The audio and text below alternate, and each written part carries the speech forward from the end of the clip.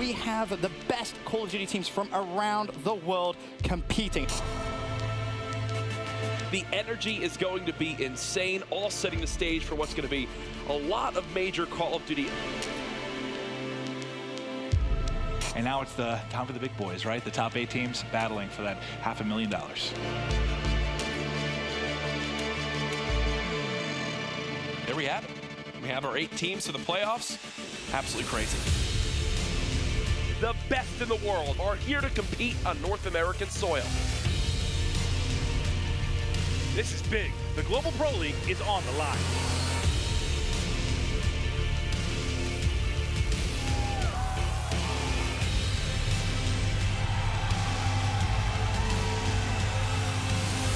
The LAN League is pretty much everything. That's going to be the season for everyone.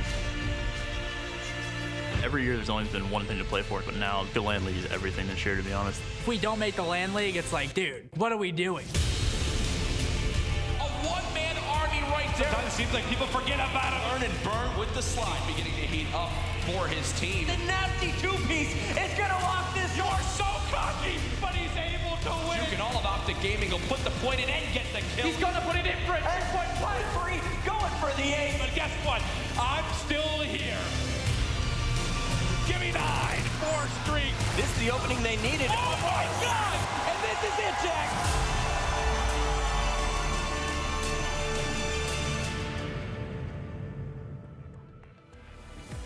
Ladies and gentlemen, welcome to the Call of Duty Global Pro League Stage 1 playoffs presented by PlayStation 4. Of course, we are live for day number 2. And boy, oh boy, do we have some fantastic games in day number 1. So many upsets. Every single second-seeded team beat the first-seeded team. I am, of course, Spencer. I'll be hosting the studio throughout the day. Joining me to kick off today, we have TP, Chance, and the wonderful Aches. Aches, your predictions yesterday were absolutely spot on. I'm looking forward to maybe some curveballs today. You're smiling already. So I got you. Yeah, I already know you. You're going to come out with some crazy predictions, that's for sure. But we should take a look, of course, at the prize pool, what all of our teams here are competing for. There's $500,000 on the line here this weekend. And honestly, in terms of who's going to get first now, Teep, I feel like the door has been blown wide open. We're going to get a new final, which is the most exciting thing for me. OpTic or eUnited are going to eventually have to face up. If they do win their matches, don't get me wrong, these round 1 matchups are going to be crazy, but the fact that we're going to have a different final for that $200K, that's awesome. I mean, speaking of those matchups, let's take a look at our bracket now. We'll start with our winner's bracket. Of course, FaZe Clan with a 3-1 victory over OpTic Gaming. They progress through to the winner's semi, where they will meet up against Luminosity. On the bottom side, Splyce versus Enigma 6. Aches, is this Splyce's best shot, you think, of maybe winning a North American event? I think ever since Splyce picked up Zero, they've looked scary, right? And now this is their, second tournament outside of their week they're getting to play together. And they got 4th to Dallas, so I think they're coming in hot and they're coming in scary. I think they clean sweep E6 no matter what. Okay, fair enough. Obviously, at the top side, Chance, we have FaZe versus Luminosity. Did FaZe impress you enough where you could make that argument that you could see them in the grand final for Stage 1 playoffs? Yeah, I mean, obviously they impressed. They beat OpTic Gaming. They had the most atrocious map count against them going into this tournament, and they come back and end up winning 3-1, convincing matches as well. So that's definitely a team that now contending for the #1 spot. Luminosity, though, they've looked fantastic as well. It's going to be a tough one. Especially going into Infinite Warfare, FaZe, their only really struggle statistically was versus OpTic. They got over that hurdle, so I think every other team, they're going to have that immense sort of confidence, and I think they're just going to run away with it, especially if Clay can take over games like we saw yesterday. If he's screaming, every other team should be scared. Yeah, interesting point as well. FaZe back at Dallas and Atlanta. The only teams that beat them were eUnited and OpTic. They have only lost the top 2. FaZe come back and beat them. Envy, almost the exact same story at both Dallas and Atlanta. Their only losses were to eUnited and OpTic and TGC. On the same page though, last time FaZe beat OpTic, they got 3rd at MLG Vegas. So I don't think they really carried that momentum there. I don't think they're going to do it here either. Fair enough. We'll take a look at our losers bracket now. One of the scariest losers brackets I can think of in Call of Duty esports history. OpTic Gaming versus Team Envious, round 1. That means either OpTic or Team Envious walking away 7th, 8th from Stage 1 playoffs. On the bottom side, eUnited versus Evil Geniuses. We'll start with that game.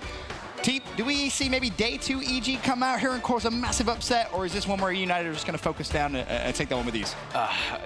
Day 2 EG seems to be a completely different team, so I'm sure they're going to play better. but they're playing against eUnited, the, I guess, #1, maybe 2 team in the world, I guess #2. I don't know if it's going to be the same sort of battle, especially, I don't know what the map set's going to be to start this one, but I feel like EG, they lost the Scorch yesterday. That's their best Hardpoint map. I don't know where that confidence is going to be. We've seen how important that map #1 Hardpoint is in all of these series. I'm just not feeling good for EG here. Not at all. For me, I just feel like with EG in their week, they were able to just get on the back of Nameless and Respawn, Naga, and SND. Versus eUnited, those single-player performances aren't going to beat them. eUnited is known to get outslayed and still just have enough teamwork to get the win almost every single time. I don't see it working for them. Fair play. We'll take a look at today's schedule, though, so you know exactly when your favorite teams are going to be competing throughout the day. We kick things off with eUnited versus Evil Geniuses, then the E-Classico at 2:30 p.m. Team Envy versus OpTic Gaming. Those first 2 games of the day, elimination matchups. You lose, you are out of the Stage 1 playoffs. Then we progress to our winners bracket semi, Splyce versus Enigma 6 and Luminosity versus FaZe Clan. And the 2 games to close will, of course, be our next losers matches. So plenty of action, 6 games in total today, but we'll obviously start the conversation about that eUnited versus EG game. Obviously, I've already spoke to T about that one. Chance, in your opinion, what kind of EG is going to come out and show today? Not a very good one, honestly. So Splyce, Fair enough. Yeah, Splyce is very similar to eUnited. Again, they're right at the top, upper echelon teams. Great in respawns, great. They're great at everything. There is no map that those teams are going to be bad at.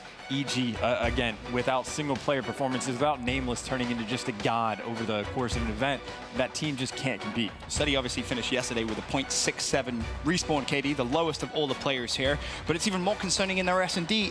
X Havoc with a 0.00 S&D KD. Obviously, yeah, just one map, but still, I feel like that could be the lowest in history. Yeah, Ben, I've been competing for 8-9 years now, and that might be, actually, that is the lowest S&D KD after a day 1 of all time. I mean, it's just one map, though. I mean, don't ruin it for me, Teep.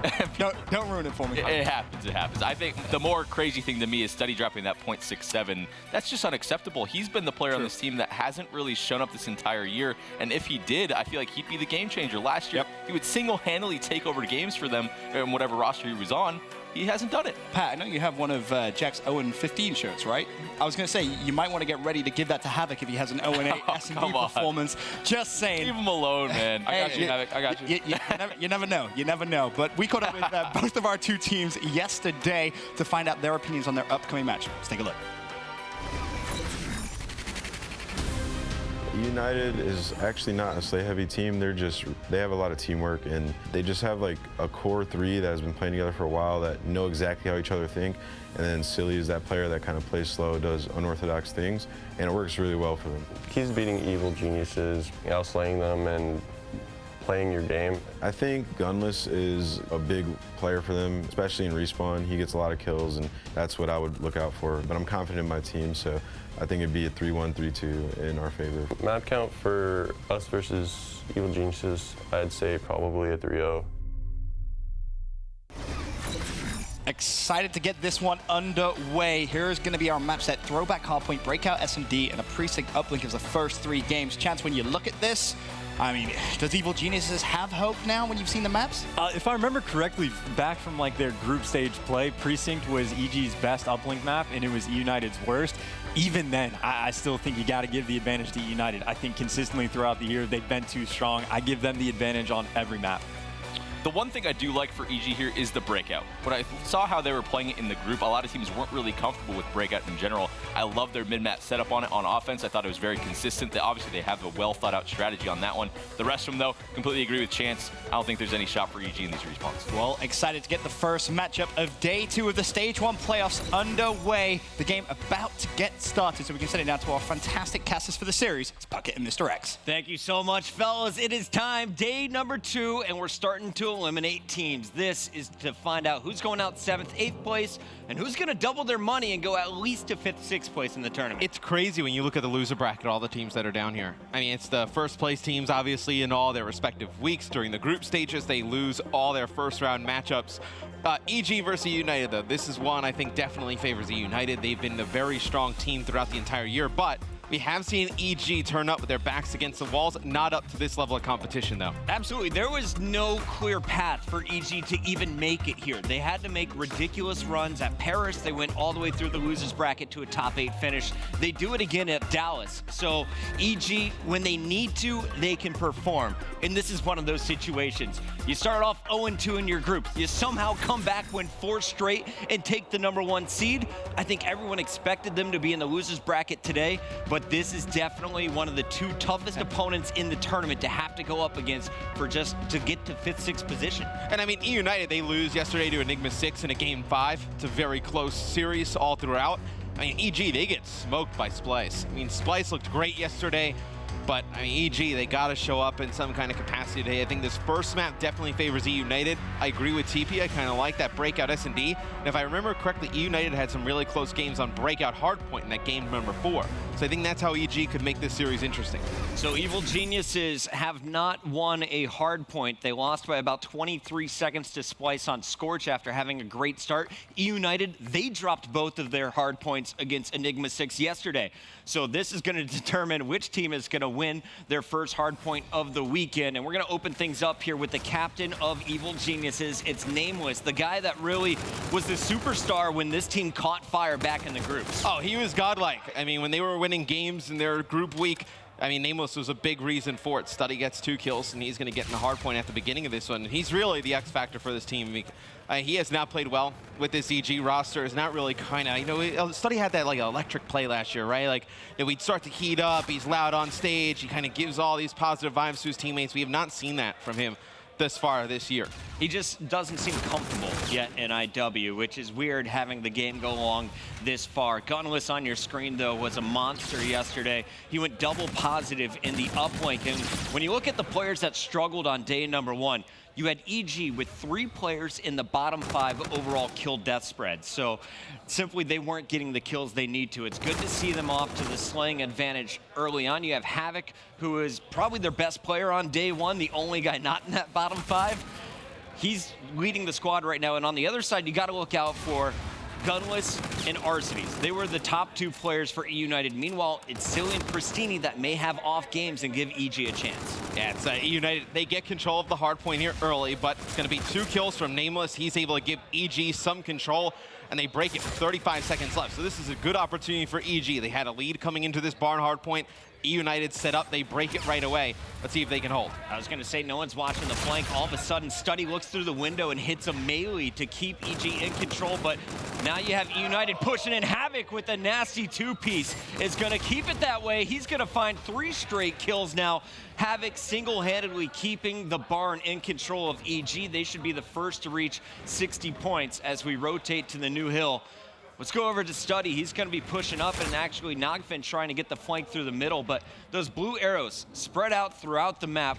What are they playing for here, Matt? Well, Studdy's going to be playing for these spawns, right? Because the next hill that comes up after bike path is going to be baseball field. So he's controlling this area of the map. Now he's going to have his teammates pinch from both sides. They're going to try and get control of this Hardpoint, setting up on the top bridge with the NV4. Look down as one player directly behind him, able to win that gunfight versus Pristini, but the rest of the fight's going to go in favor of eUnited. They're going to take this time here on bike path and then wait to kind of push through towards that next hill. And Gunless is on a 5 streak, so when we can, I'd love to go to him. He's on a 6 streak working towards these rockets. The Trinity rockets just an assist away. He also has the bombardment within reaching distance. Will he be able to get fully streaked out? They can be devastating as we'll go into the next baseball Hardpoint. You see Gunless just taking his time. His teammates are worried about the objective. He knows he's just got to pick up a few more kills. And he needs a teammate really to kind of like bait in the middle of the map. He's able to get it with an assist there, but if he had a teammate that there it is, fully streaked out. If he had a teammate there, maybe just trying to challenge that guy top window, force him out, would have been a lot easier to get those full streaks. But look at this, baseball field in control to eUnited. Gunless has these full streaks. On an 8 streak in the middle of the map, he finally falls. But eUnited, they will take the lead. They have these full streaks. They're in a great spot. And I don't know if you were watching the mini-map, but Arcides and Silly, they rotated back and made sure their team got the ideal spawn. So everything playing well here for eUnited. They've taken the lead, Matt. And you just look at the slaying. That's been the difference maker in the last 2 minutes. EG are falling apart. No one's getting kills anymore. Yeah, and Pristini was on a 6 streak there. He gets fully streaked out as well. So now you have full streaks on Gunless, full streaks on Pristini. This is getting even worse for EG as 20 seconds still on this baseball. Hardpoint, EG finally gets a break, but 15 seconds left, and they've given up full streaks to 2 players. Not a good first half for EG. Final 15 seconds are going back in favor of EG. It's going to be a very tight game as we rotate back to our new Hardpoint. Nameless milking that time is going to be running around with the K-bar in hand. Has the E-Rad at short range if needed. Silly's in the back, and Nameless is going to find the kill. All of those blue arrows, though, were spread out in the 4 corners of the map. And Nameless knows they have to group up before they try and pinch. eUnited is set up so strong here in the middle of the map. Well, we saw Nameless really come alive during his week when he made that switch from the NV4 over to the K-bar. It's really what kind of put him in that other category of players. I mean, he was godlike during that week. And he's able to pick up 2 kills. Pristini in the middle of the map gets 2 kills for eUnited. This hill just being contested back and forth. eUnited has control of Barnes, so they're in a better spot right now than EG. They don't need to fight for this time. They have the streaks to break if need be. You have control of the next spawn. EG getting outslayed. You see Havoc, the only one positive. They need more out of Nagafen. He's their star in Search and Destroy, but in the respawns hasn't been a massive factor. Study playing better here on day 2. Same thing with Nameless. But for eUnited, Gunless has just been the man both days, dropping huge numbers on day 1. He's already 20 and 11. And we talked about the streaks that he and Pristini have available. When will these come down?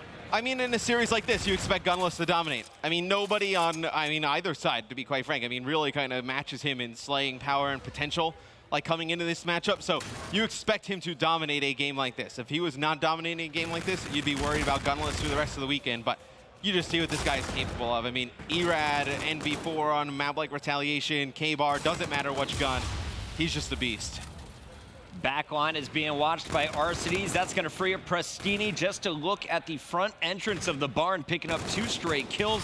The twins working so well together. Now you got the respawns from Silly and Gunless back in action.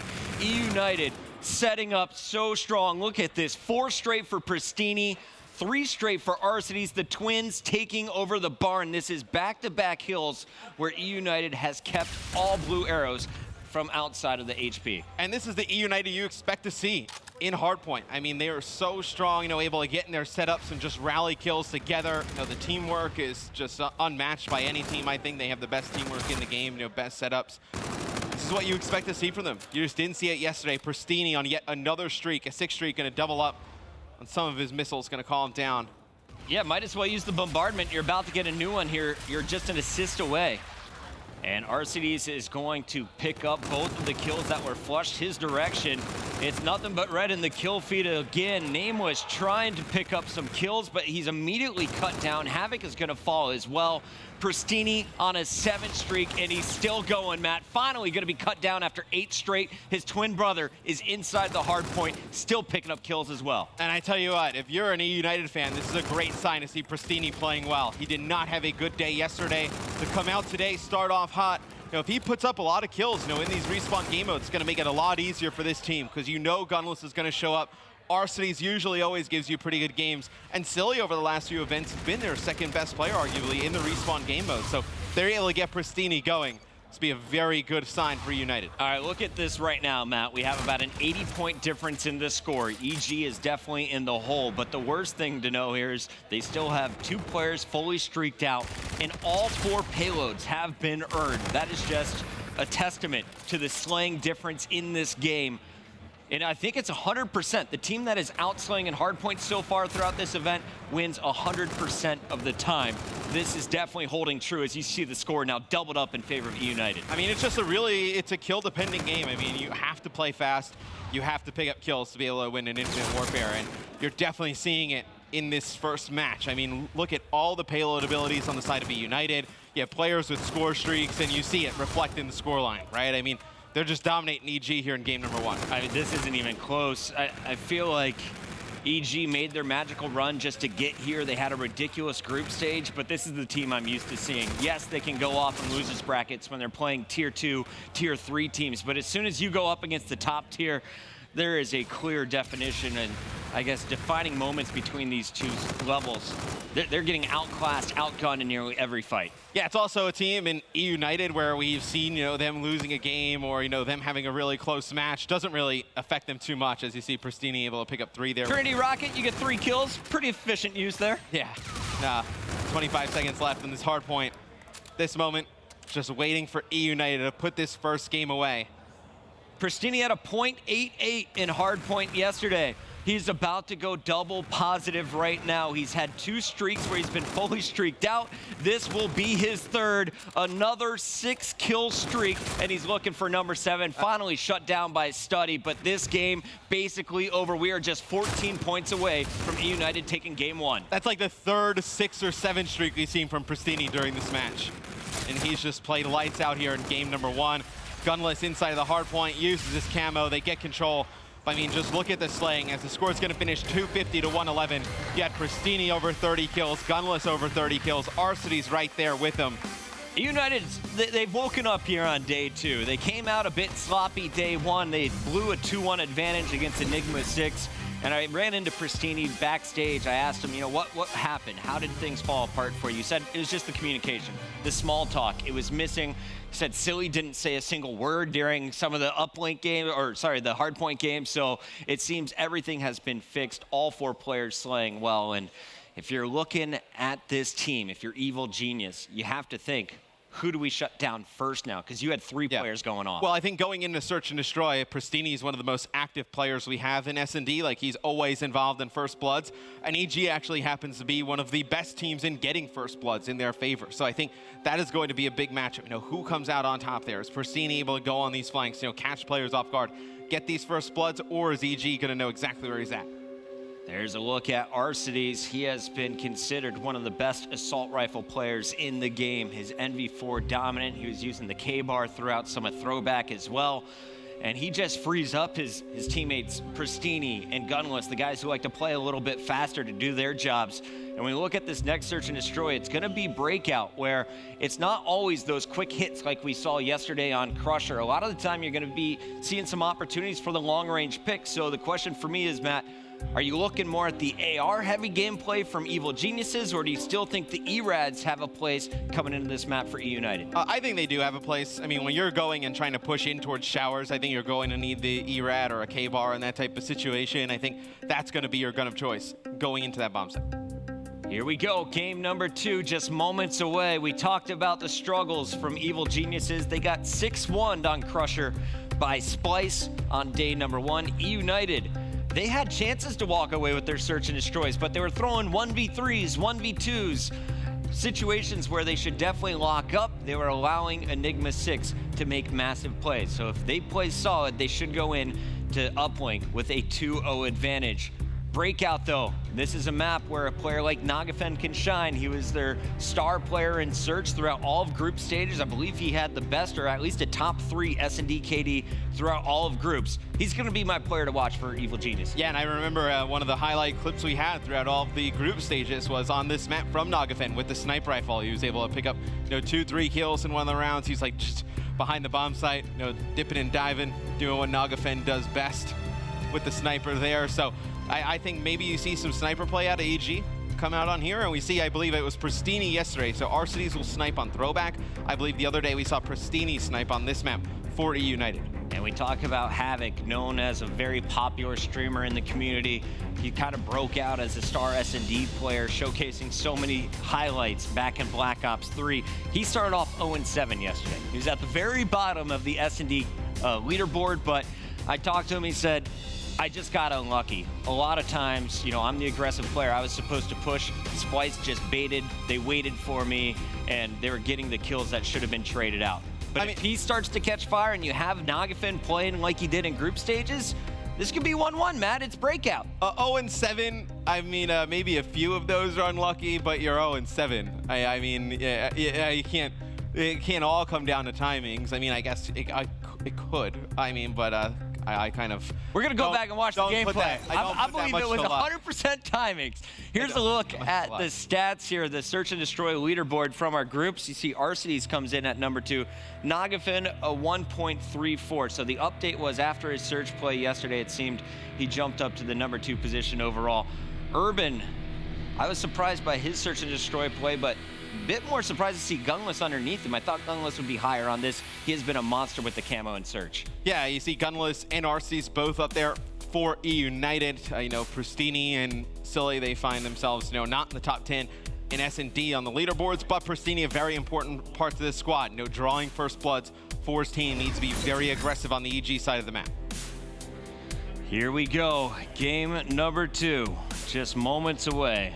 Our players getting ready. It's time to party. Maven, what's gonna happen here? Is it gonna be EG or eUnited? 6-2 eUnited, says Maven. The official Maven prediction is in. Anyone could have made that prediction. I mean, you had no analysis there from, he was just galloping like a horse. Sometimes you gotta entertain yourself. He's very good at it. So we take a look at the players here. Snipers on breakout. We saw Reedy running it for Elevate in week 4.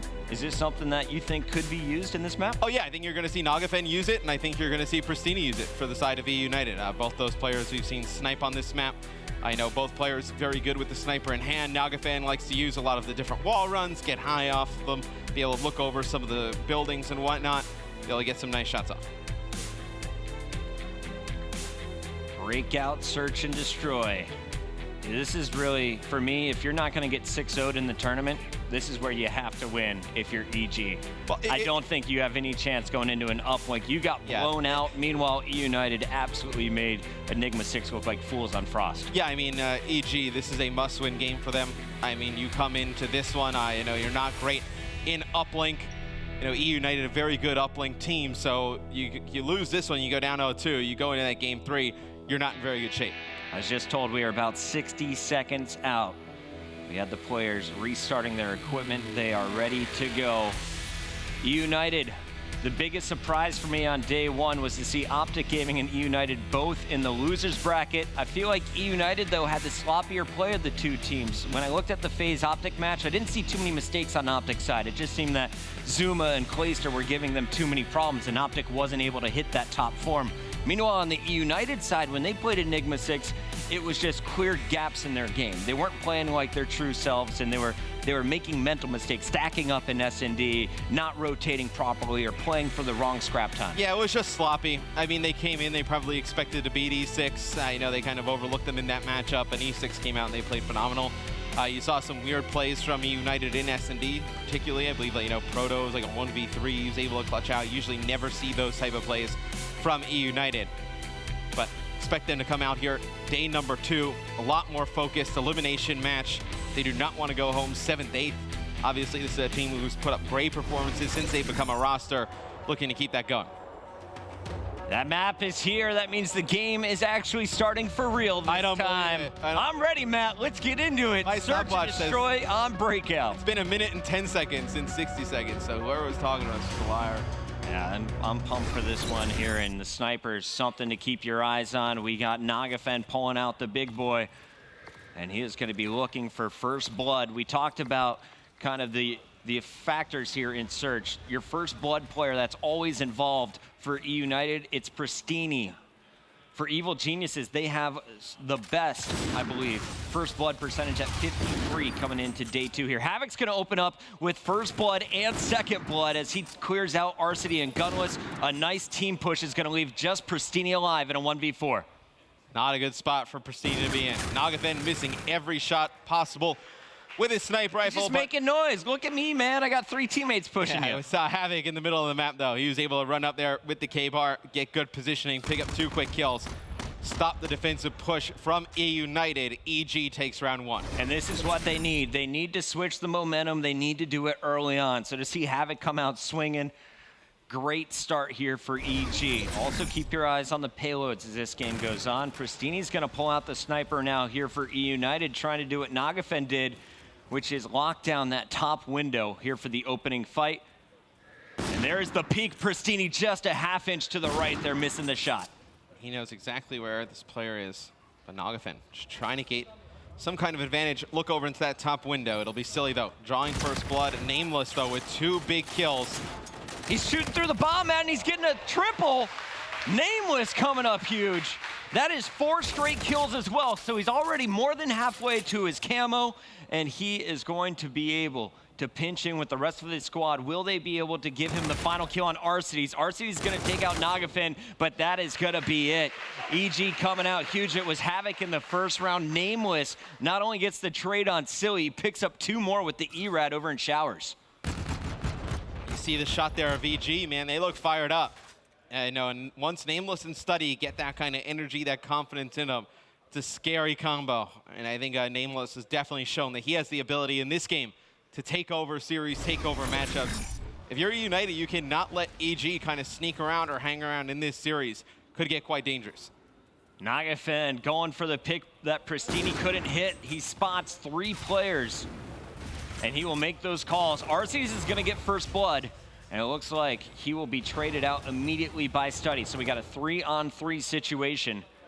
Player from eUnited spotted up top. Gunless is going to find Nameless trying to flank. So advantage eUnited, kills going back and forth. It's all up to Study now in a 1v2. Some nice shots by Pristini there as Nagafin goes high over the building. Pristini puts 2 quick bullets inside of his head, takes him out. It's now Study, the last one alive here in the 1v2. See how he decides to play this. Nice plays by eUnited. They're buddying up. Don't want it to get too separated. That's how we see crazy things happen in these scenarios. Study swaps out the NV4 for the K-Bar. Also like that decision, but look where Bomb is down. It's in a great spot for United. Study is going to push in and find Gunless, but can't get the kill. It's too much teamwork coming in from eUnited, and Gunless lands every bullet. Here he is in the final kill cam. 1 shot coming from Pristini. Gunless hits the other 3, and Study really no chance there with the NV4. So now we see eUnited on the board. Can they make it 2 in a row and tie up this game number 2? And you see Nagafin with the sniper rifle in the first few rounds. Same with Pristini. We haven't seen any of them really get much with it. I mean, they're putting some good pressure, kind of keeping players pinned down and whatnot, but not able to get any picks with it. You see a bullet there fly from Nagafin. Yeah, he's going for the jump shots, man. Gunless getting first blood, though, for eUnited. Arcides on your screen is leading the charge as they want to get this bomb down up top as soon as possible. Instead, Havoc comes in, stops the bomb plant. Nameless is going to help clean up Arcides, keeping Havoc alive. There's still a player. It's Silly indoors, and he's trying to get the angle. Havoc is going to pick up the kill, and it's all up to Pristini. Not the weapons of choice you have here. You got an ERAD in the back pocket, sniper rifle to work with, and you're going at range. Need to get to this bomb. ERAD up close. Could be devastating, though, in a 1v2 situation. You're able to pick up 1 player, just snap onto the other. Kills so fast, but see the spot that Naga's in. Pristini trying to figure out how to play this. Oh, can't snake against this man. Pristini hitting the shot on Nagafin puts a lot of pressure on Havoc. This bomb is going down. Havoc knows it's going to happen, and Pristini is going for the wiggle. Havoc didn't check the 1v1. It's going to be 1. Pristini clutching up a 1v2 with a sniper shot behind a player hiding behind the bomb site, and then simply out-gaming Havoc here with the slide. Did Havoc, not realize? I guess Pristini must have seen him or knew exactly where he was, because he was definitely prepared for that gunfight. Havoc looked like he had no idea Pristini was charging him. Didn't jump out and even check to see where he went off of the bomb after he puts the plant down. So an odd round there. As eUnited gets right back into this. You talked about the ERAD being dangerous. That definitely came to fruition at the end of that round, but the sniper play, that's really what opened things up for him. Here you see the setup. You're going to have Arcides watching the team's flank through the middle. Everyone else is going to go towards Showers, but Nagafin and Study are waiting. You see Nameless also doing the damage. Study fell off the map, though, so this is going to make it a 3 versus 2. EG still with the man advantage, but here comes eUnited on the low wall run. And EG has had control in a lot of these rounds, but it's big plays like that from Arcides that has swung things in eUnited's favor. There's 1 player left from EG. That's going to be Nagafin. He's able to get 1. And he gets out with his life for now. Pristini can't find him, so Nagafin's going to have his health back. We have an even fight here. And really, Nagafin, he is just playing the time. 18 seconds left until that bomb detonates. And that nade getting Pristini weak just forces him to back down of that gunfight. Can't just challenge. You know he would like to, and he just runs out. Nagafin able to clutch a 1v2 against Arcides and Pristini. So back-to-back rounds, we've seen 1v2s happen for each team. And props to Nameless getting the bomb down, made this possible for Nagafin, but he played that so well. eUnited not running together. That's one of the few times where they're in a position not to trade kills in search and destroy. Yeah, it seemed like that was a little bit of shades of yesterday's gameplay from eUnited. eUnited kind of broke out into the scene, just known for their swarm gameplay. All 4 players constantly hitting and trading in search and destroy. So far in this game, it looks like that's been their attempt. But here on Breakout, the newest of all search maps, they don't seem to be as polished. Nameless is going to pick up first blood again. EG, so good. Nameless finds Arcides as well. The ERAD switch is definitely working here. EG pulls out to another 2-round advantage. It's like I can see Teep's face over at the desk, and I had the same exact feeling. He goes to that spot to call in the car, and it's like Nameless had just on the defensive end came through there and gotten a 3-piece like 2 rounds ago. It's like you had to expect he was going to do the same exact thing again when it worked. He just lays down, calls in the car, he gets killed, doesn't get anything with it. So pretty bad round there for United. Not impressed, says Matt. Not impressed. Here we go. Nameless on your screen with the camo ERAD. Does he pop the camo this round, Matt? I don't really think you need it right now. I mean, you've been winning these rounds pretty easily without it, but he's going to use the camo, get a pick, so it's going to give his team the advantage. So like the use of camo, he'll get something for it here. Saw Silly through the window, but can't get the kill. There is that trade we're used to. Nagafin puts away the sniper, gets up close with the pistol, and gets the kill. You saw him looking for that ERAD on the ground. He's trying to get it done with the pistol, and he will. Nagafin puts EG now on game point. Camo was burned, though, so the payload's not going to come into play here for Evil Geniuses in round number 8. Naga always finds something that's just really annoying to go up against. I mean, we've seen him use some of the pistols over the years, and it's like as soon as he starts using it, it's like, yeah, we need to kind of fix that or get rid of that. Like that pistol's real strong in his hands. The EMC, of course, is the single-shot pistol as well, so you got to pull that trigger super fast. Nagafin, one of the best at it. And you're going to see Nagafin's actually 50 points away from earning some Trinity rockets. So a single kill here, even if they lose to eUnited in round 8, could be devastating in the next round. United stacked up top is all trying to hit this top bomb site.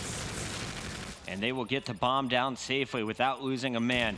Pristini is going to have his payload to work with. Nagafin has to run after Nameless gets first blood on Silly. Kills are traded out, and that big one from Pristini hunting down Nagafin gives eUnited the man advantage. This is going to be a round that'll go to eUnited. It'll be a 1v3. Study able to get one. These players for eUnited in such great positions. They would throw this round away. Study is able to clutch this. Study spots one, knows where the second one is, not able to get a gunfight in his favor. It'll be eUnited. They win their 3rd round. So when you look at eUnited's wins on offense, both have been at this B bomb site. First time it was kind of a one-man play with Pristini clutching the 1v2. This time around, it was perfect setup as a squad. Even though they lost first blood, they're able to trade out the next 2 kills and keep control. See what eUnited does in this next round.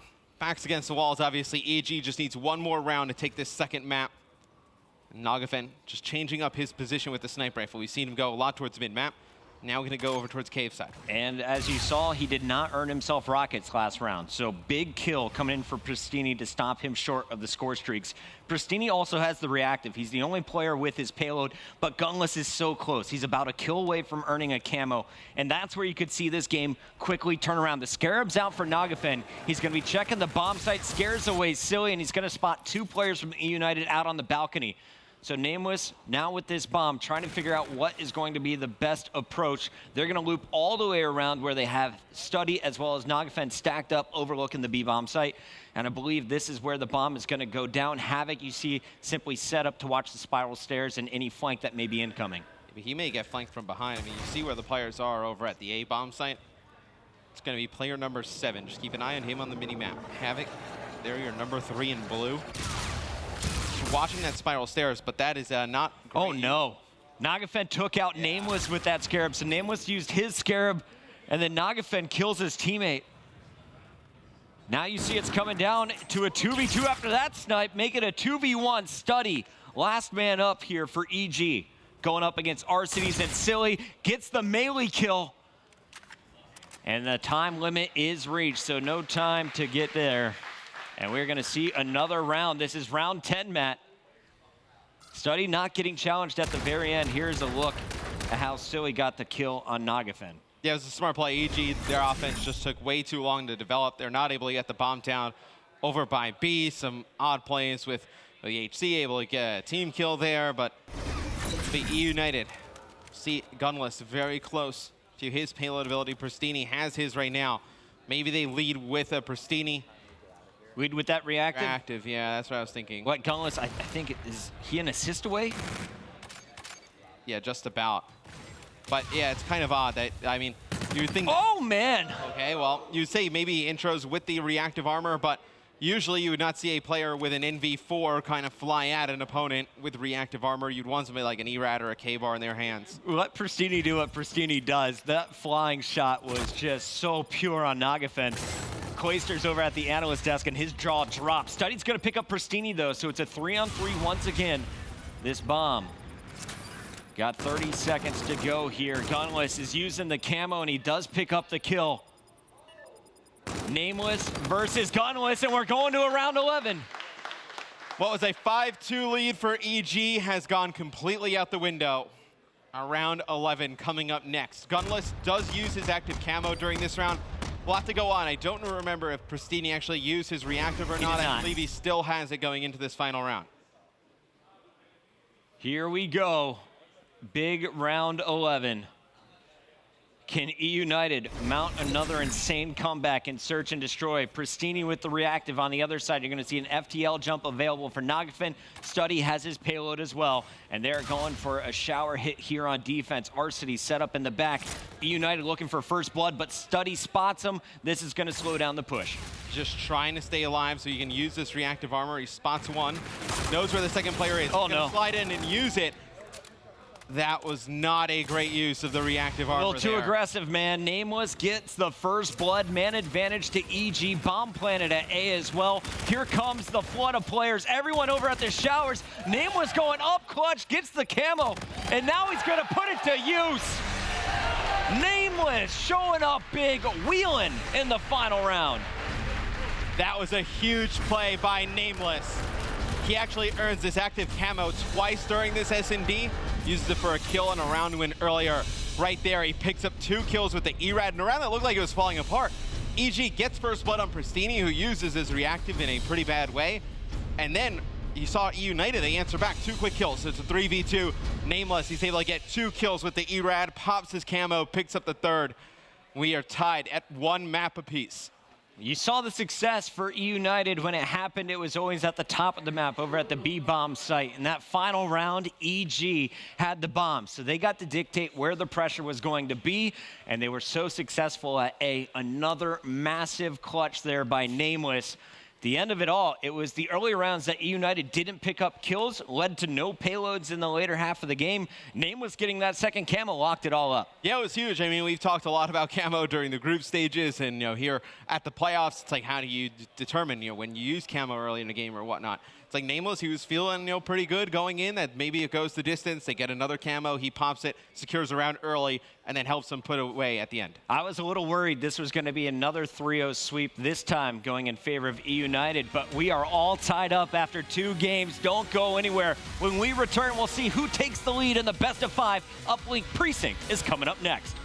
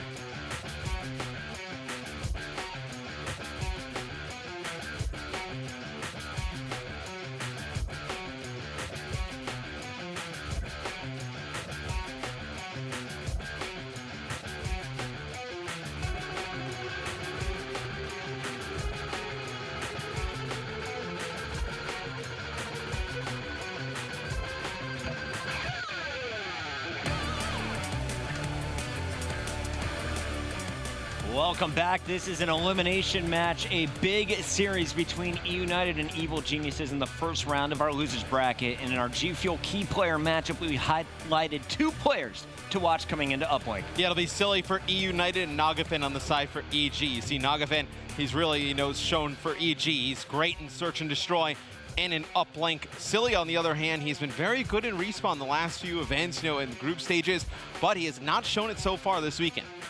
Who's going to be the bigger player? That is your G Fuel key player matchup. My name is Jeremy Estacio, but you probably know me as Study. Born and raised in the Bronx, it wasn't always easy growing up here. I had a pretty rough childhood, stuff you probably couldn't even imagine. As a child, my mom worked 2 jobs. My brother Jacob and I used to dance on the New York City subways to try to help her out. I found video games at the age of 12, thanks to my cousin. From then, my life changed. Video games helped steer me down the right path and avoid trouble. You could say, they may have even saved my life. At 18, I got offered to join Team Envious. My family thought it was crazy. I told them, give me 4 months, and if I failed, I would quit playing video games. At COD Champs 2014, I came so close to winning, so close to becoming a world champion. The hurdles in my life have made me work harder, now so more than ever. With the recent passing of my mom, the fire has been lit inside of me. I'm playing to make her proud as she looks down on me. If she was here today watching me play, I would tell her one thing. I love you, Mom. Now, it's my time. Now I need to win. Now, I have to win.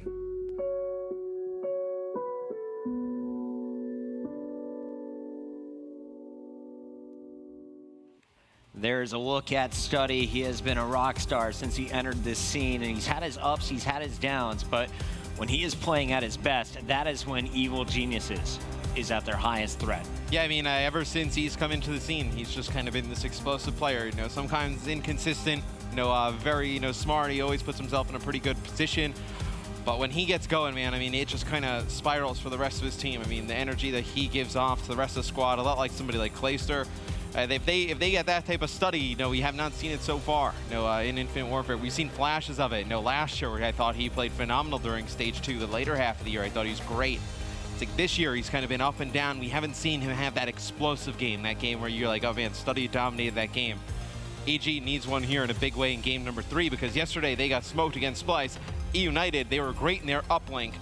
Looks like it favors eUnited going into this game 3. And I think the biggest issue for them going up against Splyce yesterday was just the 3 ERADs, 4 ERADs at times. Even Mad Cat was running the ERAD for Splyce. And EG, this is a team that likes to play with at least 3 K-bars. They'll only run about 1 submachine gun unless it's absolutely needed to pull out a second. And Uplink, I think on Precinct, the K-bars, they can be super efficient, especially when you're pushing that cat side. Yeah, I mean, last map in their last series against Splyce, that Frost is not a great map if you don't want to run ERADs, especially against a team like Splyce, who sometimes we've seen run 4 ERADs. You get those 4 SMGs, you get right up in the other team's face. It's a very difficult matchup if you're not going to adjust. I think a map like Precinct definitely plays a little bit more towards what EG wants to do. And on the other side of things, eUnited, they lost their series to Enigma 6, but their biggest blowout was in this uplink. They dominated on Frost. You saw Gunless dropping double positive numbers. He was over a 2.0. Arseny's right behind him with a 1.75. Both players were absolutely insane when it came to Frost uplink. Will they be able to continue here on Precinct? Honestly, it's the team I have to give the edge to. Oh, without a doubt. I think you definitely favor eUnited going into the respawn game modes against EG. Unless you get a game maybe like Nameless. I mean, maybe Nameless turns up. I mean, he has a lot of momentum, a lot of confidence coming out of that S&D, that ace in that last round, that sick play, the 3 kills with the camo. I mean, maybe he kind of takes that and it kind of just drives this EG team forward. I tell you what, if they win this uplink, going into a game 5, it's a very scary situation for eUnited. And there's 2 ways to look at this. EG had all the momentum at the end of that search. They struggled after leading by 5-2, but they won the round 11, right? So you get the team fired up. You get a little bit of momentum. But then you take a nice bathroom break there as all the players are able to get off the stage for a moment. Do you lose the momentum, Matt, or is it more helpful knowing that you had some time to chat and talk about strategy coming into a respawn? So it kind of works like both ways. Like, let's say if I'm EG, right, and, you know, eUnited's pretty frustrated, I don't mind that break going a little bit longer. Like, I'd let it just marinate? Yeah, let it marinate a little bit, let it sit there, let them just get even more frustrated. Like, in the fashion that they took it, I don't mind it, like, kind of starting it right away. Like, it wasn't a dominant performance there from EG. And we should point out, Nameless closed out that round 11 with the ace. We caught 3 of the kills on camera, but he got all 4. And here he is to open things up. It's Study in the kill feed first, taking out Arcides. Nameless is baiting at the drone, waiting to see if anyone is going to come. He's going to toss that to the back line, which will be Study. He's going to try and lead this charge, but Arcides is just so good on defense, man. We talked about Octane for Luminosity and what he can do as the last man up. Arcides plays that exact same role as one of the best ARs in the game. Yeah, now eUnited trying to storm back here with an offensive push of their own. See Silly in the kill feed with 1, Pristini with another coming on a flank. And here comes the drone. There's a 2-point play there for eUnited at the beginning. So it's EG, they come out. Few kills at the beginning of this game. They're not able to get any offense. eUnited quickly turns it around with a fast break and a 2-point play. And I think the worst part there is Nameless tried to stay up. He tried to get that sneaky kill on the drone carrier as the last man standing. He falls late, so that staggers the spawns, and now you just see the second round of points coming in here. eUnited held to just a 1-point toss that time around, but they've had total map control as EG just simply is too split up on this map. Yeah, I mean, Silly like gets by 2 players on EG. He's able to get a 1-point throw off, so that makes it a 2-possession game. And see Havoc up in top ticket, able to get 1, but still it's Pristini and eUnited doing a great job controlling this area of the map. They just keep funneling players over towards it, so EG cannot get this spawn trap in that back alley. EG, the most players they've had wiped up is 3 at any time. eUnited always has a defender in position. That last time it was Pristini, and he comes up clutch, stopping Nameless again in the middle of the map. They're all 4 stacking up. They want to go for the exact same push past the cat statue. At least a 1-point play is clear. Only Nameless, that player number 6, set up to defend. He's going to be wiped out. Players jumping up for the interception, and the toss doesn't get off. Nice job there by Study to pick up the last 2 kills. And it's Nagafen getting off to a poor start here, Chris. 1-6. We highlighted him in our G Fuel key player matchup. You know, he just did not do, not starting off well. I mean, he has their best uplink KD, I believe, and coming into this one, not getting off to a great start. Study set up with the NB4, is able to pick up 1, not at short range though. Silly and Arcides in the feed. It's going to be a 2-on-2 drone in the hands of eUnited. And the drone is going to be put down for a moment. Arcides picks it back up. As he's getting shot, he gets the toss, but it's going to be just a bit short and to the right. Score remains 3-0. And the drone didn't get reset there. EG wanted to rush it up pretty quickly, and this could actually come back to haunt them. The drone is going to be scooped. Pristini's got it. He's going to toss it up, and it lands right over top of the opposition. No interception, 4-0 lead. It's not good for EG. Gunless on a 4 streak. We talked about their struggles against Splyce yesterday in Uplink. Looks like they are continuing today against eUnited. The Scarab ready for Gunless. He's going to get a pass. He's going to get a dunk very close. Trinity Rockets not going to be able to earn them, though. Study shuts him down in his base. Yeah, but look at the score here. Gunless 12-5, Silly 12-6. They are simply winning the one-on-one fights. They have more players grouped up to trade shot over at the cat side. I don't know what to do here if you're EG. I mean, you're getting wiped so quickly. You have to run back and stop this next drone. They never really have a time to regroup. I mean, every time they get the drone for EG, I mean, they just get slaughtered towards the middle of the map, and then eUnited turns it into points. And see more points on the board here for a rare 1-point throw miss there from Arcides, as could have been another 1-point play. So EG gets pretty fortunate there as more points don't go on the board. And this time they reset it. Nagafen's going to toss it out to his teammates, and he loses the gunfight up close. So now you got Silly pinching your 3-player setup at the statue. Arcides is going to be holding the top down, so no one's getting into tickets. Silly on a perfect flank is going to be outgunned, though. Nagafen decides to show up with a big kill, and you talked about his slow start. He's picking it up. He's now 10-13. He's back in the game. You need Nagafen to stay hot. No one positive, though, right now for EG. They need to start scoring more kills. How do you stop Gunless, though? The man's going in. And they can't locate him. He's going to be able to take out Havoc, and this should be more points for eUnited. The drone in the hands of Arcides. He's going to throw off the 1-point play. It's intercepted there by Study. And now EG, I mean, it looked like they almost were thinking about a reset there. You got to just try and get some kind of points on the board. You can't go into the second half with a goose. Run this gas side, because clearly you can't win the battle over at the cat statue. That seems to be the game plan, but Pristini is sitting and waiting. You just see how fast eUnited plays. All 3 players coming off wall runs, hitting the drone carrier. Now they're going with the counter cap. Running at gas, maybe not the best decision. You're going into halftime down 9 points. Just when you thought it couldn't get worse. I mean, the last few seconds they try and go towards gas. They get wiped out. They spawn at the top side of the map. They have nobody back at their base, and it's a 2-point play from Arcides with, maybe 1 second left on the clock. It'd be 9-0 in favor of eUnited. What is that total score now in EG? What they lost to Splyce yesterday. They got dominated. I don't believe they put any points on the board. I think it was 14-0, something like that. So, yeah, Ben confirms. It was 14-0. Now you're down 9-0. Total blowouts when it comes to Uplink. EG simply not getting the kills you need to move that objective forward. On the other side, Gunless, we talked about him going 2.0 on day 1. Well, look at him now. He was 20-8, now 20-9 after that death. Pristini, who was really struggling in the respawns, has been a much stronger player here on day 2 as well. I got to think, though, I mean, this is a very kill-dependent game, but when you're losing like this, like there has to be more than just like kills. Like you're just not playing it correctly. Like there's something wrong in your teamwork or coordination that's just not going right. Because even if, like, let's say you weren't getting like a ton of kills, like at least maybe, you rally together a few and you're able to put some points on the board. I mean, right now through their first 2 games, I mean, they've not put a point on the board in Uplink. You expect it's just a little bit something more than just being able to slay out. As the games evolve, I've heard a lot of players saying they actually prefer to be attacking from the direction EG has now. You see Nameless in the feed picking up 1, looking for another, but he's going to be outshot. It's just the clutch plays. Example right there. Pristini in a 1-on-1, make sure that his team has the position, has the advantage. EG's going to be 4-on-3 now as you catch the flanker. Gunless makes it a 3-on-3. Kills are being traded out. Drone is going to be tossed to EG. Will they capitalize on this? There's just 1 player to beat. It's Pristini again. Pristini's able to get 1, and that's just enough. It's going to buy enough time for his teammates to come off the spawn. They're all getting set up, and Silly has actually had a very good game for eUnited. We talked a little bit about how he has not performed this well this weekend in the respawn game mode, showing up in this one. 23-13, currently on a 3 streak. Yeah, when eUnited blew out Enigma 6 in Uplink yesterday, he did have a 1.0, but to see him at nearly double positive, 24-13, this is just Silly on another level.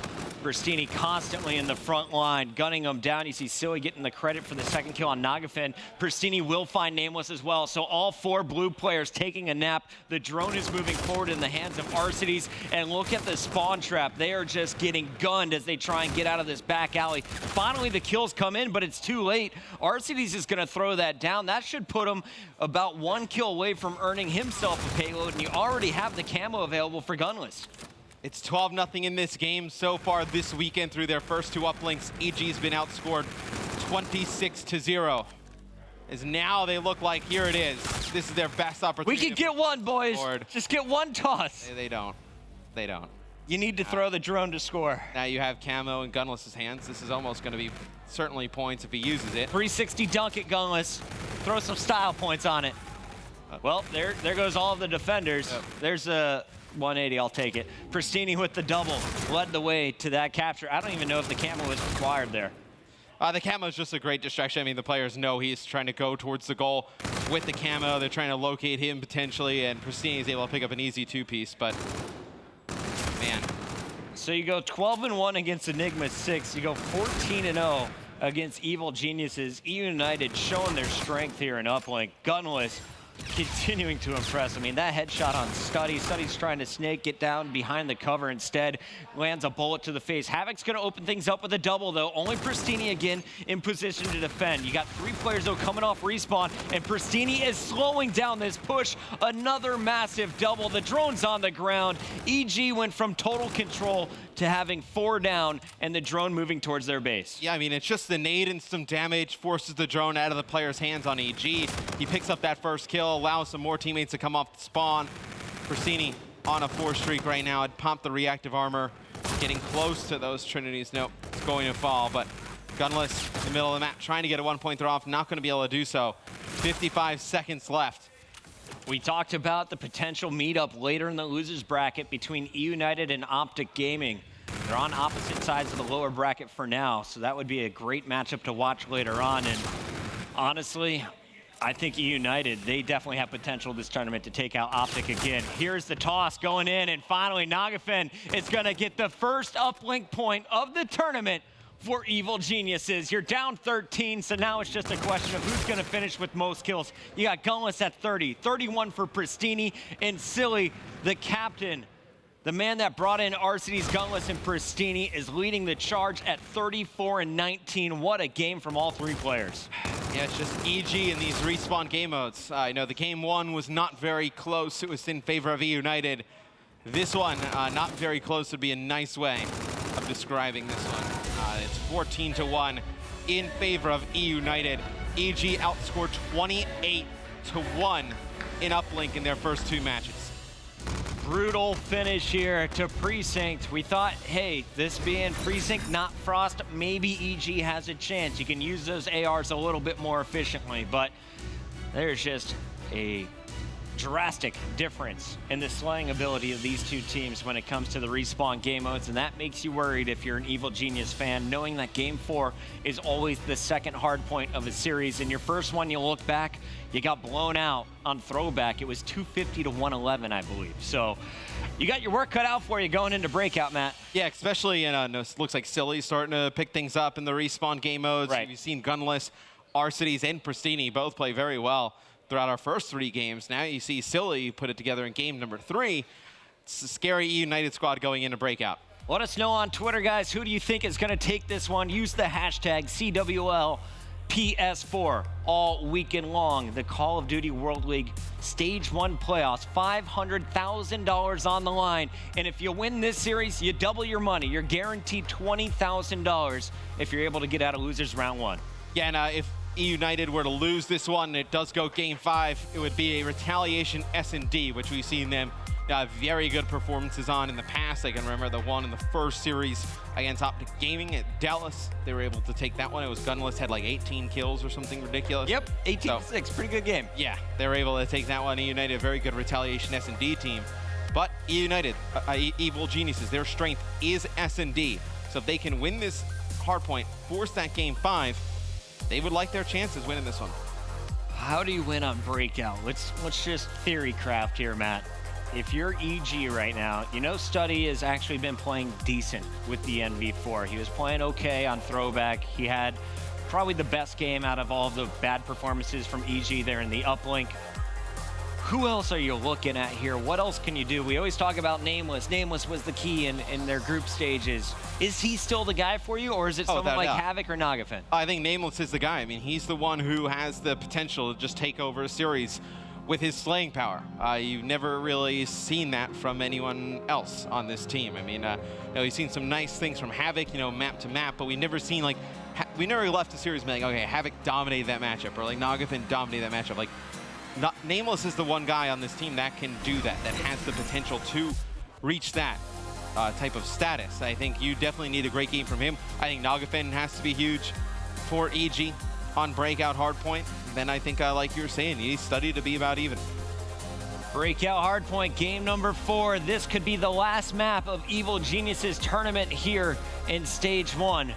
Will they be able to force another game 5 search and destroy, or is this the end? We're about to find out. eUnited, they have been dominant in the respawns. 250 to 111 in the first hardpoint, 14-1 when it came to the uplink.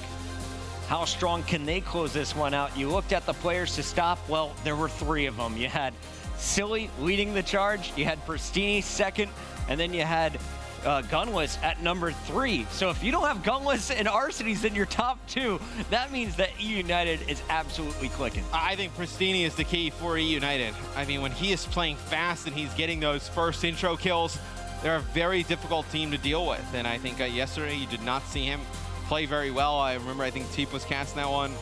Not thrilled with some of the plays that Pristini was making. I think definitely making some better decisions today, definitely playing much better, shooting much better.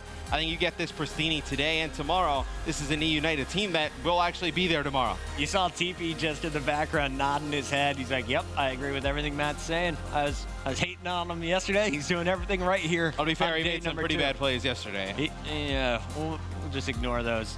Let's talk positive, Matt. I'm happy today. I'm feeling good about this. I'm happy every day. Let's talk a little bit about this map, though, in particular on Breakout. We all saw kind of at the start, it was kind of just a battle in the middle that would go even, and then it was the cell block. That was originally the money hill. Everyone's setting up for cell block and getting a whole lot of time. Recently, though, I feel like we've seen dominance on the commissary hill, and graves or kind of the graveyard area no longer as big of a factor. For you, what is the money hill? If you're evil geniuses and you're able to string together some full holds, where do you get it done? It's a really snowballing map. I think if you're able to take cell block, like that sets you up. I know maybe you get streaks and you can break grave pretty easy, and then you hold grave. There's a really good chance you hold on a commissary as well, because you're holding that back cave spawn over in that back helipad area. So I think you look, if you're going to like kind of combo two hills together, it's definitely grave to commissary, but cell block definitely plays a huge part in that because you're able to get streaks potentially over there. Now, when you watched Evil Geniuses come up close in the hard points, they lost to Splyce by about 23 points on Scorch. They were able to get a lot of points on the center hard point. They were able to open up strong and kind of get a little bit of momentum early in the game. Yes, they slowed down as Splyce heated up in the second half of the game, but when you watched EG versus eUnited on Throwback, they started off absolutely flat and never had a chance of making a comeback. So for me, you got to start strong again here. You need some big plays early on, and I got to see better performances out of Havoc today here on day 2. We'll see at the opening break how this one shakes out. It'll be Silly with the E-Red in his hands, putting a lot of pressure over towards Showers. He's got a teammate over with him. It's going to be Nagafen picking up a two-piece, but the hill in control to eUnited as Gunless picking up some players with R-Cities. eUnited gets control. Right now, you do have ideal spawns for EG setting up on the next hard point, but you need to get these kills first, and you got to stop the scoring early. Gunless has not even been shot at yet. His teammate's doing such a good job outside of the hill, causing distractions and picking up the kills. The spawn's still coming in for EG, but already you are in the hole 30 points and counting. And R-Cities is just crushing you. 5-0 start for R-Cities, 2-0 for Gunless. Look at the spawns as well. Last man on this side of the map, it's Havoc 3-2-1. He should be found, and Havoc is gonna be eliminated. So perfect rotation from eUnited. They checked every corner. Evil Geniuses spawning all the way across, and this is gonna be so tough to break the cell block. A perfect start for eUnited. And R-Cities inside of cell block already, a decent way towards these score streaks.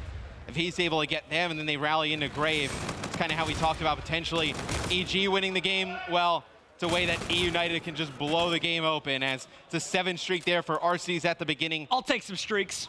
57-1 and counting in favor of eUnited. Study looking for his first kill, 0-5. R-Cities 7-1. Bit of a disparity there between the two players on the opposing teams. eUnited is going to have a near perfect hold here on the cell block. Finally, a contest comes in. But how long is this man going to stay alive? Silly is just making sure that EG doesn't score, and there comes the kill.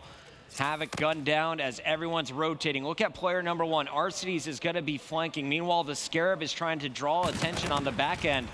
A perfect pinch coming in. The melee, though, from Nagafen is going to keep a little bit of control for Evil Geniuses. The question is how long? Yeah, we talked about it in the pregame. You know, we needed Study to show up in the big one. This one so far, 0-6. Trinity Getting off to a rough start. Trinity Rocket's not that effective, though. But the E-Rad is. R-Cities will find Study with the final kill. Silly picks up 2 more with the E-Rad. And that is going to be a clean sweep of EG. On the flank, locking in the spawns is going to be player 5, Nagafen. You see everyone back at that helipad is going to help them for the commissary, but you still have 24 points to go. You got to contest this, right? I mean, you're down 105-9. You have to, like, you can't give up time. Like, it's a frustrating spot to be in if you're EG, right? I mean, you don't want to go and keep funneling in and give up more streaks, but at the same time, and lose spawns for commissary, but at the same time, I mean, you know they have score streaks on the side of eUnited. Pristini in the back doing work anyway. Yeah, Study had one job, and unfortunately, he did not see the flank coming. Pristini Too Smart is going to get there and pick up the kill. Now, EG is inside the hard point. Everyone from eUnited had spawns in the middle or far right of the map. Bombardment, though, is going to come in here for RCDs, and that should clear out EG. It's going to be Gunless flying in, able to pick up a kill. 35 seconds left on this hard point. eUnited up by more than 100. Everybody from EG has to kind of funnel over the wall run here. In a really bad position. Welcome to the party, EG. We are pre-aiming you. It is Gunless just jumping up and down. Pristini's going to put on the pressure, and that opens up some lanes there for Silly, who is on the flank with the E-Rad. Everyone from EG getting slaughtered in the response. 3 and 12 is Study. You got a .25 KD right now, basically, in this one. 8 and 11 for Havoc. Nameless is 9 and 11, having the best game on the team. Yeah, and Nagafen's double negative. So you're simply not getting kills. You're getting outshot in every fight. Yeah, it's easy to look at Study score, but quite frankly, nobody's playing well for EG. I mean, over the score right now, 158 to 20. They've not looked competitive so far in Hardpoint. They're going to need a crazy comeback to make this interesting in the second half. Set a .25, that was generous. It's basically lower than that, Matt. It's we're not even gonna do the math here, says Pat. Keep focusing on the kills from eUnited. They keep coming in. It's Silly with the E-Rad, who continues to impress. 17 and 9 though is Pristini. He started off kind of second for his team. He has turned it up, so aggressive. And I got to ask you, what was wrong with Pristini's game yesterday in the hard points? Because today in the response, he seems perfect. I think for him, it's a lot of timings. It's a lot of how, you know, RCDs and Silly play as well on the follow-ups potentially. Or let's say if Silly's introing and Pristini has to follow it up. I mean, if Silly doesn't get one or get one weak, it's kind of hard for him to pick up one when maybe two players are shooting at him. But Pristini just putting himself in better situations to win gunfights on his own today. And it looked like EG was setting up for cell block, but they get broken right away. It's eUnited with control of this hard point yet again. And I guess this is a better question for our stats wizards and our analyst desk, but have we ever seen a 50-point club in competitive Call of Duty? Yeah, we've seen Splyce kind of blown out on this map. Benson says he's seen a 6-point club before. Yeah, ESWC, Complexity versus Momo's team. I forgot what they were even called. Momo got 6 points, huh? Aware. It was 250 to 6. No wonder actually he's funny. On the analyst desk. The series actually went to a game 5, I believe, which is I think they beat us on they beat them on a Yemen hardpoint, I think. Matt, did you make them just wrap up their controllers and Momo retire after that tournament? I mean, Momo should have retired probably before that tournament, but I mean, they may have been his last one. I don't really know. Momo, much love. We know you're in the green room watching. I love you, Phil. I have great news. EG is out of the 50-point club. We're working on getting to the 60-point club. Yeah, I mean, this is a tough one, right? Every hill we go to, eUnited, they either break it or they get there early. They had streaks. I mean, not a lot to talk about on the EG side. I mean, they haven't picked up the kills. They haven't gotten on the rotation. It's just been a picture-perfect game from eUnited. Like, this is the exact type of hardpoint game you want to play. I mean, they have rotated early. The teamwork is there. Everybody together. They have played this absolutely perfect. And EG just has had no answer for it. A rare gunfight won there by Study as he takes out Gunless in the 1v1. But this is all eUnited. 4 points to go here. A late flank is going to give EG the hill for the final moments. Gunless says, let's end it now, though. Challenging 3 players. He's got some support, and it looks like the rotation is going down. You got Nagafen waiting in the new hill. He's looking, though, at the wall run, not knowing that the pressure's going to be coming through the middle of the map, and they simply push out EG and wrap it up there. Yeah, they win. I think there's like 0.4 seconds left on the hard point. It actually gives them the 250. So we'll give you the whole point. Yeah. You guys deserve it. Well done. RCDs gets your final kill cam, but that one was not pretty. A one-sided affair as eUnited mops the floor with Evil Geniuses in the respawns. Yeah, it's tough. EG, obviously, you know, they're not known for their respawn gameplay. You saw Nameless during their group stages really turn up, play well, but they just did not show up in that game 4. You know, all the respawns really went heavily in favor of eUnited. And if you look at the big picture, though, this isn't the worst day for Evil Geniuses. You're going to collect your $10,000. You get a chance to watch all of these teams and think about what's just 3 weeks away. we're guaranteed a spot in pool play at Anaheim. We're guaranteed a spot in Stage 2 and a spot at the Call of Duty World Championship. So congrats to Evil Geniuses for making it to the top 8 here in Stage 1. We'll be seeing a lot more of them. But now all eyes for us should turn to eUnited in this losers bracket. How deep of a run are they going to make? I definitely could see this team making it all the way to the finals again. If Pristini plays like that, this is a team that can advance all the way to the finals. I mean, they're a team that can, if he plays well, and you get the games from Gunless and Arceus, and Silly starts to come alive in some of the respawns like we saw during that series, this is a team that can definitely make a run. We talked about the strength of Gunless, Arceus, Silly having one of the best days of the game. And on the main stage, though, we got my MVP. It's Pristini, the man who brings all the firepower. Take it away, Maven. Well, you heard the guys talking about it. Yesterday, not the best day for you in competitive Call of Duty, but you really individually turned it around today. What do you think was the difference for you personally? Honestly, I'm not even sure. Yesterday, I just struggled. I regained yesterday, though. Came back today, talked to the team, got ready, warmed up for a couple hours. Yesterday, I didn't warm up much, but so I think I'm gonna blame it on the warm-ups. A little bit more prep coming in today. Now let's talk more about the team. You tweeted out last night and you basically said, small communication lapses that were costing us maps. For viewers at home, can you kind of elaborate on that? Like, where were the mistakes coming? How bad was it hurting you? Well, the reason we lost to E6 in the hard points at all, we should have 3-0'd them, in my opinion, but we weren't all there mentally. So that's not a team I expect to lose to at all. And the way we're playing today, I think that they wouldn't stand a chance. But yesterday, we weren't all there mentally, so the communication wasn't great at all. I wasn't even doing well with the communication. It was just everybody on the team. We were all struggling to communicate. I don't know why. Can we specifically talk a little bit about Hardpoint? Because yesterday you lost both. Today you dominated, absolutely crushed. Was it more a thing of opponents or just you guys really turning it around? Because you just destroyed, absolutely crushed in the respawns. Well, that's the way we've been playing online today. This is the way we've been dominating online. So this is yesterday, like I said, we weren't there mentally. We weren't playing like ourselves. Jitters, we had to get them out, got them out. Today we're playing like ourselves again, and it's just an easy run from here.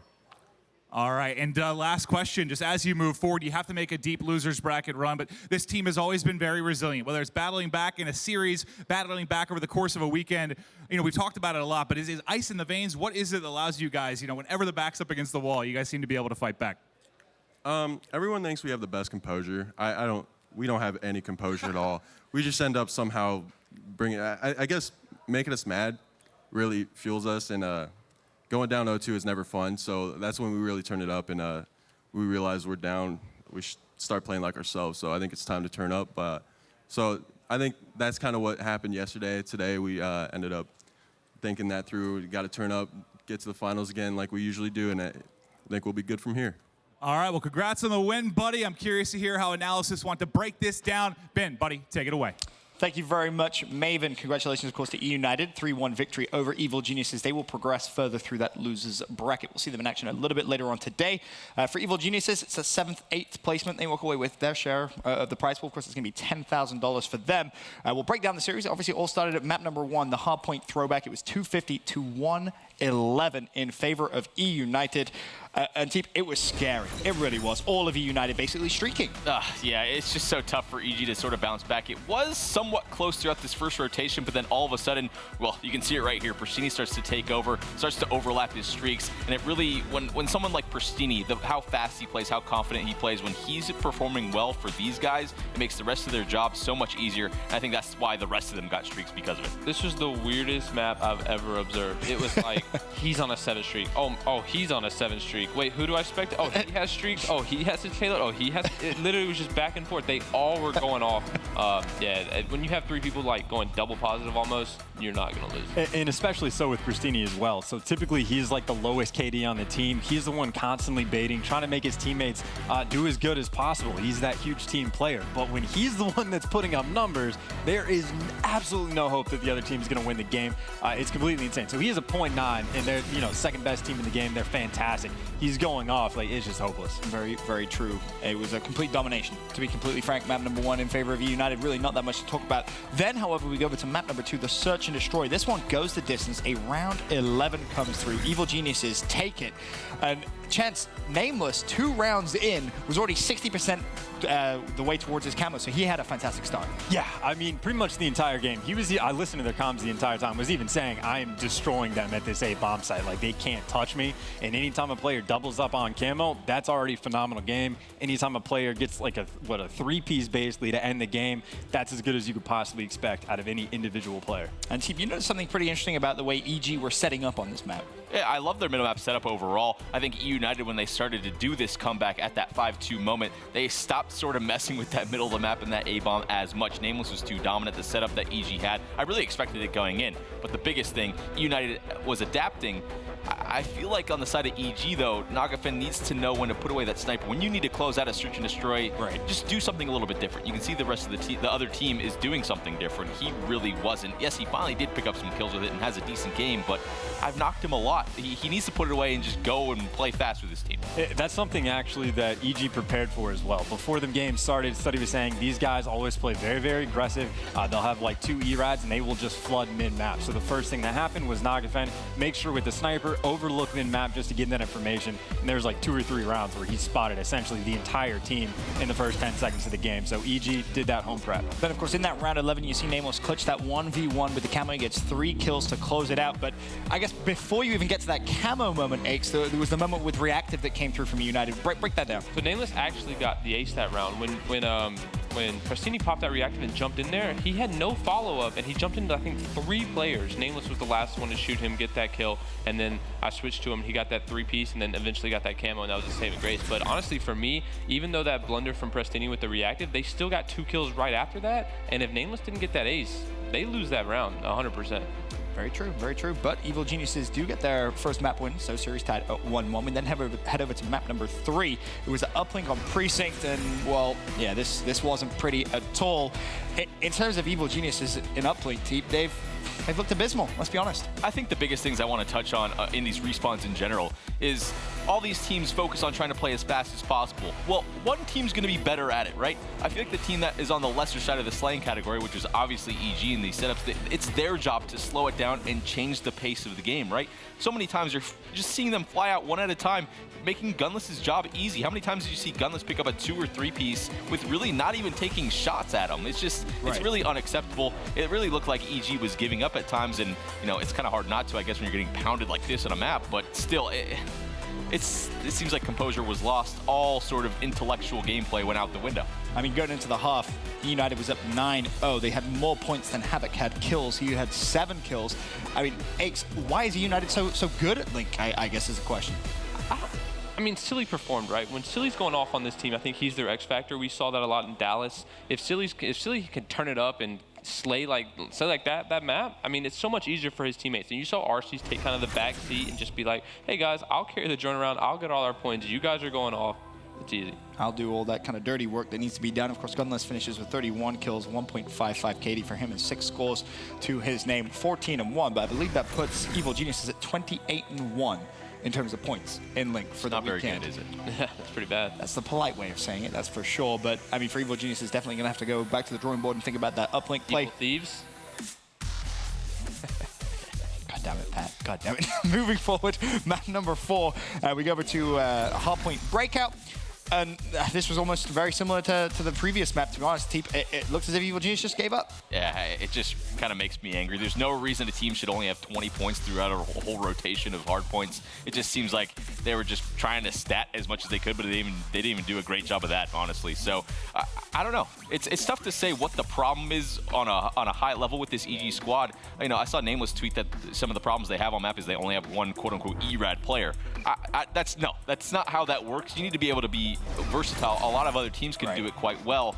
This map only getting 64 points. Something obviously needs to change. Nameless was the only one that had that even stat category, but you saw how well he did with the E-rad on Breakout. Yep. Maybe he needs to be the one that uses it on some of the respawns. I don't know what these teams need to do. I feel like Naga could use it, Havoc could use it, and Nameless Show could use it. I don't know why they think they only have one when they're all capable of doing it, except for maybe Study. But the one thing for me is Prestini on that map 4.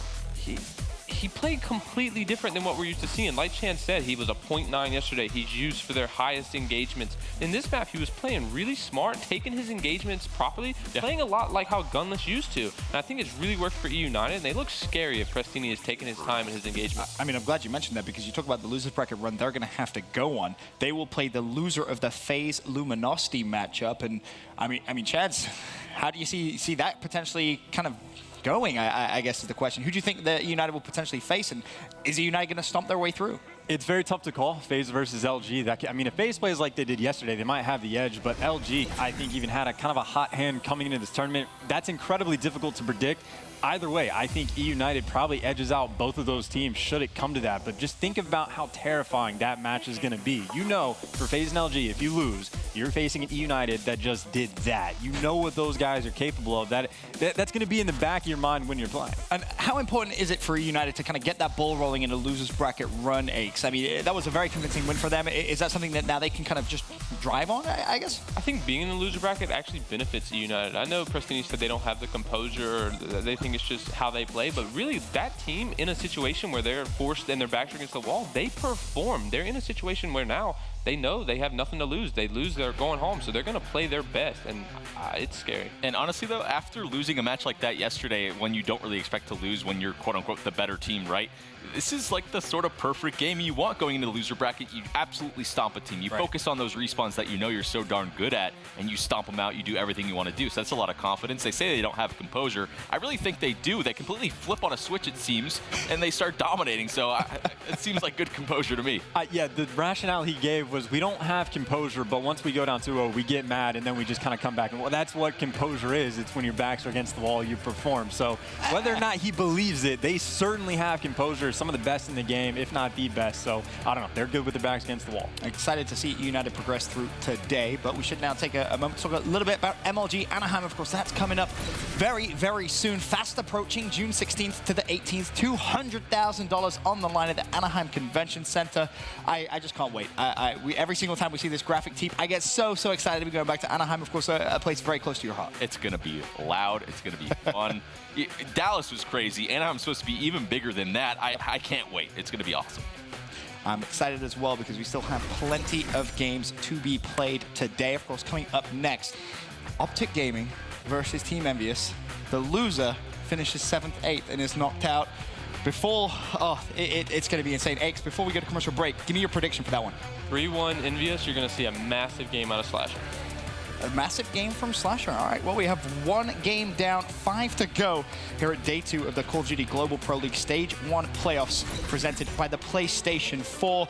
Evil Geniuses has now been eliminated from the playoffs, walking away with $10,000. However, up next, it's an elimination match, another one, with almost a decade of a rivalry between OpTic Gaming and Team Envious. Whose hopes and dreams will stay alive? Find out after this.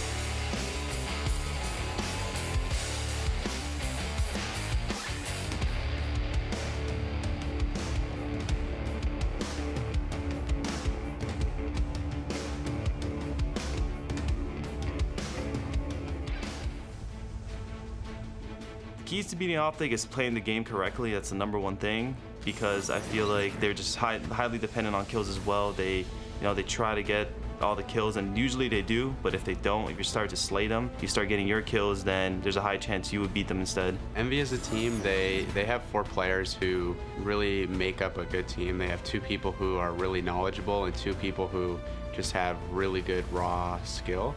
I think the factor is beating them in Hardpoint. Very, very, very good Hardpoint team. You can beat them on it, and if you really take that first map and beat them, I feel like you have a high chance on beating them. We just have to be faster than them. I think when we get kills, if we capitalize on it, I think if we were to play them, it'd be a 3-1 or 3-0. 3-2, we beat OpTic.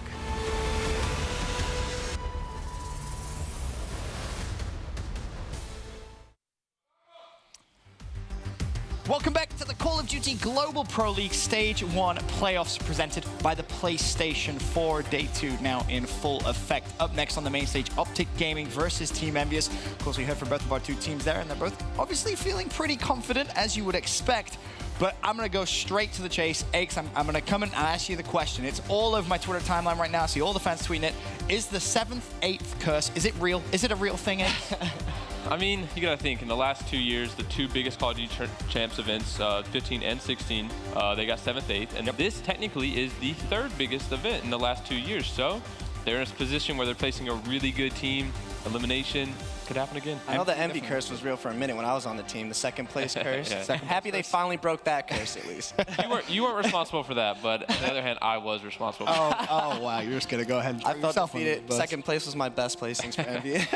Obviously, talking a little bit about Team Envious, though, something that we noted yesterday, actually, in one of their first games when we were watching Proof was, we said, John, he seems to be playing a little quicker, he's playing a little faster, and then we kind of said, oh, I wonder if he's increased his sensitivity. Maybe that's the factor. He has. He's gone a 5-5 now as opposed to 4-4. How much of an effect do you think that's going to have? I think he has more movement now. He's able to play his game at that speed with the higher sensitivity. John's always been that natural aggressive player. I feel like with the lower sensitivity, it was taken away from his abilities. The fact that he raised it, he's actually able to snap on people, get those 2 pieces that you normally wouldn't see him get with the lower sensitivity just because he couldn't move that fast. I think it fits his play style and it's working out for his team right now, and he's going to do a good job. Something I want to note on is when these 2 teams played up in Atlanta, John was the one that basically secured that win for Envy 1v4. I mean, he was like 40 per in the respawns, had an amazing S&D game. He's my player to watch. Do you think he's back to kind of Black Ops 3, John, in your opinion, Momo? I mean, I've seen him have a bit of a tough series, during the weeks.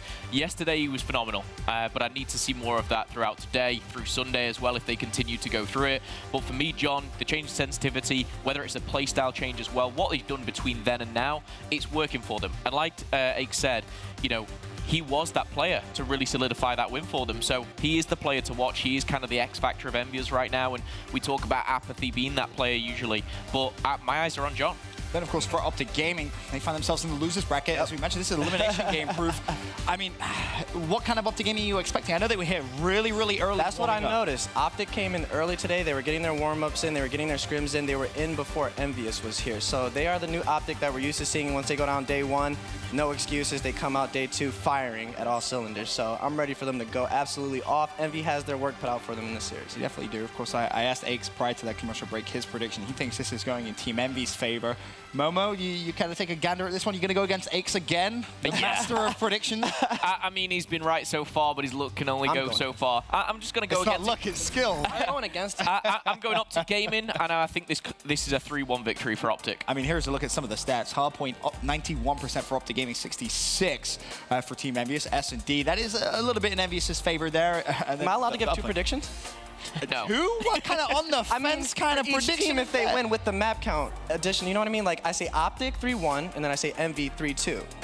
So if it goes game 5, you're favoring Envy. You're not allowed that. I'm giving the map counts now for the choosing winning teams, you know? Okay. You're trying to go next level thinking. I mean, here is obviously a look at our map set. Aches, when you see these maps, obviously, are you staying with your prediction? You still think Envy's going to take this one? I am, but there's 2 things I want to note.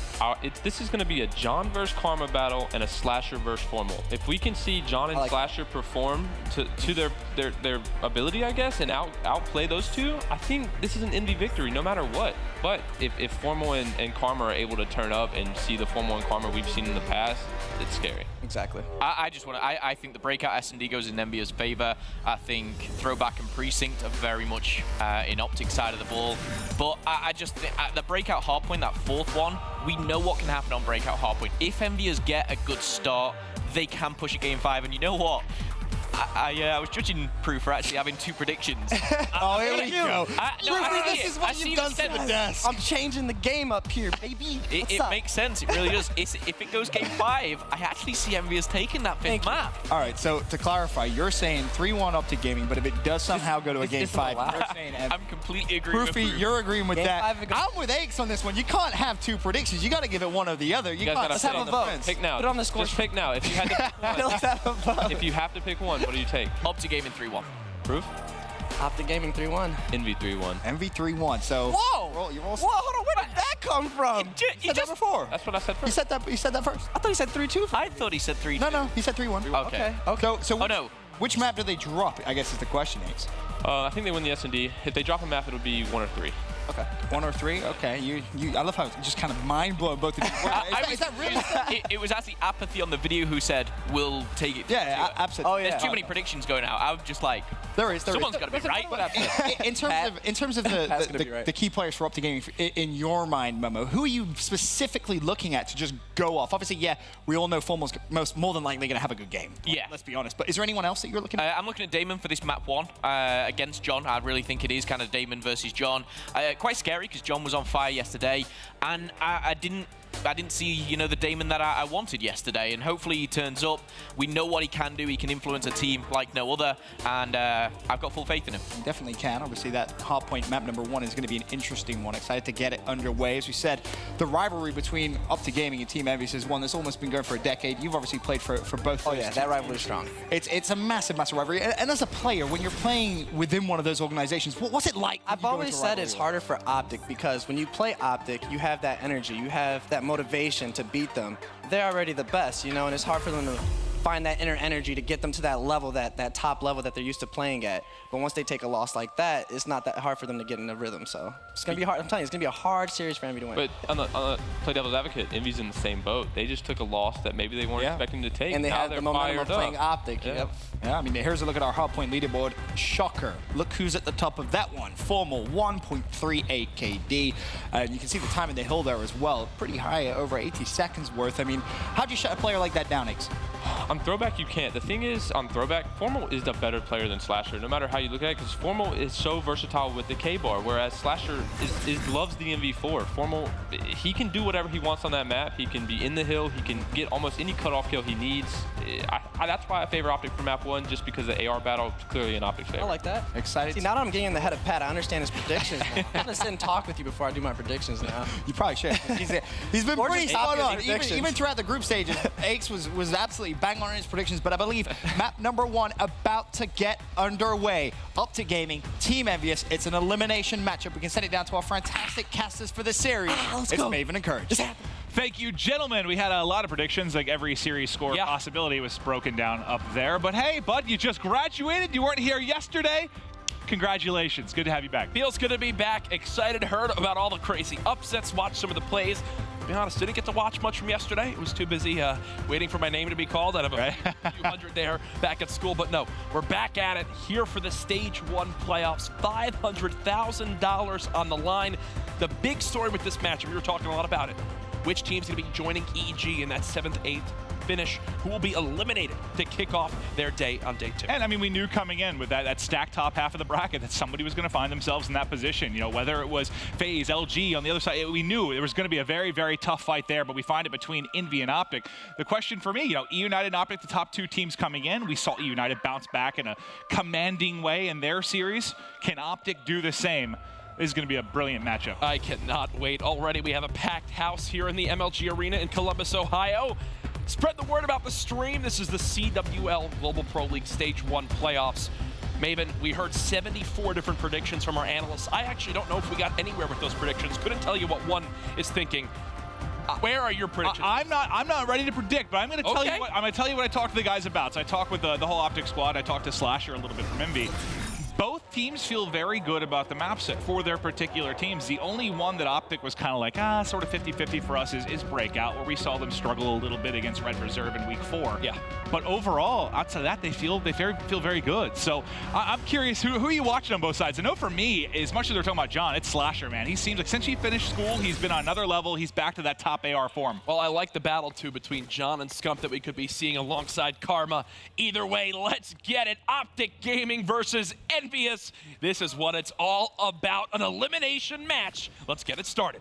One of these teams going home, and it's starting off with John pushing top middle, teammates looking over him and able to pick up 1 second at the edge. Slasher's got your back, buddy. Everyone from OpTic Gaming now coming off a spawn. Well, that's a perfect break you could ask for if you're Envious. Already Slasher and John, the 2 key players that was brought up by Aches, getting 3 of those kills. They know OpTic spawning towards back barn, so what's John gonna do? Just try to stay alive in top food. He does a job long enough to now where his teammates can look over towards that side. Either way, Envy already up to a 20-0 start. And I talked to Slasher a little bit about yesterday. I'm like, hey, is there something you need to change up? Did things feel off? What was going wrong for you? And he just said, no, we just had a bad day, man. We're gonna turn it around, we're gonna play our game, not changing up anything. Well, already you see the crowd getting behind OpTic Gaming as expected. One of the larger fan bases in all of competitive esports, as they now fight for this rotation towards Barn. And look at Krim, 6-1 start. Thor will try to join him now at 4-2 as well, but Karma 0-4, 0 seconds in the hard point. He's going to need to pick things up on rotation. Well, Krim has been playing fantastically, at least if you're looking at week 4. I know everybody kind of struggled yesterday, but with this streak going, he's 50 off, picking up the bombardment. Can he get fully streaked out? There's the gunfight. There's the 7 streak. Great start from Krim. And I think Krim has finally found his spot on this team right now in Infinite Warfare, right? He is extremely versatile. They're letting him play more to his strengths, where he feels comfortable. Right now, not being forced into anything. He knows what he has to watch. You can see his job, make sure there's nobody catching them off guard from this back pinch. That's opening up the rest of OpTic to clear that field push. Now we're waiting on through. I believe we might need to get a restart here. Yeah, so we're going to go ahead, get an end there for the side of Envy. I was like, oh, maybe they're setting up extremely early for 2 hills from now at back baseball, but no, a little tech issue there. We'll get it fixed on the main side. Yeah, you're going to have a reset here, but it's a scary start if you're Envy. Hopefully it was something from the rip, I guess, because you already had Formal going off. Krim as well. I mean, they were up, 30 points, and Karma hadn't even found a kill yet. And I'm curious to see, talking a little bit about more about OpTic, remember at the beginning of the year, back to Vegas, saw the K-Bar in Scump's hands. He didn't feel comfortable really with the ERAD. He switched that, started to see the power of the ERAD, started to use it more and more. Yesterday, he couldn't really, he said he couldn't find kills with it. Like, he was double negative in Frost. When is that going to happen with him running around the map with an ERAD? So expect to see him switching it up, using the K-Bar a lot more. Then outside of throwback, Karma plans to use the ERAD. He said it worked a lot for him week 4. He felt very good with it. We should see that in his hands a lot. And you know what? You just got to go with what makes you feel comfortable, especially after a tough loss like yesterday. If that's where you want your team to go, then great. What we love to see, and especially from what we saw in OpTic Gaming when they were playing their best in the respawns, was that the players just brought out what weapon felt best. As we mentioned, the 4 ERADs on Frost Uplink we saw, where we had an ELO site ERAD being brought out by even Formal to keep the pressure going for OpTic Gaming. You mentioned we saw Crimsix in 1 series alone, started map 1 in a series back there in week 4, where he had the submachine gun. Game 2 swapped to the K-Bar. Game 3 went over to the NV4. That type of versatility lets OpTic Gaming have a ton of different play styles depending on the map and game mode combination. I'm curious your thoughts on this. From talking to both teams, I saw it on Twitter last night, but there were some excuses coming out from OpTic, not necessarily, Karma even said, I felt like you were playing really well. We were just losing, blaming a bunch of different things. Whereas talking to Envy on the other side, they were just owning up like, hey, we played poorly. We're going to come in, we're going to play better. You think that plays into this at all? Listen, it strictly comes down to who shows up for the match. You can forget about whatever happened yesterday. Knowing OpTic Gaming, they know they have to step up big time. Even some of their own most diehard fans were giving them the same old, oh, no, death taxes and OpTic Gaming choking at major events, right? This is one of the biggest events of the year with how much money is on the line. OpTic, it's like this cloud over them. When you talk about champs, when you talk about these large major events, at some point, they've just got to begin to clutch up when the most money is on the line. Well, I forget the exact stat. I know Matt said it a bunch of times, but if you're going to beat them, you have to beat them winners round 1, basically. If they win that, it's something like 24-1. I can't remember the exact stat, but if they get to winners round 2, they just dominate from that point. They get in a rhythm. But if you cut them down early, that's where they can struggle. And FaZe knew that yesterday. FaZe coming into it, when they got the draw for OpTic Gaming, I remember seeing Clayster mention it. I think I was kind of watching his stream because there was everything going on. The immediate reaction came after, so we finished the show, went online to see people's thoughts, and I think Clay said something along the lines of, if there's ever a time to draw them, it's this first round. Yep. And they did their job. There was the banter with Killa. Obviously, Killa thought it was going to be 3-0 for OpTic. Clay replies the day after saying, "What's up, Splyce? We got the job done." So these teams know where the vulnerabilities are for OpTic, but we've also seen OpTic this year. They drop in losers bracket. That's where their run starts. I'll tell you what, I know you didn't get to see all the matches yesterday, but it was Clay very reminiscent of the series we casted week 3, FaZe versus Rise, when like Clay struggled a little bit early in the series, and all of a sudden, like one big play happens, a second big play, and all of a sudden Clay just destroys the rest of the series. It was just like that, man. Rough game in 1 and 2. Absolutely obliterated OpTic in maps 3 and 4. Is there going to be someone that steps up like that for Envy? We've been talking a lot about Slasher and John in this one. What do you think? You know, you heard Pat kind of talking about what maps. Well, he was thinking 3-1 victory for Envy. I think I'm favoring OpTic, obviously, a little bit more in this series just based on this matchup. But if Envy is going to take this, where do you think they do their most damage? Oh, gosh. I mean, I think you got to start off as best you can on Hardpoint. That was something that FaZe did, obviously, handing OpTic Gaming their first Hardpoint loss of the entire Global Pro League. And I think that kind of showed in how much it helped them in the overall series. If I'm Envy, I'm looking for the same thing here. Do not let them get in their groove. Do not let them get the start they want. You think of what we're going to see in the map 2. I mean, Search and Destroy, again, one that can go either way for these squads. It's really tough to predict, but I think if there's one you got to watch out for, it's Envy and Hardpoint. But especially, yeah, when you mentioned the S&D, looking at Breakout, though, again, OpTic was like, it's 50-50. They just don't feel comfortable enough on it yet, haven't played it as much. I like it a lot more than Scorch since it's been in the rotation, but the fact of the matter is, there are some teams that still don't feel like that great on. Exactly, yeah, they just don't feel great yet. And is that they've only maybe played it once or twice at most in their as far as on LAN, yeah. So yes, they could have done some practicing online, played it themselves, but either way, it's still a map that a lot of people are learning. Even look at the game we saw earlier, round 11. It goes down to some clutch payload uses make the difference. Nameless with that ace in round 11, at least one EG that map. We all know how that series turned out though, but again, we appreciate your patience as we're getting things set back up. Want to make sure everyone's comfortable and in the zone and working fully as we get into this game. And now that we have a moment here, I think it's going to start shortly, but we can touch on the last series for a minute. What do you think about EG? You know, we saw them come alive really in that week 3, take the group. They went from looking like they didn't belong to all of a sudden looking like a top team. They come here and it's more reminiscent of what we saw on that day 1. Yeah. Do you think a change needs to be made? I think Nameless tweeted something along those lines like, this team just doesn't have the slaying power we need right now. And I think they brought it out when they needed to, that slaying power in their week, right? We saw the difference that was made when Nameless made that transition from the NV4 to the K-Bar, helped kind of pick up the pace of their team, and they looked just on the same page.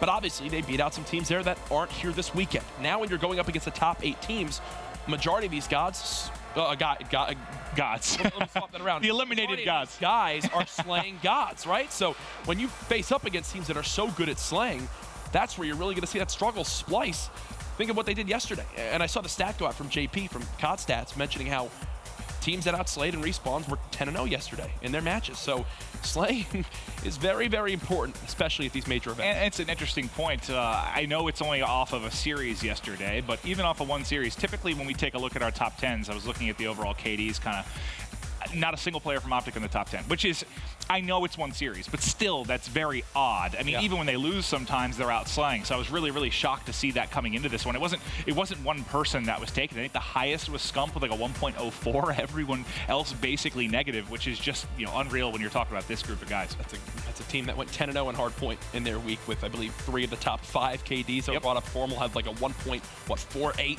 You couldn't believe it when you were looking at that. Well, it dropped. Think about how poorly that series went for him. He dropped because those stats you guys are seeing, the leaderboards, are basically their week combined with the playoff stats. So he was a 1.48 coming in, dropped all the way to a 1.38. I mean, that's a pretty drastic drop. I mean, is it hard to maintain a 1.5? Yes, obviously, but it's still a pretty significant drop considering the number of hard points they played. Well, you can see on the screens there, looks like we're loading on up into the lobby. Here we go again, throwback Hardpoint. If you're just tuning in, this is our second match of 6 today. Up next with prime time, we'll have some winners bracket matches going down. And then to close out the night, some more insane losers bracket action. This time around, though, it does look like we're watching from Crim's perspective. He had those full streaks in the first go-around. Let's see if he can have the great break again. All right, on with Krim. Let's see how the opening goes. Obviously, some tech issues early in this one after things started pretty well for Envy off that opening break. Remember, Slasher started out 4-0. They broke through brilliantly. Can they do the same here? This time, kills going back and forth. Slasher, though, opens up with one. Krim able to answer back with a couple kills of his own. Third out in front, but Apathy going to get the better of him. And the original opening hold going to be going to Envy. Literally almost the exact same start that we saw Slasher getting to. Apathy now with the great pinch from Lemon, and this is actually big because last time OpTic got the second wave of kills, which kept them with these barn spawns. This time around, though, OpTic now spawning out. They're going to be fighting from the back foot in every single way. We'll see what they can do to get across the map. Slasher almost 5-0 off the break, does get cut down. And I think one thing worth mentioning, we talked about everybody on Envy besides for JCap, basically. He was rough yesterday. He did not have a good map, really. And if we remember back to their week one, when he played well, they won. When he really struggled, they barely won, or they were losing maps. So let's see how JCap does throughout this series. Well, you mentioned Karma with the weapon of choice here. There's the three-piece, NV4 getting it done. And now OpTic Gaming do have those spawns. It really comes down to how long can they break, or how long can they hold this hard point here in Barn. Look at the pinch coming in from Envy. 2 players on the bottom side of your minimap, 2 at the top, and OpTic Gaming, I don't think they're prepared for this at all. Well, here comes the push. Formal able to pick up the first. Slasher, though, finding one in the back. Formal now peeks, one in front, not able to win it. Apathy gets the better of him. We'll swap over to his POV. Time to fly on in. Weak player, second in front. Everybody dropping. JCap and Apathy doing the dirty work inside. And the slaying early advantage over to Envious. Karma, this time around with the ERAD, does get 2, but either way, that break so perfect from Envy. Now it's OpTic's turn. They're going for the same setup. 2 up top, 2 down low. The green wall surging on through. Not going to be enough yet, though, as JCap gets the 2. So that's interesting, though. You know, Karma said he's probably going to use the NV4. He feels comfortable here, but he'll be the predominant ERAD user. He's going back and forth, which you don't really see that often on a map like Throwback, where you're swapping between an NV4 and ERAD. But if anyone's going to be able to do it, it's going to be Karma. Well, listen, if there's any gun you're running where you want to pick up a secondary weapon on the ground and respawn, it's an NV4 player snagging that ERAD to make sure if an up-close gunfight does come into play, they've got that second tool to use. While the slaying did look in favor of Envy for the majority of that hill, and it looked like the kind of boys in blue were going to run away with the lead. It's OpTic Gaming now taking things back over. Now the score 46-0. They've got the setup they want, and look at the sneaky play from Scump on your minimap. He's near back bus. Envy have no idea he's here.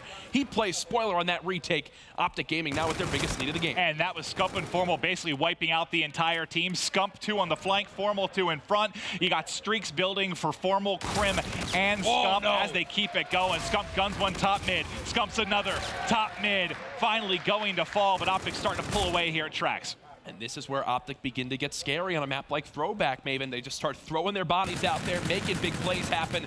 We know how important streaks can be as well. This is a very scrappy hardpoint map, the scrappiest of really all of them in the rotation. Karma and crew ready on rotation again. Karma's NV4 looking so good right now as he finally does fall. Either way, the damage has been done, but look at this spawn coming in for Envy. They spawn blue, and they're going to break right on in. Okay, I didn't see how they actually got that spawn. You got a silo spawn, basically, for OpTic, the close one for Envy, and they're able to break very, very quickly. Now it's going to be on Envy to try and hold. Slasher inside with the NV4, gets the call to get back in safe for the moment. He's taking out JCap there as he's doing some work inside of top blue, but so good, so far, so good for Envy here at Baseball. That was a great spawn for Envy to help them get control of this hill. OpTic, though, with the 3v2 number advantage, they've got an open timing to go for this push, and they will go ahead, give it the green light, charge on in. OpTic Gaming with the break. They get a break with just about 15 seconds left. We'll see if they can hold the remaining time. The other players starting to fan the map. Scump and Karma getting out towards mid, trying to set up for the next hard point. Formal going to rack up the remaining time. There's the last gunfight. He's able to take out John. And this is what we expected from this series, right? At the end of the first set of hills, everyone about even on the scoreboard, 90-82 the score. It's simply going to come down to, Maven, for me, which team can hold a money hill better, whether that's at Barn or at that back baseball hard point. Right now, it's gone. One team gets control, another team breaks within 15 seconds, the other team retakes on their next push. Very, very back and forth so far. OpTic Gaming, they'll back up by about 30 seconds. Yeah, and like you're talking about the slang, I mean, not only is it pretty even across both teams, but pretty even across all players. Like, there's no one really standing out that's been going off, building towards streaks. Like, the highest we've seen is, what, a 3 streak maybe throughout the course of the second replay. Krim was in a great spot right there and accidentally gives away his position as he tries to pick off a player going towards top trains. Had an opportunity to really catch 3 members of Envy off guard. Instead, it's Envy who punish him for that, and now they should get the scrap time because of it. Thankfully for OpTic Gaming fans, though, your team is still in control of the spawns in your barn, so not too much lost off that. Well, JCap got one. Karma should be spawning safe. He's going to spawn it back Lime. And now the push is going to come in. Well, it's going to get halted as 2 kills do come through for OpTic Gaming. They got to wait and regroup. And they know JCap. They know exactly where JCap is here on these steps. So they're going to call out exactly what to watch. JCap still in food. Does not get the 2-piece. That's a big stop for OpTic. And now look at these spawns for Envy. They're all coming towards back baseball near this top field side. John's just trying to buy time for his team, and I think he's done just enough to give his squad an opportunity to break on in. They're finally going to contest and get in. First points for Envy here at Barn on Apathy's POV. Several OpTic players around him. Takes it inside, wins one, snaps back, almost gets the pre-fire on another OpTic Gaming player. He's just putting shots in everything. The Barn, the players. Apathy still gunning 3 streaks in a row, 200 off the Trinity rocket as he's just pre-firing every angle. If I didn't know better, I would have thought he already had reactive armor, but look at the bottom right of your screen. He's going to earn it right there. Now on a 4th streak, talk about a play that could be game-saving for his team as this game goes on, especially if he can get these streaks. There's one. Potentially bombardment as well if he can keep this one going. Now 22 and 13. And we saw how big the streaks could be here. I mean, in our first series, eUnited, every single player had streaks at some point. Is hell raining from the sky on EG throughout the course of it. Okay, I don't think the FPL jump player actually killed him. His Formal didn't pick it up, but still getting away with his life. Already having to burn the Trinity rocket, so that's pretty huge if you're OpTic. It gets used that early. Actually really surprised to see that. I'm wondering if he called it in before the team kill happened from OpTic Gaming. Either way, we'll not have that tool to use as we go towards baseball, and OpTic Gaming still have the spawns towards that side of the map. 142 to 137. These teams still within 10 seconds of each other, Maven. So evenly matched to kick off this best of 5. Envy trying to hold the line here, Jack, but OpTic finally starting to break through. It's Krim with a nice 2-piece with the NV4. John trying to rally inside, just play the contest fight here. He gets a 1-bullet Krim, another around the edge. He's going to slide out and challenge this. Scump, you're gone as well. Brilliant plays from John to get the opening. And Envy are in a great spot here to make a big lead swing happen. If they can go for this break, they've got reactive armor. You've got JCap with his payload as well. John about to earn his Centurion.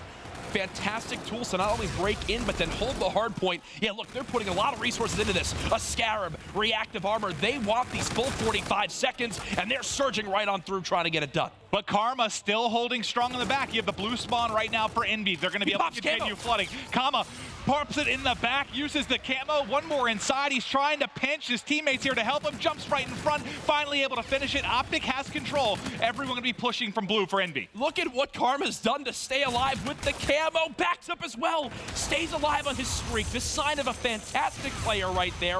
Knows that's not a gunfight he wants to take. Now he'll surge back in. There's the break. Karma, it's decisions like that that make him one of the best in the world. He gets his full streaks without even having ammo and a gun. Yeah. He knows they toggle the hill. He slides in, able to get the bombardment. Brilliant stuff there from Karma, but it is still a tie game as we go out. 163 to 163. Let's head to our 3rd side of rotations, Jack. Karma again. Look at how aggressive he's playing with this NV4. Gonna go ahead and challenge top food. Gets the kill onto Slasher. OpTic get the break. As the green wall are starting to show some life. You've got 3 players currently positive for OpTic Gaming. Krim 25 and 21 though with his payload and 1:41 in the hard point. And you see why Karma likes using the NV4, baby. 3 in a row, 26 and 22. Still streaks to use and getting close to another Trinity rocket here. Nice shots, just trying to tag them up in the back. Weakens both players. Look at the assists that just keep raining in because the bullets he's putting in with this NV4. Karma about to double up on streaks. At this point, you might as well just start calling them in. Yeah, use your Trinity, right? You just need an assist to pick up another over the top. Another Trinity's there. Wow. Can't get away with his life. But what a brilliant stretch of gameplay there from Karma. From a guy that started out 0-5 before we had to replay here.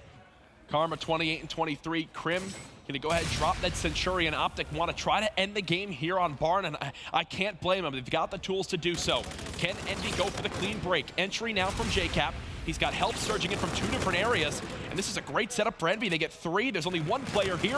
It's Scump with reactive. Can't get the second, though. Envy with the break. Game-saving moment right there on the push. Well, now let's watch Envy's hold. You have Centurion to work with in the future. First gunfight goes to John. A second was pushing, but hit Silo. Wrapping back to help his teammates, but they've already won the gunfight inside. That was Apathy picking it up. Envy trying to claw back in. It's Scump pre-aim there, prone around the edge, and he can't find it. Now to Slasher's POV. Pushing out Silo's side of the map. Able to gun formal. Can't hit the edge before Karma. Now with the Erad in hand, so he's been in before, basically outside of barn. Look at it, 2-piece coming in, man. He's doing it with everything. JCap again with a big 2-piece in the objective. 30 and 29 on a 5 streak from him, the 2-time world champion. Showing up when he needs to. Now both teams have eclipsed that 200-second mark.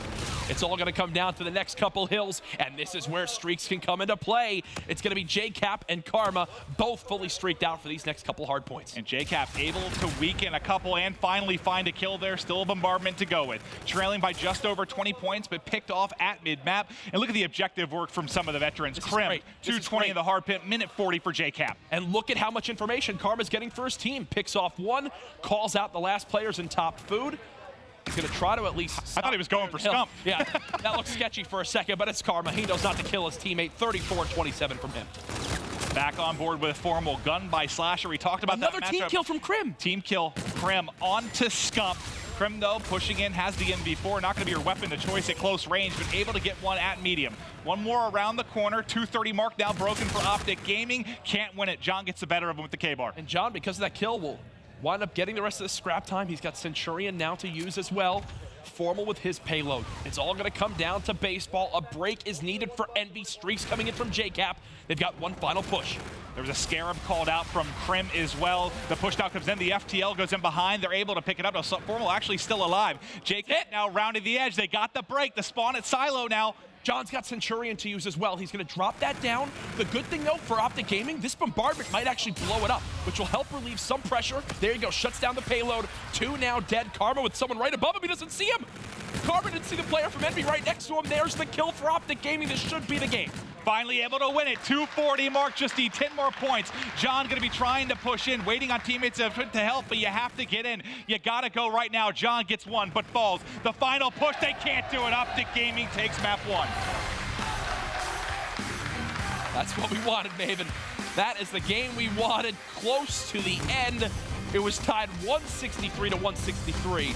But OpTic on that last rotation of hills just get it done, and it all started at that middle hard point where they got 40 uncontested seconds. Well, yeah, it looked like Envy could win that game, though. You know, John gets a Centurion down, they're set up at statue, but that bombardment ends up being the difference. That's why streaks are so crucial. Not only does it take out the Centurion, it finds a kill. Scump gets one as well, and all of a sudden the floodgates open and OpTic Gaming is able to push in. Streaks crucial in that one. But honestly, I think from both sides, you got solid efforts out of just about anyone. There wasn't even really the target that was going off, and Karma had some sprees, Krim had some sprees, but overall, that was just fantastic Call of Duty. Everyone got involved from both teams down to the wire. 19 seconds the difference. But either way, we mentioned how big this first hardpoint was for a team like Envy. They take that. They've got the momentum in their favor.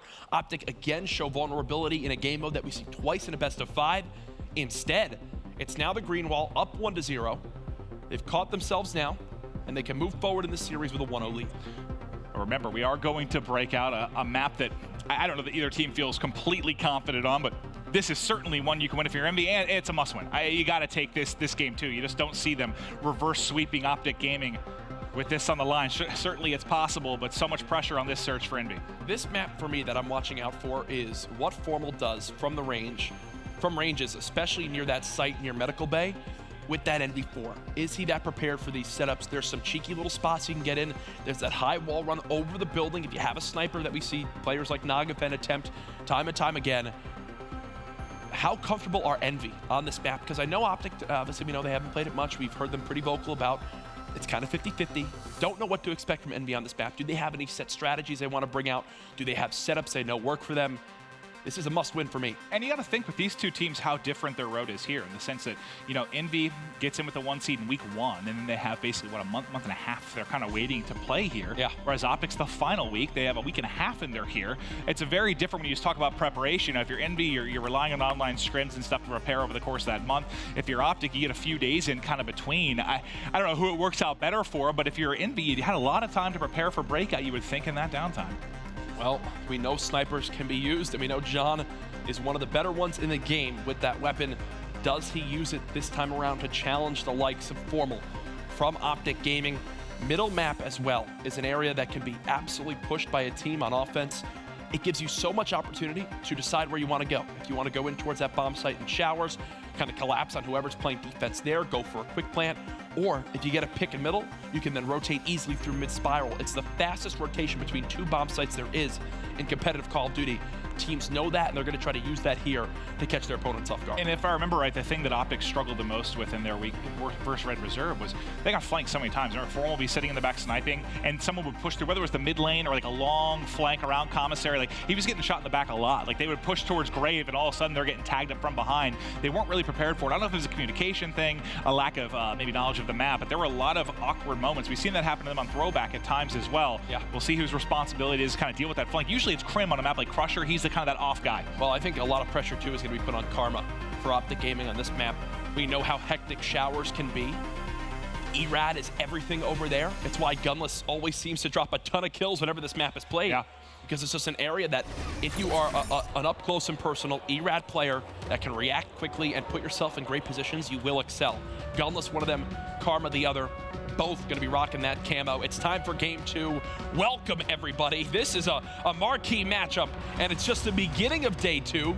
We still have 4 series after this, MLG prime time, and a hell of a lot more time looking at that beautiful man Proofy on the analyst desk. He's been doing a great job, man. It's he's got just a natural energy, charisma. It's always been fun to hang out with him at events, and we love having him on the desk. I love you, buddy. I mean, we were already the least 2 good-looking people on the broadcast. Oh, yeah. But now we just dropped down a whole nother level. I mean, I want someone to Photoshop Proofy's hair onto my head. I would look good. You will find a way to still make it look terrible. Here we go. Game 2. OpTic Gaming leading 1-0. Karma had a big map 1. The streaks were the difference. Let's see what he can do in so search. I'm wondering now, especially with this weapon being brought out from OpTic Gaming, what their play is going to be. Will Karma be the one to watch over this outer wall run? Can we check what Scump has real quick? Because I'm curious. Okay. He's right. All right, so this goes against basically everything they told me at the before this match goes, which is why I was surprised to see Karma had the... And look at how Envy are setting up right now. Envy have completely forfeited this side of the map that Scump is near, but OpTic have no idea. Envy are flipping the script from what we're used to seeing. Typically, it's offense that will try to push through middle and collapse into showers. Instead, this time around, it's Envy doing that, and it's OpTic on the late rotation. Well, I think Formal's getting into a gunfight right now with Slasher. They were looking at each other here across Graveyard. Slasher, for now, going to back up to Spiral. Looks to re-peek. You saw the scope there for a moment. And you just can't get the angle yet. Slasher able to win the first one as Karma pushes forward. Formal also waiting here patiently with the sniper. He's just seen a glimmer of him repeatedly. Yep. But good job from Slasher, not over peeking. Oh God, if that cross doesn't come through, he probably hits the shot. Yep. Formal again, just trying to watch over this medical base side for his team. Saves his teammate's life. No, JCap actually, or John did get the kill. 1v1, Formal versus JCap to kick off the second game. And he just saw him at the edge, trying to get the K-bar, only has 12 bullets in the clip. Those 12 are not enough. JCap wins the 1v1. The veteran gets it done. Ooh. And that, I'll be honest, I would pick JCap in a lot of clutch situations, but in that type of gunfight, I would probably take Formal every time. But it looked like Formal's got like an awkward weapon swapping scenario there. It turned out to be a little bit of a goofy gunfight. He kind of hit JCap with one bullet and tried to fly forward right at him, and JCap was ready for the slide. He was already pre-aiming that area. The angle, you could see how much better it was. One thing I do want to point out, I mentioned as this map was starting on up, that rotation through middle map. Look at how fast Envy was there to help Slasher, who was the only one near that B site trying to hold off the 4-man push from OpTic. Nice job by Envy to recognize that part of the map and win that first round. Well, now a lot of the pressure starting to build into Graveyard. You've got a 3-man push from Envy. Crim's playing back pretty far here, passive defense. Formal's going to be ready to hit Spiral if needed with that sniper rifle, but they pushed all the way into Medical Bay. Formal does see the angle, sees one for just a moment, not able to hit the shot. John still just staying alive. He's got past this bomb, and now it'll be up again. See, this is the Arius with that long-range weapon. Formal repositioned towards this back tank. He's got some good cover here as well. And he's still looking for that first blood for OpTic. They're just staying down, letting Formal get a ton of information and look for that first pick. Yeah, they're not giving him easy picks, right? They're just shoulder peeking constantly, making sure he doesn't have a clear line of shot. Last time it didn't open up really until the fight started to go down between both teams. Now they have swapped all the way over. Another rotation. To the A site, they're taking their time. 25 seconds left on the clock. Plenty of time for the bomb plant. Now it's going to be a 4-on-4 hold. Apathy trying to be the first one out. Formal's already attacked one with the sniper. 2 players now down for Envy. Turning it into a 2v2 as Apathy goes vertical, not able to win against Scump. It's now all on Cap. He just clutched a 1-on-1. Can he clutch the 1v2? Only 7 bullets in the clip, and Scump says, no, sir. He's got the defuse.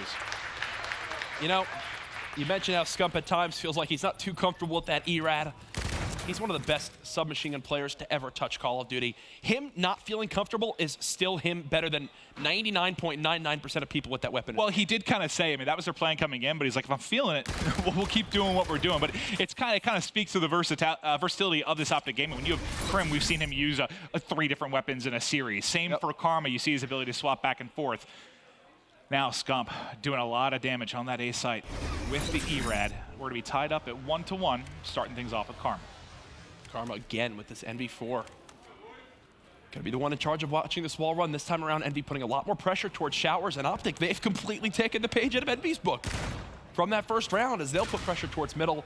Both of these teams trying to adapt as the game goes on. Slasher with first blood yet again. Karma might be able to answer back. A difficult and scary fight here with an MV4 at that range. Wisely going to go underneath, wrap behind, but John's already picked up a 2-piece. Karma, as he's dancing, he's not the last one alive. Apathy's in his face. This is why I'm so confused by that decision from OpTic to still. Yes, Karma was snapping. Do not get me wrong. Karma was snapping with the MV4 to kick off that first map. But still, look at how uncomfortable he looks that entire time right there for his team. Well, last time they started the push-up that way, remember he had Scump in front, right, with an ERAD. He had kind of a lead man. He's looking over there by yourself, trying to push in. There was never a moment that entire round where one Envy are going to peek towards that side because they've spotted Karma there early on. They just, you never have a player go out and just sprint into an NV4. No, they shoulder peek, spot him, and then play around that. There was never a moment in that round where I thought Karma was going to get a kill, especially with an ERAD waiting for him, holding that angle. Well, OpTic getting aggressive on the A site and also at mid-map. Unfortunately for them, the entire NV squad has now pushed up towards the B site. I think Look it's at that Krim that's at Spiral, so he's able to get an angle on the cross. Trophy going to slow down that nade. Again, Krim just trying to stay alive at mid-spiral. Grenades coming from everywhere. You got flechettes. You got the tacticals coming into play. Krim's going to have to back on up, and that'll let Envy at least get one player into medical bay. Well, it's perfect. But you have 2 players from OpTic trying to hit these steps, and they run into just a flood of nades. Karma playing in the back with an ERAD, see if he can catch one off guard. There may be a flank that'll develop. It's Formal, the number 2 in the minimap. It's going to take a while for him to get in position as Karma just trying to play his life. And look, now Karma's got the weapon he doesn't want to have. Here, he wishes he had the NV4. Right. The Challenger back tank. Instead, it's an ERAD. Formal on the longest kind of pinch of all time. Krim with the first blood, and now this round looks like it's going to go in favor of OpTic Gaming. Yeah, they're going to collapse. It took a lot of time, but guess what? OpTic were patient. They never surged right through the mid-spiral until the pinch was there. Nice play call from OpTic Gaming. Yeah, I mean, good discipline and patience from Karma. He didn't have a lot of options, stuck in that spot. Oh, yeah, he had his high. Not going to be able to push forward, but I think the fact that he had to kind of play slow and they weren't able to hit Spiral and they're backed up by those nades, it gave enough time for that flank from Formal to develop. And Envy dropped like dominoes once things started to roll. We're tied up 2-2. If you're just joining us, OpTic was able to take a very close game 1. Similar story, very tight game here in the Search and Destroy. Now there's a little bit of a difference from OpTic Gaming. Karma back to the ERAD. He's already inside the site. He's already looking to focus on this objective, and he's got some help from his teammates in middle map. Let's look at Apathy now, able to get a hit marker, but Slasher coming through on the flank. I think he just spotted a second player inside a loading. It's going to be a 3v2. Karma and Scump trying to clutch up for their side. They're sticking together here. They have to defend this bomb site now with it planted. I like this. Karma going to go underneath. Scump looking over the top. Here he comes to fly in. First kill goes his way. Still has Scump to work with.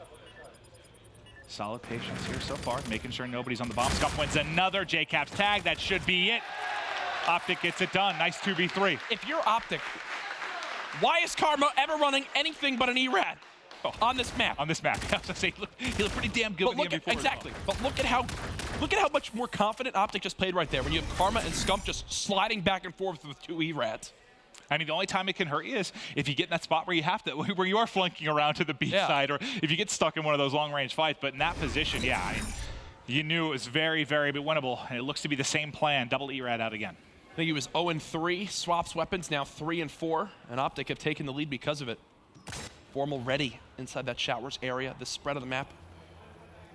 Well, it looks quite like far for OpTic Gaming, and again, they're just going to play for a retake near B. Exactly. They're stacking mid, they're hitting aggressively towards the A site, and they're like, okay, if you want to plant at B, good luck getting across. You can back Crim up with nades at Spiral, but if you get that plant down, we feel confident about our retake. And to be fair, I mean, they were never able to really get a plant. They couldn't get out of Medical Blade last time. They had so much pressure on that stairwell, could never really get comfortable. And look, the shoulder peek from Karma just gives them the information that at least one player from Envy is still watching this flank. They knew Formal flank last time they were in position. Don't want to let it happen again. Crim, very smart to just back on up. Formal, though, gets first blooded by Slasher middle map. Nice shots from Slasher. I think that's back-to-back times. Formal's been first blooded. He's been struggling a bit at first map, but still sitting at 3 and 4. OpTic is still up around. Envy trying to fight back. You would think JCap's dead any moment, but he gets some help over the top. Now snapping back. Nice shots there from Cap, as he's had a couple clutch gunfights throughout this game. Beautiful stuff from him. As OpTic, a lot of their setup right now on this map, Maven, relies on the player at that back tank staying alive. You think of when OpTic held last time, Karma got the 2-piece in that final kill cam. This time it's Crim in that scenario. He does what he can, but Envy, 2-man high wall run. They trade the kill, and once they do that, they have full peace of mind that all they have to do is watch their back. JCap does it right there, cleans up that final kill. Yeah, I mean, I don't think they have a plan to really go towards the A site that much unless the defense gets mixed up. I mean, if you think Karma and Scumper to be sitting there with ERADs, not something you're going to want to deal with. Same plan here, but Formal now going to get the first blood onto JCap with the snipe. Scump and Karma on this side of the map starting to push forward. Apathy with the 1-bullet punch. And that's what he's one of the best players in the game at. He did it last year in the CWL, showing it up again here in IW. 3-3 the round count, 3v2 though for OpTic Gaming, and they know both players are in showers, so what does that mean? Look at Karma on your map with the bomb, just sprinting as fast as he can to that other side. He's going to sprint back to get the plant. Now, is anyone going to pick up the backside for Slasher? No, Slasher able to find a kill. Second to his right.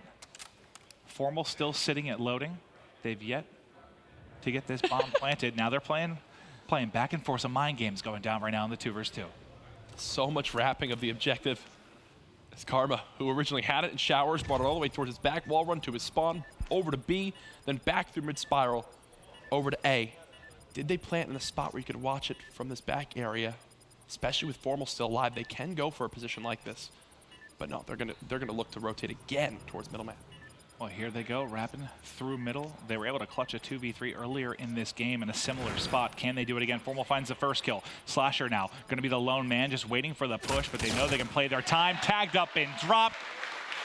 They've won the 2v2. They've won the 2v3. I mean, I feel like when you've come down to those clutch moments, it's either been JCap clutching up or a couple members of OpTic Gaming. Staying active looks like the play of choice for OpTic Gaming in a lot of these rounds, especially on offense. And it's working for them as they're now back in the lead, up 4-3.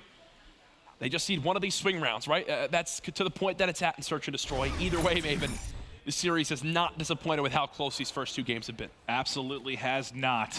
We're going to start with Karma, getting very, very close to that camo. Formal already has his FTL to work with. We've seen him be very, very deadly with that in his back pocket. Peeking over the top is Karma. I believe he spotted at least one, expecting the push to come in. Scump's going to get pushed. Karma's going to have to help him. Scump, Karma, Formal on the kill feed. Now JCap left all alone in a 1 versus 3. And look, he's trapped inside bottom middle. Crim gets involved as well.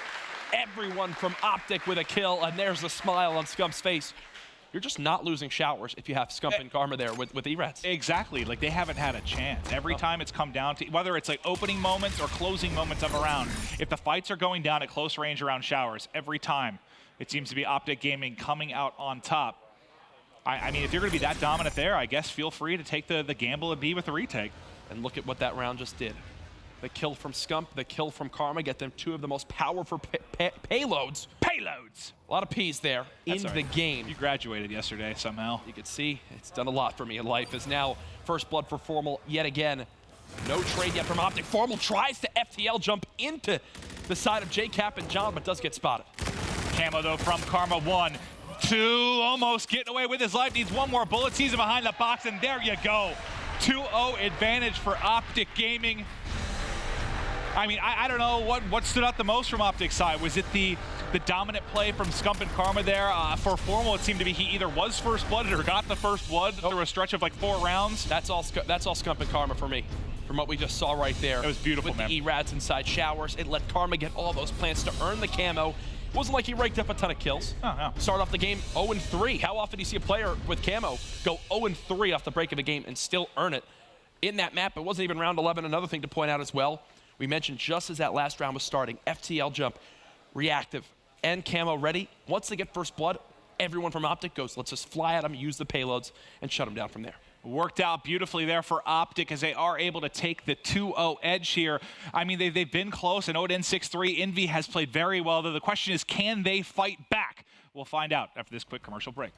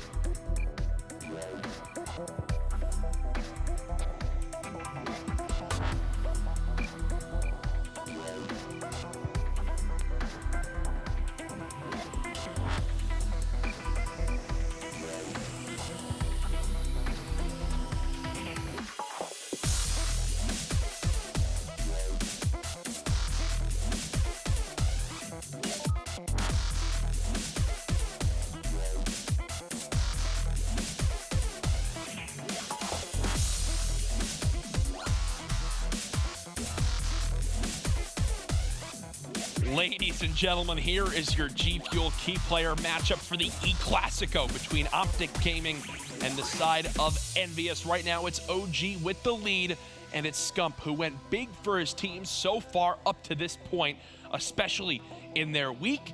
The guy went off and now still getting it done here in the Global Pro League Stage 1 playoffs. John, on the other hand, we know how good he is with that SMG. Can he match the slaying power of OpTic Gaming? Up to this point in Uplink, he has against other teams, but when facing one of the best in the world, the boys in blue need him most. Remember, this is an elimination match, Envy on the verge of going home. This has been your G Fuel key player matchup.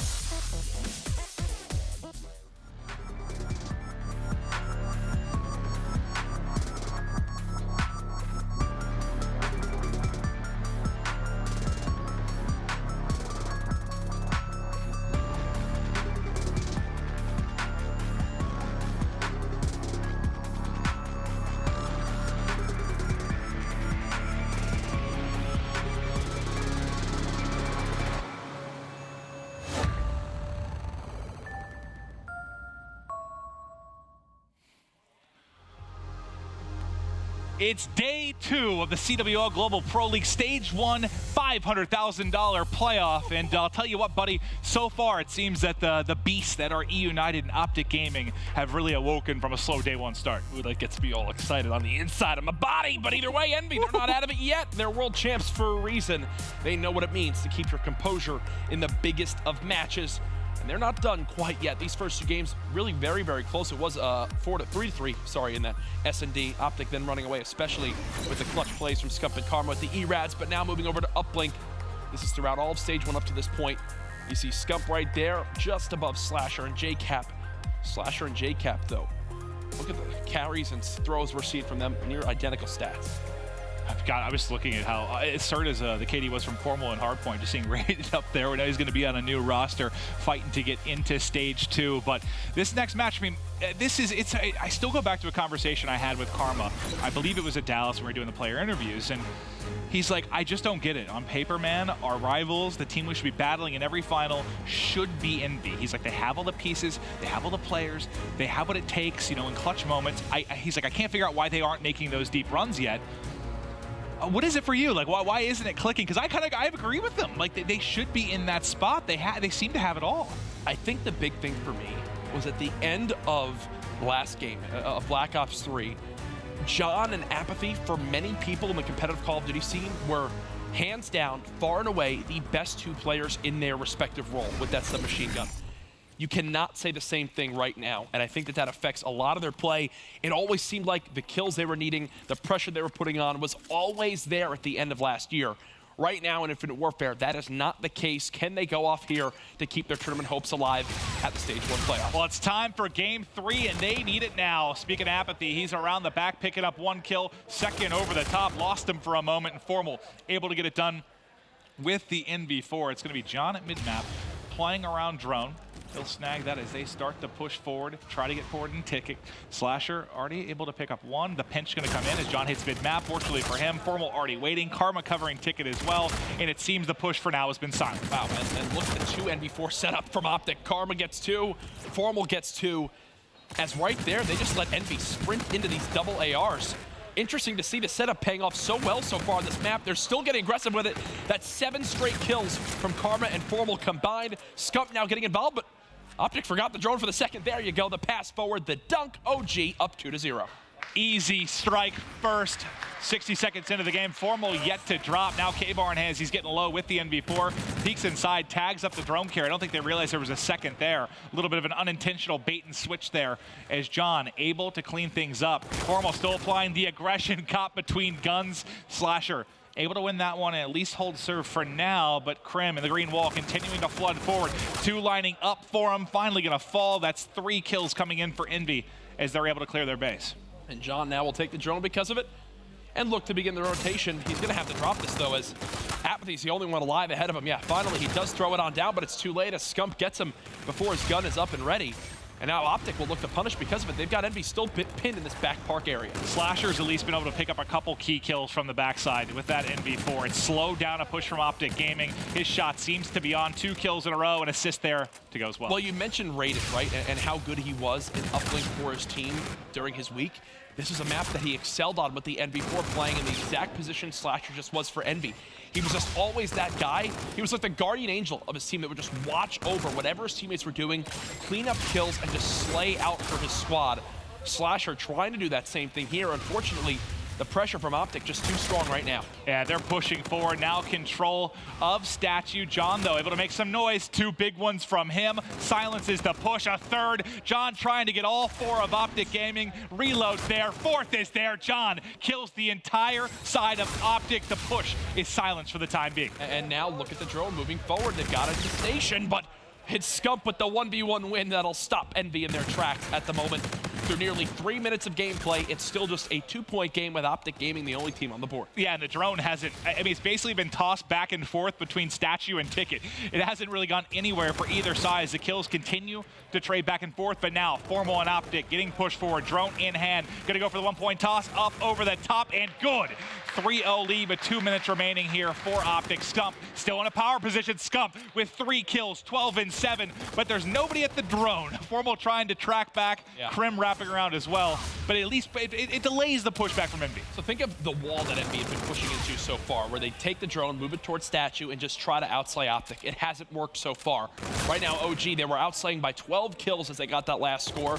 Envy with a couple off the respawn will swing this back towards their side a little bit, but either way, because of it, OpTic have gotten those 2 possessions and those 2 scores on the board. Finally, it does look like JCap should be able to go for 1.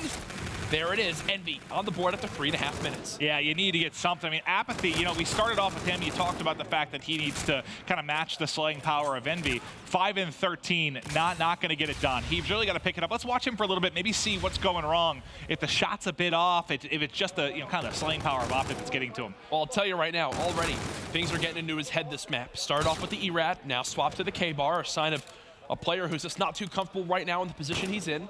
We'll see if he has a better fare with this AR in his hand. As Envy again look to go for a score. 50 seconds remaining inside 1. They've got the drone in towards OpTic base. 3 players there. John, though, gets the 1. Beautiful stuff. I mean, a side that seemed dominated by OpTic Gaming, Envy's kept it within 1 point. So as much as it looked like it was completely controlled from OpTic, you had a couple 3 pieces from Scump. You had Formal pushing forward continuously with that NV4. You only have a 1-point lead. Do you feel like maybe OpTic should have transitioned more points here? Well, no, it's just simply Envy just started getting kills. They were getting wiped for a bit there at -12. Now it's, I believe, a 5-kill difference, and it results in a difference in the score. That's all it is, man. Kills is everything. Slaying is everything from what we've seen stats-wise. And right now, Envy have brought it back just a little bit. Going into the half, only down by 1, I think is a best-case scenario for Envy. There's a chance they could tie this up. Slashers cleared the way. We're going to have the deep 1 over the top, away. Not high enough. OpTic will remain up 1, and you got to feel good if you're Envy, because you survived an early wave from OpTic where you were kind of getting crushed, playing off your back foot the entire time. Apathy basically triple negative to start the first half. Being down 1, hell, that's a blessing. Yep, and we said it. Apathy and John, prior to this map, we need to see them go big. There's a look at Envious, again on the verge of being eliminated. 5 minutes away from their Stage 1 playoff hopes being gone. Can they keep this comeback going? We're watching Karma in the break, though, with this NV4. Karma pushing forward to Statue. There's a nade greeting his face. Krim, though, able to get the opening kill. A couple going back the way of Envy. 3 down now for OpTic Gaming. Drone going to be in the hand of JCap as they try to push forward and strike first. Going up over the top. The deep 1 is away, and it's good. 3-3 in the opening 25 seconds. Nice kind of first play there from Envy. You got to reset now if you're Envy. Perfectly done. You're back to an even footing. Now just keep playing the way you have in the last 2 minutes as to why you've come back in this game. Scump 21 and 14, monster map from him so far. No points on the board, but either way, it's because he's been playing this lead blocker position. Fortunately, only able to get 1 with Slasher before the rest of his teammates do fall. Well, let's look on board with Formal as he's going to end up dropping. We'll swap over to John's POV. He's inside lobby. We'll have a gunfight with Crim6. Nice slide. Gets the advantage there and gets drone in hand with that first touch. Karma weak in the back. 2 players there, but Scump and Karma cutting down everybody on the push. Apathy, the last remaining man for Envy. And this has been a very, very low-scoring affair. Yeah, and the fact that he takes 2 of them will give his team time to set up in the positions they now are in. Formal, now positive. Karma, now positive. It's a combined 6 streak between these two. It's like what we saw when they got their first dunk in that first half. Krim with this drone now, he's going to look to put OpTic back in the lead.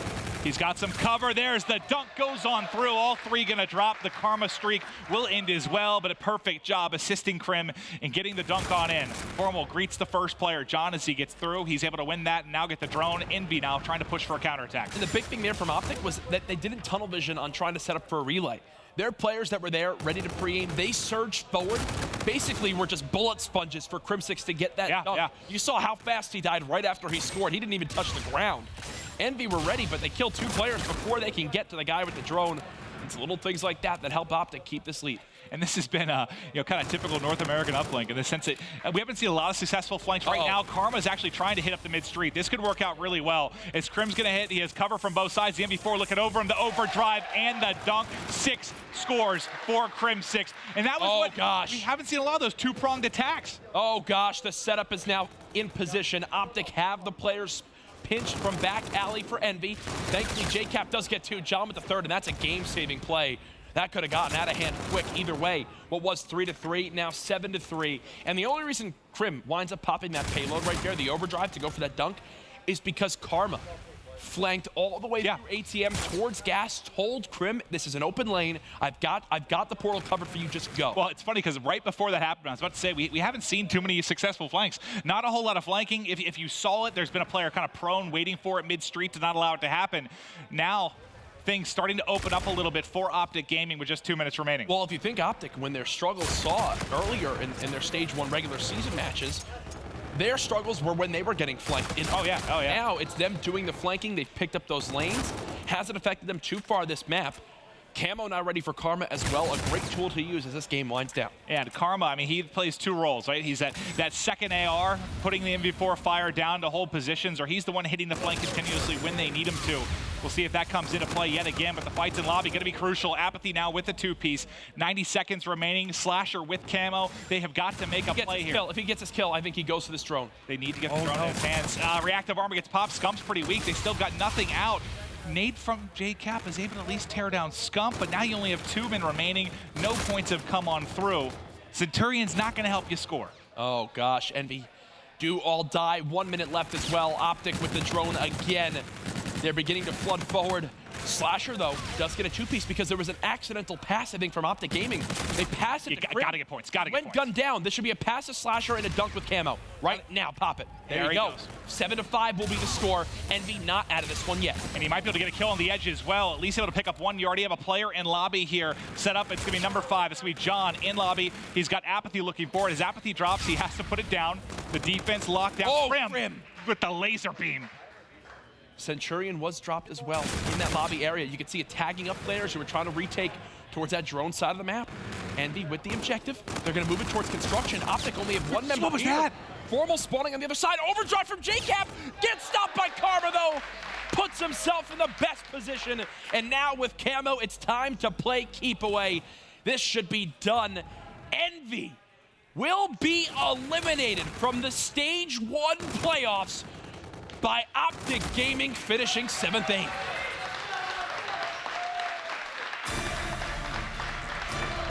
So we see both our top 2 teams early entrances to the losers bracket, but both bounce back with convincing wins. I know eUnited was a little bit more lopsided per se. These were tight games for the most part, but you got it done. Doesn't matter how much you win by, man. A 3-0 is a 3-0. That's a big moment for the side of OpTic Gaming. They bounced back from a frustrating day yesterday on the biggest of stages so far in Infinite Warfare, win the series against a team that they've been rivals with forever, it seems like. So I think OpTic so far, they've already faced FaZe, they've already faced Envy. They've gotten 2 of their big titans that they normally have their battles with out of the way. Well, I actually, when I was talking to, formal the guys outside, they said, like, we feel okay. We know with the eUnited being in the losers bracket, if we play them, we only play them once. Yeah. They'd be the team they're most worried, like, if they get to the ground final, but having to beat twice. If it's an LG team, a FaZe, or they feel like they can beat them in 2 best-of-5. eUnited would be the team they most fear. They won't be in that position. I mean, both of them aren't going to get to the final, obviously, fighting through the losers bracket. So the guys feel like they're in a good spot. They showed it with this first series. Wow. Envy are done just like that. The team that won Stage 2 last year before they went and won champs, now eliminated. Frustrating stuff from Envy. They've got a lot they want to work on, especially in the respawn game modes. You think of what they faced off with LG. They also lost a search to LG too. They lost a search to OpTic Gaming. They've got a lot to look forward to on the drawing board. Well, I'll tell you what, we got the man with 2.5 minutes in the hard point in the overdrive plays on the stage. It's Crim6. Thanks, Maeve. Here on the stage with Crim, and I know we didn't get a chance to speak to you last night after your loss against FaZe, so I want to kind of talk a little bit about that first. After you guys lose that match, big shock to you guys. What did you guys talk about, want to change up coming into today? Honestly, nothing. We were just getting outgunned. Clay's a beast. Can't really touch him when he's on the top of his game. Absolute animal. And, we're just peasants compared to him. Okay, well, I guess you come in today, you play a little bit better here. I know knowing you were going up against Envy, is there anything you guys knew, like a game mode you were worried about going up against them, or something you put more emphasis on coming into this match?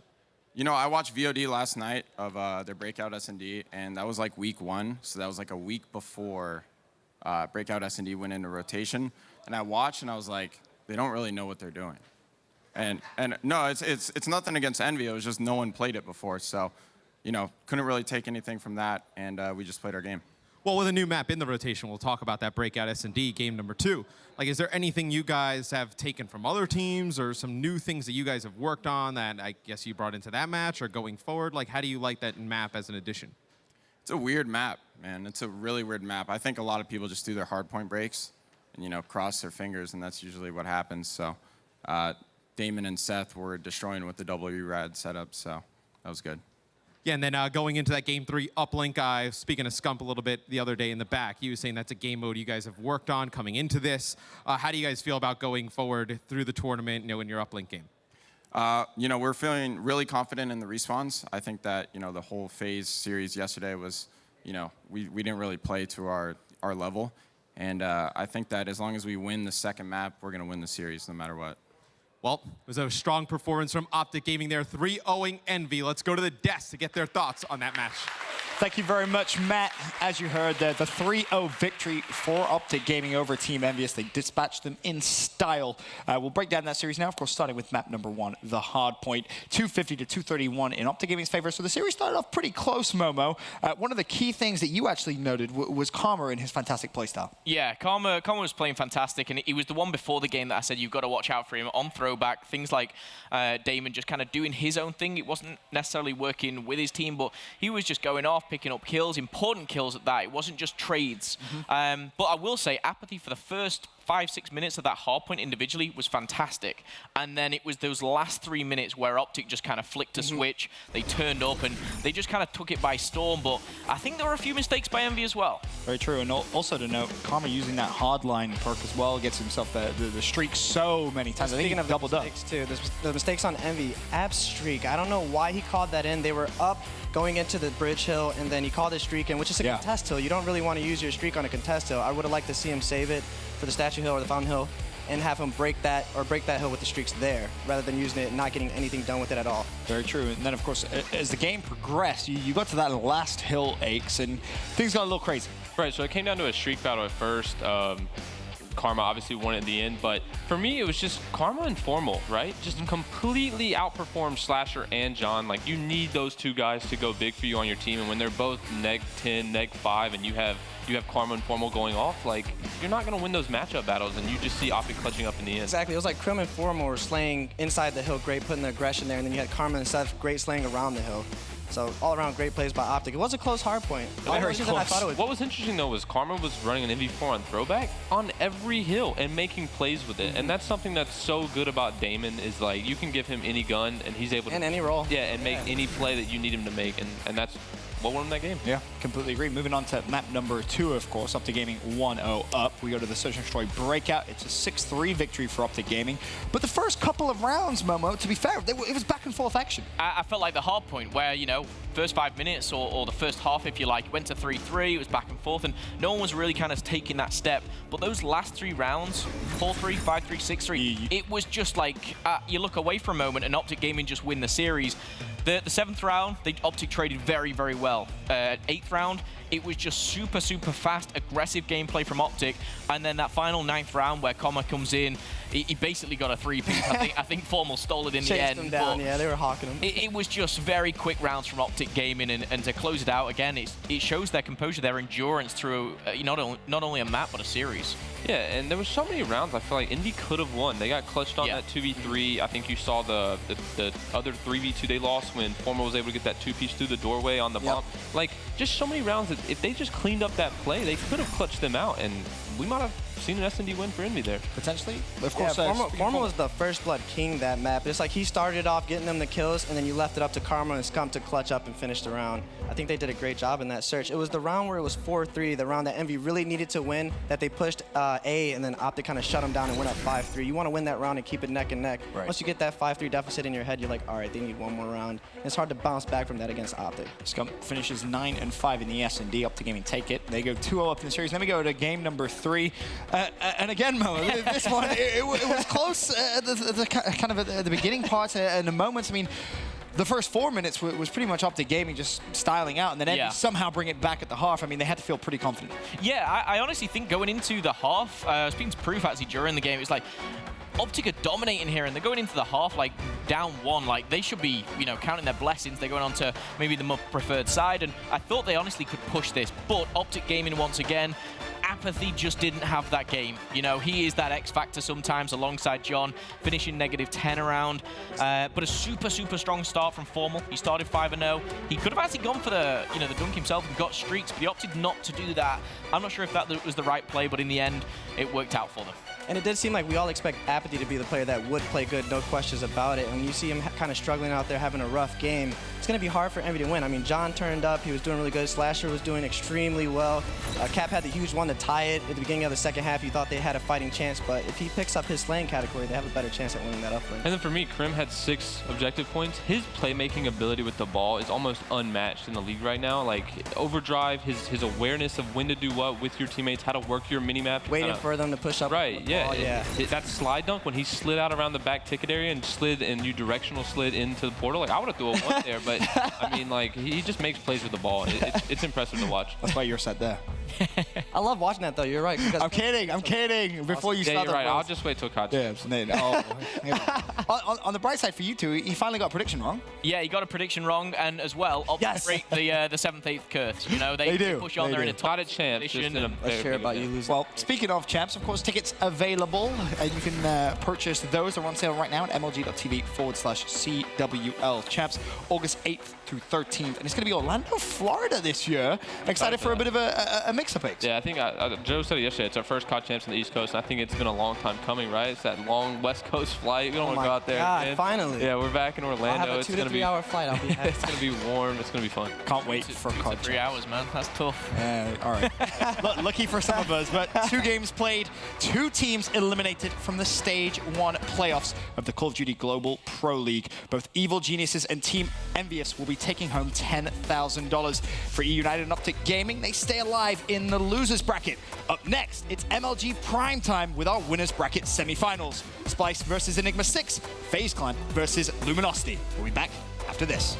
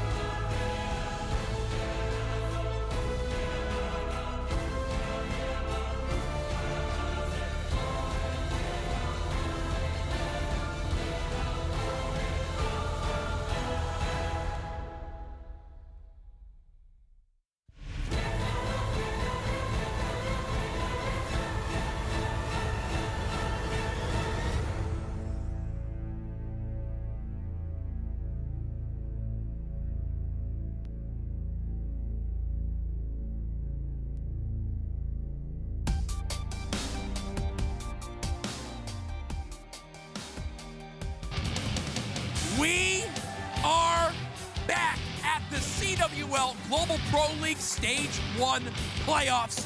We've seen 2 elimination matches today from the losers bracket, but now it's time to shift our focus in prime time for the winners bracket side.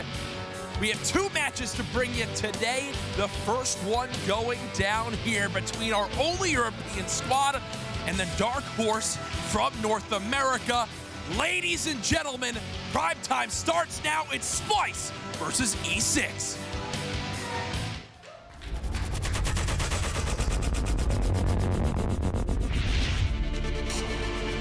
We have the best Call of Duty teams from around the world competing.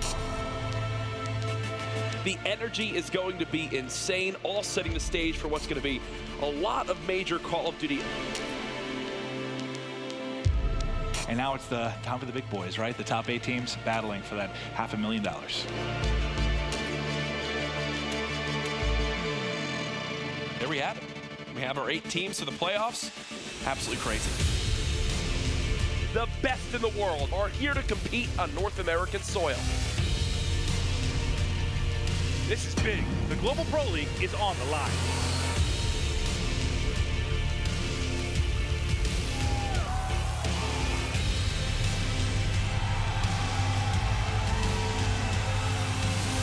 The LAN League is pretty much everything. That's going to be the season for everyone. Every year there's only been one thing to play for, but now the LAN League is everything this year, to be honest. If we don't make the LAN League, it's like, dude, what are we doing?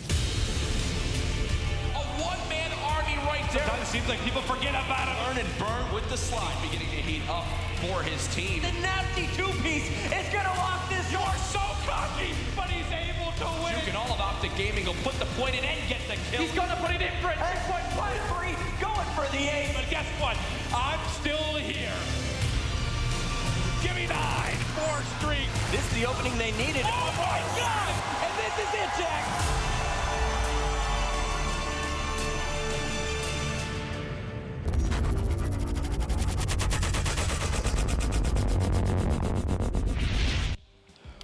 Welcome back to the Stage 1 playoffs of the Call of Duty Global Pro League. It's MLG Prime Time, and up next we have our 2 winners bracket semi-finals. We're kicking things off, of course, with Splyce versus Enigma 6 up on the main stage.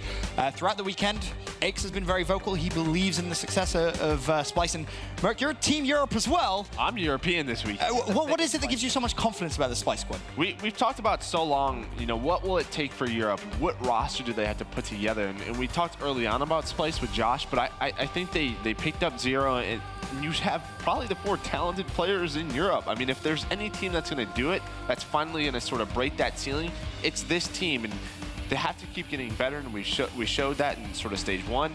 I just think they have a great sort of bracket run where they can easily get into the finals. On the flip side, of course, Enigma 6, they impressed us quite a lot, to be completely honest with you, in their group stages. And then, of course, they come out here, they beat eUnited as well, Teep. I mean, how far can these guys go? Is it crazy that they have a great chance here of maybe making it to the winners bracket final? We haven't really seen this, all 4 players on E6 perform in quite a while now, probably years. And the fact that they're able to do it, you know, Emery's is really the one that was sticking out to me as sort of the weakest player on this team, but he performed so well yesterday in that win over eUnited. So if they can do that again, Splyce needs to be careful. Proofy, throughout your career, you were kind of referred to as maybe one of the best shots in the game for a very, very long time in terms of your assault rifle. General has just showed he has the snapper. This guy's been playing well. Natural snapper. There's only one other person that I know has a snapper like that, and it's Scump. And when I played General, I played like 50 1v1s versus General on AW. I won 0. I messed with his controller. I tried to slap it out of his hand. I tried to do whatever. I'd host. It didn't work. I couldn't beat him in a 1v1. So if General is playing his game that I know he can play, he's going to be a force to reckon with for Splyce. I think General was just listening in there. He's like, yeah. Is he? I love you, General. That was me. I did that to Proof. I did that to you. But in terms of his playstyle, though, Merc, he has been playing phenomenal. But he does need a little bit of support from the rest of the cast. Well, absolutely, and that's what we talked about yesterday. There was a game retaliation Hardpoint. He performed the worst. I mean, and that's when have we said that before? And I think that just takes a lot of pressure off him when those other 3 step up. You know, that makes him feel good because there's not that pressure of I have to drop so many kills or we lose, and that just sort of alleviates a lot of pressure from him. Of course, here's a look at our map set for this one. Teep, I'm going to go to you. Of course, we're looking at that uplink, and we think maybe what, the two best uplink teams in the game going at it on the main stage? Two of the best for sure. Yes, E6 struggled a bit in their uplink yesterday, but it was against eUnited. I think this uplink's going to be one of the decider maps. I think it's going to be 2 and 3 going to be the most important. Throwback, though, I'm full Splyce on that one. I think they're just going to completely take over. They realize how big this match is for top 3. Absolutely, and throwback hardpoint is just, it's the fastest hardpoint. It's running on style, and if Splyce is shooting the way we know they can, it's going to be very hard to stop them because all 4 of them can go off at any point. So again, you're going to look at Proto in general. They have to keep playing big. You're going to look at Cade and Emruiz. Can they step it up, continue what they did yesterday? Well, excited to get this first match of MLG Primetime underway. Splyce versus Enigma 6, map 1, ready to go. We can send it down to our casters for this one. It's Bucket and Momo. Thank you so much, fellas. It is time to party. There is a look at Splyce, Bance, and Zero getting ready for their first hard point. And on the other side of the stage, we have a very tough Enigma 6 squad. Now, Enigma 6, they beat eUnited. They kind of caused the first massive upset that everyone saw on day number 1. eUnited now in the losers bracket staying alive. We'll see them potentially match up against OpTic later in this tournament. But a lot of people are shocked to see Enigma 6 beating eUnited in their best game mode, Hardpoint. Yeah, E6 have really turned up this event. I put them down there alongside EG as that 7th, 8th team. They've turned up, they've showed what they can do, and taking down eUnited in that first initial, winner bracket, it's so big for them. It gives them so much confidence. They have to play one game, they go back to the hotel, they talk about it, good vibes all round, and they come back, and I actually think they'll be thinking, this is a European squad. Splyce, they're a force to be reckoned with, but this is no easy game for either team here. Splyce cannot underestimate E6 and vice versa. For me, though, I gave a little prep talk to Zero. I said, you've got to start strong. I was honest with them. I said, your hard point, you start weak sometimes. Don't let it happen. Don't let it happen. Can't do it again. So we'll keep our eyes on Zero. There's a look at Jerd, one of the oldest veterans from the UK, still playing today. And, as the resident European expert here, give me the official prediction here. How is Splyce going to win? I think this goes a minimum game 4, but I think we're going all the way. I think this is a game 5. I do agree with the boys on the desk, though. I think Hardpoint, it goes in favor of Splyce. I think Splyce, they could lose their first S&D. I think we got a game 5 on our hands by all means, but keep your eyes on individuals such as Jerd. We've talked about General as well. But going into Throwback, Hardpoint, this is where I think Zero, he needs to step it up. He needs to start strong. But on the flip side of things, E6, General, he has to have support. It can't be a one-man army. Repeat yesterday, and I think E6 could be very, very good. Can't wait to see this first game kicking off. Hardpoint on Throwback. This has been such a great map on day number 2. You just saw how close it was between OpTic and Envy. This, for me, it's a toss-up. I don't know how this is going to go down. I'd love to see how Zero opens things up. But we're going to start here with Bance. And Bance, he was on this Splyce squad back when they finished runners-up at the end of 2016 at the Call of Duty Championship. He's retooled this squad, and we'll see what they can do here. Off the gut, you're going to see it's Jerd with the opening 2-piece. Bance is early on a flank. They just want top window control. Yeah, they want control. It's not necessarily all about the points here. Straight away, if you're playing Throwback Hardpoint, you've got to be thinking of that second rotation towards Barn. But right now, Bance jumping on the hill. He's got a couple of, in fact, he's got 1 kill to his name. He's getting a couple of points to go. And the interesting fact about this is the win and loss from OpTic Envy, it was actually decided the biggest difference was on this middle platform hill. So straight away, Splyce are going to hit those double digits, but cast your eyes to the top left. Enigma 6, they're setting up here for that next rotation. Tie score as of now, but that will quickly change. Bance with the 2-piece breaks through the center. Cade is still up top, and you're going to see Mad Cat challenging. Enigma 6 is set up for the barn, though, and it's going to be tough for Splyce to break through. You see player number 1 on your mini-map. That's Bance going all the way across the field. He's going to try and hit at the same time that his 3 teammates will be flooding from the front. Tries to get the pinch, but Cade is there. And now General is picked from the back line as the push comes from Jerd. Jerd gets through the window and will clear out the barn. Emruiz trading out kills, and at the end of it all, it is Splyce coming out on top. Nice push there from Splyce, but the reinforcements all just respawned all around the barn. Absolutely, Emruiz there got given a perfect spawn. Jerd does take him down, and Mad Cat joining the party, but it does go in favor of Enigma 6. Again, this battle back and forth, this could be the difference here. Barn is such an influential hill, but you can see Enigma 6 have full control right now. We'll be moving over to the bike path very, very shortly, but Enigma 6, they're holding strong here. Proto was on a bit of a streak, but no score streaks for him. He's cut down. On board with Cade, who's kind of been the X factor for me. When Cade's playing well, Enigma 6 walks away with wins. You know Proto's going to stay consistent. General has been one of their best players throughout all of group stages.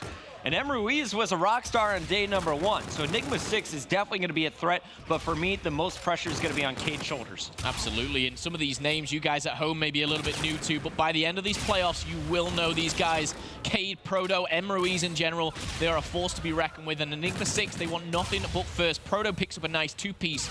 And again, it's that battle for the bike path. Close game, though, so far here, Puckett. It's 6 streak now for 0, 9 and 4, working towards these streaks. Scorchers are just 50 points away. And then he'll have the bombardment. Just a kill and a half. And there you see it. It's all locked in. The single kill gives him all 3 streaks. He drops down. 0 going off here. And this is going to be huge. You talked about how he needs to have a huge start. You got it right now. Yeah, no slow start for 0. He's coming into day 2 ready, and he's winning that championship. They know how much it means to themselves, but to represent Europe, the only team here, is very, very big for them. At the moment, though, they are trailing in points, but those score streaks, you're going to be looking to see them used around the baseball field. Enigma 6, they're backing off. They're trying to get that rotation. They will, but Splyce, they have a few things up there. Their sleeves. Up their sleeves to rain fire down. And that's going to happen right now. We can see the bombardment. That's coming in. 0 back on your screen as it's Enigma 6 set up. Jerd is going to be the first one on attack. Gets a pick somehow. 0's got his back. Proto is going to be cut off, but there's still General in the back line. No one saw him. Just hit, just like we saw Karma doing against Envy. Staying up as the last man, unfortunately, unlike Karma. General, a little too aggressive, gets punished. But it's going back and forth, everyone flooding into the hill. The last man standing at the end of it all is 0, killing Jerd on his way. Yeah, he's taking down everyone right now. He's still got the Scorches available. He's actually close to another Trinity Rocket. He's going to get taken down for that one, but starting very, very strong is 0. The crazy thing is, though, we're still stuck at 65-65, and there's been so much contention going on. We're going to go back to the middle. We'll see how this one separates this, but at the moment, Splyce, they go into the second rotation with a 10-point lead. 10 points, not that big. After a full round of rotations, you're going to see it back to the center of the map as the players are working the perimeter. It's Jerd finding Proto, now looking for more, and up top, he's going to take down M. Ruiz. So all 4 yellow arrows in position. They're setting up now. Jerd is going to watch these top stairs. You had Mad Cat down low, watching the flank, and with Mad Cat falling, Jerd knows not only does he have to get the kill on stairs, he's now got to cover his teammate's position, and Jerd is doing exactly that. A 5 streak, 15-11, while you have 0 at 17-11. These 2 players are going in. I question the Scarab sometimes, but he's used to it there. He does get on the hill. He's doing something for his team whilst he's in that Scarab, and you know what? 0's back beautifully, and Jerd continues the dominance. That's 65-65. Look at this score, ladies and gentlemen. That middle hill has all been Splyce. I can't tell who's screaming in the background. Is that Marty, the Splyce owner, or is that 0 on the main stage? Somebody's getting loud here in the venue.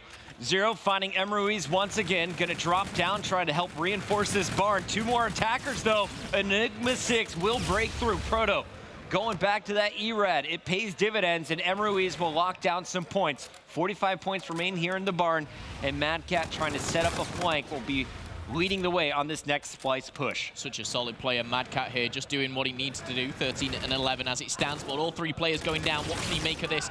Not going to happen. Enigma 6 with a clean sweep, and they're going to reset Splyce all the way over at blue. This is a good start for them, and barn, it's a hill which you can dominate for 40-50 seconds, but Splyce have other ideas. 0 through the front, Jerd round the back, and now Enigma 6, they're going to be under pressure. The numerical disadvantage, but General, once again, we saw it at the baseball field picking up a big double. He's done the same now, but we do see Jerd and the boys of Splyce take control of barn for the last 10 seconds. And now Splyce is trying to pull away. They're building up their biggest lead of the game so far, up by 30 and counting. Proto doing what Proto does best, plays so annoyingly, and you saw the injured Jerd just gets melted at range by the E-Rad. Big double kill there for Proto. Down low, though, it's Splyce set up on the hill. So even though Enigma 6 is in position, Splyce just overpowering them in the middle of the map. One thing to note here as well, 0 using that reactive armor. Bance has got active camo. They've talked about it before the playoffs. 0 came over, he's like, I've been demoted to this reactive armor. Bance has taken control of it, but they've had the talks internally. It's working better for them. We'll keep our eyes out on how 0 and Bance use that. But at the moment, Splyce still in control, 25 seconds, and Mad Cat and 0 trading things out. Now, Proto Proto has a camo as well. We should point that out. Cade has his payload available. And we'll see when does Enigma 6 choose to use theirs, because if they lose control of baseball, which they've been setting up, trying to control the spawns for this whole bike path, I think you need to do something desperate. You can't let this Splyce team run away with game number 1. In first, it's going to be Enigma 6, all 4 blue arrows, set up on the right side of your map. Meanwhile, you're going to see one by one. They're getting picked at the bottom first. It's General to fall. Ruiz staying alive for now, but there's so much pressure. Rocket's coming down from 0, but he's only able to pick up Proto. Fortunately, his teammates do it with the guns, and all 4 are down. Enigma 6 off spawn, Splyce setting up. Yeah, it wouldn't surprise me. Madcat has a Centurion as well to go down. Actually hidden a bit of a late flank coming right behind 2 of them. But Proto and Cade, they're playing phenomenal so far. And again, the trades go down. This time, Enigma 6 should take control of the baseball field. They will do. And there's 25 seconds here. We could see another tie game going into rotation number 3. We talked about the payloads. Proto did burn his camo. Cade still has his payload, and Ruiz is about to unlock his. General, nasty 2 pieces on a 5 streak here. He's playing for streaks now and really needs to stay alive. Even though there's a player in that hard point, he just needs to pick up 2 more kills. There's a player directly behind him. Proto's got his back. He's surviving. And at the end, it's Jerd cutting him short. No streaks to play with here for E6. Yeah, and that was such an important kill. Not that they will know it in-game, but that stops him for streaks. It actually puts a bit of a timer on his reactive armor as well. But going into the 3rd rotation, Splyce, they have about a 20-25 point lead. But Enigma 6, they seem to have found some fire from somewhere. You know, General on a 5 streak as well. Ruiz and Cade, they have their payloads available. This could be a comeback right now. And when you look at Enigma 6, they've been setting up for the barn first each time. They have the Centurion now. That will be huge in the next hill. Jerd battling in the center, though, is going to find 2 players, looking for a 3rd. And it looks like Enigma 6 is trying to stall him out, but Jerd's just coming out hunting. There's no one from E6 in position to trade. They're more worried about the spawns, and once again, Splyce will build up a healthy lead, leading by 25 points going into the barn, and actually it's going to be more than that. No one's even going to look at Jerd, who's just sitting pretty in that hard point. This is the 3rd time Enigma 6 has set up for the barn. They've got it every single time, but the scary thing is, reactives used by General there, but Splyce are about to have 4 payloads available. When they choose to use this, that is obviously questionable, but with a 30-40 point lead right now, they can just hold out. 0 is 34 and 24. He is absolutely gunning down Enigma 6, but they are not going down without a fight. General should be holding this tight, but Splyce, they broke through again, Puckett. We saw such an amazing series from Saints from Luminosity yesterday, but 0 is on pace to put his stats to shame. 35 and 25, working towards that 40 bomb. Jerd inside. When you have a player going off like that, the rest of the game gets easier for everyone else in the lobby. Bance, -10. How often do we see that? But it doesn't even matter. He still has the camo for these later hard points as well if it gets dire. And at this point, it looks like Enigma 6 has no answer. One by one, they're running into crosshairs. Yeah, and the storyline going into this was Enigma 6 beat eUnited on the hard points. What does this tell you? Is this Splyce just showing their dominance in this respawn game mode? I think so. They've got all their payloads to play with, and the scary thing is 0 is gunning, still at +10. For me, Cade and Ruiz, they need to step it up at the close quarter section. Cade negative. He was our X factor coming into the hard point. Picks up the kill on Madcat. General blows himself up with a Scarab, so 2 down. Here comes Bance, though. Bance trading out. The bike path in control currently of Enigma 6. They are down big. We're down to the final 27 points required for Splyce to take game number 1. They have to challenge every single hill if you're Enigma 6. That's a good start for Enigma 6. They've got to get this 22 seconds and they've got to get that rotation, but you've got to look at the payloads from Splyce. This is Splyce's game to throw away right now. They have this almost in the bag, but with 25 seconds still to go, Enigma 6 are definitely not out of it. Jerd's got his FTL use, and to be honest, he's by all means, for me, a top 3 player with that. The stuff he pulls out is kind of incredible. But going into this one, we'll have to wait and see. Centurion is down, so Ruiz threw that down. You saw a very nice push by Cade. He cleared out a lot of the players over at baseball. Enigma 6 did everything perfectly in the last minute. And now you're going to see these streaks coming down. The score streaks and payloads will all be used by Splyce. Yeah, Bance just used his camo there, and that got burned instantly. I think it was by a teammate, but Jerd and 0, they combine for the triple. They have control. There's one play behind, it's Cade. He does have a payload, but no, taken down by 0, and now 15 seconds to go. These next gunfights could be crucial. 0's used his reactive. He picks up 1. Bance trades this out, and you know what? This could be the end, Puckett. Jared's got the FTL jump to push forward if needed as well, but I think he's just going to sit back behind this cover and lay down some laser beams. Jared is going to fall. General and M. Ruiz coming through, and General on the back end causing problems. It's a 1v1, 0 going up against Proto here for the hardpoint control, and it looks like Proto's going to win this fight. They only need 3 points. Splyce battling inside his Jared, and that is going to do it. 250 to 212. All of Splyce reinforcing, 0 buying him some time. And the team just looked in a better position, winning the slaying battle. And you saw the teamwork coming in at the end. Yeah, I tell you what, I didn't know if someone, I told him, you know, don't have a slow start. I didn't think it'd have that effect on him. And by all means, I'm taking no credit. 0 was on fire. You're a good coach, that game. But, I mean, if it's that simple just to say 0, don't start slow. And you go, oh, okay, yeah, I'll do that. Great start for 0 and the boys, but I will say, I think Enigma 6, they all had their moments, but it was not the same Enigma 6 against eUnited where all 4 were firing on all cylinders. They need to get on the same page right now. M. Ruiz was just going off in the hard points yesterday. Today, he's almost even, so he's very close. Cade was kind of the difference maker. Before he kind of lit up in the last minute and a half, he was -8, -10 at times. But I think we need to see Proto. We need to see a little bit more out of General as well. We saw him playing his life, but no one was stopping the points being scored by Splyce. Got to be a little bit more objective-minded moving forward. I have to agree, and when you've got players hitting 75 interactions in a hard point, it's very tough to beat. It really, really is. But going into the next map, Search and Destroy, this is where, you know, I do worry for Splyce a little bit there. Search and Destroy has been so hit and miss. I'd like to think that they've got a little bit better on this and they've worked on their strategy. But I said yesterday, Splyce would have done their homework on EG. You know, they took them down, and it showed. They were playing different on Crusher. I don't think that they'll have looked into Enigma 6 as much. I don't think they'll have expected to see Enigma 6 in the semifinals, but we'll have to wait and see. So talk to me a little bit about these Splyce guys. Jared, Madcat, the veterans. You got kind of the young upstarts in 0 and Bance now, who are the new bloods over in the UK.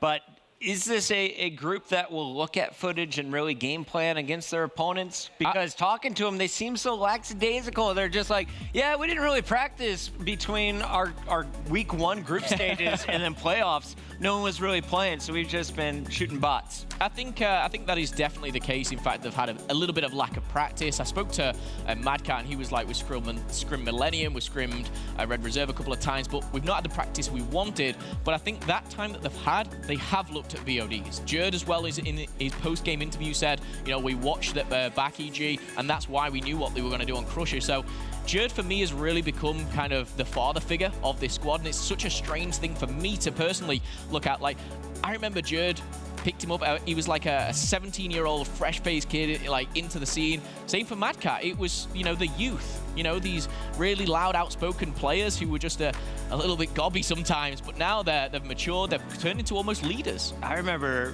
chubby Jared, pre-tattoos, looked like he was afraid to talk to ladies. Today, he's doing quite well for himself, especially in this series. 1-0, Jared going in hot in the hardpoint throwback, but it's 0 who stole the show. Search and Destroy, this is a totally different game mode, though, and we're going to breakout for game number 2.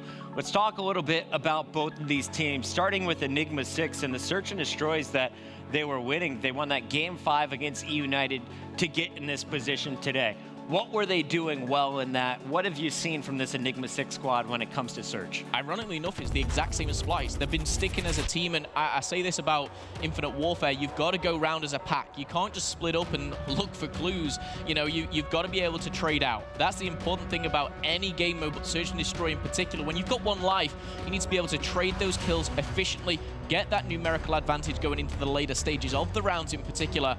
And I think that's what both teams did so well. You know, Splyce, they don't leave each other's side. But Enigma 6, it was good to see kind of Cade always going for those trades. Cade and M. Ruiz really work well together, I feel. But honestly, Enigma 6, they've been teaming for a very long time. Changes here and there. But apart from that, we're going to go into this. And this is where I think Splyce may have a little bit more of a difficult time. Here we go. First round of Search and Destroy. You've seen how fast it can be over at the A-bomb site. The ERAD's massive impact. at the short range. Over at the top of the map, you'll see a lot more long-range gunfights, and early on, it's Cade drawing first blood. Proto's gonna pick up the second and third kills coming in now from M. Ruiz, all 4 dropping just like that. Yeah, Splyce walked into almost a trap. They got pinched in, nowhere to go. And as you can see here, they were all over that loading bay area, nowhere to go, and perfectly pinched there, coming in from Enigma 6. Now they'll be on the attack. I'm really interested to see how Enigma 6 play this on the offense. You know, are they a team that just bombards that loading bay like a lot of teams do, or do they strategically go to B, play a little bit of a slower round?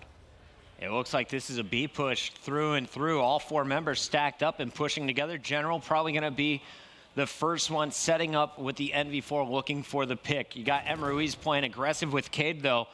You see the wall run coming through. The bomb carrier is going to sneak in on the flank while you see the push coming. It's General with first blood, Mad Cat down. So man advantage to Enigma 6, but they got to look out for the push on the back end. The flank coming through hot from Jordan Bance. This is Enigma 6 sticking together. However, they may be pinched themselves right now. We've got one player, Zero, going right round the back. He's going to take down General off our screens, but now a 2v2. Bance and Jerd going at it, and now Cade and Proto, they need to defense. In this 2v2, it's just been a split from 2 directions, and now everyone is eliminated one by one.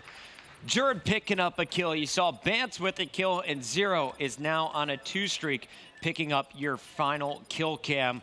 After that defuse, it's going to be tied up 1 apiece. Interesting play from Splyce as well. As soon as they recognized that the push was going from B, they hit 2 on the flank instantly, and Zero really slowed the pace down. He waited for his team to hit that flank. I think that was well timed from the boys of Splyce, and Enigma 6, I think they were just, you know, getting fired from 3 different angles. And if Zero doesn't get the kill in the back, then you're able to focus down Jerd and Bance in the 3v2. Instead, Zero opens things up after they lost Mad Cat early. So nice round from Splyce. Can they convert it into points on the attack, though? Bance opening it up with an E-Rad short range. Proto didn't see that one coming. Now Mad Cat's got his back, takes out Cade. And Bance is going to be checking every corner as this 4-man crew is running together. General trades out 1v1, but it's a 3 versus 1 now, as M. Ruiz is the last one standing for Enigma 6. Just like that, General got that first kill for his squad, but straight away, Jerd was in his face. You can take down 1, but 2 isn't going to happen. And Splyce, again, they trade out efficiently. But interestingly enough, that's the first offense win here for Splyce, but it was that first kill from Bance. He spotted him going in, read that from the first round himself. Because they went into loading bay initially and they got gunned from either side. It's like, I think they're going middle and they're starting to read and understand how each other are playing. Enigma 6 kind of spread themselves out a little bit too much, and that's the problem we've seen from them. If you watch the group stages on this map, normally they would always send M. Ruiz in that place Proto was in on defense. It didn't work out for Proto that round. It never worked out for M. Ruiz throughout their group. They need to fix that moving forward. But here on the attack, Proto draws first blood. Bance finds 2, though, to trade it right back. It's 3-on-2 in favor of Splyce. Yeah, Mad Cat's just called out 2 of them under fire. We're hopefully going to see a trade. Not going to happen. Great stuff for Enigma 6 to pick 1 and stay alive. And now they're actually coming back to try and track down Bance. But little do they know, Bance has dipped out of there. It's going to be a 2v2, though.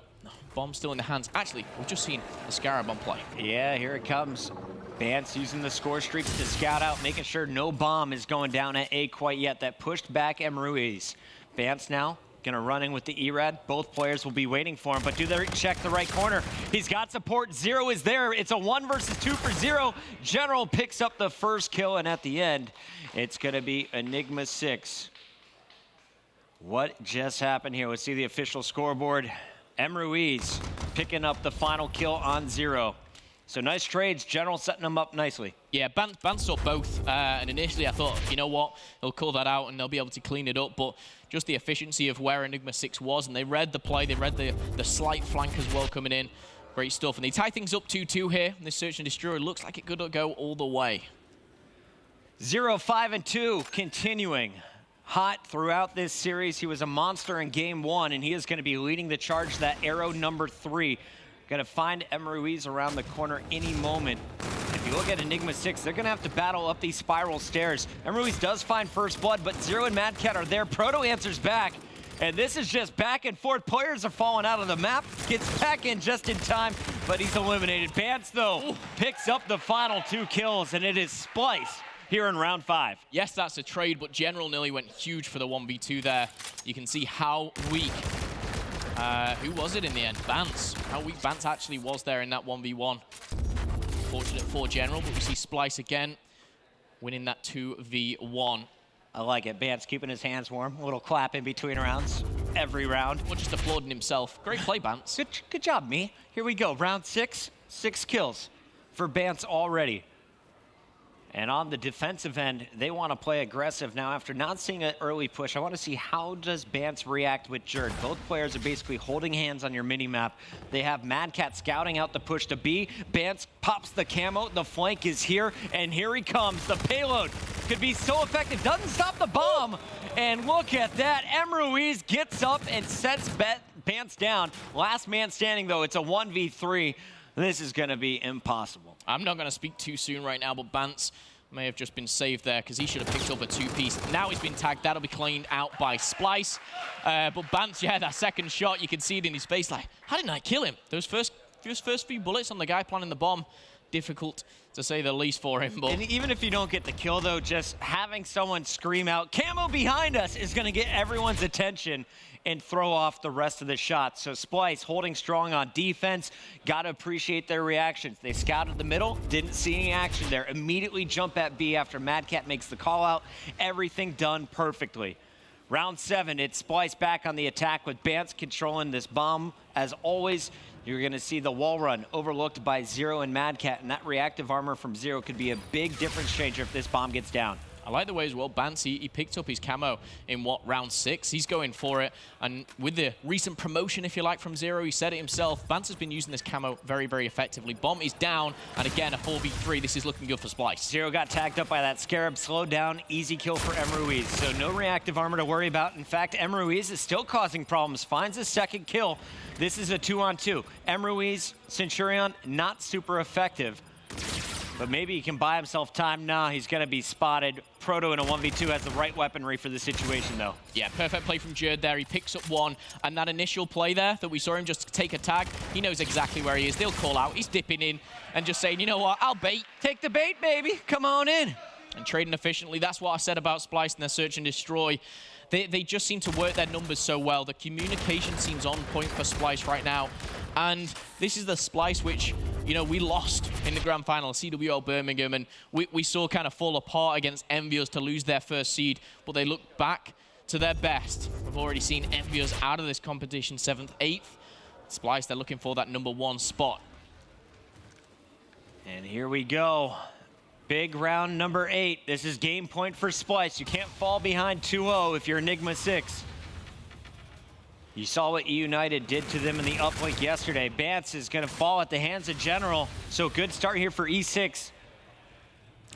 Questionable play from Bance there. The one thing that I've said about Splyce, they've stuck together, and really that's where he kind of just went off on his lonesome, bit of a lone wolf act. But we do see it traded down now to a 2v2.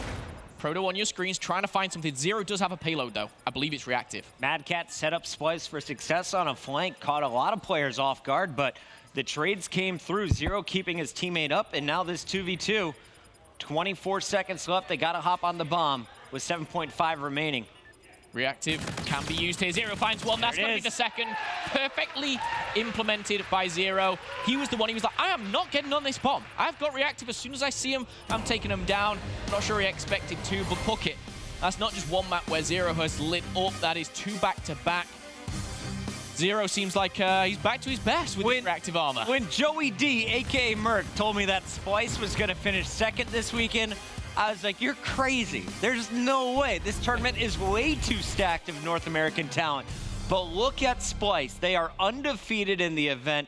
5-0 to open things up after dispatching Evil Geniuses. They are now on match point after a perfect start to this best of 5. Yeah, great stuff from Splyce. You said before, you know, they were the only team yesterday to pick up a 3-0. They're going into this 2-0 as well. However, they're a very strong uplink squad, but so are Enigma 6. That's the dangerous thing. I've been waiting for this since yesterday. I knew that these two teams obviously playing this uplink. It's going to be tooth and nail, and it's not Frost. I think Splyce, they're a phenomenal Frost uplink team. Going into Precinct, I honestly think I favor Enigma 6. I hope so. I would love to see this one go 5 games, but we are on the verge of seeing another European sweep. Will they make it happen? Don't go anywhere. When we come back, we got game number 3 for you. Splyce leads E6 2-0.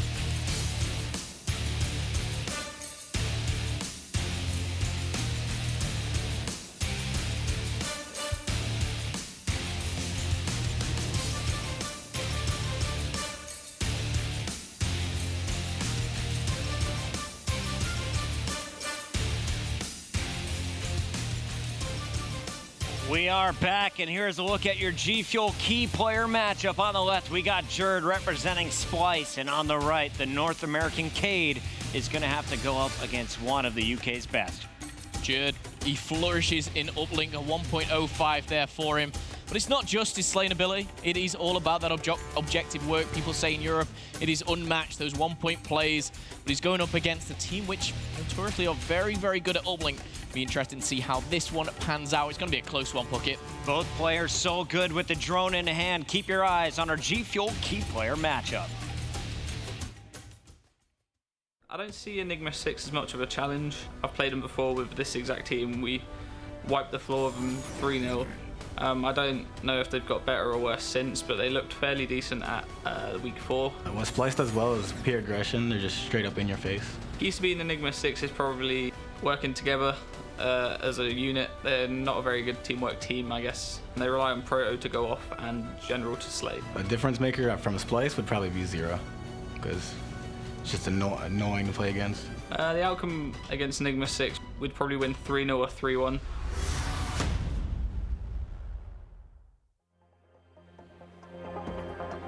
Splyce is up 2-0. Enigma 6 needs to start the reverse sweep right here if they want to make it to the winners bracket finals.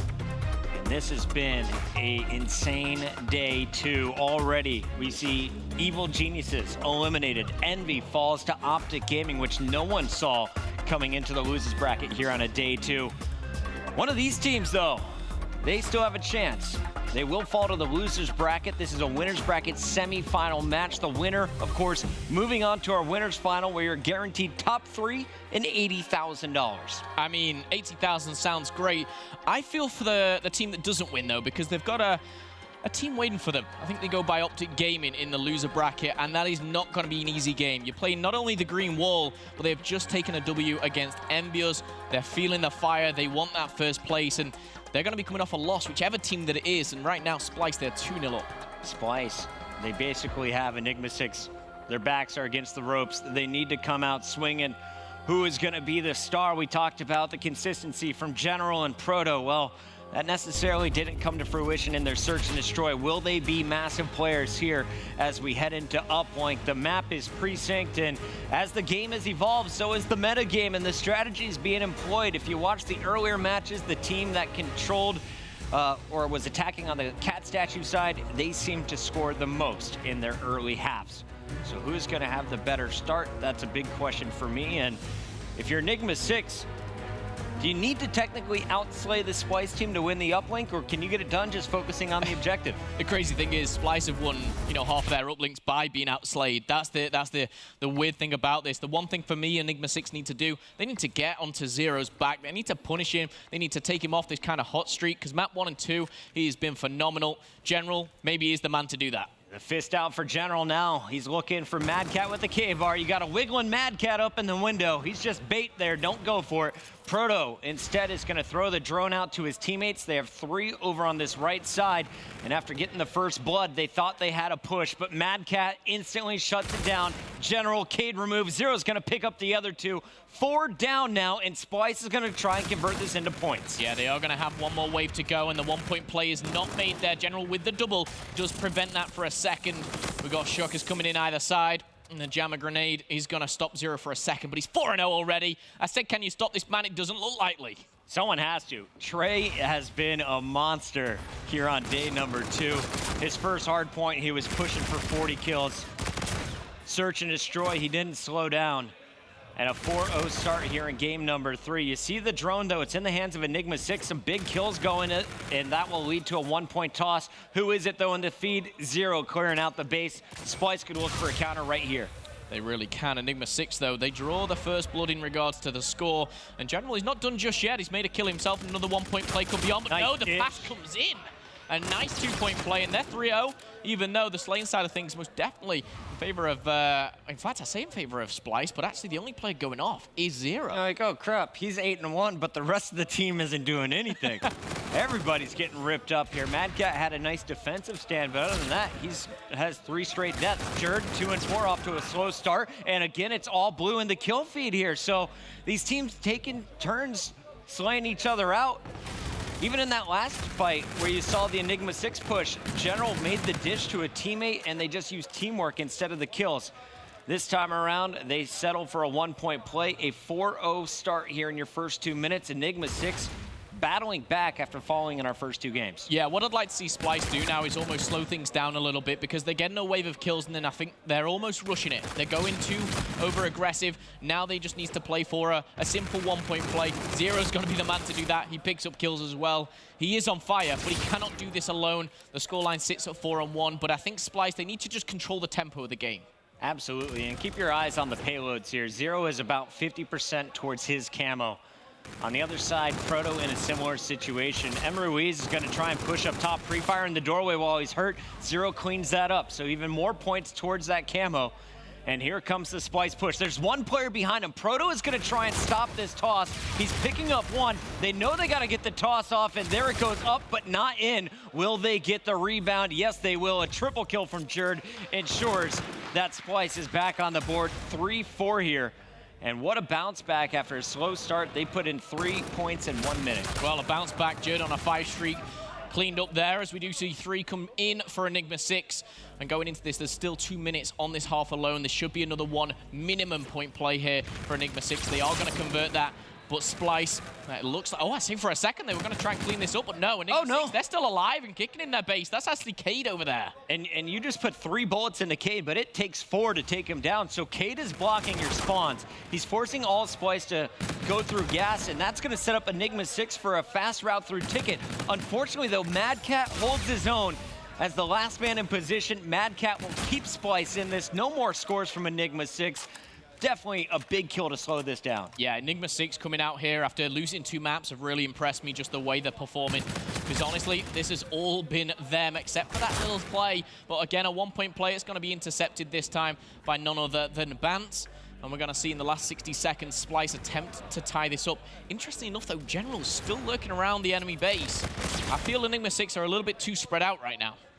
This is something we've seen from them in the past, and it can pay off because they sit in weird corners. They catch you off guard. Just frustrating to play against. But Zero, he is going to gun down General, so no one behind them.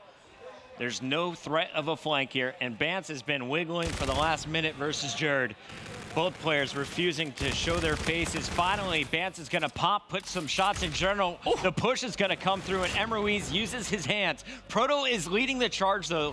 He has been on top of the leaderboard in terms of kills, and he is going to clear the way. General getting the big shots there on Zero to stop the interception. 6-3, and we have 20 seconds to go here in our first half. Yeah, Proto has had an absolute beast of a slaying side, but the objective, it's come from Ruiz and Cade. They've been the one putting the points together with 10 seconds left. It looks like we're going into the half with Enigma 6 in the lead of 3, but Ruiz trying to make one last play. Don't think it's going to happen as it is shut down. Zero, he needs some help. He really does. So the kills are about even. I just did some quick math. It's a kill or 2 going either direction. But you look at how this first half played out. Proto did his job. He got the kills with the ERAD. He led the charges. The most impressive play for me, though, was even though they were down a man on a push, Enigma 6 got 3 kills. They all pushed gas side. And then the dish from General to Cade in the middle of all that gunfire, Cade slips by 2 people and is able to get the dunk in. That's kind of been the separation in our first half. Enigma 6 making the teamwork pay off here in Uplink. Yeah, and I talk about interactions a lot of Call of Duty. And you know what? With Zero leading with 33, it's so much more than anyone. He's just seen so much more of the action. However, Enigma 6, they start strong again. This is the Uplink team that we know and love from Enigma 6. They're pushing it forward. They're trying to take this to a game 4 here. There's a long time left to go in this half. And here comes Splyce. Ruiz is going to find one. Doesn't get the second. Bance jumps right back out and punishes. So good, clean trade coming off of the respawn here for Splyce. Bance just dodging around, trying to buy time. Proto looking to hunt him, and Bance has the better ERAD this fight. 2 more players to beat, though. Putting shots in. He's going to finish off the kill on Cade. Look out for Bance, ladies and gentlemen. A 5 streak. The tall one coming to life. Yeah, really stepping it up here in the second side with 4 minutes left. The drone really hasn't moved in these 60 seconds, but Splyce, they're just trying to get that map control. Enigma 6 putting up a fight. They're going toe-to-toe with them, but it's all around this statue, all around Cad and Splyce with a nice big double there. Maybe this is the start of something, but look at the drone, Puggy. It's in the hands of Enigma 6. Yeah, and you need Bance to play much faster. He was the flanker there looking for Cade. He's got teammates in position, though, and now Bance can actually become a lead blocker. Jerd is going to be rotating around. Actually dishes it to Bance, who's going to go for the clean 1 point. I like the safe play. The toss will make this a one-possession game. And now working towards those payloads we are going to see in the second side. Big double for Madcap, but a triple for Splyce as the pressure is starting to be put on the back foot of Enigma 6. They're going to have to rotate. They're going to have to decide, do they go back? Do they overextend? Because this drone is coming for more. Splyce are not done yet. Madcat surviving that long bought them time to go for a second push here. And even though they missed the toss, Zero's going to pick up both kills, and the dunk comes flying through. What a second half so far from Splyce. Their 3-point deficit now gone. It is all tied up with 3 minutes to go, and they have control of their opponent's base. This is the third straight push, and this is another dunk if Zero can get to the drone. Zero has not died in over 60 seconds, I believe. He's playing the best Call of Duty he has been since the CWL in London, and he said that himself. I'm having the time of my life out here in playoffs. He just burned his reactive armor, though, Puckett. That could come back to bite his butt. And you know, I said Zero's got to get to the drone. It was actually Madcap, player number 4, that was just fumbling around the minimap. Couldn't track it down. That 5 seconds wasted led to Enigma 6 getting into position on defense and slowing down Splyce. Now Enigma 6 has retaken control of their base.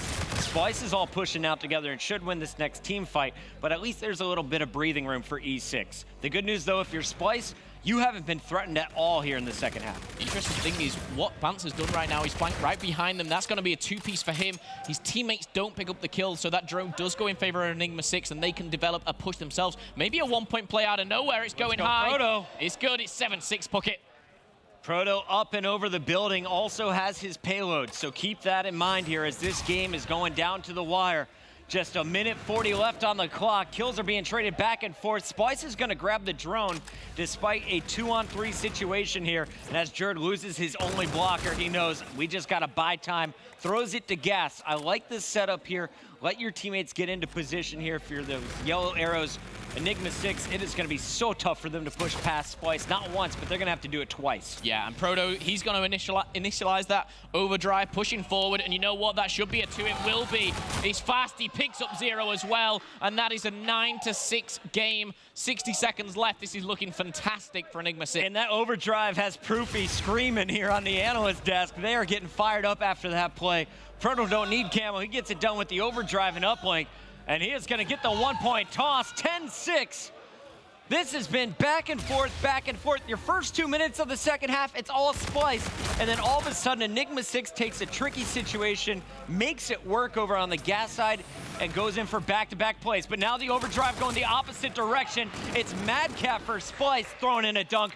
34 seconds, and this is a single possession game. Trinity rockets have been used, and not one kill's come out of them. There's the first. Proto picks that up, and the drone is in the hands of Bance. Bance actually has the camo. He was promoted for the one reason. He's got to use this. He's got to utilize it, but no, it goes down. Kate's going to have it, and that camo's wasted. 16 seconds left, though. All you got to do is get the kills, and it's not going to happen. 3-on-2, make it 3-on-0. Enigma 6 stalling him out at the cat statue. No need for a reset. They've got this one locked up. What an uplink, though. Give it up for both teams. Enigma 6 showing how strong they are. Bance, that camo at the end, that could have been the difference maker. He decides to go up into the building. It doesn't work out for him. He had 3 options, but I've got to say, Zero, again, third map back-to-back, playing the best Call of Duty I've ever seen him play. Bance will be frustrated with that. Zero sharing his water as well, making sure Madcat's hydrated. What a teammate in this series. Well, I want whatever Zero's drinking as well. Like, he's going off right now. But that's what I expected from these 2 teams in Uplink. 2 of the best teams in the world playing their favorite game mode, their best game mode, going head-to-head. And Splyce, they were 4 points down with like 50 seconds to go, but they didn't just sit back and think, okay, let's think about map 4. They went for it. The payloads were available. They could have tied that series up. It's great to talk with these teams and just talk about their strengths and weaknesses. I was talking with Splyce. They said our best game mode's Hardpoint. Statistically, it points towards their Uplink. Yeah. Enigma 6, you'd say Uplink's their best game mode, but yet they got blown out in that versus eUnited and won the Hardpoints. This weekend is just crazy. I never know what's going to happen, but I do know we are in for a treat as long as Enigma 6 keeps up that teamwork that we just saw in game number 3. Leading into breakout, it's going to be all about rotations. Proto has been playing incredible. He got that team off to a hot start. The ERAD can do so much work on this map at short range. In general, you saw him at the end. He started to heat up again with the NV4 and the K-bar. So look at these two players on the far left. The hill work should be done by these two, Cade and Emruiz. Well, it'll be interesting going into our 4th map. Of course, Hardpoint breakout. European teams, they were notorious for being pretty poor. You know, Splyce, we're talking 3-4 months ago, you know, they were in positions where they were scoring only 20 points against the likes of FaZe. They have put a lot of time into this map and this game mode. You can see their game mode has improved dramatically, but Breakout, it's one of those iffy maps. I'd like to think Splyce and the likes of Madcat has really stepped up kind of the rotations, when to push, when not to push, but they definitely have their work cut out here against Enigma 6. And I will give credit to Splyce. They were kind of the first European team to really fix their breakout hardpoint game. Yeah. You saw them rebound very quickly. They looked solid in that game mode back at Dallas. We didn't see him play it too often in the group stages, but Splyce is no slouch on this map. I think that the European team struggling on this is a myth when you're trying to put Splyce in that group. Maybe Red Reserve, Elevate, yeah, those guys struggle on this map, but I don't think Splyce has that problem anymore. On the other side for Enigma 6, what went wrong for you on throwback? Because clearly, Zero had a great game, but things weren't going your way. Yeah, I think General definitely wasn't that snapper that Proofy described, the one that could just kind of win every gunfight. He was struggling. He was coming up into a lot of battles which were 2v1, and that's what Splyce do. And at Enigma 6, they need to read that, and they need to almost just adapt a little bit here, because Enigma 6, they can't just brute force their way through a Splyce defense. They need to work it strategically. If they do, one thing I've noticed from Enigma 6, they've been able to hold the hills quite well. They were good on holding Barn. They were actually pretty great as well at holding the back path, but we're going into Breakout, and I think this is a map which, you know, can be very, very punishing. We've seen teams get absolutely destroyed. I mean, even at this tournament, I think it was EG who kind of just got stomped and pushed out. It's difficult to watch, but it's not uncommon. Enigma 6, they are great at getting spawns, but not getting kills, says Patrick Price. He wants the world to know that they're setting up properly, but they're not able to slay, and I think that's kind of been the issue for them throughout this series. You got to keep up with the likes of Zero and Jerd, who took over the first hard point. Here we go, though. We're going to be opening things up, and a fun fact here, just sent in by our stats team, Splyce has not lost at all in Stage 1 after winning the first hard point. So they're the favorite to seal the deal right here in game number 4, or even game number 5 if it goes the distance. And off the break, it's going to be Cade with first 2 kills. We talked about the X factor for game 1. He didn't show up. What a start here to game number 2. Finally, Jerd tracks him down. Yeah, Jerd staying alive for an extra few seconds there, definitely helping them. But we're going to see that set up from Enigma 6, and they're pushing out Madcat. He's going to draw blood onto Proto. But this initial hill is not something that you're wanting to really go for. You know, sometimes you will see that trade out. But ironically enough, you can score a 30, 25-point lead off that middle central hardpoint. We got to hear the comms here for Enigma 6. They had a great start, but Splyce is now battling back, and they have the position for the new hard point. So let's crank up our headphones with E6 and figure out how they plan to break through. I don't see Sparrow. Yeah, he's in mid bay. He's in mid bay. Going the far back. Mid bay. Mid bay. Let's go, Nick. Yeah, we're all in the back, kid. We have to stay alive. Wait for us. Stay alive. Stay alive. Yeah, just play your life. Go back left. He went inside. I don't see him. 2 shots inside. I'm leaving you. He naded me. Yeah, only one hill. Charge in there. Yo, I'm pushing him from middle. Waiting for this kid in the back. I spawned out. There's one front. Yo, middle. He's green truck dead. Push my left side. He's in the back though. He's still in the back. There's 2 in the hill, dude. There's one in the back, one right there.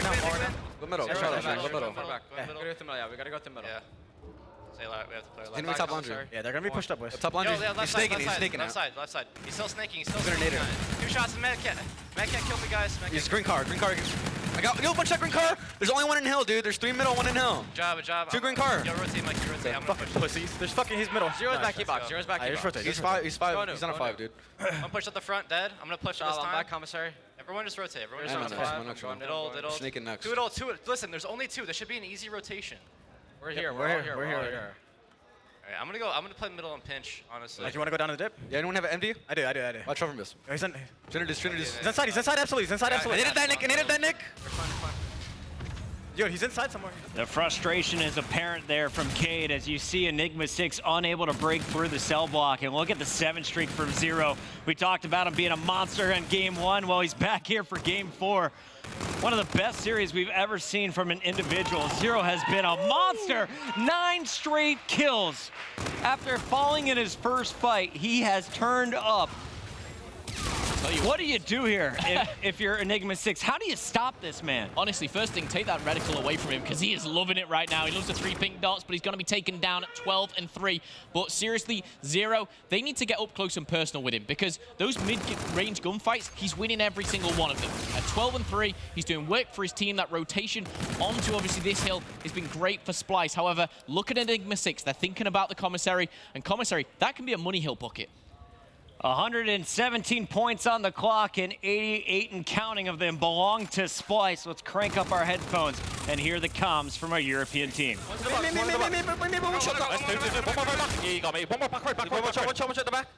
the right side of it. There's only one hill. Let's go hill. Responding close. I'll pick up mid. Push out the back, one shot. One shot inside. He's going mid. Nice mid. Weak mid. Stay alive. Check it. Check one shot. Watch the back. He pushed that back. One check in still. They're gonna be back. Could be on the wall. We're coming Warren. Back. Nice. One more back. Let's go. Oh my god! Nice. I got flank a bit showers. Hold mid. One's mid ready, mid still. I'm playing. Hold about. One shot mid, pro. Check it close.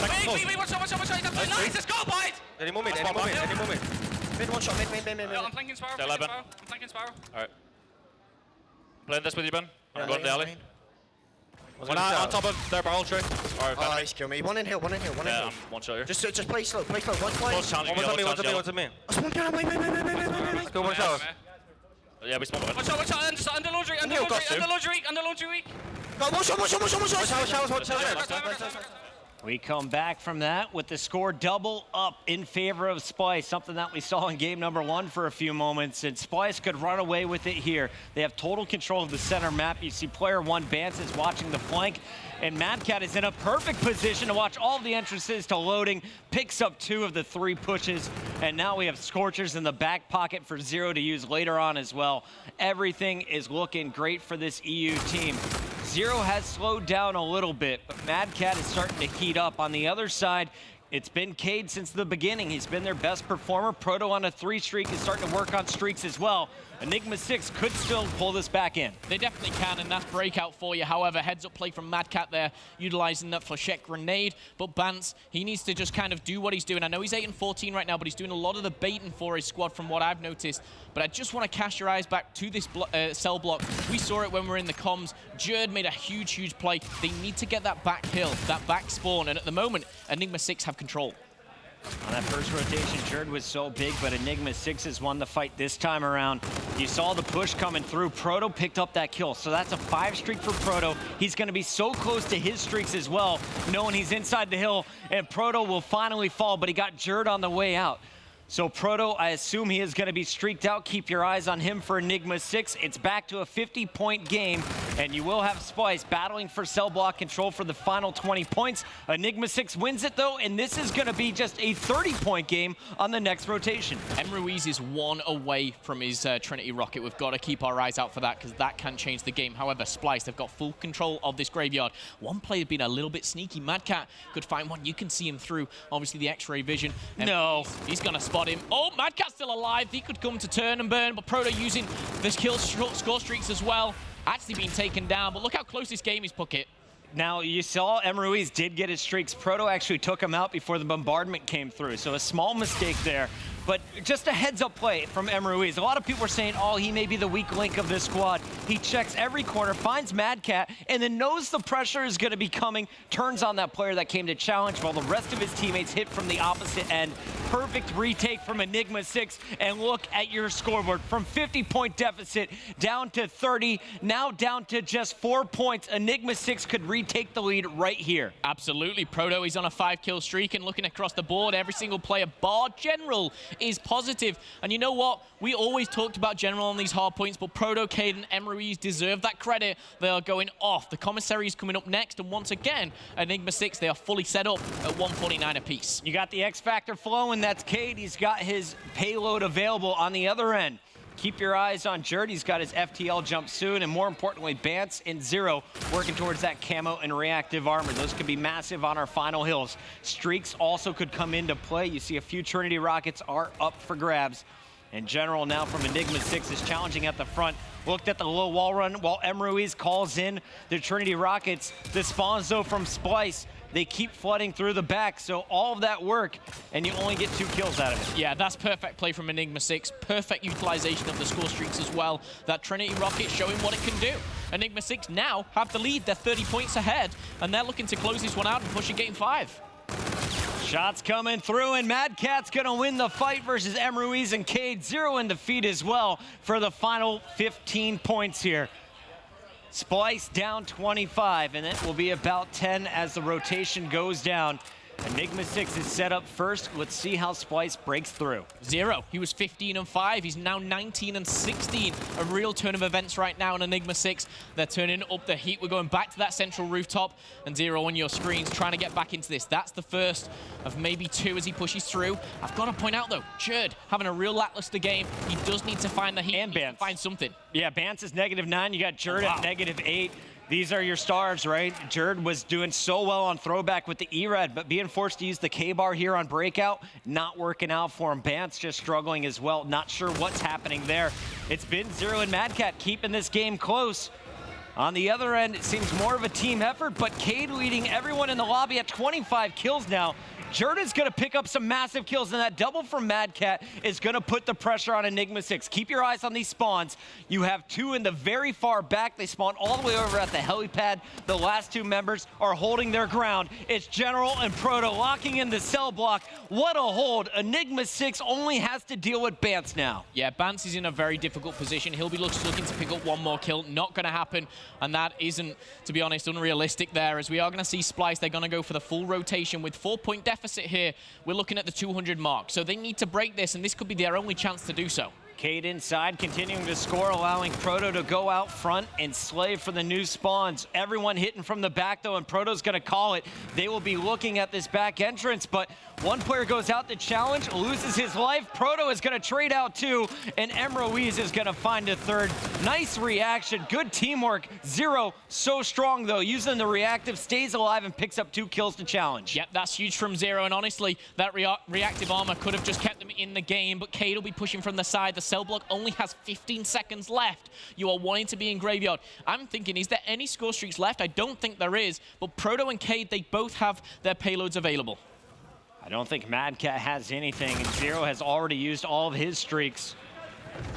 Over on the other end, Camo Proto could cause problems. Wins the first gunfight against Bance, waiting for his health to come back. And look at the perfect shots. Proofy throwing his hands up in the air saying, what just happened, son? Gets melted. Enigma 6 down 2 games, battles back in Uplink, and now they are 12 points away from stealing the Hardpoint. Yep, and that's a camo play that only picks up 1. Splyce need to get in there. They need to do it now. Cade and Proto jumping in the mix. It's going to be contested. FTL coming in as well, but no, Splyce actually get the better of that, and there's 30 seconds still left on this bucket. They still can do it. Absolutely, if they get Zero down, that is the question. It's not happening here. Splyce staying up, 20 points to gather, but your opponent only needs 4. So how do you push without giving up your hill on this hard point? They just push through. They have to dedicate themselves with 4 points left. We can see Mad Cat and Bance going around the back. There's 2 people on it. It's General, and I believe Ruiz. These next couple of kills can win the game. Mad Cat's got Centurion, but they've got to go now. Jerd's got to get in there. He's pushing from the front. They're contesting. 248, and those kills will keep it. 248, 234. The spawns, though. Enjoy them. Enigma 6 gets in. Cade slides into the hill to finish off game number 4. And this is exactly what we saw against eUnited yesterday. You fall down 2-1 early on, and then you win game 4 and 5. Can Enigma 6 make it back-to-back series and cause the upset again? They most definitely can. And you know what? When you've got a team on fire who wins an Uplink in that fashion and a Hardpoint in that fashion, they have the momentum. They have everything going for them right now. And just one map away is a top 3 finish, a winner bracket, final position. And they'll be the first to get there as well. Splyce, though, they have to regain. And for me, Zero, he played 3.5 maps perfectly. We got Grandma being FaceTimed over there for General, cheering him on. We got a big game number 5 coming up next, but we got to talk about the stats. Producer, give me those one more time. Cade leading the way from the very beginning in that game number 4 for Enigma 6. He is going to drop the big numbers on the other end for Splyce. You saw the hot start from Zero, but he kind of fell apart. Yeah, Zero at one point, he was 15 and 5. He was triple positive, and then he was something like 19 and 16. You know, to kind of go on that streak of a 3-11 streak mid-game, that is not what you want to do. He'll be a little bit disappointed and frustrated with himself on that one, but going into a game 5, this is where sometimes Splyce can flourish. They can go into this and, you know, just kind of run away with it, but I've seen the opposite. I've seen them crumble under the pressure. And talk about pressure, we're at the 3rd biggest Call of Duty tournament ever. We've got $500,000 on the line here. This is just a little step behind COD Champs. Just behind COD Champs. It's definitely the biggest event we have seen so far this year, and it is going to be a massive finish. We're still in the winner's semifinals, and a game 5 will determine which of these two teams is going to lock in a top 3 finish guaranteed here at Stage 1.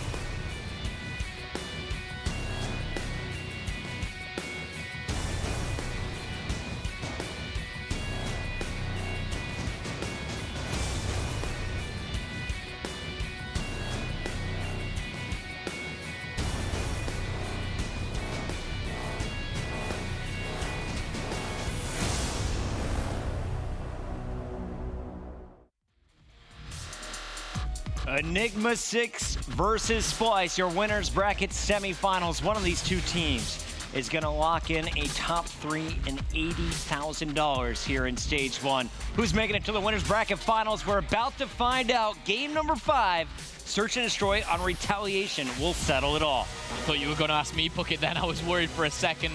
These teams have been going tooth and nail, back to back here. 2 for Splyce, 2 for E6. And now we come down to Search and Destroy on Retaliation.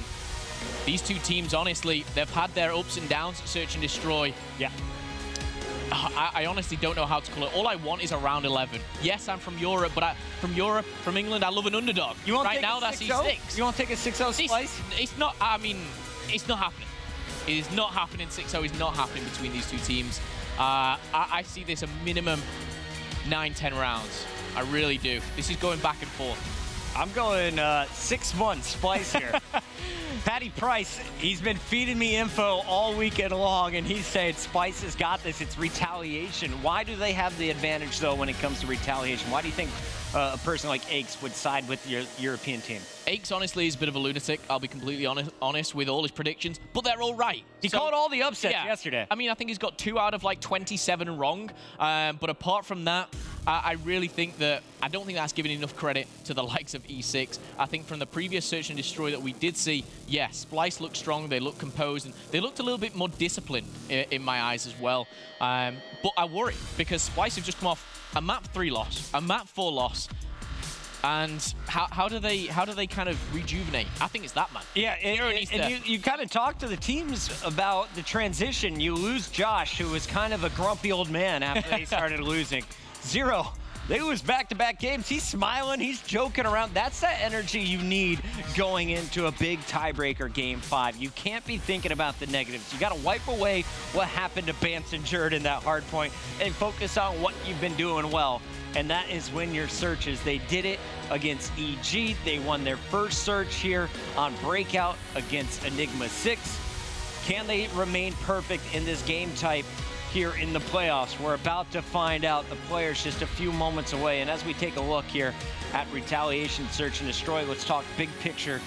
Where is the easier bomb site to plant? Where are the teams going to favor after kind of the spawns have been switched up midway through the season? I'm glad you talked about the spawns because that does change things a lot. We saw notoriously everyone pushing to that bottom market bomb, you know, 8-9 times out of 10. But Splyce were always the team at that point to change things up and go to the bridge bomb. Now, honestly, I see this as kind of a 50-50. I don't think there's anything in Splyce's book that's going to surprise me too much. But Enigma 6, I can't remember the last time I saw Enigma 6 play on this map, Retail S&D, so I'm trying to wrap my brains and think of something here, but I will be looking for their assault rifle players because you're going to have those long gun engagements. Jerd, though, watch for Jerd rushing through the middle and taking one as the first blood. Retail S&D, though, I'm glad we're seeing it in the rotation. It's my personal favorite. And before the spawn update, this was Enigma 6's best S&D map. Last time we watched them on this game type, though, they seemed a little thrown off by the defensive timing. Not used to it. You know they've been putting in the practice, though. Out of all the teams, Enigma 6 is always one of the first to be in the back, to be warming up. Man, these guys yell and get fired up during bot killing sessions. So you know they're going to be bringing the energy into this game 5. And that's a team that comes into this as maybe the predicted 7th, 8th team, you know, when you look at this. But they're gunning for a top 3 position right now, and we're getting into it, Puckett. Here we go. Enigma 6 Splyce, your winners bracket semifinals. This is game 5 in the best of 5 series, and we're going to be starting things off with Jerd. You talked about, don't be surprised to see him run in and challenge for a first blood. He is going to put some early shots down, but it's Bance in the kill feed first. Jerd finds Proto just traveling around the map, and this is going to lead to a wide open bomb site here at B at the lower street. You still have the flank being watched by Mad Cat, 2 players defending the bomb planter. I'm not sure exactly what Proto was doing there or how he got there, but right now the bomb goes down at 4v2. This is Splyce's round. If Emery's and Cade pull off something special here, by all means, it'll be fantastic, but Splyce should be able to close things and trade things out. Nice grenade there, and Team Shooting will pick up the first. Clever play by Ruiz. Absolutely. Don't need to jump out there and challenge. No need to fly through the air. Take your time and hit the shots. Almost outgunned Zero, but then the windmill came on shots 5 and 6. Zero punishes him, and that is the round. good patience, though. You saw Jerd showing himself early. He backs down, and you see the help coming through as Zero picks up both of the last 2 kills. I thought Zero was done by the first, let alone picking up the double there, but he is the man that's screaming on the stage, and, you know, that used to be Josh. What you said about it, how replacing him with this kind of young, very hungry player is going to change the kind of atmosphere in that camp, but Zero has been on fire all series long. Game 5, though, this looks a little bit different. And we are showing you Zero's position on defense. He's just going to sit back and watch the flank because Enigma 6, they're taking this one to the top of the map over at A. As I say that, you see General leading the charge. M. Ruiz will get first blood, so man advantage to Enigma 6. And that bomb, they totally bamboozled Splyce. They're on the opposite side of the map. The bomb is going down. M. Ruiz continues to pick up kills. He's finally traded out.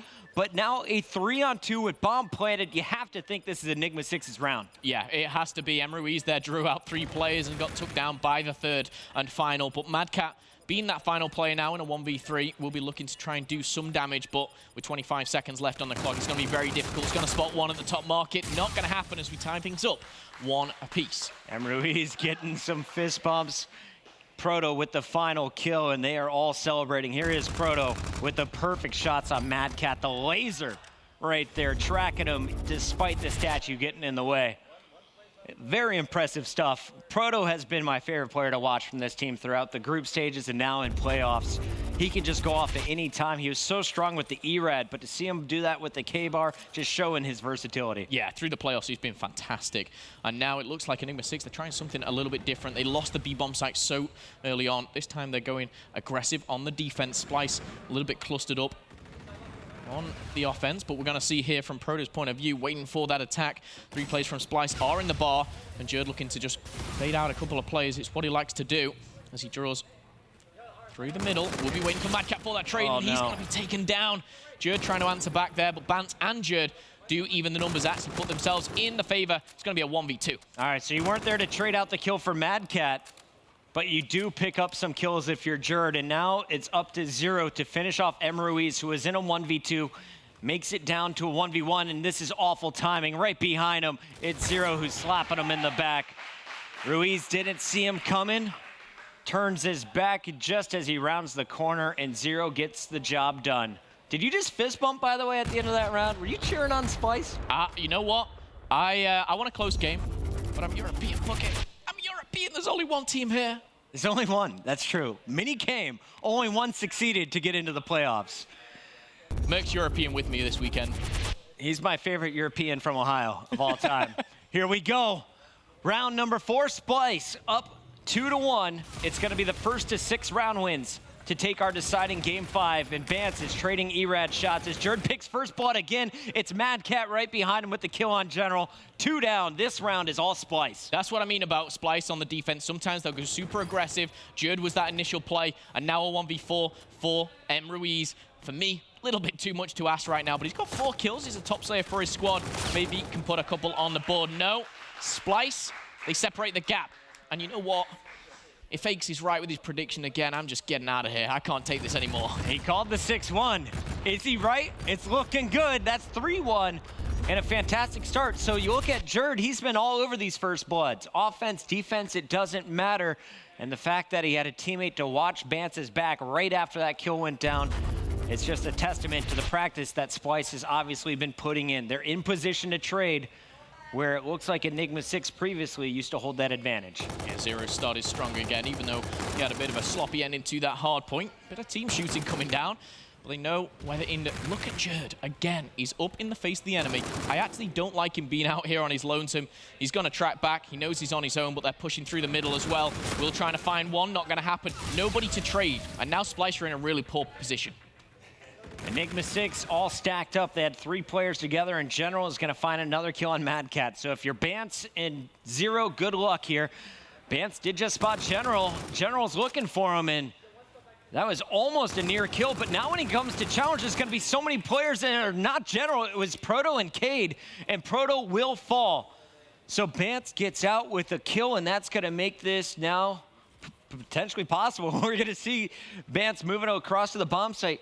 But look where Zero's at. He's all the way across the map. There is no way that they can work together now. Yeah, they're trying to play the split game, and you know what? That's a 2v2. Bance is absolutely insane for what he's doing here, but it's worked time and time again.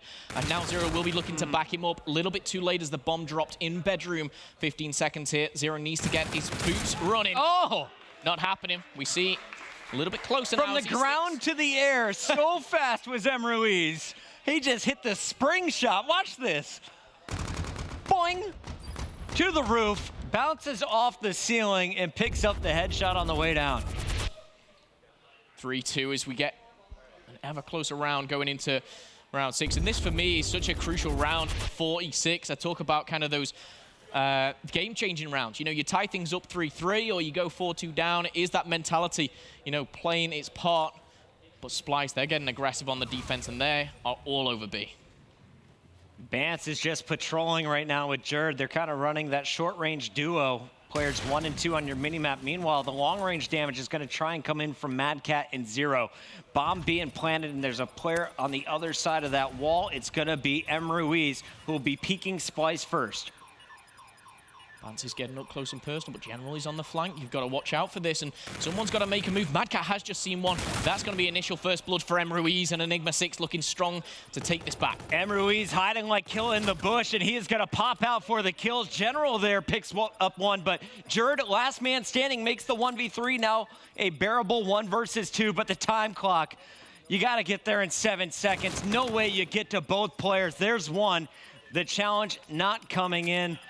And off goes Jerd. He's going to jump off the map. No need to feed the streaks. He did get his FTL out of that last kill, but he didn't want to feed anything to the opposition.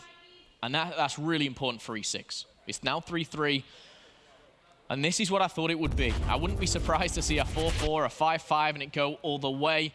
But so far, we see a tie game. On your screen is M. Ruiz. He is so close to Centurion. Is that even viable here in Search and Destroy? Most definitely. I mean, if you can get the bomb down and put a Centurion next to it, you get a lot of intel from that. A lot of people use the Centurion as well to put it down on a flank just to know if someone's coming around a corner. We'll have to wait and see how he utilizes that, because he most definitely will get it. If he gets 1 kill, 1 plant, anything to his name, he's already on 8 and 5. But with 60 seconds left on the clock, all 8 players still alive. M. Ruiz putting the team in his backpack this game. He's been spotted now, though. Jerd is going to put the initial shots, and M. Ruiz survives to pick up Bance. Somehow makes a play out of nothing, and that makes it a 3-on-3. They know he's in there as well. That's the problem for M. Ruiz, is he's pinned in, but the problem for Splyce is they don't want to go in and just walk straight into his gunfire. There's one player that leaves around. player 2 all alone, yeah, and Jerd's just going to walk between, that was Cade and Proto. M. Ruiz wins the patience battle, and look at this. Ruiz is going to pick up 2 kills in the round, sets up his teammates for the 3rd and 4th. What a play. The man on the bottom right of your screen is going in. Yep, and that's 3 rounds back-to-back for Enigma 6 now. And, you know, they're in the driving seat. They've won the last 2 maps. They've now won 3 rounds back-to-back. They're in the leading game 5. The confidence is flowing. We've got double digits for M. Ruiz. I don't know how Splyce really changed this, because the payloads are going to be coming in their favor as well. And Cade had such a slow start. That was a big round for him. A little confidence builder as he picks up 2 more. But really, this is the M. Ruiz show, and he is going to lead the charge on the attack. Remember, he was the man hiding in the bushes last time they went over for this bomb site. This time around, though, he has been spotted. Someone was overlooking, and Jerd so fast gets behind enemy lines, picks up the melee and the headshot on Proto. 2 down. This should be Splyce's round. It should be. That Centurion as well will not be utilized. You could almost see what they were trying, but General does find one, and his location will be revealed. But Jerd, again, he's on his own. I really want to see this almost regrouped, and the rest of his squad's backed up to their spawn. No camo will be coming into play here for Enigma 6. You see Proto and General off to slow starts. On the other side, Bance, he's just at 5 and 7, so it could be the reactive armor. Something to keep your eye on as this game continues. General's going to scoop up the bomb, and with all 3 defenders on the other side of the map, he will be able to get this one down safely. Yeah, this isn't uncommon for Splyce as well. Usually when they have that numerical advantage, they'll just fly really high, but all together, because they'll win the trades. Madcat picks up the first. This should be impossible for General, but I've seen crazier things happen. There we go as the trades do come in. Splyce finished that round strong. And we're looking closer towards the payloads. I'm looking at Zero. He's going to get close to that reactive armor. Jerd working his way towards the FTL as well. That round was all Jerd, by the way. He picks up your first 2 kills. He sets you up for success and then picks up the round-ending kill cam. He's been a beast. It was really ballsy of him to do that because he tried it before and it didn't work. He actually, you know, died first blood to the enemy. Well, they're picking up 2. It really changed the round for them. And now we see 3-3, we see 4-4. I feel like we're going all the way, Puckett. Jerd now 9-5. Another fantastic search and destroy game from him. Bance on your screen has the bomb on that mini-map, and here he is. You can see how close he is to a camo, about 2-3 kills away, which would be huge if he can build that up before round 11. I see this one going the full distance. Is it going to happen? Let's take a look at round 9. 30 seconds burned off the clock. After your 30 seconds, you have defense positioned all over the hotel. You have a flanker coming in the form of M. Ruiz, and that's going to be the first fight. Bance versus M. Ruiz. Zero is going to finish off the kill. Great team kill as well there. You know, 2 or 3 players all putting shots into him. Another one spotted bedroom, but the important thing is Zero picked up the kill, so he gets reactive. The bomb can go down now, and using that reactive to solidify, you know, round number 9 it will be. That could really change the game. Zero's gonna find another. The man is on fire, and a 2v4 Puckett. This round could be over. Slow start for Zero, but here he is, showing up big. The team shot with Bance, that was a solo effort. And now he's looking for his 3rd kill. Just spotted Proto, who doubles all the way back. He's going to be going for broken window. Meanwhile, you got Cade trying to challenge from this platform, and Zero just has everything watched. Yeah, I don't think this is a smart play from E6. I think they're taking too much time here. Vance has spotted one, Jerd's taken out the other. That'll be all she wrote there. And we're going to go to round number 10 with Splyce in the lead. Important note, Puckett, reactive armor is still in the bank for Zero. Yes. I do want to see where Bance is up to with that camo as well, because Jerd may even have FTL. This is going to be a very interesting round number 10, and it favors Splyce.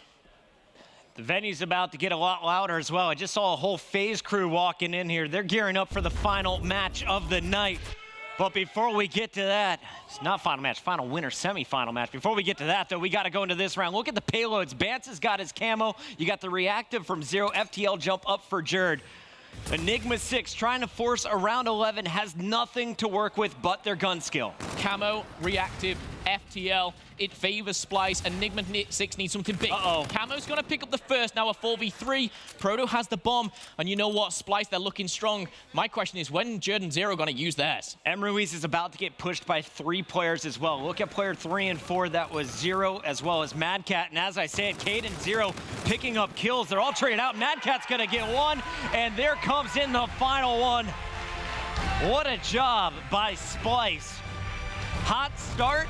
They allow Enigma 6 back in the game and then close it out strong using that teamwork, rotating all around the map and showing some superior gun skill. This squad, so dangerous. Merc called them to finish top 2 this weekend, and now they are guaranteed at least top 3. Yeah, I just want to say I think that's the first prediction I've got right over Aches. 10 rounds, we see that, and you know what? I think I was more nervous for the boys watching that there, but Splyce, they move into a winner bracket, and I think the important thing to really kind of highlight there, they are now guaranteed top 3, $80,000 for Splyce, and they are not done yet. They came here with one goal, and that is to win the first North American tournament for Europe, and the dream's still alive. Can it be done? I've been doing this for what, 5-6 years in Call of Duty, and I haven't seen it yet. Is it going to happen this weekend? We'll have to wait and see. So far, though, another strong showing from Splyce, especially that game number 1. They showed their hardpoint dominance on throwback. Game number 2, you know, pretty solid game all around in their search and destroy on breakout. And now that retaliation, just showing that S&D is definitely a strength of this squad. It really is. Enigma 6, I've got a feel for them because they're an underdog, they're a dark horse, and that's someone I always root for. However, they're going to be facing the green wall in the loser bracket, and that is no easy game by any means. But if you're an OpTic fan, don't take them too lightly. We can see what they've done already in this tournament. eUnited got put to the loser bracket. They've gone game 5 with Splyce. How this continues in the tournament, I am just excited to see. And never forget what happened back at Vegas. For now, though, let's go back over to our friends from Splyce. We got the captain, Bance, there with the college graduate. Thank you, gentlemen. Yes, Bance again at another major event, finding his way to at least a top 3. First off, congratulations to you guys. Big clutch there. I want to look back, though, at the first half of the series because you guys came out of the gates hot. What was working so well for you guys in games 1 and 2? I feel like we just had the momentum, and we just, after the first map, it was quite close, and as soon as we clutched up, they just went into the S&D. And then Uplink, I think that's their best game mode. And Dallas, they were beating us, and I think we beat them last second on Uplink. So we've always had close matches with them on Uplink. So yeah. Well, you guys went into that uplink, and again, it was close down to the wire, but I think a bunch of the casters were talking about was the recent change you guys have had in your payloads with reactive armor and now camo. You're coming more now with camo. We mentioned a little bit the camo use at the end of the game. Maybe defend yourself a little bit. Some people were roasting. You didn't get to have the camo brought out. What just wasn't working for you there with the payload? Just feel like there wasn't a right time to use it on Uplink. We tried pushing up and getting map control first before popping it. I think last second or something, last like 10 seconds, I tried popping it, but one of them FTL'd me to stop us drawing. So it was pretty much a good play from them, but we just couldn't get close, and it was pointless just wasting a camo on a kill or something. Well, you guys have made it to top 3 so far. You're waiting in that winner's bracket final for the winner of our next series here in primetime, FaZe Clan versus LG. I've got to ask you, though, because you've been on the biggest of stages. You've got that top 2 from Champs. A little bit of a different supporting cast. What are you going to tell your teammates now about the emotions? Arguably some of the most on the line in their competitive Call of Duty career. What are you going to do as one of the leaders of this team to make sure you guys, don't tilt on the main stage and don't let the energy get to you? Just keep doing us, keep doing everything we practiced, because once you change one thing, then everything goes down the drain. So just keep playing us, just keep the morale high, because we're living on a massive morale right now. So just keep on going for it. Tomorrow, get some good rest, and then come out hot. Well, the only European team here continues to impress. That's Bance from Splyce. For now, though, our analysts are here to break down that 5-game slugfest. Thank you very much, Jack. Of course, Splyce, they progress through to that winner's bracket final. Guaranteed top 3. We've only ever seen Europe win 1 major in the entire history of Call of Duty esports. Merc, after that performance, do you still have confidence that Splyce can do it? They can win it? Yeah, win the whole thing. Win the whole thing. That's tough. I think they can get really I thought you were far. European. Well, no, I said they get like top 3, top 2. Okay. I don't know if they win it. That's tough. I mean, you could see there's still some flaws when they go down. They do lose some of those maps, and you have to be able to close out top North American teams. E6 put up a great fight in games 3 and 4.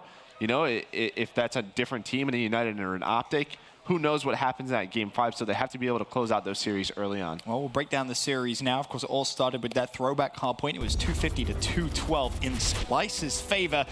Teep, 0 streaks. They impressed you a lot. Well, it's so important to see how one set of streaks can really make that difference. The only other player that uses those Scorchers is actually Clay. So the fact that he times them out and uses them sporadically on that baseball specifically. Baseball, one of the most difficult hills to break. So when you're able to have one of those streaks each time, you can see him earning those there.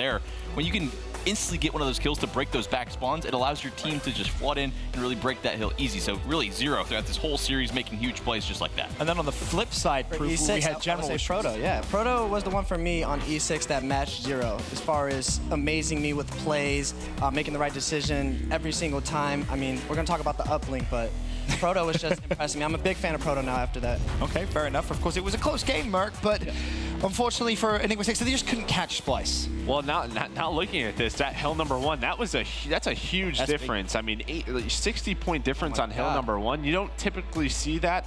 But yeah, it just seemed like it was a great hardpoint game. I mean, Splyce, they had that early lead, they kept it, but Enigma 6 was always in the game because of plays like Proto, players like General, and that just allowed them to always be there, and that put the pressure on 0 to use those streaks at certain times. On that hill 1 specifically, Splyce did such a good job of getting top ticket on both sides. When you're able to get that, whether it's a Scarab, a player, those guys get in there so quickly, and you don't really have that good line of sight, so you're forced on the other side of E6 to go sidewalk in just uncomfortable positions, and they got so much easy time. And another big play I wanted to say for 0, he actually stopped General off his streaks. I think if General would have got that kill on 0, he could work his way up to get full streaks as well and help his team kind of contest more.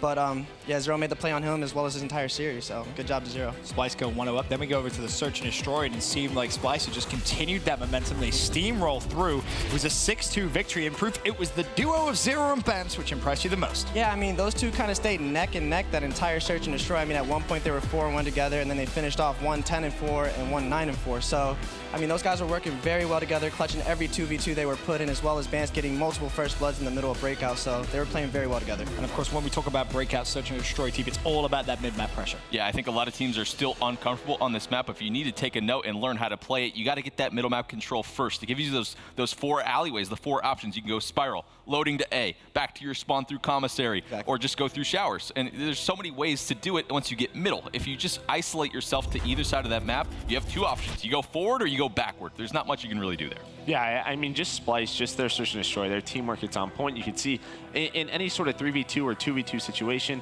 throughout the series, they were able to clutch up, and that just deals with their communication. Well, there you see 6-2. That gives Splyce the 2-0 lead. And then this is where it got scary for so many Europeans watching at home. We go over to the Uplink, and we kind of said before the series started, this was going to be the map that you wouldn't want to miss. We knew this was going to be a good one, and it didn't disappoint. It goes all the way to the very end, 10-8, an Enigma 6 win. And Proof, I know you want to talk about that man, Proto. Just a goat. My God, like you talk about people that go on streaks with kills. He went on a 3-point uplink scoring streak. Like he goes and gets a 1 by himself, gets the ball again in his hand, beats someone down, overdrives, hit the wall run, speed boosting off the walls, and gets the dunk. So a 3-point swing right there just by Proto by himself. So my man, he's making miracle plays out here. The melees, man. There's only a few players that I've seen do that so consistently. Rambo and Killer too for me. Yeah, exactly, Proto. And especially this top throw construction right here, players need to learn this. The fact that you got to practice it, go to the right just a tad. The fact he's able to do it, and then use this play right here with the overdrive, yeah. Gets this dunk, and hello, buddy. Bang, you're dead. Plays like that. I love it. And at this point, Splyce, it was 6-6 at that, but right before that moment. And Splyce has full control of their base. E6, they have some clutch sort of gunfights to make those stops. But if Proto doesn't make that play, Splyce have full map control. He just did it by himself. Literally, he was just getting those drones, winning those gunfights. And it was another fantastic performance from Zero as well. 34 kills. He started off 11-2, but ironically down 4-0. I mean, this man impressed you as well, Proof. I mean, at one point I asked you if I can just get a Sharpie and write 0 on the paper and hold it up to the stream when you asked me about this. But he was going off all series. I mean, a 1.5 KD, 34 kills. He's just doing his thing right now. I'm proud of him. Playing very, very well, that is for sure. And this was really the start of a little bit of a momentum change within the series. We head over to map number 4. It was a Hardpoint breakout, 250 to 234. This one extremely close. It does go Enigma 6's way, however. And again, it's the same conversation as map number 3, Teep. Proto having a fantastic game. This map was somewhat similar to that first Hardpoint where Zero taking over, he's able to get those streaks. The one difference, though, it's harder to make those streaks worthwhile, especially on this cave hill. You saw the big difference maker, E6, when he calls those streaks, able to hold strong at cave. Splyce doesn't focus on those spawns for next to commissary. Right. And, you know, I don't want to say it was necessarily bad streak usage. He did get a few kills with them, but if you don't get spawns, that's the most important. And obviously, you see how close this game truly was. But, Merc, it was those key gunfights on rotation towards the end, which kind of gave you 6 the advantage. Yeah, we saw it last on that cell block hill. Proto picking up 2-3 kills in the back hill, allowing his teams to sort of get those spawns. And then again on cave, he picks up 1 or 2 kills, earns that camo, and then they get those streaks. They make the smart rotation after cave to go to commissary, and those are the big gunfights because they lose those, they spawn out, and then they potentially lose that game, but they trusted themselves. And what was interesting, we've given Zero a lot of love, Proof. We had that conversation when we were talking about Team Envious and John and how he went from a 4-4 to a 5-5. Zero plays on a 3-3 and is still putting up numbers like that. I have no idea how he does it. I mean, he just literally lines them up and knocks them down. He's an amazing Slayer. I'm a fan of him. I'm a big fan. I think we're all could be wearing Zero t-shirts, that's for sure. He's having a fantastic series, a fantastic event, I should say. But moving forward, we go to that game 5. It looks like a potential reverse sweep was on the cards. And then Splyce, they shut down any hopes for Enigma 6. 6-4 victory. I think the big story this time was it was Emma Ruiz that really stepped up to the plate. Oh, just so confident for them overall. The fact that he's challenging gunfights across map like this, whether he's losing them or not, I just like that mentality overall. Starts off the game hot early for them. The biggest thing, though, we need to note on, I was going to, give Bance and Jerd some slack earlier on in this game for not performing in those 3 and 4 respawns. You need your power players to perform. E6 didn't get that in this last map. The payloads come in late in this one. If you don't get that camo or reactive, the game's going to get away from you. It's exactly what happened. That's the difference maker, because, I mean, it goes about 4-4, and then Splyce pick up that 9th round and make it 5-4, and at that point, they know they can close it out. They have camo and reactive. Proto in general on the other side, they don't have it, and those are your 2 big star players. You have to be able to pick up those payloads because you saw when that game ended, Splyce knew exactly what they were doing. They get that information, they group up, they use camo to get an intro, they use reactive to close it out.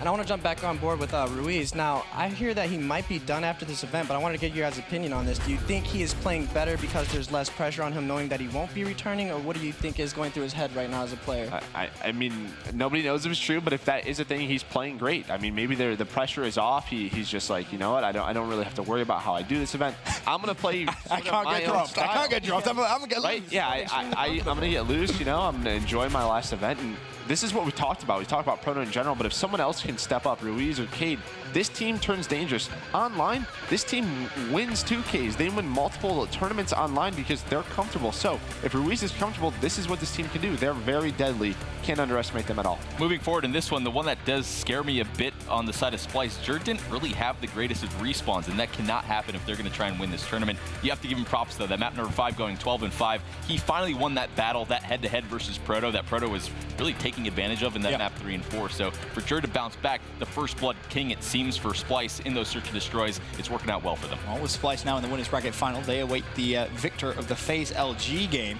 However, on the flip side, for Enigma 6, that means they're going to fall down to the losers bracket, where they're actually going to go up against OpTic Gaming. We saw that matchup twice within the groups. Merc, is this a safe one for OpTic, or maybe should the green wall be a little worried? No, I mean, if you watched, you know, week 4, you saw the Hardpoints. Both were extremely close. Search and destroys, they had some close maps. Uplink, OpTic lose that, one of them to them. So, you know, E6, they can compete, and we've seen them this weekend. They were very close to being top 3 at Stage 1 playoffs. So definitely not an easy one for OpTic. Excited for that. Of course, that's going to be a little bit later on in the day. For now, though, we should do a little bit of our score streak segment. You're always on the desk for this, Merc. Let's get it. I know you love it. Of course, the score streak game exclusive to MLG.TV/COD. Throughout that series, in map number 1, we asked, will any player finish with over 1 minute 45-second hill time? I mean, I feel like it's guaranteed, yeah, right? Yeah. You have especially with Jerd, you know? Yeah, you have to. 69% said yes, Jerd. Yeah, I mean, there you go. Ironically, 2 minutes and 1 second. 31% of you said no. Well, that was, I feel like every one of you would have said A, right? Yeah. I mean, throwback. Throwback. I mean, it's not really like one like breakout retaliation. If you're like an MV4 player, you just sort of sit and just sort of jump up and down and just throwback's a little bit different. All right. I'm an OBJ guy. I say you say yeah all day. All day. I think he got most of that time off first hill. Yeah. That's probably ironically looking at those stats. Like a test hill, he got the most time off. In map 2, we asked, will game 2 go past the 9th round? 66% said yes, and 34% said no. So the minority wins that one. Splyce versus E6 Search and Destroy, Joe, would you agree with that? I would have said no, yeah. You would have said no? I would have said no also. I think I would have went with yes. You would have gone with yes? All right, why would you have said yes, no? Just because I felt like both their search games were not too bad. They were strong. They play as a team together. The playstyle is kind of weird. E6's playstyle is kind of weird. They don't know how each other play. Like I said, in the NA teams, when you look at E6, no one really knows how they play. And then you have the European team coming over to NA. We don't really know how their playstyles are. So I figured the search will go neck and neck, just trading rounds. Makes sense.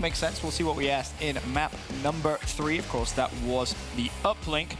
We asked, how many points will E6 score in the first half of game 3? 66% said less than 5, 34% 5 or more. I feel like E6 is a great Uplink team, right? That's a good bet. I would expect it from both teams, honestly, yeah. That's a good call. I feel like you definitely could have gone with 5 or more, but we'll see in terms of our leaderboard, who is currently on the top, who's on the current highest streak. I believe yesterday it was 7, if I'm not mistaken. Has anyone managed to beat that? We'll find out right now. High streak is 9. Again. Wasn't he the one that had the high streak last time? I think so. Yeah. Okay, he's hot right now. Yeah, he was. Kind of hot, kind of not. He was. He's on that streak. 9 or Futch and Shush. That's what we're gonna go with. Futch and such.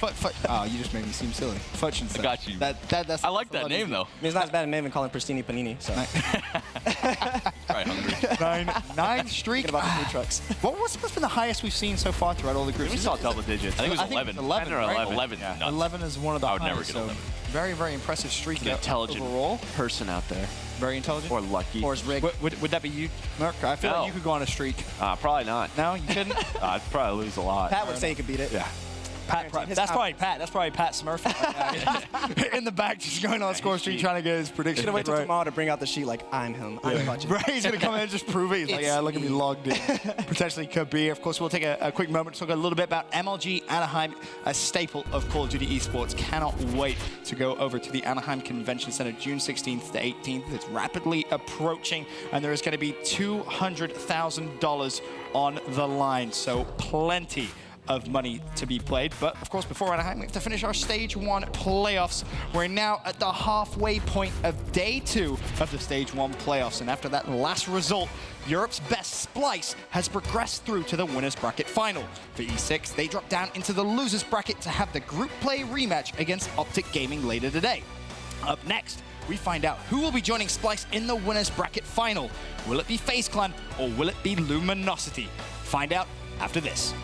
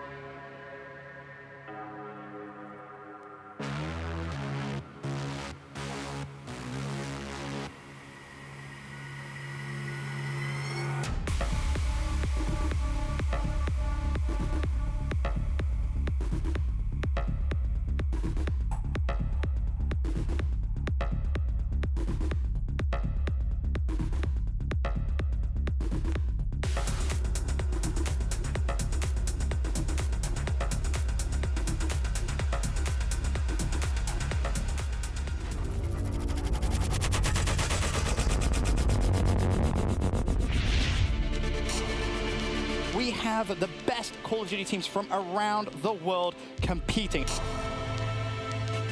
The energy is going to be insane, all setting the stage for what's going to be a lot of major Call of Duty. And now it's the time for the big boys, right? The top 8 teams battling for that $500,000. There we have it. We have our 8 teams for the playoffs. Absolutely crazy. The best in the world are here to compete on North American soil. This is big. The Global Pro League is on the line.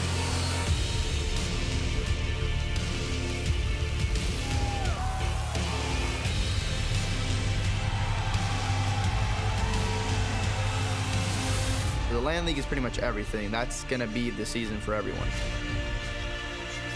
Every year there's only been one thing to play for, but now the LAN League is everything this year, to be honest. If we don't make the LAN League, it's like, dude, what are we doing?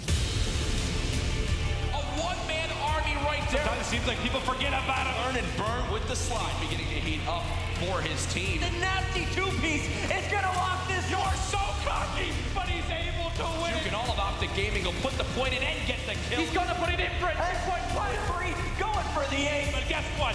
I'm still here. Give me 9, 4 streak. This is the opening they needed. Oh my God! And this is it, Jack.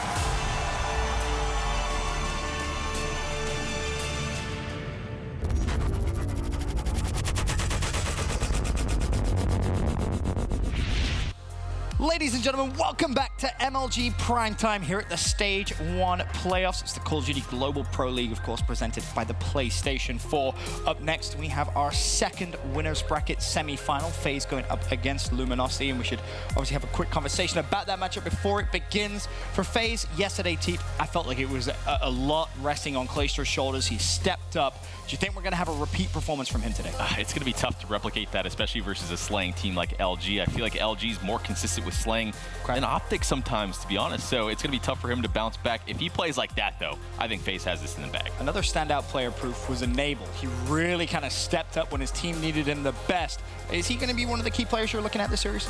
Definitely. I think yesterday was the Zuma and Clayster show. I like to see a little bit more of attach and a little bit more of Enable. They are running off that high horse of beating OpTic now, so I feel like the energy will be here off the start. You won't see a slow start like they had Zuma, the only one doing kills on the Scorch Hardpoint at the beginning. So I feel like they come out hot. They're the best team right now after the series versus OpTic, and if they continue that versus LG, they can get the 3-0 in my opinion. And on the other side for me, it's Saints, right? Like yesterday was impressive. We haven't seen that Saints in a pretty long while in this game, and Octane didn't have the best day one. He was making some plays here and there, but I'm really looking for him to step up and be that guy that we're going to watch a lot during this matchup. Well, of course, here was a look at some of FaZe Clan's stats from group play. The Hardpoint win rate 61, S&D 33, Uplink 57.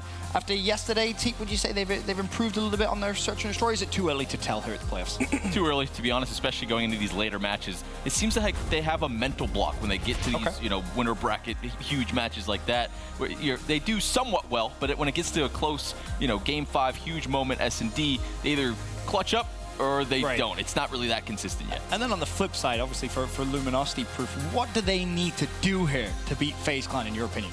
I think they need to just match the slaying abilities. I mean, Clayster, like I said, had an amazing series. He's going to come in here thinking he's the best player in the game. You're going to need to see Octane kind of combat him, kind of slow him down, get him off of his game.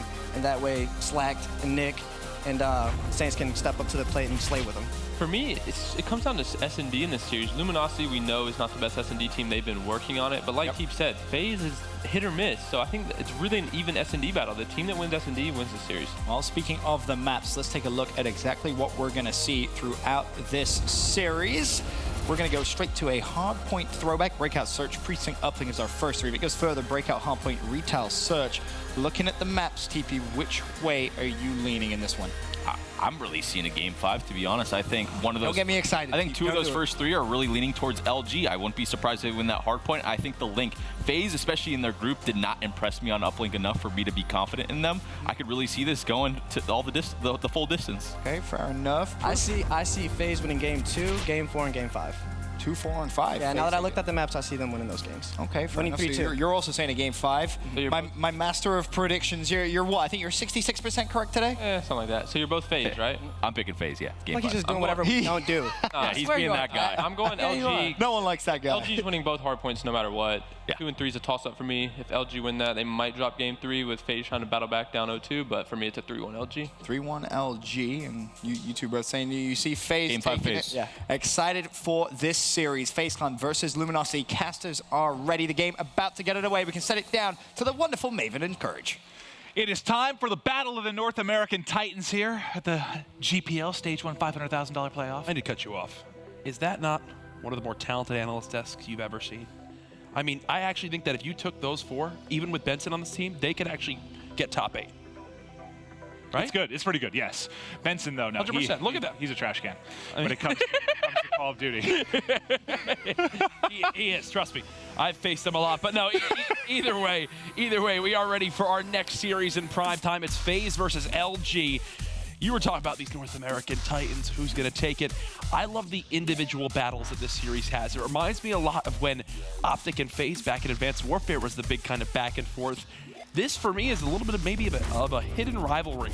for what we've seen between these teams. So much individual talent. Think about Clay's first 2 tests to kick this tournament off. He's got Formal, now going up against Octane at that position. But the hard points are where it's big for me. I mean, LG was 3-0 in their week. They dominated on throwback. It was their best hard point. But their worst was breakout, and that was FaZe's best. So those 1 and 4, I think, are going to be supremely interesting to see who gets the best of it. But let's get it, baby. It's prime time. Luminosity going up against FaZe Clan. And we're watching none other than Octane. It only makes sense. That's that laser beam of a shot from range that we see with the MV4 early on. But Clayster, the guy who we mentioned, had had his hands full so far this weekend with the likes of Formal in the first series, now Octane in their second series. That will be the back and forth battle throughout this best of 5. And it'll be interesting in these big matches. You know, sometimes Clay will start a little bit slow in the series. Like yesterday, not a great map 1 and 2, explodes in maps 3 and 4. Remember Rise we casted week 3, starts a little bit slow. Yep. Games 3, 4, 5 completely erupts. There's like a switch that goes off. He gets in a zone and absolutely dominates. But I think they need him early and often. Oh, look at this split spawn right now for Luminosity. They've got 3 near the back barn. Now you've got Classic pushing from Bus. They should have a pinch towards middle map, but still Clayster and crew getting the kills when they need to. You've got 3 kills straight for Enable. He's 4-1, now 5-1. Strong stuff from him as he continues this rotation towards back barn. And Enable going off right now. The streaks are going, trying to fight in the back. Saints is weak. That's 6 in a row, 50 off the bombardment. 1 more goes to challenge. Finally, he gets cut down by a combination of Octane and Slack there. But, I mean, it's big. Enable was very disappointed in his play in week 3, and now he has absolutely picked it up. Well, Luminosity yet to get a single second in this hard point, and it looks like that won't change really anytime soon, as there you go. Attach and Enable with the kills. 46-0, and LG just spawned all the way out, Maven.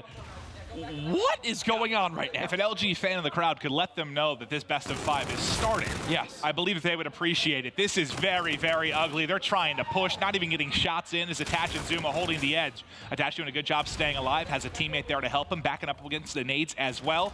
Gonna peek over, hey, looking over the top. I like this as he wraps in from behind. Now he's got a lot to do. So many players trying to play his life. That's a good job staying alive. Needs a little bit of help, and it's coming. And we know Throwback is a map where these large leads, if they are developed, are harder than most maps to come back on. This is not a breakout where you have 3 money hills. You can maybe get away with 30+ seconds on 1 hard point if you have a perfect hold. But here from FaZe, just electric start from them. Yes, they are outslaying, but it's not anything crazy. It's just where the kills came in that made all the difference. I totally agree with you. This is one where you fight for scrap time a lot. You don't need to rotate as early for most of the hard points. You can fight till the end. And yeah, like you said, so difficult to come back from some of these big leads that FaZe has already built up early in this game. On with Saints, though, who he came into the day with a 1.42 KD, I believe, leading all players. I know it's only on 1 series, but God, that's the best we've seen him in a while. Well, that's exactly what Ake said. Since Ghosts, when he was one of the few players that did not have, what, a single negative KD throughout any major LAN event. I think Formal's right there with him, except he had 1 that wasn't up to par to reach that record as well. Either way, Saints and crew still down by about 40 seconds as Saints has quieted down quite a bit, least amount of objective time for his team, as well as a double negative start. Let's see if he can turn things around. Well, some gunfights going down in the back. Slack finally able to take out Clayster, so Slack and crew will be set up for the baseball field. Hardpoint trying to push out blue, make sure no close spawns are coming in. Just getting vision here to make sure no one can push over the top, but Attach is going to win that gunfight. Can Classic trade this out? He's going to have to back down, play his life. Is the Flood getting ready to come? Some streaks coming over the top, and able to connect with one of his streaks, taking out Octane. FaZe busted through easily. Stain's still here to make a play, but he's by himself. And currently by himself is all he needs. That's going to be the play they need, because only 1 more here. They should be able to trade this and get control. It looks like they will, as that player is weak in the back, but it's Clayster who at least takes 2 with him to the grave. And look at how much time he just bought his 3 teammates. They're able to flood right through bowling because Clayster not only kills 2, but stays alive for 5 extra seconds. It allows Zuma and crew to get back in that hard point. It was a big play from Saints to get LG in. Then right after that, a big play from Clayster to get it done. Back and forth battle there at baseball, but when it's all said and done, it's going to be around a 40-50 point lead for FaZe.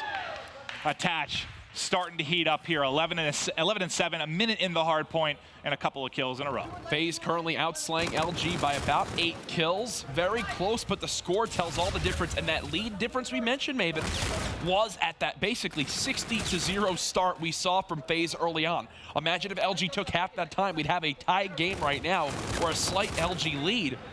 but it just shows it's a testament to what throwback is as a map in Hardpoint. You need to match your team. You cannot give up a full 60 like they did off the break, or else you will fight from a deficit for the majority of this game. Exactly. It ends up feeling like you're chipping away. And unless you go off like eUnited did earlier, and you have 4 guys with streaks, if there's a big stretch like that, yes, it can flip quickly, but Clayster showing flashes of brilliance yet again. 17 and 12, leading all Slayers for his squad. He's actually got a Naval right up there as well. Those two, the duo, tearing it up. Right now, FaZe are actually in a pretty awkward position on this rotation. They have 2 players here trying to fight for the spawns. It's only Attach on the side of the map, and he at least gets 2 as well. But either way, LG will still spawn near back barn. This is their best chance yet now, Maven. They're set up for barn. They got the scrap time in middle map. They're down by about 50 seconds, and it's absolutely possible to still come back on, especially with Octane in his power position. Pressure coming to Octane. The FTL in from behind. He had his own to possibly use, but Zoom and Attach looking over the top. Kills get traded out. Classic, though, ends up winning them. They need to get back into the Hardpoint here and try to rack up time. FaZe coming off spawn. And the 2-piece we saw from Saints earlier to at least save some time on baseball. That couple kills from Classic, it's those trades they were missing early on in the game while they got blown out on the first couple hills. Now, though, a couple of those individual plays start to show up. Now it's just a 40-second lead for FaZe. LG still with a presence here this Hardpoint. There's another 2-piece again to swing the trades in LG's favor. And because of that, this 60-second lead now about to be down to just 25. Exactly. Just chip away, chip away. It's going to take multiple hard points, but they're fighting back into this one. Pushing out to finish the kill is going to be Slack.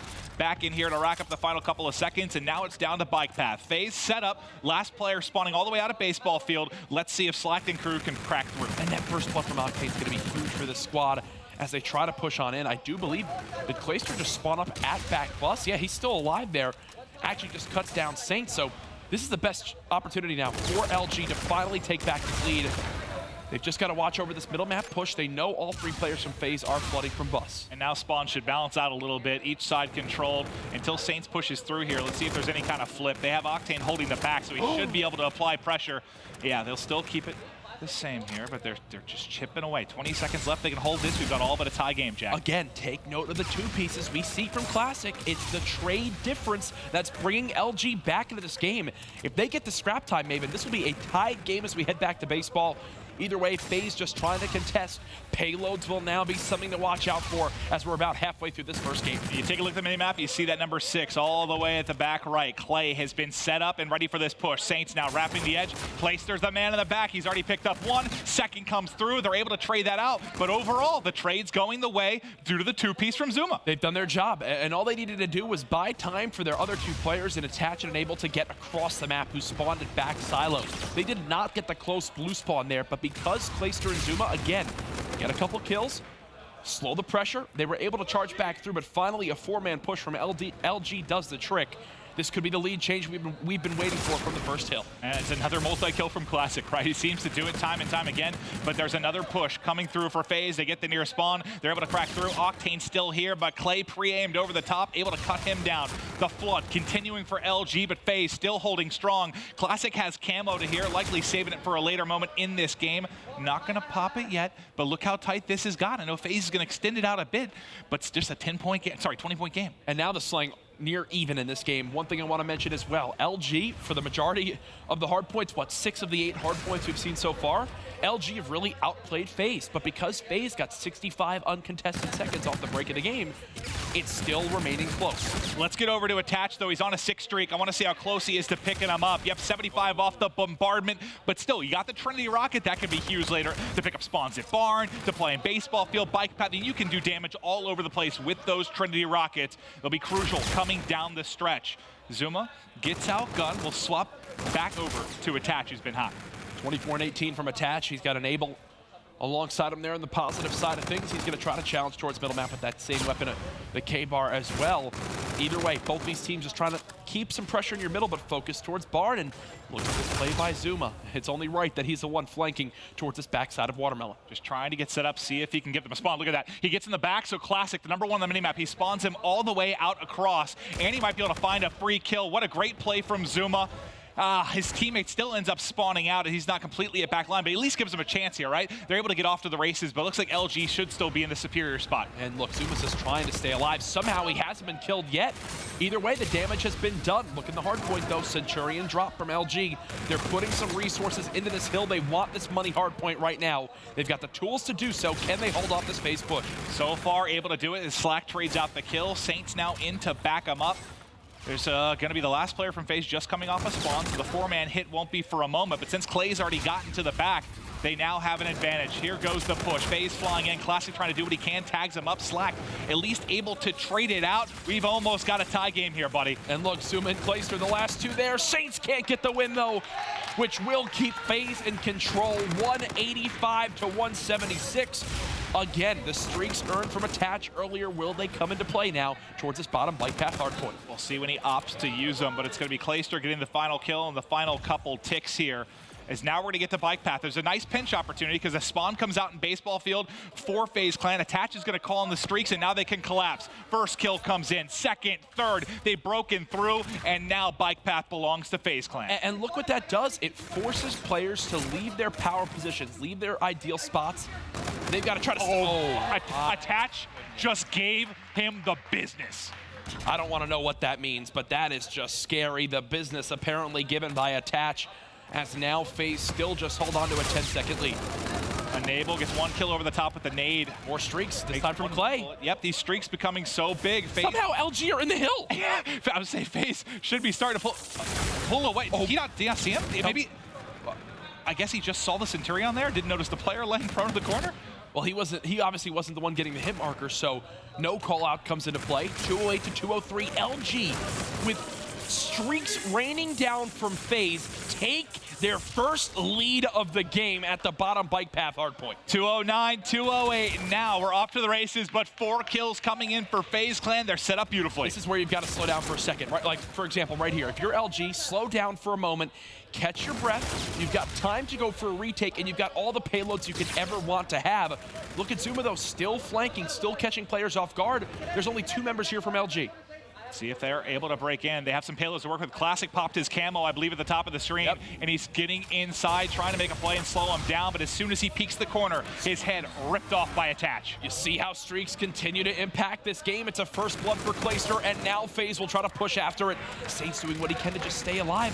I don't think it's going to be enough, though, as he does get cut down. Still a presence here from LG. That Classic still in the back. Gives Octane enough time to come in. Team kill. You still need 16 points if you're FaZe. Will the team kill hurt them? They're still somehow holding on. Slack gets the final win. They'll get only 5 points or so from that. But look at mid-map. You've got them set up. Saints at mid. Octane here to look over the top.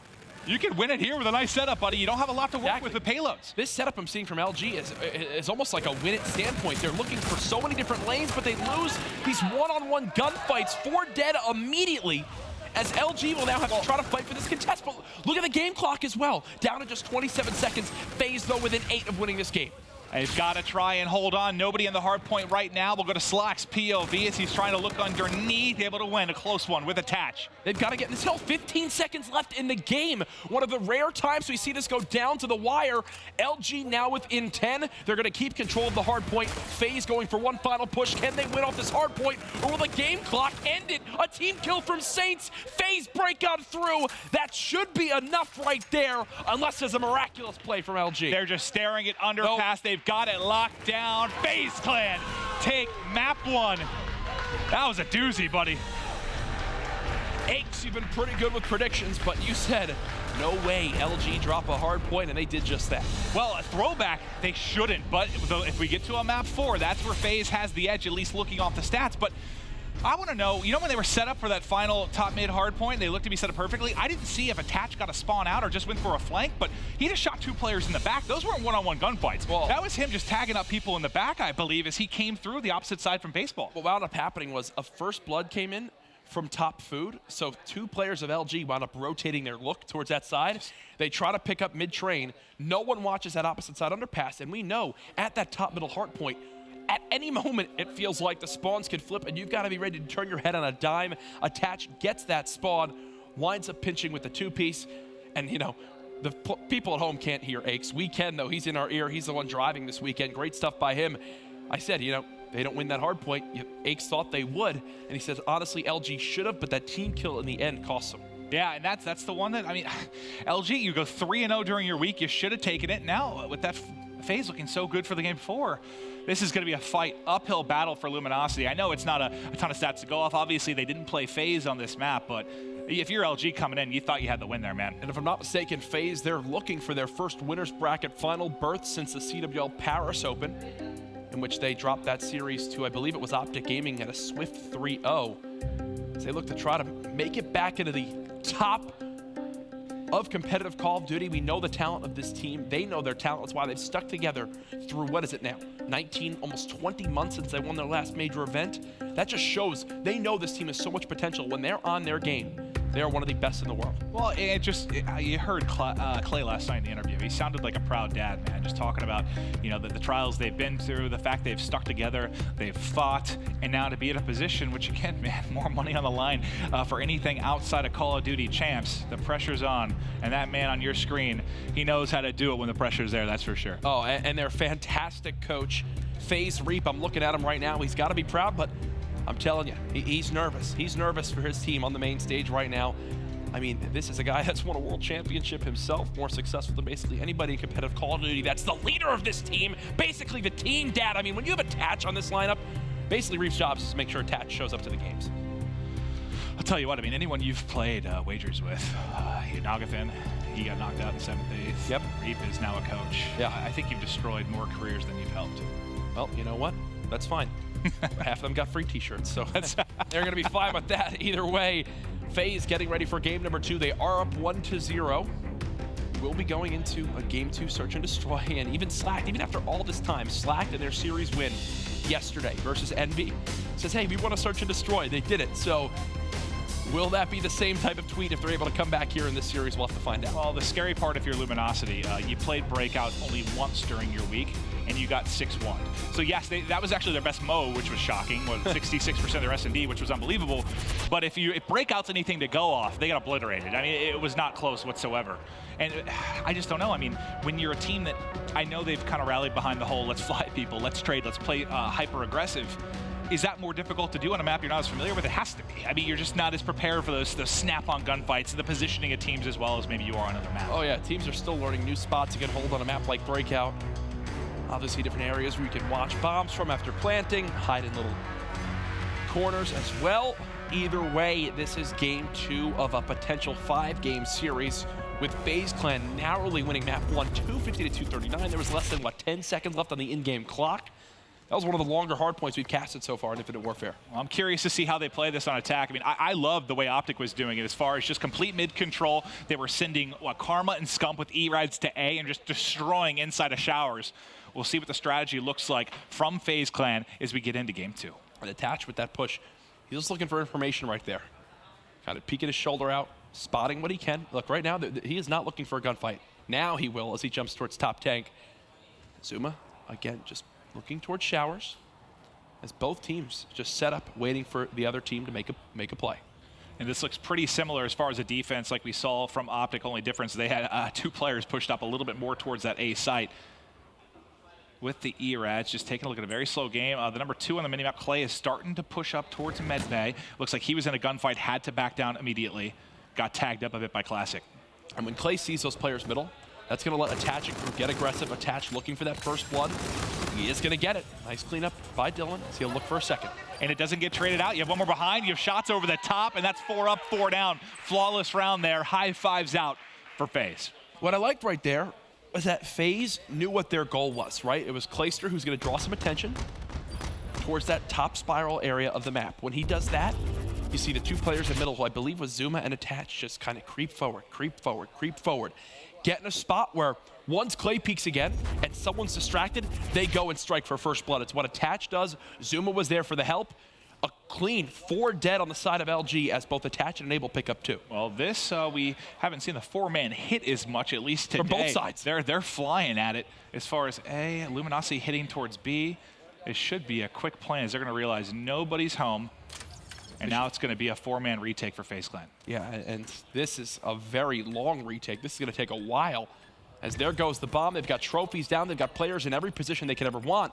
They just don't know where FaZe are. You know, one thing you think about, if you have that much of an opening, maybe you plant for the opposite side there, set up kind of back hanger and back tank and get control. Instead, they're going to plant towards Graveyard, and that's where all the action is coming from. So one at least positive thing for FaZe. Trades, though, going back and forth. It's going to be a 3v3. 25 seconds left already just due to the nature of the quick bomb plant. Another kill, though, for Saints as they're trying to protect. He's able to find the two-piece. Now going to be attached in a 1v1. Saints able to win it, baby. Big round win for LG. As Saints clutches up with the final 2 kills, we'll see it again here. Holds the angle, gets the kill onto attach as he re-challenges there for a moment. But I do want to bring up, FaZe that round. They take such a long flank and give up such a quick plant from LG that they're not able to start to push that 4v4 retake until there's 30 seconds left on that clock. Obviously takes 7.5 to defuse. I think they got way closer than they even should have with being able to get a defuse there if they clutch up by killing Saints. That's what's scary about those fast plants. All right, Zuma, Mr. Hyper-Aggressive, flying into loading, trying to tag up one across. The push, though, coming in. He's weak, should be cut down. 2 kills immediately for LG. A 2v4 now for Enable and Club. And look, last time it worked for FaZe when they were slow, methodical, kind of played a bait and switch. This time, LG say, no, we're flying forward to middle map, exposing some weak areas in the setup. Just like that, it's Clayster by himself in a 1v. And that's what we want from Luminosity. Okay, S&D maybe isn't your strong suit. Soar, put on some capes, fly across the map and make plays, just trade effectively. That's what makes them a strong respawn team. And you saw how terrifying they can be as a 4-man crew. And that's what they've done the past 2 rounds, right? Just hit it together. Wow, they just overwhelmed the 2 players in middle map. Look at Octane. Hitting every bullet with that NV4 makes it look easy. Fully stacked out weapon right there. As we head into the next round, LG finding themselves in this S&D after dropping the first round. Let's get in to round 4. We're going to take a look at Nable's POV. He's 4-2 right now. You can see he's just a little bit over halfway to that camo. Now going back to kind of some of the early strats we saw in the beginning rounds. They're taking control of mid-map. You see the bomb carriers now set up down towards the A site. Classic, going to work to get this plant. Twice, FaZe have not had any pressure towards the site where the bomb is going, and twice LG get a free plant because of it. Last time, FaZe didn't look for retake until there was 30 seconds left on the clock. This time, they might give themselves a couple more seconds to work with, but again, neither team has had a kill yet, and there's down to 29, 28. There's no time to work with for FaZe. Yeah, and where, you saw OpTic putting all their pressure here towards Showers, none really. And now they got to deal with Classic around the edge. He barely gets tagged up, finally traded out, 3 versus 3, under 20 seconds. FaZe has to go, but it's Saints wrapping around the back. He's going to be the lone man, but there's so little time on the clock. He can make this happen. They don't know he's inside already. This is such a smart play from Saints. Peekaboo. Timing gets the... Woo! And that's the second time Saints has gone big, man. He has been playing so well this weekend. Saints, it's kind of a cherry on top that he even gets a second kill, but guess what? There was so little time for FaZe there that even if he does die right after, there's no time to defuse. Well, think if you have side of FaZe. If there's 10 more seconds on the clock, you don't have to worry about sticking it. Yeah. You gotta play your life, search a little bit, try and at least trade the kill. But like you said, these early plants, well, what needs to change from FaZe? Just more presence on both sides? Oh, yeah. If you're going to play from middle, make something happen from middle. There, they stack 3, and I think they had 1 towards B, but then they all rotate back to the wall run. And also, you see a couple of donuts right now for FaZe Clan. Zuma and Clayster combined for 0-6. They had good map 1s, but struggling right now. We talked about LG not having a lot of experience in this map on land. Doesn't seem to be mattering, but Mr. First Blood here, Zuma finding the kill. That's how Zuma got the name for himself, man. Gets the kill, backs out right away. And even now, just doing what he can to stay alive, kind of dancing with death.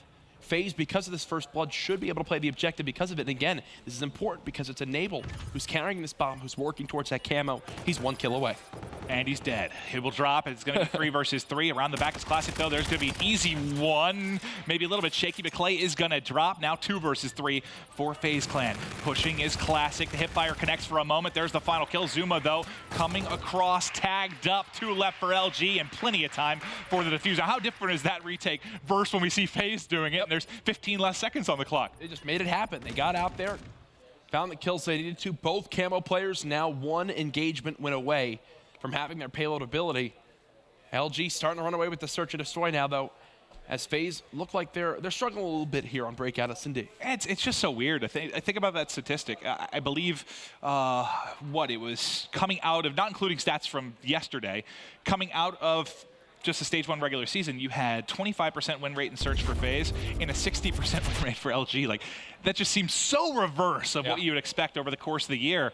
But LG, I mean, it's still a small body of work, isn't it? It's been the past few weeks, but they keep on winning, man. Look, this time they sent great. They've now adapted. They've sent 2 towards showers. They've got players towards the side of the map. No one near B. They've got someone watching the mid cuts, but they need to rotate. They need to get a player towards this back tank.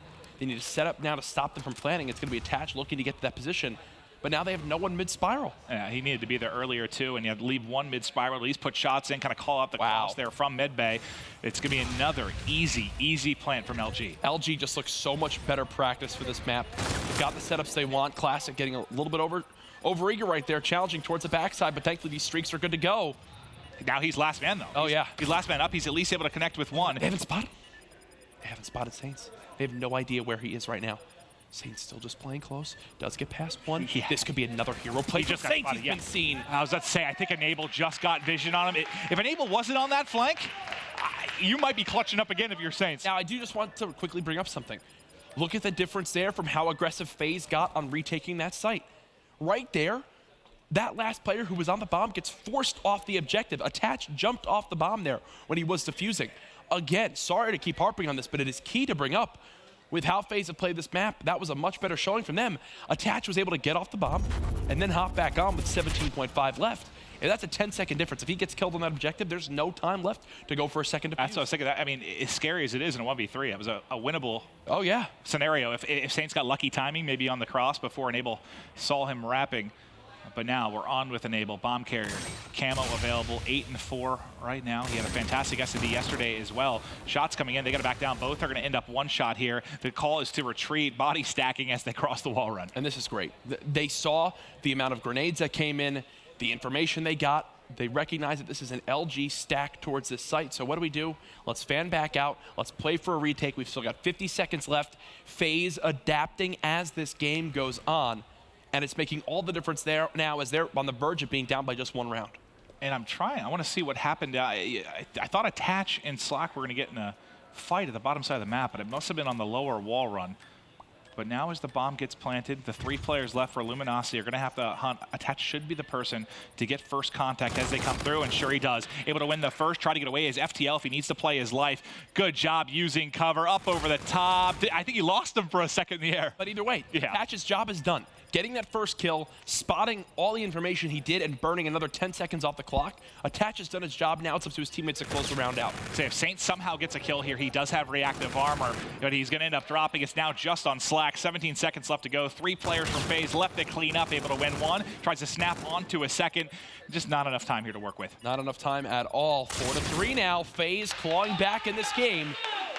Do not count them out yet. That's been the story all year, I think, for FaZe at times, for eUnited, just that ability to pull something special out, to start clawing back in these games. They're doing it inch by inch here, and the breakout search and destroy. Think of what this could be. Again, if this goes to a winner's bracket final of FaZe versus Splyce, FaZe last year during some of the largest events, the CWL Anaheim event, if you remember, they were the ones who kind of were the kryptonite. They wind up knocking out the 2 European teams in reverse sweeps, destroyed the hopes of all the European Call of Duty fans. It was this exact FaZe roster. They would have a chance here again if they can make it to this winner's bracket final. Classic Pops camo. He does get first blood. Still at least able to win that gunfight. Give the advantage to Luminosity. Look at the pinch. They have no idea they're there. Doesn't check the corner. Oh my God, doesn't check the close corner, and now going to be a 2 versus 2. All of a sudden, Attach by his lonesome. Let's get over Attach's POV. He does have FTL to work with. He just has to defend the bomb. He might get the best timing of his life. This is actually the perfect payload to have in this scenario. Unfortunately, charges right on up to the gun of Octane. He's been spotted at LG. I thought that round was going to go south quick, but thankfully a good position in that top corner of visitors. Swings the round as Clayster does die. I like it though. You've had some high stress rounds in this. Oh yeah. Couple scary 1v2s. But Attach does end up dropping slacked on your screen. Wanting to close out this game and tie up the series at 1-1. They just need one more round here. Saints has his payload to work with. Enable does, though, on the other side of the camo. If you are FaZe, right?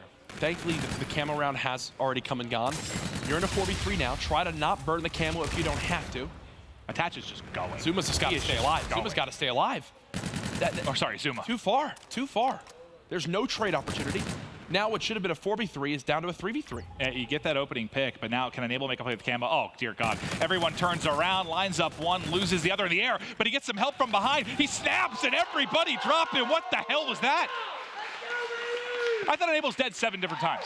I think FaZe's goal was just to give Enable a top 5 play right there. Make everybody one shot and then just let Enable just go, oops, oops. Puts one bullet into 3 different players and gets 3 kills, I think that was. But either way, think of what we just saw right there.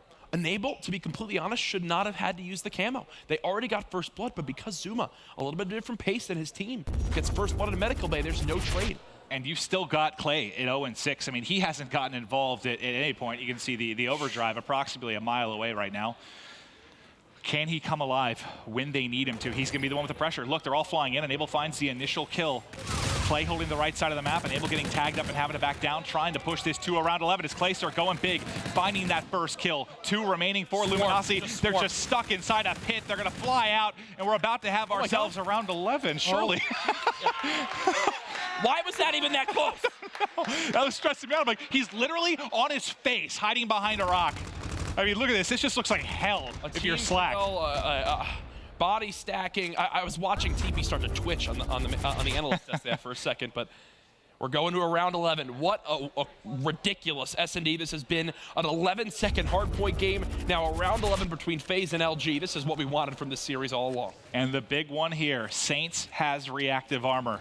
The FTL of attach, likely not going to be a big one in this, but God, look at Enable too, man. Just big stick mode, 14-6. But we got to stick it here with Saints. He said something different there. And we can see what he can do with this reactive armor, you giant goof. Well, look, they're using this as a scouting tool. Inside showers, all the information they're getting. The goal with this is to be able to plant the objective off of this. Can they get it down in time? It doesn't appear so as of yet. Oh, I forgot that was Enable who called in that streak, so there's no plant off that. Thankfully, first blood for attach. Saints is going to have to make a play at some point here, but the bomb now getting planted. Look at on the steps, though. Who's behind them? It's Clayster. He's on the spiral. Clay tagging him up. He has to pop it. He forces it to pop reactive. Now he's just got to go. He's running into his doom. It's taken out. Clay with the one shot in the back might be the difference here in the round 11. Still an opportunity, though, for LG. Down to a 2v2. Now oh my God! Clayster, oh my God! Talk about choking! Talk about choking! FaZe just said, ha ha ha, we're gonna win the game, and then threw it all away. I don't even know what happened in showers. There was a bloodbath. 6 people just dropped. What? There were still, it didn't end up being a 1v1. I think there were still 2 left for LG, but still, Clay, after Attach got the opening kill and Clayster made Saints preemptively pop his reactive, nothing got done with it. I thought the round was over. Great play by Octane to read the exact moves like a book, but FaZe just had the perfect start to that round. First blood, bomb down. Clay forces Saints to pop the reactive. You get into a 4v2 and then literally collapse. I'm gonna be honest, I have to rewatch just went down in showers because there's just everybody in this little circle flying at each other. But I mean, to win some of those fights like he did with an NV4 at close range, I mean that was nuts, man. You think of what you just saw. Clayster was 1-7, but him getting that one shot to Saints to make him force pop the reactive and then die is a game-saving play. Well, that could have won them the game. I was just staring at Spiral because Clay's just sitting there. You have 2 players running in front of him. Like, oh my God, he's gonna have a free kill. He should have probably killed Saints, but the fact he made him pop the reactive, still, wow, what a crazy series in a crazy round 11. There is much more to come, and we'll see you after this quick break.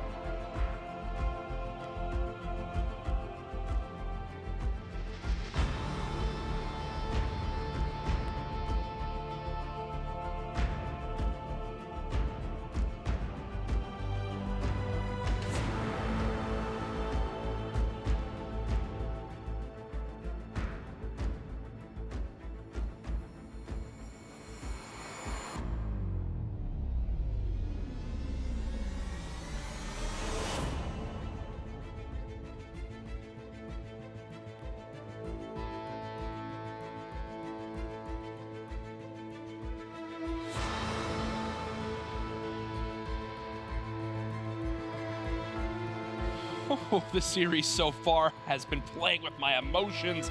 Two of the best players involved, the veterans here for your G Fuel key player matchup, is between Clayster and Saints. And for Saints up to this point in the CWL Global Pro League, he's had his ups and downs, but this weekend he's been playing quite well. On the other side of things, though, Clayster's going to have to rally his team after they almost made a miraculous search and destroy comeback just to throw away a round 11 to the hands of Samuel LaRue Octane. Can FaZe and crew bounce back to at least take this series in 4 games? Or will LG now use this momentum to carry them through the rest of this best of 5? This has been your G Fuel key player matchup. I would describe Luminosity as a powerhouse slaying team. The keys to beating FaZe Clan are really just shutting down, I think, Enable and the respawn modes. He kind of will take over games for them. I think the difference maker in the matchup against LG will definitely be Clay. If Clay goes off versus Octane, I think we have a very good chance of beating LG. They've been together for so long. They know exactly what to do in all moments. They have very good chemistry. Very annoying to play with the playstyles that they have on their team. The keys to beating LG is definitely to stay composed. As long as we stay composed and stay in the game throughout the long run, I think that's going to be a huge factor in us beating them.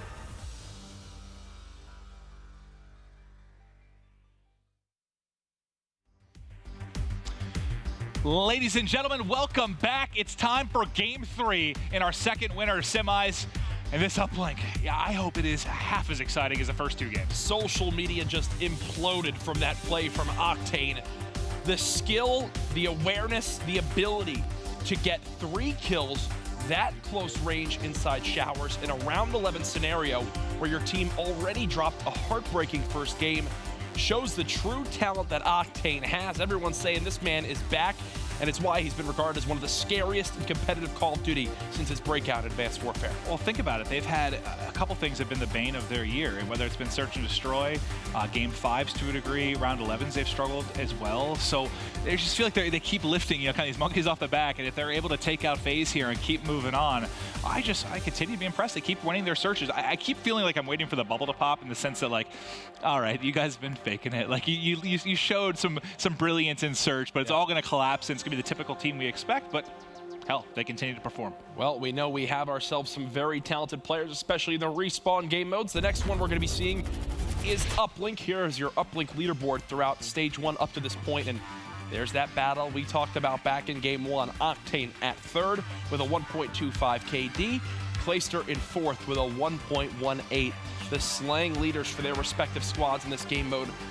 I cannot wait to see this battle again as we go into Game 3. And this is gonna be fun, man. I'm gonna have my eyes, though, I believe, on Zuma. I've seen him drop some bombs on this particular map. He's good at getting in behind. We see a lot of North American teams just like to headbutt statue over and over and over again. Don't send a lot of flanks. Don't hit those kind of 2-pronged attacks.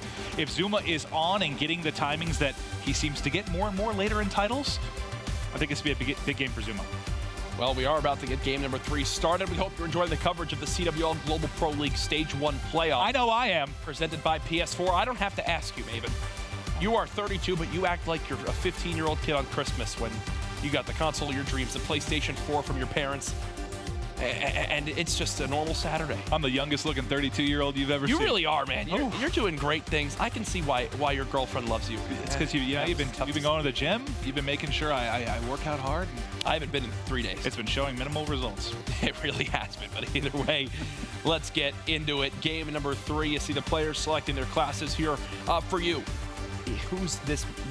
for which team is it more important to take this map? FaZe, LG? 100% without question LG, just because I know that FaZe had some really close games on Breakout, but they went 3-0. They had the 1-point game versus Rise. You remember that was one of the craziest ones ever casted. But they've had some insane comebacks on Breakout. This is a team that over the course of the year has been very good there. So for me, LG needs to win this, because I think after losing their best Hardpoint and throwback, I don't have a whole lot of faith in that game 4. Yeah, and you already mentioned how we've seen some struggles from them on that exact map. And game mode combination, here we go though. Precinct, Uplink, FaZe Clan, and LG. 2 top North American squads looking for their opportunity to face the best team arguably in history from Europe in Splyce in that winner's bracket final. If you're Splyce, you're chilling right now. You're done playing for today. You're watching this matchup. Already the third person controlling has started from Aches. He's always got to add his little flair to it. Patrick Price, you are a wonderful human. Here we go. Game 3 series tied up at 1-1. Winner getting into top 3. Winner taking on Splyce in the winner's bracket final tomorrow. All the pressure is on now. Drone first going to be in the hands of LG. A couple down for FaZe. Clay just trying to hold the edge here. Make sure no control comes in onto Ticket. Able to pick up one. Finally, he gets traded out. But Classic, the lone man here, is everybody else wins their gunfights. And he's now half health. Should be cleaned up. Nice job by FaZe to seek him out. And now they will go on the offensive for the first time this game, moving the drone towards Statue. Got Enable finding a kill inside. Enable's been brilliant. There's Zuma. Zuma with the 2-piece. He started out 3-0, and they're now soaring forward. He gets picked up, but he's going to give a free beat to Enable or Clay as he gets the reload, and there's your first point in. They're continuing to slaughter inside the base. One more is there. It's Octane holding strong before he finally falls. There should not be a rally for now, but Clay's still in a cheeky spot. Yeah, and he's just trying to buy time again. Look. Oh, Clay, this is so smart. Nearly hops back in. LG, though, they were ready for it. Where else could he be? Hey, you never know. Clayster knows the outside of the map more than anybody. No, I do like the attempt there, but I feel like as soon as I didn't see him on the railing, I'm like, okay, he's out in the bushes. But I do like the effort. Another 1-point toss. Interception should be in, but both players are weak. I thought for a second Attach might be able to finish both, but the reinforcements come in for Luminosity. Nice job to at least keep it a 1-point game. LG, they've got to catch their breath for a moment now. You've got Zoom at +3. Clayster just dropped to +2. Enable double positive as well. They've just got to get a couple kills. Stop FaZe from getting in these power positions, setting up in exactly how they want to for these offensive plays. And somehow Enable gets out with a drone despite his teammate looking over him, falling to Octane. But they're starting to pick up the kills. Snaps behind. Unfortunately, Octane there, a couple down. Now, drone in hand, trying to lead the forces forward. Zuma, the first player from FaZe, trying to slow you down. And is it any surprise to see Octane leading the team in slaying? Clayster on the other side doing what he can off the break of this game. The first couple bloods come in, but a team kill and a missed 1-point throw from Slack. Will FaZe be able to stop this push? There could be a follow-up dunk. No, so a missed 1-point play. Might come back to bite LG as this game goes on. Yeah, and you had, Classic on a 5 streak through that, maybe getting close to streaks, but he's flying forward in an attempt to kind of play that meat shield for them to get points on the board. So not only does he drop, but the 1-pointer is a big whiff from Slack. And what appears to be a very low-scoring game, that could be something that could bite you. I mean, we're halfway through our first half, and it's only a 1-point score. But for me, the guy to look at was Zuma, and so far he's been electric. 9 and 6, right up there matching Octane on the other side. Well, the pressure he's been putting on with the E-Red, he's been relieving some of it from Attach, who's had some struggles so far this map, but when you combine the performances of the two so far, it's about even in this game. Still, FaZe is looking for a first blood before they make a move. Again, this is a sign of improvement for me from FaZe. Knowing to just drop the drone. You don't always have to be hyper-focused on this. Let Zuma do the work. 3-piece from him. Nearly gets all 4. Attach with the help. There's the dunk for FaZe. Good. They drop the drone, they get the kills, they move on through, and now they want to relay. Zuma is in full beast mode right now. Ways to go till he works towards streaks, but that E-Red, I mean, it helps you so much get drone control in these close situations inside a lobby. He's been getting pressured on everywhere. Melts another. Second coming. Peekaboo. I'm here. Another kill. 5 in a row. 14 and 6 for Zuma. The guy is a monster. I've seen him drop 40+ here so many times, and he looks to be keeping that going. He actually failed his movement right there as he went to jump around the corner. Unfortunately, bounces off the wall, but either way, the dunk comes on through. 5-0 for FaZe as Enable is still here, finally dead, but he was still ready to go and keep that rally going. I might have I think Zuma's dropped 30+ many times. 40+ is a bit insane. And Uplink, I might have given him too much credit, but he is still playing brilliantly here. And with 60 seconds left. The Maven fact. Yeah, that definitely was. As I said it, I was like, that doesn't sound right. You know it's a bad stat when even you're second guessing what you're saying. I've seen him have some crazy games. He's continuing it right now. Slacked and Enable trading back and forth. Okay, if I'm LG right now, I'm grabbing the drone, throwing it down right outside Tarp and looking for kills, but they have no one in lobby.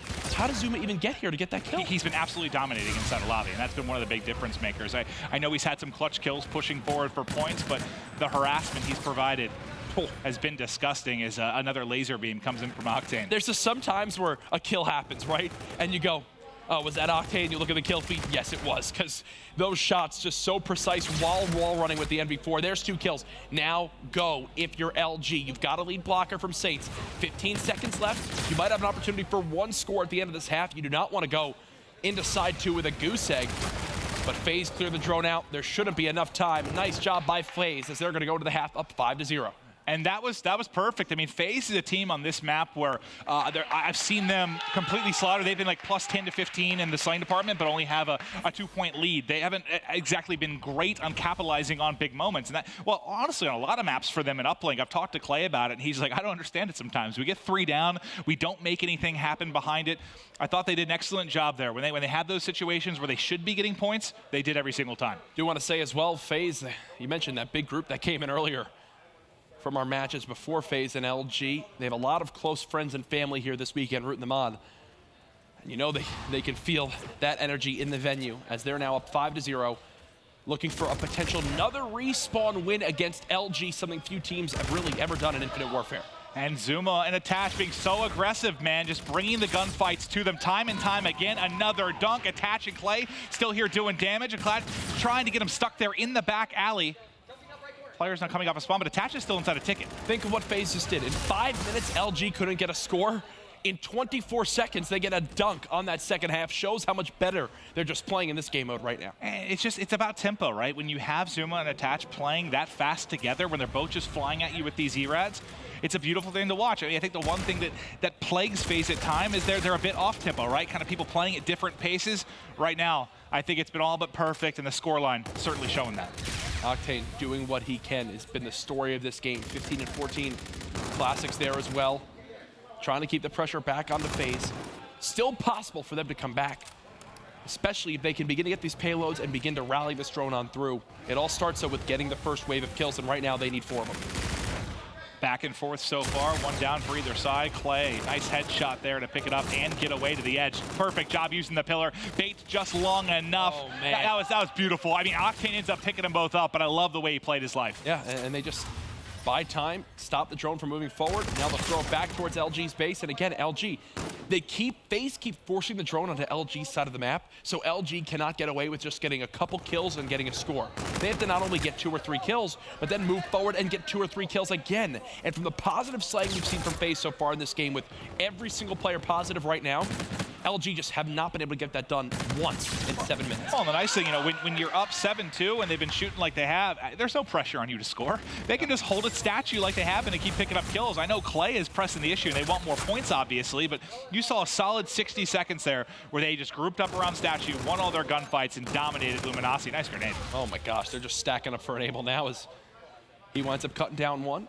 Knows there's a second player around this corner. Easy kills. Saints now dead. They've got a lead blocker there as well. He got some help from his teammate.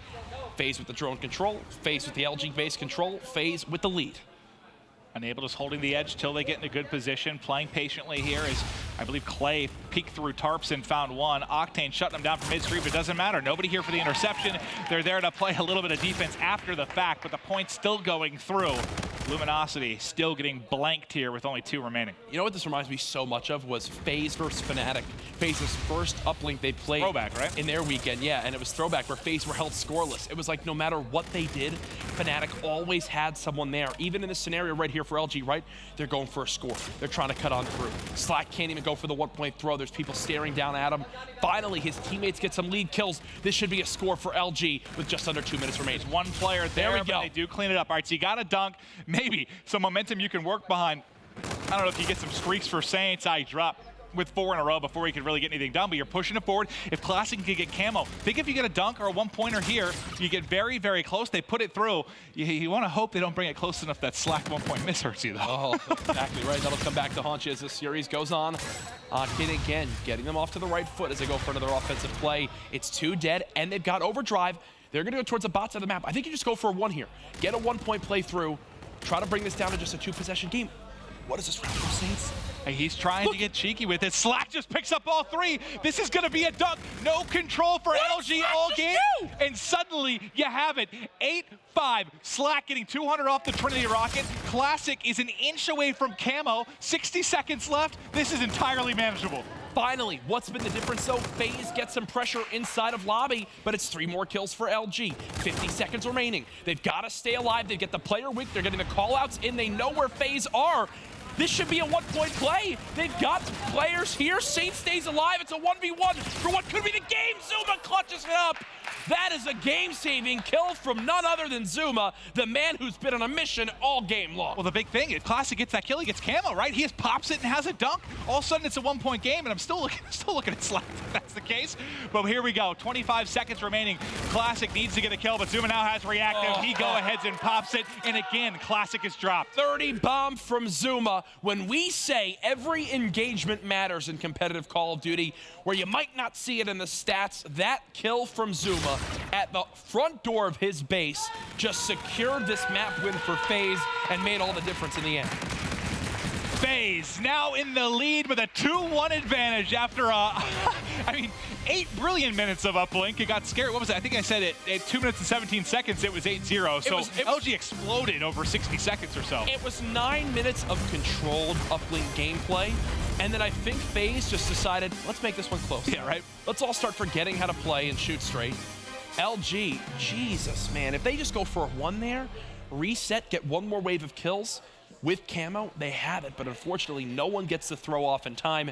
They were going for the dunk on that play, and the kill from Zuma to stop Classic saves the game for FaZe. Yeah, I mean, you get a good performance out of, I think, everybody on FaZe. I don't think Clay put up a lot of kills, but, you know, he was that statue, a round statue at times that was shutting down any kind of push, whether it's from Ticket or kind of from back park, but I don't know, man. Yeah, I was hyped on Zuma coming into this. He usually just is a nuisance on the map when it's precinct uplink, and that was exactly what I expected. He put on an incredible performance. That's where we've always known and loved Zuma for this FaZe Clan team. The guy first into the action, getting the kills when his team needs them. What a clutch play right there to now take a 2-1 series lead.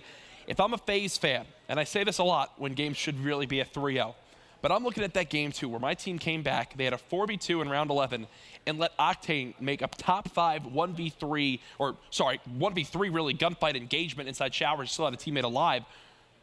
That should have been a game win for in S&D. This should have been a 3-0 for FaZe over LG. It really could have, but at the same time, I mean, God, there's an FTL jump that's tough, I believe, for Octane. There's a lot of different stuff that's gone on that's like, it almost could be the other way, right? Yeah. Outside of the uplink, I guess. I know they had a chance at the end there, but for the most part, FaZe controlled that. But this series has been everything we wanted and more. Brilliant gameplay thus far. Hope it's entertaining you folks at home. Tweet the stream. Are playing for $500,000, and you know, as these series go on, it's just more and more money you're securing yourself as you win these rounds. I mean, when you go to a game 5 right now, if you're securing top 3, I don't know how much that secures you, but I believe it's like a $40,000 difference, like 10 grand a person. These are big matches, buddy. Wow. 10 grand a person for some of these games. That's another move. In fact, I might have made that up. Yeah, you definitely made that up. That's why I acted surprised when you said it. I think it's 80 for third, so I believe I was correct there. Okay, well, I'll go ahead and roll with it. Either way, it's money. Money will be won and secured. I like money. If they win this match. Simple as that. LG, frustrating way to drop that game 3. 9 minutes of basically bashing your head into a wall with no scores. And then you nearly score 7 unanswered points to at least bring it back within 1. It's almost like, what's more painful, if you just lose that 8-0 and you're like, all right, guys, let's rinse that from our memory, or the fact you had a chance and it's like nail-bitingly close. I actually think I've asked a few players this. I think I talked to JCap about it, or it was mentioned on a show. It was like, would you rather get blown out in the COD Champs Grand Finals or go to a Game 5 round 11 and lose there? And the majority of players I spoke to, they were like, I'd rather get blown out. Yeah. Yeah, it aches just in my ear, getting blown out 100%. That's what I'm saying, like that map, like you're getting blown out for, like you said, like 9 minutes, but you bring it so close that it turns into, we could have won that. Yep. Maybe we should have won that. Now you look back and you're like, dude, if I just threw here, or we just played for a reset there, it'll haunt you, especially if they drop to the losers bracket. Thankfully for LG, their clutch play in round 11 of a Search and Destroy has gotten them to at least see a game 4, which will be Hardpoint on Breakout. Okay, so going into Breakout, I mentioned FaZe was 3-0. You go 1-2 for Luminosity. So they beat Millennium, which everyone could beat Millennium in Hardpoint that weekend. Literally anyone. You and I probably could have. They lost to Epsilon, and they got 100-point club from eUnited. So it's not the best map for them. I mean, it's hard to doubt them in a Hardpoint and a respawn, because we know how good they can be, but if you take a look at the stats, this should be a game for FaZe. This should be Series FaZe. Folks, this could be the final map of this best of 5. Either way, we've got more elimination matches to come later tonight. This is not just your normal set of 4 games like we've seen throughout the entire CWL Global Pro League Stage 1. This is the first day where we've had 6 matches here on the main stage. Up next, we will have, I believe, OpTic Gaming versus Enigma 6? Did I just make that up? No, that's correct. Okay, and I'm right. I actually knew that for some reason. Here we go, though. Game 4, can FaZe close it out? Fantastic at breakout, or will LG show the respawn prowess that we know they have? Zuma going to be first man in after a brilliant uplink. Spots one, I believe, at the edge. Maybe not, but pushing to the back line. Saint's going to gun him. A kill goes to Classic as well. All balloon the kill feed. Yeah, all right, good start from LG. They'll get right back into that middle hard point, and FaZe, if you remember from that first game, what really made that hard point win possible is that they went up 65-0. Before LG scored a single point, we were basically already on our way to the third hard point. This time around, though, a completely different story. We'll see how it helps them as this game goes on. All the points going the way of LG so far.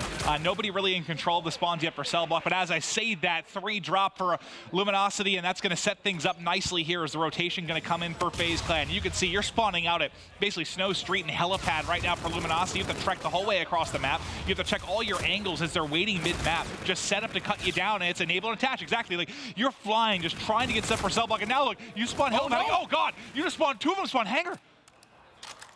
Wow. I think it was Zuma. Was he pushed a little bit too far up? Oh, I mean, thankfully Enable's able to win the first gunfight inside as he's trying to wrap back. They're able to hold on for now. I think it's just Octane inside, everyone just trying to soar across. Oh gosh. A team kill comes in. This might, the spawn combined with the team kill, this could be disastrous for FaZe. And look, Classic and crew, they're just trying to stall out time. They realize how blessed they just got.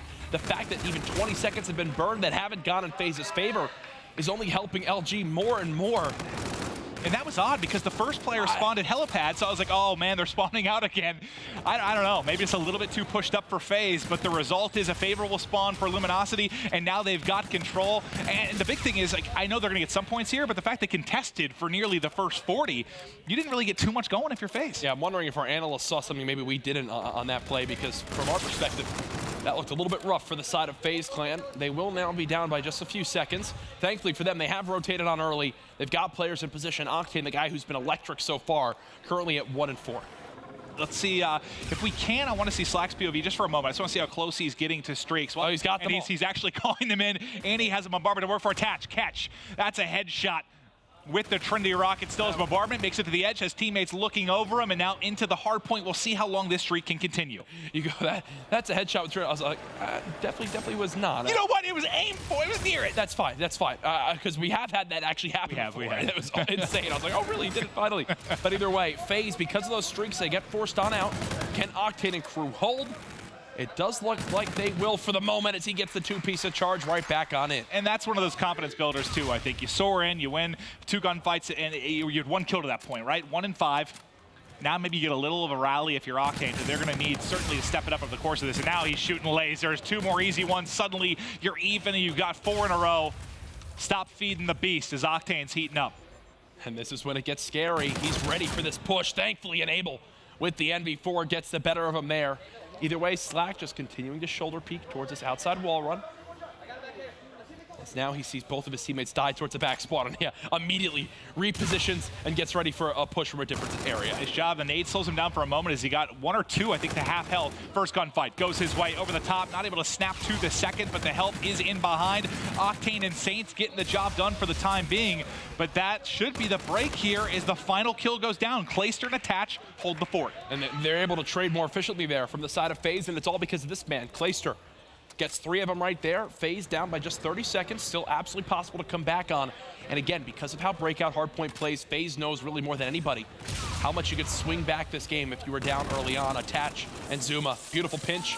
Zuma gets 2. As FaZe should get the scrap time and rotate towards it. I absolutely love that. He knows they have control. He goes ahead and hits straight through loading, gets an easy flank and 2 easy kills. Perfect job by Patty P to find the plays. Now, FaZe Clan trailing by 15. Clayster wrapping back as he's on a 4 streak of his own, getting very close. There's a Trinity Rocket. Scorcher's up next. And this is so key from FaZe. Imagine if Attach and Clayster can earn streaks. Attach, he's in the hard point as well, bouncing around. He might have them. Yes, so he's already earned at least 1 on his way to this bombardment. Clayster's 1 kill off the Trinity. This is a moment where you can absolutely see this game swing entirely into FaZe's favor if they can just get the kills for these streaks. Yeah, because all you have is, what, a bombardment still for Slack. There you go. But Clay now set up. Attach still streaking, full streaks for 2 of them on a map like Breakout. Now Clay, 7 in a row, beaming Slacked. Clayster from 4-7 to 12-7. His team was down by 40 seconds. Now they're up by 20, and this man's still going on the main stage. FaZe have 7 streaks to use now. They must win this game at this point. You've set yourselves up perfectly now to take 2 hard points off LG, something few teams have done in Infinite Warfare. You've got all the tools to work with. It's 3 dead again. FaZe now running away with this game as Clayster still on the streak. One more in the back. Clay shuts him down. And dude, as much as we talked about Octane getting going and how he can get hot, Clay's the ultimate man for that, right? When he gets streaky, it's like his gameplay changes entirely. Somehow LG have actually gotten across this wall run, which with FaZe having 4 players here really should have happened. Thankfully, they do get the kills. Clayster on a 10 streak. Attach, Enable, and Zuma on a combined 7 streak. This has been a full 90-second swing. Clayster, look at this, even on the 10 streak, doesn't even care. He goes soaring on it. Yeah, at this point. Maybe a little bit too overeager right there. Yeah, you got your double digits. Go soaring. Attach, only 31 bullets left in the clip. Running low on ammo here as he's trying to get set up, but he does have a Scarab to work with, some streaks. Clayster calling in the Trinities. He's going to find one. The lone remaining player going to be in caves, and it's Attach trying to fly in. Not going to win that gunfight against Octane, though. FaZe was nearly outslaying by 20 kills before those couple came in favor of LG. Bombardment now coming into play. That's actually from the hands of Slack, so one of the tools they earned early on going to be brought on out. But that was really it for LG. No payloads now. They've got to get a bunch of time off this hard point, and it's Slack leading the charge. But now the other streaks coming in on the opposite side. Clay, he used the Trinity, he used the Bombardment. So Attach, I believe, going to be the lone man in the game with streaks remaining. He's going to be coming off a spawn. Saints trying to hold inside cave. The time continuing to go the way of Scorcher. Yeah, because he didn't use a Scarab. So that's right. Good call. He's running the 3 of the higher tiered streaks, and he's making his presence known on the map. 17-9, hasn't joined that double death digit quite yet. Still staying alive, still dancing around. 180-94, folks. The game was 89-50 earlier on in favor of LG. And look where Zuma is. Zuma, I think, playing sneaky over at Helipad. He was back there with a K-bar. He was set up on the cross. Nobody peeked him out, so he's able to get one. Might be able to tag up a second as they're in the fight, but it's Attach now calling in the streaks, trying to clear out Commissary, but it's going to be MD4 and also the dive off the map for Clay. Yeah, Clay just falls off when trying to, I believe, hit that lower wall run. Finally, Zuma will get pushed, but it takes 4 players of LG to do so. A 5 streak now from Classic could be the saving grace in this game. Exactly. Can he get fully streaked out? I think is the big thing. Classic just falls, and who other? It is Clayster, 19-11. A minute to go in the hard point. Woo. Remember when FaZe were down by 40 seconds, and I know any team, especially FaZe, knows how streaky a map like Breakout can be. They have completely turned up. Every player has gotten involved. This has not been just a 1 or 2 man show. Now you've got Enable joining the streak club. 215-103. FaZe on the verge of dropping LG to the losers bracket. And it reminds me a little bit of eUnited's throwback hardpoint earlier in the day. It was like a close game. Then everyone started to build up streaks, started to go off, and they just completely took control. That's what I'm seeing here again. If Enable can get these, I don't know how much it matters anymore, but it's just more fire raining from the sky. And look at how Enable's trying to play this. Not only is this key for, earning that Trinity, but it'll work him closer and closer towards that active camo, which can be the difference maker for those back cell block spawns. He sees Saints run away, and now it might be his turn to charge on up the map. I think he thinks he's still hiding in there. Yeah. He is not. Enable gets a kill. He win one more. Just needs another kill here, and he's got the bombardment. Jump in the hard point. Jump in the hard point. There you go. Is. Fully streaked now. 3 players from FaZe this map have been fully streaked out. And it's wild because none of them are that positive, right? Like they're positive 5, 6, 7. I mean, not going off exactly, but they just had massive streaks. They've done a good job juggling the objective as well to pick them up. What an effort from FaZe Clan. And now, I don't know. I know that we've seen insane swings on this map. We have. Say it over and over.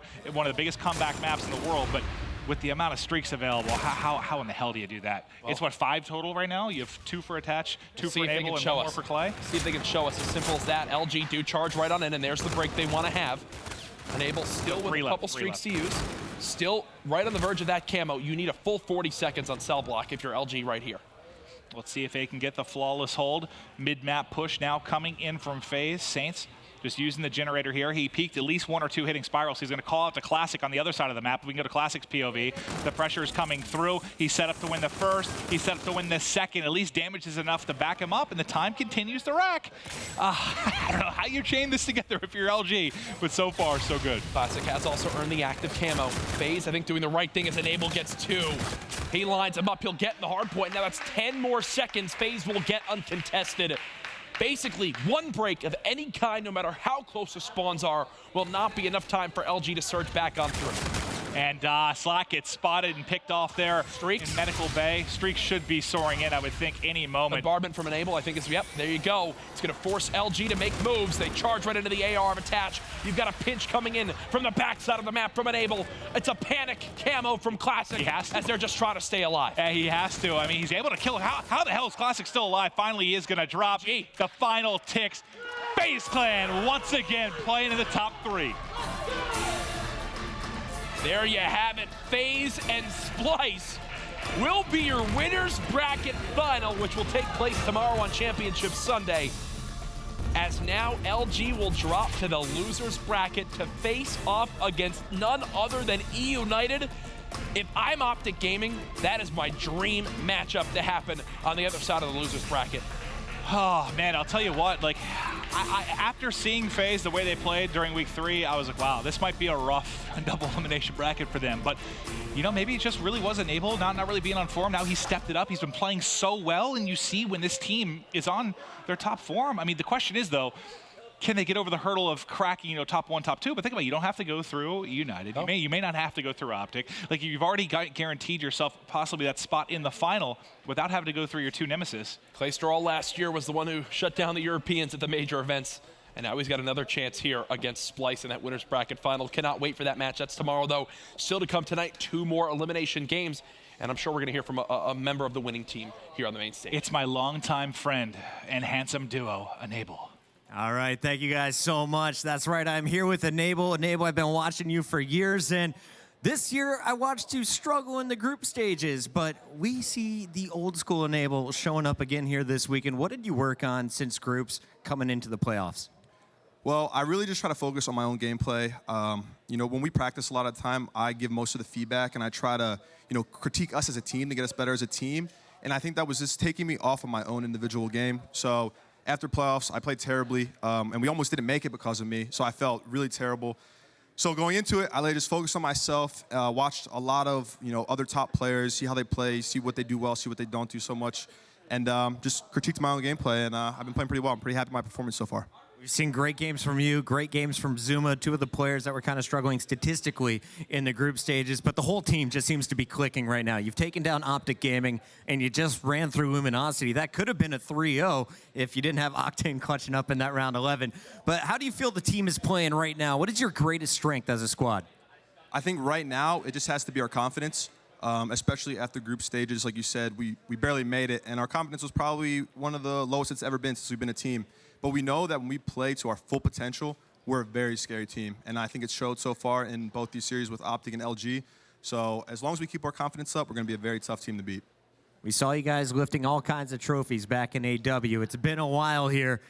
What will it take to raise a trophy? How do you get past Splyce, and who do you expect to play in this grand final? For us, we just have to take it one map at a time. You know, Splyce is a very good team, the best European team out there. So as long as we focus on the game types that we need to win, because we know they're a very good respawn team.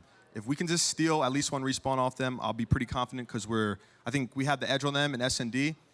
And then after that, I don't know, I think it's going to be tough. There's a lot of good teams still in this, OpTic, eUnited, LG. So it'll be interesting to see who comes out. Could be anybody, but we know one thing for sure. You are playing Splyce tomorrow in the Winners Bracket Finals. I'll let you go celebrate with the team. For now, let's send it back to the desk. Thank you very much, Puckett. Always great to hear from Enable. I mean, you heard in that interview himself, says, you know, in group stages, that was a little bit of a problem. Went back, studied a lot, and what an event he is having so far. Congratulations, of course, to FaZe Clan, that 3-1 victory. We'll book them in that winners bracket final, which is going to be tomorrow on Championship Sunday, where they'll face off against Splyce. For now, though, let's break down that series a little bit. Of course, it all started with a Hardpoint on throwback, and this kind of set the tone for the series almost. Unbelievably close. It really, really was a fantastic performance of proof from Enable. Yeah, Enable started hot. He kept it going the entire game. I'm really impressed. I actually said I wanted to see Enable do his thing in this series, and he answered my prayer. So, Enable, good job, buddy. It was fun watching you. Great hill pressure from Attach the entire game as well. I think he had the most time, and he kept the aggression on him the entire time. And then Clay Daddy at the end, just heating up and doing his thing. Cassius, we know what you do, baby. And I think one of the keys as well was almost to what Proofy was just saying there, Teep. No one really underperformed. That was one of those games where everyone had a solid performance. I feel like it's been a long time, especially in Infinite Warfare, where we haven't had a player really do that bad. You know what I mean? All 8 players in this lobby were performing quite well. Yeah, Saint started a bit slow early on in the hardpoint, but you can see in his score here, 30 and 35. That's not too bad at all. Heavy hitting gameplay, a juggernaut battle of the 2 greats that we're used to seeing in hardpoint. I loved it, man. It's just quality hardpoint all the way around. And Aix, obviously you were observing in the back room for that entire game. I want to ask you, the classic camo at the end of the game, was that maybe a misuse from him when he tried to break baseball? Yeah, I feel like he just used it in like a panic. Like he maybe got a bad call out. I know when I was using camo, like if you get a call out, you're gonna react to it, and I'm assuming that's what happened because Classic has some decent camo plays in respawn. His S&D's been questionable, but his respawn camo is usually pretty good. So I'm assuming he just got a bad call out, some miscommunication. I probably thought they weren't gonna break it and decided to pop it, and then they broke it, and it just. But for me, the story of that hardpoint is Clay continues to impress. Yeah, that was definitely a lot of eyes on Clay coming in today. Hey, is he going to perform the same? Does it mean as much? Obviously, we know he loves playing us up to gaming. That's where you really see him thrive. But Clay having a fantastic day today as well. Moving forward, it goes to the Search and Destroy, where ironically, it wasn't the best game for Clay. It was almost James Bond-like performance, but he avoids it, which almost made me do it. Which is like, yeah, almost. It goes all the distance to around 11. LG takes it in the end.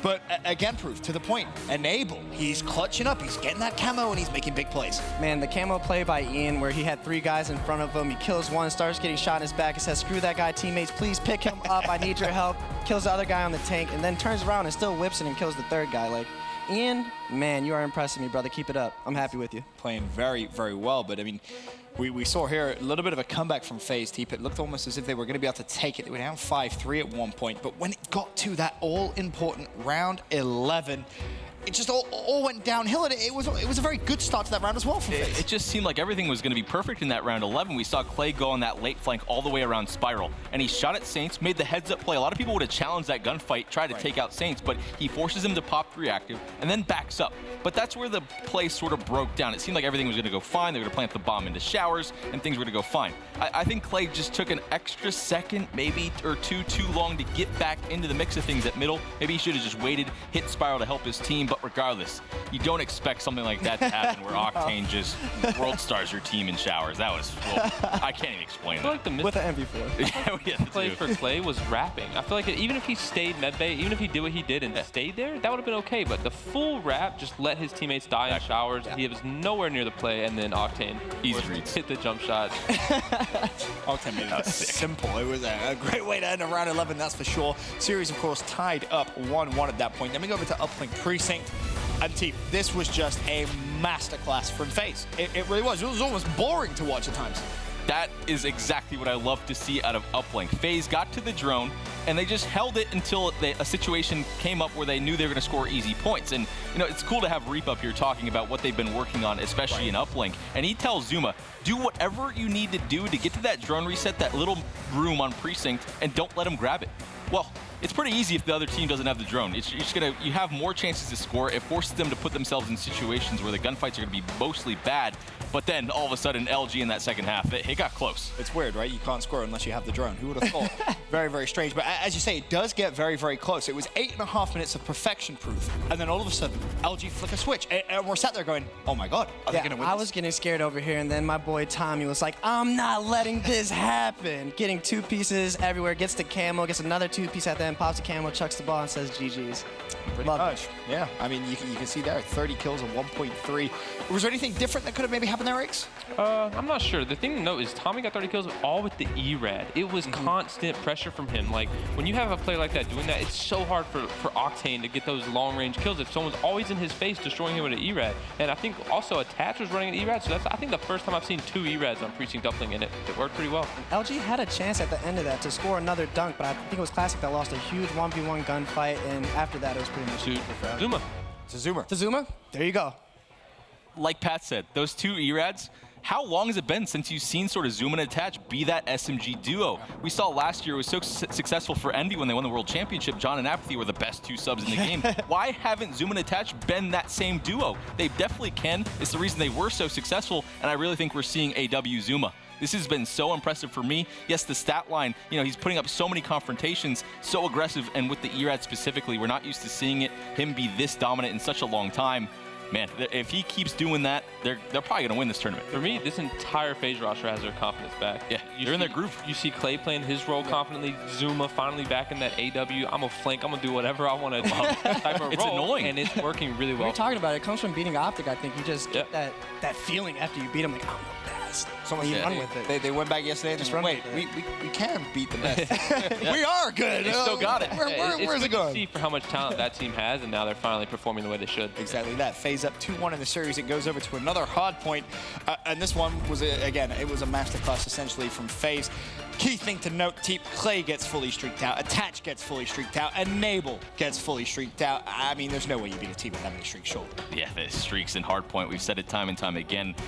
They're doing such a good job of playing for those streaks. There's a moment where Clay was pretty far away from those streaks and made every single right decision, and I feel like a lot of players don't do that nowadays, honestly. It was probably 6 or 7 decisions in a row on that rotation over towards middle that he could have made a mistake, but he didn't. He played that conservative style, got those streaks, ran away with it. Exactly. Watching this game, I feel like there's not one player you can say did work for FaZe. I feel like that was an ultimate team effort in that gameplay. I mean, we talked about the trades that they had on the last hill where everyone was shooting at someone different, and they actually killed all of them and not losing any lives on their team. Just perfect trades, perfect plays from FaZe. And in terms of LGX, what went wrong? Was there a key moment in that map where you thought, okay, this is where it starts to spiral out of control? I mean, the thing we usually see with LG is their slaying capability. It's not there right now. I mean, Slack's letting me down. Like, coming in this weekend, Slack was probably the most underrated player in the game for me personally, and he's not getting the kills, and I think it's putting a lot of pressure on Octane, on Slack, on Classic and Saints to just get kills, and they're not showing up with it. One thing I want to note as well, especially on those rotations to Cave, is multiple times where we saw Classic just be so alone for, 4 or 5 seconds. It allowed FaZe to group up, especially at Spiral, clear him out, and Classic was sort of the main slayer for these guys in this series. If he got taken out, nothing else was really going down, so the trades weren't there, something we're used to seeing that high-octane gameplay from LG, not just from Octane, but it just didn't happen for him. Yeah, very true. Congratulations once again, though, to FaZe climbing the 3-1 victory over Luminosity will progress them through to the winners bracket final. So we're going to be playing Splyce tomorrow. Here is a look at that bracket. You can see the runs that both these two teams have made. FaZe, they beat OpTic Gaming 3-1. They beat Luminosity 3-1. For Splyce, you look at that bottom side, it was a 3-0, a 3-2. Big clutch up in that game against Enigma 6. And as I said, our winners bracket final, FaZe versus Splyce. Aches, you've been saying throughout this weekend, this could be Europe's time. Are you still confident with that statement after seeing this kind of refreshed FaZe climb? Yeah, I mean, FaZe looks really good in respawn right now, but so does Zero. He looks unstoppable. Like, I am impressed. He is a beast. But the thing is, Splyce also haven't lost a search this weekend. They dominated EG, they dominated E6 on the first one, and then clutched up in the second S&D game 5. They look impressive in S&D, and they're still doing it in respawn. So I'm sticking with my pick. Okay, fair enough. Just had to test it just in case you want to change. The EU players, I guess. I mean, Europe's getting a lot of love. Top 3 guaranteed. Can they maybe win that first tournament on North American soil? That the question on so many Europeans' minds. Meanwhile, in the losers bracket, things shaping up, getting a little interesting. Of course, we saw OpTic Gaming versus Envy to start the day. OpTic dispatched them with relative ease. I think it's better to say 3-0. OpTic Gaming versus E6. So that's going to be the next game up on main stage. Over on the bottom side, eUnited versus EG. That was a 3-1 victory, and eUnited will now face off against Luminosity in losers round 2. Brief thoughts on that OpTic versus E6 proof. I mean, E6, they came out, they've already beaten United. Hey, can they add OpTic Gaming to the list? I feel like they're going to bring back that AW rivalry E6 kind of had with OpTic, where they made their first appearance on the main stage versus them and had that incredible run. So E6 loves playing OpTic. I know General loves beating OpTic, so it's going to be a series to watch. I mean, we saw it several times, obviously, twice to be precise, in groups deep, and I think you can maybe make an argument in the first series, E6 could have won. They had trouble closing out those hard points. As a player, how do you go back after an event, kind of look at that and say, all right, this is what we need to do? Is that something you think E6 have done? You kind of have to, especially going up against OpTic Gaming for this amount of money, this much on the line. We haven't seen E6 sort of at their top level in, what, a year and a half at this point. So I think the biggest thing, you have to get OpTic when they're kind of showing weaknesses. You have to play confident, and E6 definitely has the gun skills to do it. I think General, we've really hyped him up up as really that top player in so many games for them. Yep. In some of the series here, it's been Proto. Exactly. Proto's been that guy. You have such a big smile. I'm a Proto fan as well. Going back to he's such a good guy too. He was really like one of their star players. So, I mean, I feel like General needs to be that top talent player that we've taught him to be, or talked about him to be. Sorry, losing my words there. But General needs to be that 1.2, 1.3 KD. They don't stand a chance. I think OpTic coming fresh off a win, they needed that after that classic loss. E6 coming off a loss, they had 2 big S&D wins versus eUnited, but honestly, I mean, I don't really care what the map set is. They don't stand a chance. Fair enough. I like it. Fantastic analysis going from Ace on the next series that we'll see. But we should also mention, of course, COD Champs tickets on sale now. You guys can purchase your passes at mlg.tv/CWL Champs.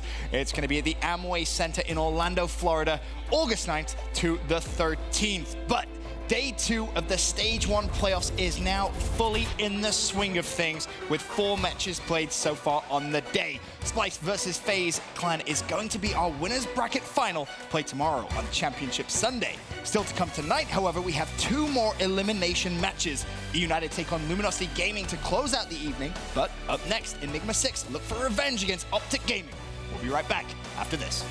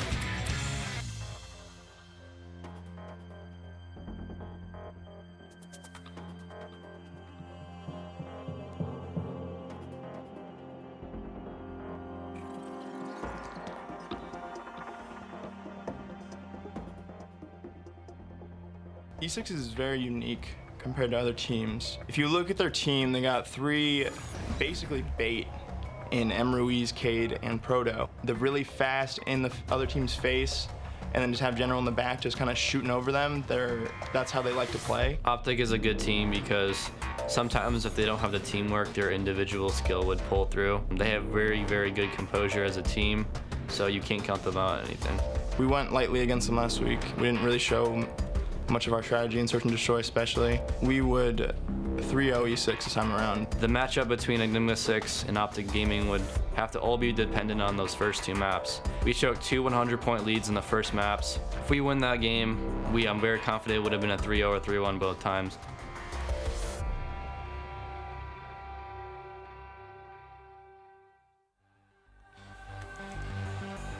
Ladies and gentlemen, welcome back to the Call of Duty Global Pro League Stage 1 playoffs presented by the PlayStation 4. We still have 2 more games to bring to you this evening, and they are both elimination matches, both going to be, of course, from that losers bracket. Up next on the main stage, OpTic Gaming have a bit of a rematch versus Enigma 6. Obviously, we saw it in the groups, Momo. And some of those games were a little close, or maps rather, were a little closer than maybe a lot of people thought. So going into this one, kind of where are you on the fence? I'm definitely favoring OpTic. It's very hard not to. They've just come off a huge win versus Enviers. And that's for me, you know, a top 5 team in the world right there. And going against Enigma 6, yes, they've been individually very, very good, and the likes of Uplink, they've been super strong, but I don't know if they've got what it takes to take OpTic on 2 Hardpoints, 2 S&Ds. I'm leaning towards the green wall. Fair enough. Obviously, Matt, you're joining us on the desk for the first time this weekend. I know. It's been about time. I'm so tired of watching Phil. Great to have you on the desk. I love you, Phil. Obviously, Aches had absolutely no faith in Enigma 6 coming in. You heard him in the closing segment before the commercial break. Do you have faith? Any faith at all? I mean, a little bit. I kind of agree with Phil, actually. You know, they did play them tough during the groups, and I know some of these same maps in this series are going to be ones that they played during the group stages, and they played them tough on. Okay. But it's such a different beast trying to knock out a team like OpTic Gaming as opposed to taking a game off them in groups, right? I mean, we've seen them drop series and group play before to some teams they probably shouldn't have. And once it's elimination time, we get into the bracket, they're a completely different team. I would find it very hard to believe Enigma 6 wins this one. Looking at that map set, Retail, Hardpoint, Crusher, S&D, Frost, Uplink, the first 3, Merc. Not good for E6, I think. If you look at the maps that they played them close on, it was Scorch Hardpoint and Breakout Hardpoint. Obviously, some comebacks, some great holds from OpTic in that group play. And then Frost Uplink. That was the one Uplink that OpTic was able to beat Enigma 6 on, and where we saw sort of an Enigma 6 struggle last night. So, you know, they definitely want to get that throwback. You know, that's where they sort of beat OpTic. So it's going to be tough for Enigma 6. Well, excited to get this one underway. OpTic Gaming versus Enigma 6. Loser goes home. It's an elimination match, and I believe it's about to begin, so we can send it down to our casters for the series, Bucket and Chance. That's right. It's time to party. OpTic Gaming, Enigma 6. It's a rematch from group week number 4, so we'll see what's going to happen here. OpTic Gaming, if you remember last time, they basically cruised past Enigma 6 both times, but as you heard in the interview with General, they choked 100-point leads in back-to-back series both times in game number 1. So we know Enigma 6 can hang in the hard points, Chance. The question is, can they close out this time? Well, really every game mode they can hang as well. They split the uplinks 1-to-1. The unfortunate thing for them is actually the one that they lost is going to be the one in this map set on Frost. But again, you talk about them being able to hang in the hard points. Formal and Scump are 2 guys that are way at the top. Formal is far and away above the rest. And if he's shooting like he has in the past, there's not much you can do. And these, of course, are numbers from all of stage 1, from group stages into the playoffs. And for Formal and Scump to be number 1 and 3, that just shows how consistent they are. On the other side, you can see Enigma 6, not a single player in the top 10. That's because they spread the love around quite a bit more. I love how evenly balanced this team has shown to be, and in their matchup against Splyce, they looked pretty darn solid in their respawns outside of that game 1. And it's weird as well, because it's definitely an adjustment for the team. Usually it's General baiting his 3 teammates, as Formal called it, getting all of the kills in the world. But this time, he's normally towards the bottom of kills and deaths. He's kind of low engagements, and his teams have really picked up the slack. Cade has been pretty good, especially in respawns. He's had some monster games. And Ruiz has stepped up to the plate, and Proto very well might be the MVP for the squad. He's been playing outstanding, but again, they lost a tough match to Splyce, but they even showed resilience as well. Again, they nearly pulled off the reverse sweep, and this is a team that beat eUnited. So E6 incredibly capable, but again, on the flip side, it's OpTic Gaming, and we talk all the time about how good they are. And there's rumors that Ruiz could be retiring after stage 1.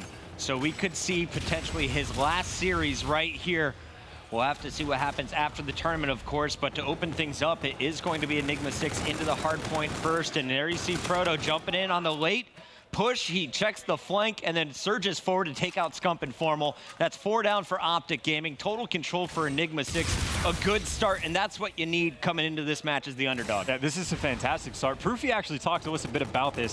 He was telling me that a lot of times the indication about how the entire map is going to go on retaliation is based upon this very first hill. He said if you get more than a 30-point lead, that is basically saying that they're going to be able to pull off the map. Of course, though, you see E6, they went up by 23. OpTic Gaming bounces right back. They're not letting any weird things go down from the first hill. I was going to say, as history has shown us, you can go up 100 points on OpTic Gaming and they'll still find a way to mount a comeback. This time around, though, it looks like OpTic will have the advantage at the end of hill number 1, and we're going to see this rotate to the lower street. Karma just sees a perched General, takes out General, and then Ruiz. Formal's going to find Proto, 3 down. Cade can't push in alone here. He's going to try and challenge from the stairs, trades out 1 kill, but it's Formal again in the feed, and Karma is just patrolling all over this hotel. Yeah, definitely trying to control these power positions up by Plat. If you have access to Plat, you have access to essentially the rest of the map. You're only 5 seconds away from everywhere. Formal, though, huge kills inside of the hill. Those are your defense. Those are the kills that matters most. And again, 41 seconds in the hill, and he's 5-2.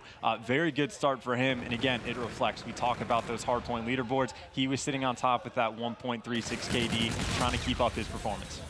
OpTic fell to FaZe last night, but they were able to split the hard points, and OpTic overall, out of all the teams playing in Stage 1, has the best hard point record. I believe they're 11-1 after the series against FaZe. They were perfect 10-0 throughout group stages, and they're looking strong early. You got Karma 7-3, 8-3 now out of Formal as he does land the rocket, but Proto was able to pick up the kill, so not much more than that. Yeah, it's about to get rough. OpTic Gaming, they're going to be, well, not in full control. Scump's going to fall, so you see that market control going to E6 for the moment. But of course, you got 2 players for OG sitting inside the hill. The pinch is coming in, and players pushing up top from bridge. That's going to be General from the side. And Ruiz there is going to be in the feed as well. Krim, of course, though, for the trade, has another gunfight inside the hill, and there you go. And Ruiz, the guy who might be retiring, able to pick up 2.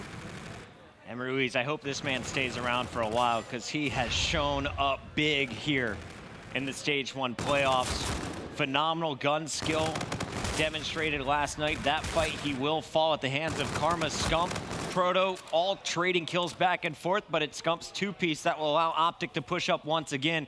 Now, Cathedral has about 10 points left. OpTic is already set up for broken. And Scump, you pushed up halfway across the bridge and then pulls back, knowing I have the primary entrance shut down. You guys watch the left and the far right, and we're good. Yeah, interesting decision as well. Again, Proto, he gave up 10 seconds of hill time for the scrap over on Cathedral or Grave, whatever you like to call it, and amounted to absolutely nothing. That's a clean 4 down in OpTic Gaming's favor. Now again, as this game goes later on, if this turns into a close one, you got to think, how big of an impact could those 10 seconds have had? Of course, the decision is a solid one. It's understandable as to why, but right now, the slaying power for OpTic Gaming is just way too strong. They were taking a 10-point gamble in hopes of breaking OpTic from getting a full 60. So far, OpTic has 37 uncontested points here on the broken hard point. You can see Crim6, last member alive from OpTic, finally going to be gunned down. It's Cade, his killer, who'll be jumping into the hard point for now. OpTic Gaming, though, they just took out 3 members and they're staggering up, ready to push. As I say it, you get a little bit more help for Cade, and OpTic is going to give up the scrap time. They have about a double lead here. 120 to just 60 points here for Enigma 6. OpTic is going to actually lose the gunfight at short range. Proto hits the melees, and he will be able to get early control. General, last man up here. Will he be able to lock it in? 2 more challengers coming. He's got reinforcements. Krim's traded out, and Krim is going to bait him out to the platform where he finds himself a double kill. Scump's back inside, and OpTic score keeps going up and up. I'm going to call it here early. If General doesn't turn his performance around, that's going to be the dagger in E6. He's the player that normally is the backbone of the team, and here he is at 6-15. It's just not acceptable. Again, backs are against the wall. This is the loser's bracket. They need him to perform at his best, and you see Proto for the flip side. We talked about him maybe being that MVP, 15-10. He's trying to replace that role. He's doing everything he can, but you can see the score. So far, it's just not enough. Proto has more kills than Cade and General combined. Right now, General and Cade, they're looking at 12 and what is that, 32? Not the good scoreboard there. Triple negative between these two players. They got to turn up. Formal on the back end is going to use the FTL jump to stay alive and is able to pick up the kill on General. Dodges about 2 bullets, and that's all Formal needs to get a kill. Scump setting up, pre-aiming, but the flank could be coming in any moment. Ruiz is going to try and get that pick, but you see those 2 arrows. It's going to be Formal set up alongside with Karma. They have the back lockdown. You got Crim6 pushing out the front spawns. Everyone is going to be popping up lower street here, and this could be a full 60 hold on the bridge. Yeah, that is just brutal. You saw basically as soon as Formal gets that FDL kill, those players are spawning up at the next hardpoint, and that's as far away as you're going to get from this bridge. Again, because OpTic Gaming was able to push out each curve side, and again, that's a fantastic hold. That is about as good as you're ever going to see on that hill, and that's just honestly incredibly unfortunate for E6 that happened to them. The score has gotten kind of ridiculous. Now, OpTic Gaming, again, in the past, they've made those 100-point comebacks. Well, E6, now they're in their shoes. They're going to have to do the same. The General is broken right now. 6-20. He hasn't picked up a kill in the last 90 seconds. Cade, he's only picked up 1 kill in the last 90 seconds. Meanwhile, Scump, in the last 90 seconds, he's on a 5 streak. You got a 4 streak for Formal, finally shut down. Crim was lighting it up on a 3 streak as well. Everything going well for OpTic Gaming. They are the first to 200 points, and they are 50 away from taking game number 1. Oh, yeah, and that's game. You earn streaks, you're going in a graveyard. That's pretty much the deciding factor. They can give up the early rotations. It's not a problem. You saw the first time around, that's exactly what Formal did, and he just had the Trinity Rocket, and Scump has absolutely everything. Right now, OG, they're up, I think, nearly 30 in the kills department. It's a pretty ridiculous stat line. It's honestly a pretty embarrassing performance so far from E6. General did pick up a kill and then turn it into 2. So a little bit of momentum, but late in this game, way too late. Proto, I'm so impressed that he's able to stay positive. You have 3 teammates going negative. That's just speaking to the individual caliber, a player that's just charging with the K-bar and winning one-on-ones, but he needs support, and it's so hard to get support when you got bombs raining on you. Before the bombs can land, Karma's picking up the kills with the NV4. He's hunting for more. You got Formal there as well. Everything is going OpTic's way. Look at those blue arrows all the way across the map. You're funneling straight into 3 crosshairs, and Formal is not missing. Another 2-piece. Go for 3. Well, the good news right now for E6 is that OpTic Gaming cannot win on this hill. However, the bad news is that they're still down by about 130 points. It is not good looks. This is definitely just the green wall show. Your lowest performing player right now is Crim6, but he has the most time on the hill, and he still is managing to be positive. Again, that's about as good as you can get. This is the second time we've seen E6. They give up those final 10 seconds of scrap time on the Cathedral Hill, which at this point, it's an absolute necessity that they do so. However, last time around, OpTic Gaming was able to hold. You see Scump was able to pick up 2. Crim inside the hill, I think he just got camoed on, so that's unfortunate for him, but Scump's around the backside. He's got that reactive, able to get 1, though Proto, again, coming up big for the team. He's on a 5 streak as well. He's got some streaks of his own, trying to breathe some life into this E6 squad. Proto is doing everything in his power, including just wall dodging. He is bouncing side to side.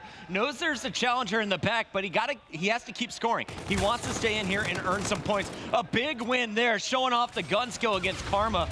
Last time I did some numbers, OpTic was averaging about a 30-point kill lead here in the KD spread. That is one of the biggest blowouts we have seen in a hardpoint. Despite it, Enigma 6 is up over 130 points, but OpTic is knocking on the door. They need just 15 more, and it's going to take them 1 more hardpoint to close this out. And you can even hear those streaks are getting called in, and well, E6 is actually going to get a 4 down as a result. You see Proto was able to pick up 1. General got 2 in that engagement.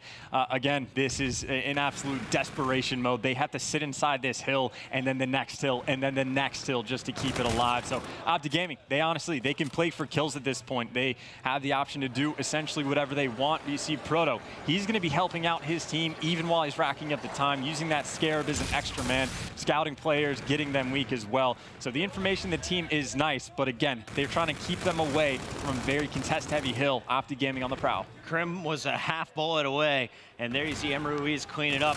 On the balcony, it's Proto faster than Formal, and with that kill, he is going to tie the lead in the lobby. He and Formal with identical stats, 30 and 19 each, 1 minute, 13 seconds to 1:15. Proto playing so well, but you need a supporting cast Cade shut down. General couldn't get anything going. Ruiz is your second best player. He's also the second most involved in the hill. So you got two guys going off here for Enigma 6, but all four for OpTic Gaming are rolling, and this should be it, Chance. 248 to 170. Enigma 6 holds on for one more hard point, but it's done there on the bridge. And again, I think after a game like that, you might see General get demoted to captain or lieutenant or sergeant, something in the lower ranks. That is just not a performance you can have. You're sitting at, what, 6 and 22, something along those lines. And again, props to Proto. Played phenomenally. You can see he had that frenetic pace to him, just that play style. So crazy, pinging around on those wall runs, but everyone from OpTic has shown up today with their backs against the wall. Very nice game one for them. You know, I wish I could watch a little bit more of General and Cade in that game just to see what's going wrong. Are they getting double teamed every fight? Are they getting flanked constantly? Because if you looked at the mini-map, OpTic had about one player inside the hill, a second player close to that hill, and then it was Crim6 and Karma on opposite sides, always pushing out and looking for spawners, often with Formal there to back them up. It just seemed that you couldn't get close to the hard point. OpTic was too strong. And when all four of these players are shooting the way they are, you have to meet that firepower if you want to pull off a victory. Yeah, and they're doing things we just don't see very often. Again, that bridge hardpoint the second time around, I think that's only the second time we've seen that this weekend, where they're able to just force the spawns out into that lower street. Again, it's very difficult to do, and it took an FDL play, honestly, to pull that off. Formal made a pretty nice play on a guy in bridge. But again, those are the plays that just win you games, and it was a dominant performance. There's not much more you can say. All right, game one, it's done. OpTic wins it once again, just like in the previous two matchups that we saw in the group stages. It's OpTic off to a fast start. But coming up next, it's going to be Search and Destroy Crusher, a map that OpTic struggled on going up against FaZe. And Enigma 6, they're known to have the best first blood percentage on this map. Coming out of groups, they got first blood on Crusher 83% of the time. They were always involved. But even though they got the most first bloods, they also took the L. Yeah, I was going to say that's a good news, bad news situation. They get the first bloods, and then they find a way to throw the rounds away. Actually, they played OpTic Gaming on this map. It went 10 rounds. They got 8 of the 10 first bloods, and they still lost 6-4. So again, they are throwing rounds away. And it's one of those things, you know, OpTic was even talking about it Formal in his interview. He said, when we played against E6, we made sure we're not giving away any of our S&D strats. We played it basically as basic as you possibly can, very generic style, saving all the goods for playoffs when the money is on the line. So OpTic Gaming, they were thinking a tournament in a head, in a sense, specific to their strats that they're keeping. So if they can pull something out of the bag here, honestly, it might be a very nice game too for them as well. OpTic's 2-1 on this map, hoping to go up 3-1 with another win over Enigma 6, but it's not going to be easy. If Proto keeps playing the way he has in that first hard point, you know you're going to get a better game out of General, and Cade really can only have room to go up after that first hard point. And Crusher's a map that can cause some problems. If they fix their initial issues of getting first blood but losing the rounds, you have to think that Enigma 6 is going to give themselves the edge here once again. It's a mirror matchup. OpTic could be throwing some new strats at them, but clearly the new strats didn't work against FaZe. Yeah, it really should honestly just be a very interesting game. Again, E6, they have the framework. It is there. They know what they need to do off the rip. They just need to put their game together. And then OpTic on the flip side, again, they're decent on this map. Yes, they took the L to FaZe. But again, if they have things that work, if they were trying new things out, they have a larger playbook at their disposal, which should be fun. The thing I'm most curious about, honestly, is whether or not Proto is going to snipe, because that's always one of those things that if you don't do well with it, it can come back to haunt you. But at the same time, he absolutely shut down Red Reserve in their matchup with the sniper on this map. I remember him looking over the middle lane. Urban constantly wanted to challenge or even just sprint across, and Proto was hitting the up-close shots. He was hitting the range shots. He was locking down that middle of the map and then being the communicator that his team needed to set up properly at B. On the attack first is going to be Enigma 6, and we're watching the defensive setup here as Formal is pulling out the sniper and looking for first blood spots. A jumping Proto who is going to rotate back to his bomb carrier, and you can see the setup here from Enigma 6. They are waiting for an aggressive OpTic push. Meanwhile, player number 2, that is the General on the mini-map at the very bottom. He's the guy either going to call out, hey, everyone rotate over to me at B, or I'm coming on the flank. Well, E6 actually does this quite a bit. This is their information play style where they're waiting for their opponent to make a mistake. A lot of the times, once teams recognize that neither bomb site is gone to, whichever one is open, they'll push through to work the flank. You see OpTic elected not to do that. They're actually going to give up the bomb plant, so we have an opportunity to see how they retake. But I want to point out number 4 on the minimap, Cade. He's going to potentially be that guy in the flank. We're going to see how he plays it, or if he just wraps back for his team. Either way, though, OpTic making their move. And Cade's got to be fast, but he doesn't know how many committed. Now you see the sniper, that bright light general is going to hide from the flashlight, and it doesn't matter. The headshot's going to land anyway from Formal. Formal with the pistol now answers back on Emruiz's double, and Cade will keep himself alive in a 1v1 now against Crim. Smart plays as well. Make sure to dip behind cover. Crim, though, is going to be on the hunt. Cade actually spots him there as well, but fires his gun. Still, though, 10 seconds left. You see the decision has been made. Cade has to recognize this. It's going to come down to the wire, but Cade knows the time well. It is a 7.5 second defuse. As soon as he sees Crim going there at 12, he needs, okay, I just wait 4 seconds. I'll be there in plenty of time. It's impossible for Crim to win in that situation. And Emruiz was so clutch. He was just around the bomb site. 2 members from OpTic pushing in. He picks up both kills after losing General for first blood. Enigma 6 holds on, and it's Cade on the flank. Paying dividends, picks up your final 2 kills. Enigma 6 wins their attack. Here they are on the defensive end. As Emruiz leads the charge, they're going to go meet OpTic at the B bomb site. All 8 players running directly at each other. And as I just now noticed it, Cade's across the map. So this is a 3-on-4, make it a 3-on-3. The team kill is going to even things up at the site. And again, 4 on the minimap. Cade, he's going on the flank. It looks like Formal's going to be the player trying to spot that out. Meanwhile, there's going to be gunfights at start. Formal turns at the worst possible time. Cade's able to pick up 1. Cade's able to pick up 2, and his teammates swoop in to get the final kill. That's E6 going up 2 rounds to none. Once again, off the backbone of Cade on the flank. But OpTic Gaming, this is a squad that is known to adapt. And if Formal stays in his position for 30 more seconds, for 5 more seconds even, he catches Cade charging in. And something that's worth noting on this map, Crusher, if you're watching the flank, teams do it all the time from over in that crates area, but it's very difficult because, again, you feel committed to help your team out by rock. It's a lot better. FaZe does this well. Clayster, he'll watch the flank from a lot farther back in the map, and it gives you more options. We can get into that later. You see E6 once again going for that same information kind of strat. General's going to have,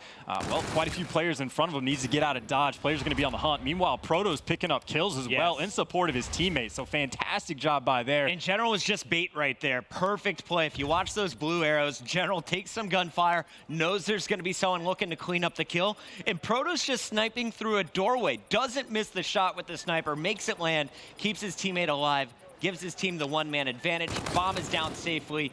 Everything is looking good here for Enigma 6. OpTic going to be surging forward with just Crim and Scump left alive and make it just Crim in a 1v4. This round is over.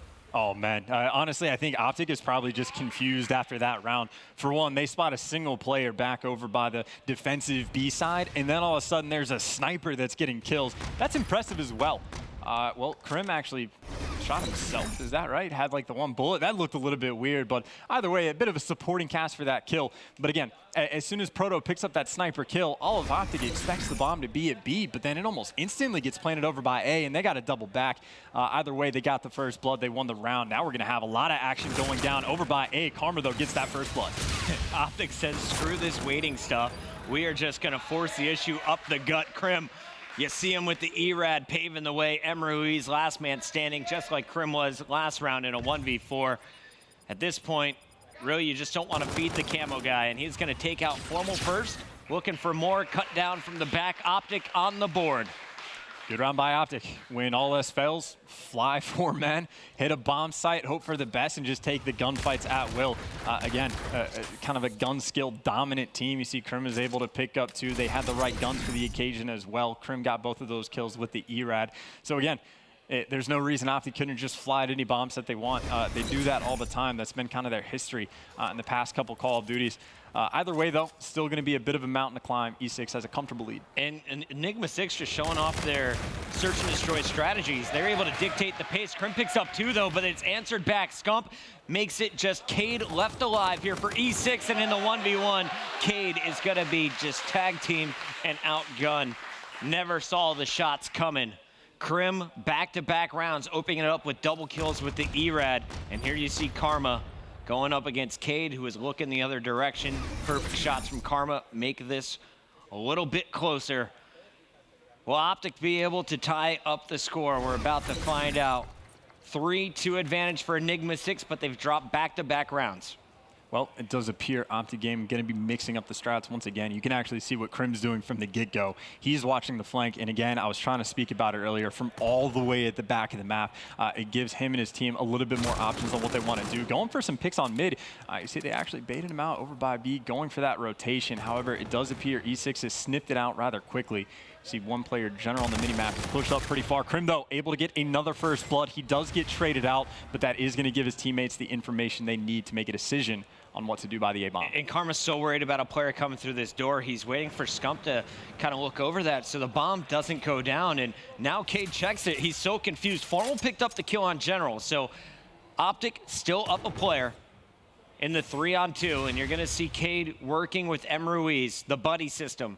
How do they get back in this? They know OpTic's running out of time to plant, so they're probably making their way to B. Well, the FTL can certainly cause confusion around this B-bomb site. There's a lot of tight corridors you can get through very quickly, but interesting to see if he tries to pull it off. He's going to get that first blood. Now it's just a straight-up 2v2, and they know the players are going to be piled up over by crates. M. Ruiz has that K-bar, going to have a player just over top. Went to the gunfight as well. They buddy up, and he's able to pick up both kills. That's a 2v3 clutch. That's E6 going up 4-2. Enigma 6, a 2v3 clutch, and incredible gun skill by M. Ruiz at the end of that fight.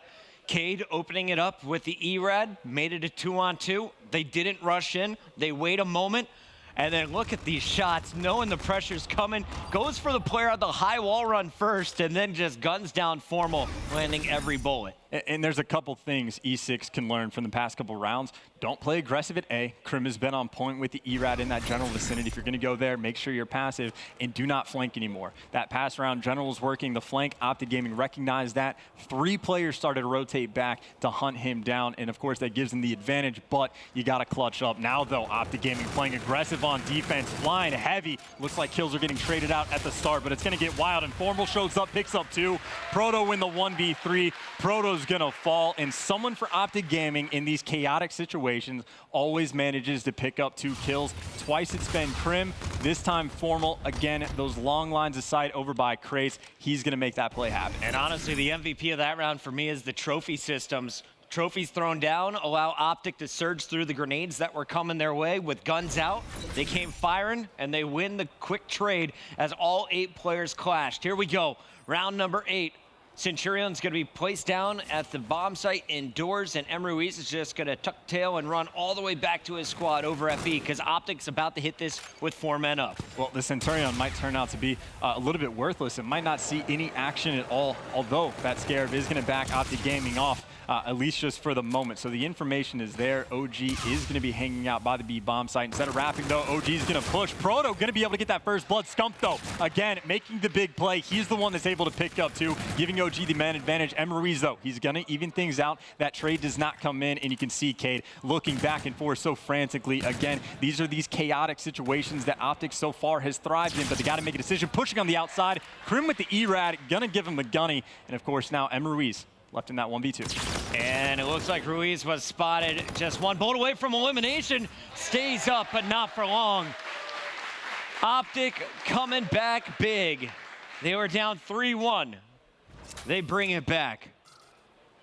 Enigma 6 looks like they're going to pull away with the game, and then all of a sudden, it's 4-4. That's tough, man. Again, it's the 2-piece after 2-piece in these chaotic situations that OG's been able to come out on top. They need to keep playing aggressive.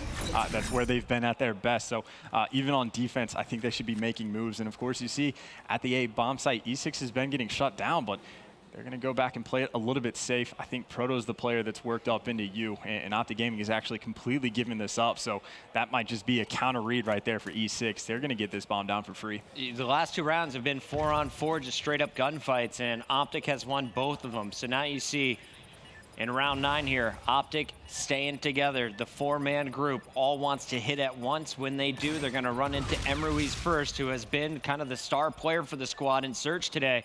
He's 8-6. He has 3 bomb plants as well. Crim6, he could go for a ninja, it looks like. Instead, they're looking for the kills. Out comes Crim. He goes flying, picks off Proto, but Emruiz and General are waiting. Scump's going to take out Ruiz, so it's General and Cade going up against just Formal, and Formal is going to go huge. General first, then Cade the bomb third with about a second and a half to spare. God, if Formal just said, get off me, I'm the best in the game. What's the deal, man? That was insane. Again, OpTic Gaming, when it's those chaotic situations, someone gets the 2-piece. This time it was in a 1 versus 2, and this time Formal clutched up.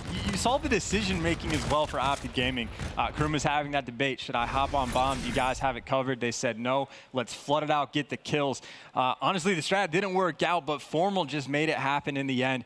And again, another just tough round for E6 to have to swallow. Now they got to bounce back and try and win 2 in a row. And frankly, Krim has been playing fantastic. Formal and Scump have shown up when they need it. It's very difficult, and you see they're pushing this A bomb side. Ruiz just peeked the full army. OpTic fully loaded, gunning into A. Formal's going to lead the charge up top, waiting for someone to push on the far flank. It's going to be General, and a camo is going to be used. It looks like we're going to only have Scump up here as everything's going down at once. Scump, last man alive, has a reactive to work with, and he just may pop it here to try and clutch the 1v2. Can Scump get the ace? Not going to happen. God, Scump nearly with the 1v4. Again, the big plays almost came down, and that would have been the biggest of all. E6, though, it got interesting, and you see, well, the reactive armor is going to get shut down. Krim burned his payload as well. I'm not sure how many E6 has there at their disposal, but round 11. This is where it all matters most. E6, they need this win. I love that kill cam from General. Hits 8 on Scump. It took quite a few bullets to take him down, but they force a round 11. Here we go. This is the series in my mind for Enigma 6. You have to win right here if you want a chance against OpTic in a best of 5. And I think it's just Cade and Formal with those FTLs as well. Just something to keep in the back of your mind. OpTic Gaming, though, they're going to have the full stack in. That is a team kill. I think a nade might have taken that scare about, but that is not the way you want to start the round. Formal, though, he's able to counter back with the kill. Kill's going down everywhere. The active camo getting popped. This is a 1v2. Proto needs to go clutch. He's able to find the first. Going for the second as well. The challenge comes over top. Krim! It's Crim6! Down a player. OpTic pulls it out. Wow, what a play from Krim. Proto had it in his hands. He had the shots on Krim. Krim gives the wiggle and lands every K-bar bullet. As OpTic now jumps out to a 2-0 lead. Chance, you're biting your finger. Break it down for me. What went down? Just the most heartbreaking thing possible for E6 just went down. So they got gifted the round as soon as that Scarab team kill comes in. Again, I think a nade set that off, so it's not like OpTic Gaming made a terrible decision. But you shouldn't stand near Scarabs when that happens, especially if you don't have Blast Shield. But again, we don't know perks. But that happens. Formal still managed to bounce back, get the first blood, and then again, someone for OpTic picked up a 2-piece. They get that advantage. And then Proto, again, had the camo, used it perfectly. Just that, it's the E-Rad, man. The E-Rad up close. He was one shot and got that final kill. Krim going clutch in the end, man. What a play. What a round 11 by Crim6 and the rest of the crew. So far after 2 games, OpTic Gaming up 2-0. Enigma 6, they got to complete a reverse sweep, and it has to start coming up next on Uplink Frost.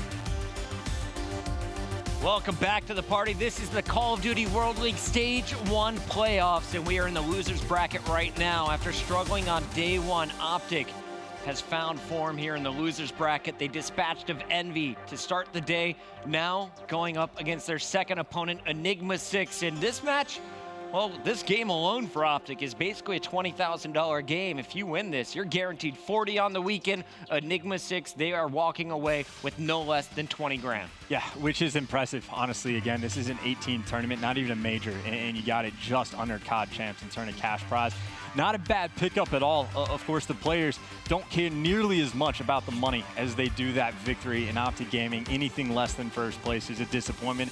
These guys are probably honestly disappointed sometimes when they get first place, not happy enough with the level of play. We didn't blow them out big enough. Why did it go to the second grand final? Yeah, I mean, again, they opened up this tournament with a loss to FaZe. You know, they are not going to be happy about that, and they're going to be fiending to try and get that revenge. But again, it's going to be a much longer tournament for OpTic Gaming. They got quite a few wins before they get there, but still they have to get past E6 here first. E6, Uplink has been their game mode, not necessarily on this map though. The only team to cause problems for OpTic so far in stage 1 has been FaZe Clan, and they did cause big problems on this map, Frost. Same thing can be said though for Enigma 6. They look so good in their uplinks, one of the best uplink teams we saw throughout stage 1, and they got blown out by eUnited here on Frost. So whoever gets the slaying battle done is probably going to win it. FaZe won against OpTic last night. eUnited had Gunless blowing out E6. And if game 1's any indication, this should be all OpTic here. They stomped General and Cade on the Hardpoint. Yeah, I mean, if I remember correctly, when OG and E6 matched up back in the group play on this map, I think OpTic outslayed them by like 30-something kills, like 35, 36, and it was one of the most insane uplink performances I've seen so far. However, Proto, the god so far for E6, opens up with a 3-piece, early advantage going to E6, but they got to make sure to get points on that board. That drone is only halfway across the map. I'll be completely honest with you, Chance. Before stage 1 kicked off, I couldn't tell the difference between Proto and Cade. I thought they were the same person. I got to know Proto a lot watching him throughout stage 1, and he is definitely one of the rising stars in competitive Call of Duty. So fun to watch with that SMG, and you can see his triple led to that initial point as Enigma 6 strikes first with a 1-0 lead. Yeah, I mean, just for like a little cheat sheet if you need a little bit of help. Proto's got the glasses and he's got the gunny. He has everything he needs to be a good Call of Duty player, and that's another 4 down in favor of E6. Once again, they're going to be able to try and make moves with his drone. General, he's going to be pushed up the most aggressively on the map. Looks like Ruiz is actually past him. Hold up, I didn't realize he was in the spawn, so that's going to be a problem. Proto, again, able to pick up 3, and there's a dunk coming on the board. Proto's working his way towards streaks. Absolutely, and you'd think if he goes in for the dunk, he's definitely going to be streaked out by now. Instead, they know how big of a factor he is on the map, how he needs to keep these slays coming, and there he is, flanking Formal. Give him 5 in a row, 9 and 2 to open things up. He's looking for his 10th kill. Oh, put the team on your back, Proto, but he is going to fall short there. Karma had the E-Rad. That's the gun he needs for the situation. Still, though, you see Ruiz, he was pushed far up. He's able to get 2, but he gets cut down just short, and that is a nice defensive stand coming out of OpTic. The positioning right there for E6 was great. That's the second time we've seen Ruiz pushed up all the way to OG spawn, causing problems. Of course, though, OG, they relieve the pressure. They go back on the attack, and again, they get wiped out. Krim just now the last one alive for his team, and you see he's pushed up to get Nectar. E6 does not care if he's behind enemy lines. They're just going to run away from him. They just care about the points. This map was not an issue for OpTic throughout the group stages, but they are having a rough time here in the playoffs. Ruiz is going to slice Formal's throat with the drone and tosses it up for a 1-point play. Didn't want to get greedy for the 2-pointer, but it's a 4-0 lead at the end of it all. And look at Cade. He's just 4 and 4, 9 interactions total. Proto is definitely keeping the pace here. The rest of the squad focusing on the objective. And what you just saw exemplifies one of the things that makes E6 so good at Uplink. It's one of the things that I don't think any other team does, at least not nearly as effectively. They know someone's behind them. Krim just got a kill. They know he's there. And again, they don't care. If Krim's behind him, when they go forward, he's going to be absolutely useless, and they turn it into points. They have done that time and time again. That was part of the reason they beat OpTic Gaming back in Group 1 on throwback. Similar style. Of course, though, you see Krim. He just had the hot hand for a moment. He went on a 5-streak. You see OpTic Gaming, now they're on the attack. And Karma's leading the charge with the ERAD. It's Cade who finally stops his push. Formal needs to wait for his health to come back. Scump causing problems with the ERAD directly behind him, but both Slayers are going to be dropped, and General's going to find Krim as well. All kills going back and forth. And at the end of that fight, it's Proto walking away with the drone. He's just going to recenter that, go for the long perimeter flank as he calls in some streaks. Scouting with the Scarab, he's trying to flank OpTic Gaming. The shots injure Scump. The Scarab will finish the kill, and Proto now has to chase down OpTic, who's moving forward with the objective. Well, he's able to get one, but now OpTic Gaming's run away with the drone as well. But that drone carrier, number 5, Karma, he tried to do it by himself, and he was successful as well. E6 did not set up for the interception. They thought they were going to get the kills, or they got caught off guard by the aggression. But again, OpTic Gaming, I said they needed to take notes from E6 and Uplink. They did just that. Good job by Karma to get something on the board. And here comes Scump to lead the charge. You have Karma on your screen going through the opposite door. Everyone's focused on the front entrance. Karma could do work here in the back.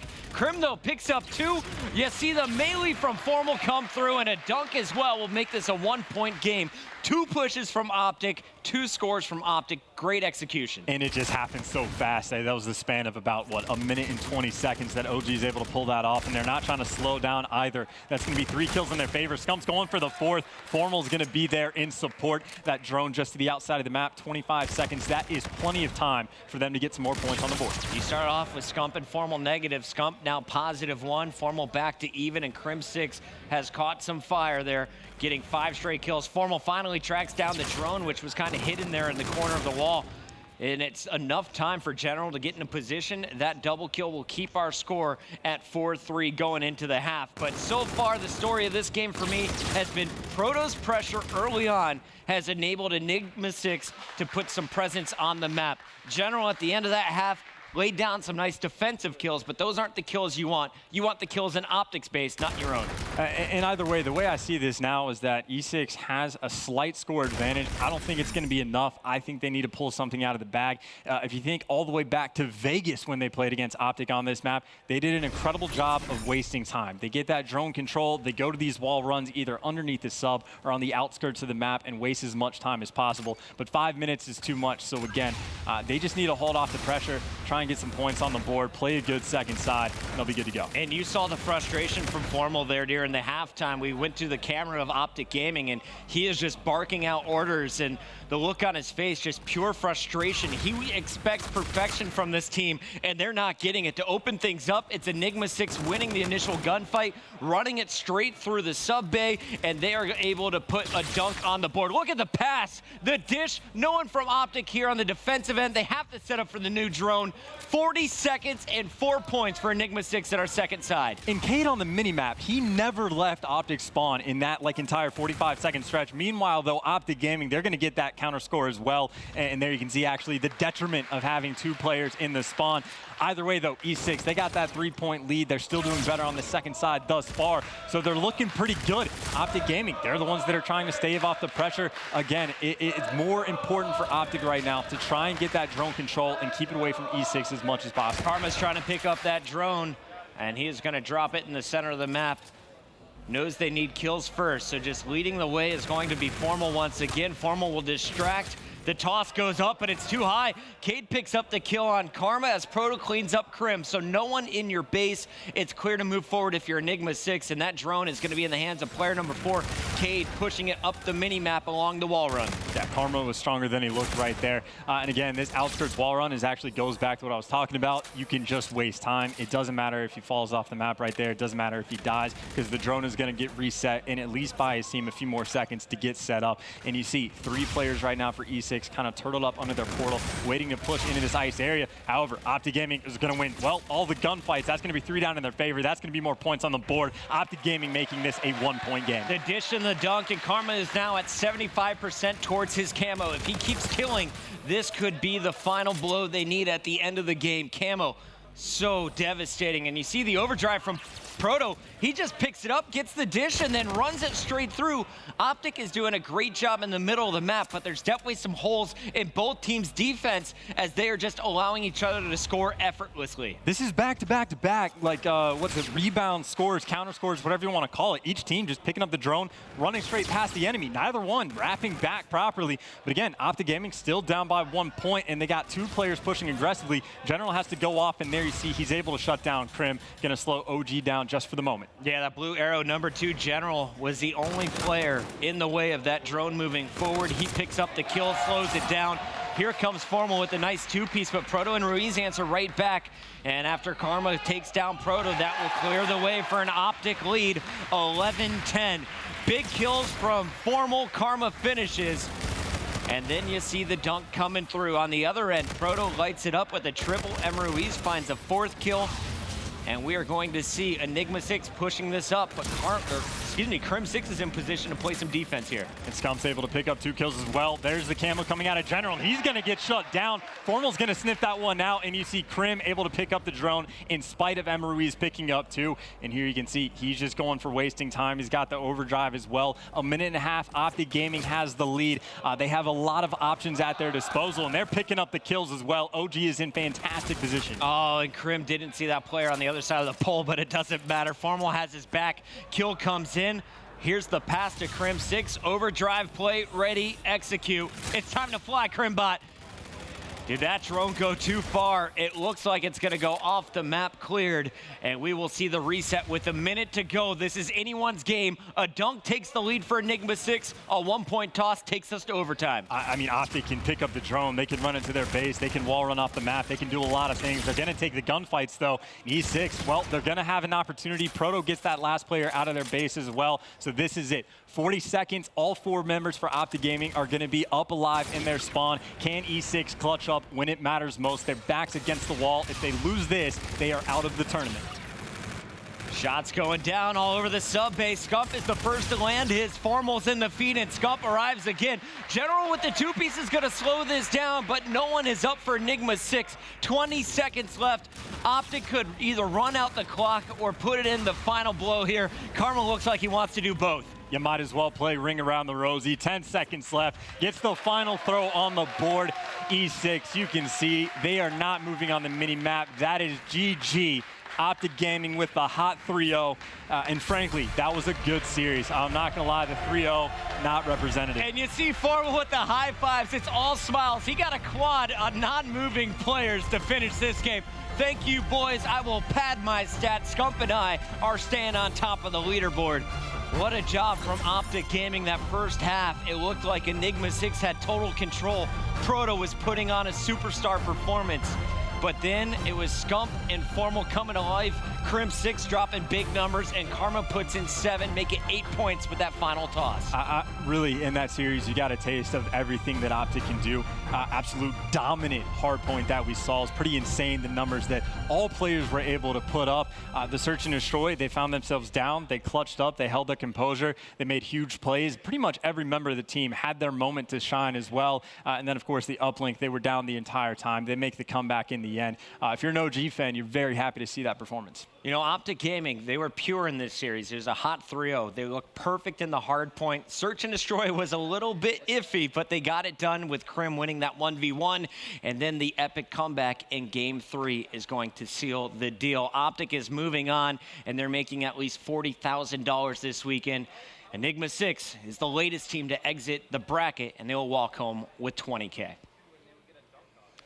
Sounds like we got Scump ready to go with Courage on the main stage right now. Let's send it over to the boys. Thank you very much, gentlemen. Yes, Scump from OpTic Gaming as they just took down E6 3-0. Crowd, you like what you see from the green wall? Absolutely. OpTic Gaming lived to see another day. A great bounce back after the rough loss yesterday. Scump, you guys look like you're back in form. What changed from day 1 to day 2? Nothing really changed. I think we just had a stale series against FaZe. It was our first series of the tournament, so they came in super hot. I mean, we won first map, but they turned it around very fast.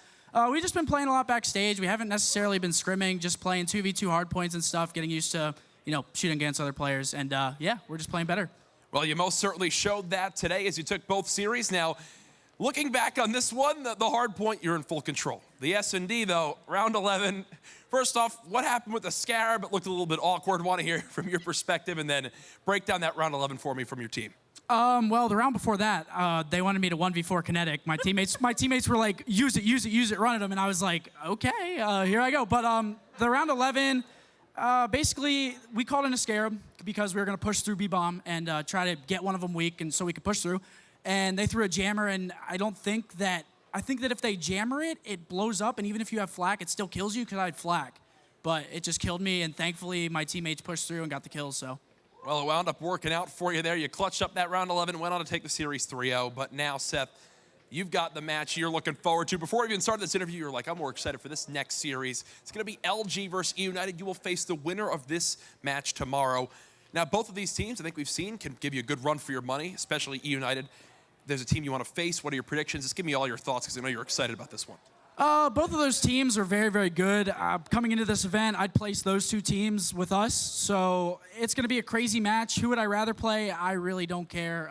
You have to beat everybody here to be able to win the tournament, especially whenever you go into losers in first round. So honestly, doesn't matter, but I think it's going to be a great match. Well, it most certainly will be. That'll be our last match of the night, and that was Scump from OpTic Gaming. OG will live on to Championship Sunday. For now, though, analysts, take it away. Thank you very much, Jack. Fantastic to hear from Scump as well as he broke down a couple of those key moments throughout that series. Congratulations up to Gaming, 3-0. They live to fight on Championship Sunday. Commiserations, of course, to Enigma 6, who put up a very good show once again. I mean, yeah, it was a 3-0, but this series at times was very, very close. I mean, we'll start with map number 1. Of course, it was the Retaliation Hardpoint, 250 to 170. And Merc, it just felt like Proto needed some help. Yeah, absolutely. I mean, General just off to a slow start, but this OpTic team, they were just gunning right away. You had Formal, you had Chump, both playing well. It was just hard for Enigma 6 to sort of get back into it. But we did see a little sign of life there at the end, but I think the deficit was just too big. You did, but I mean, if General, he's like the lead slayer on this team. Like, he's the one who coming into this weekend, he had great sets at Dallas, great sets during the group play. It's like, you need to show up in this one. Like, this is the one game they need you to play well in. Like, you can afford to have some up and down games in the other ones, but you see right here, struggled in game 1. Yeah, and you've got two players with a combined 30 to 60, negative 15 each. That's for Cade and General. Like, you're going to have those games. OpTic Gaming, those 4 players are going to have those games where they're just killing every single body. Very difficult for them to come back into it. They did show signs of light, and I put my pen down for a second towards the end. I was like, maybe, and then I quickly picked it up again.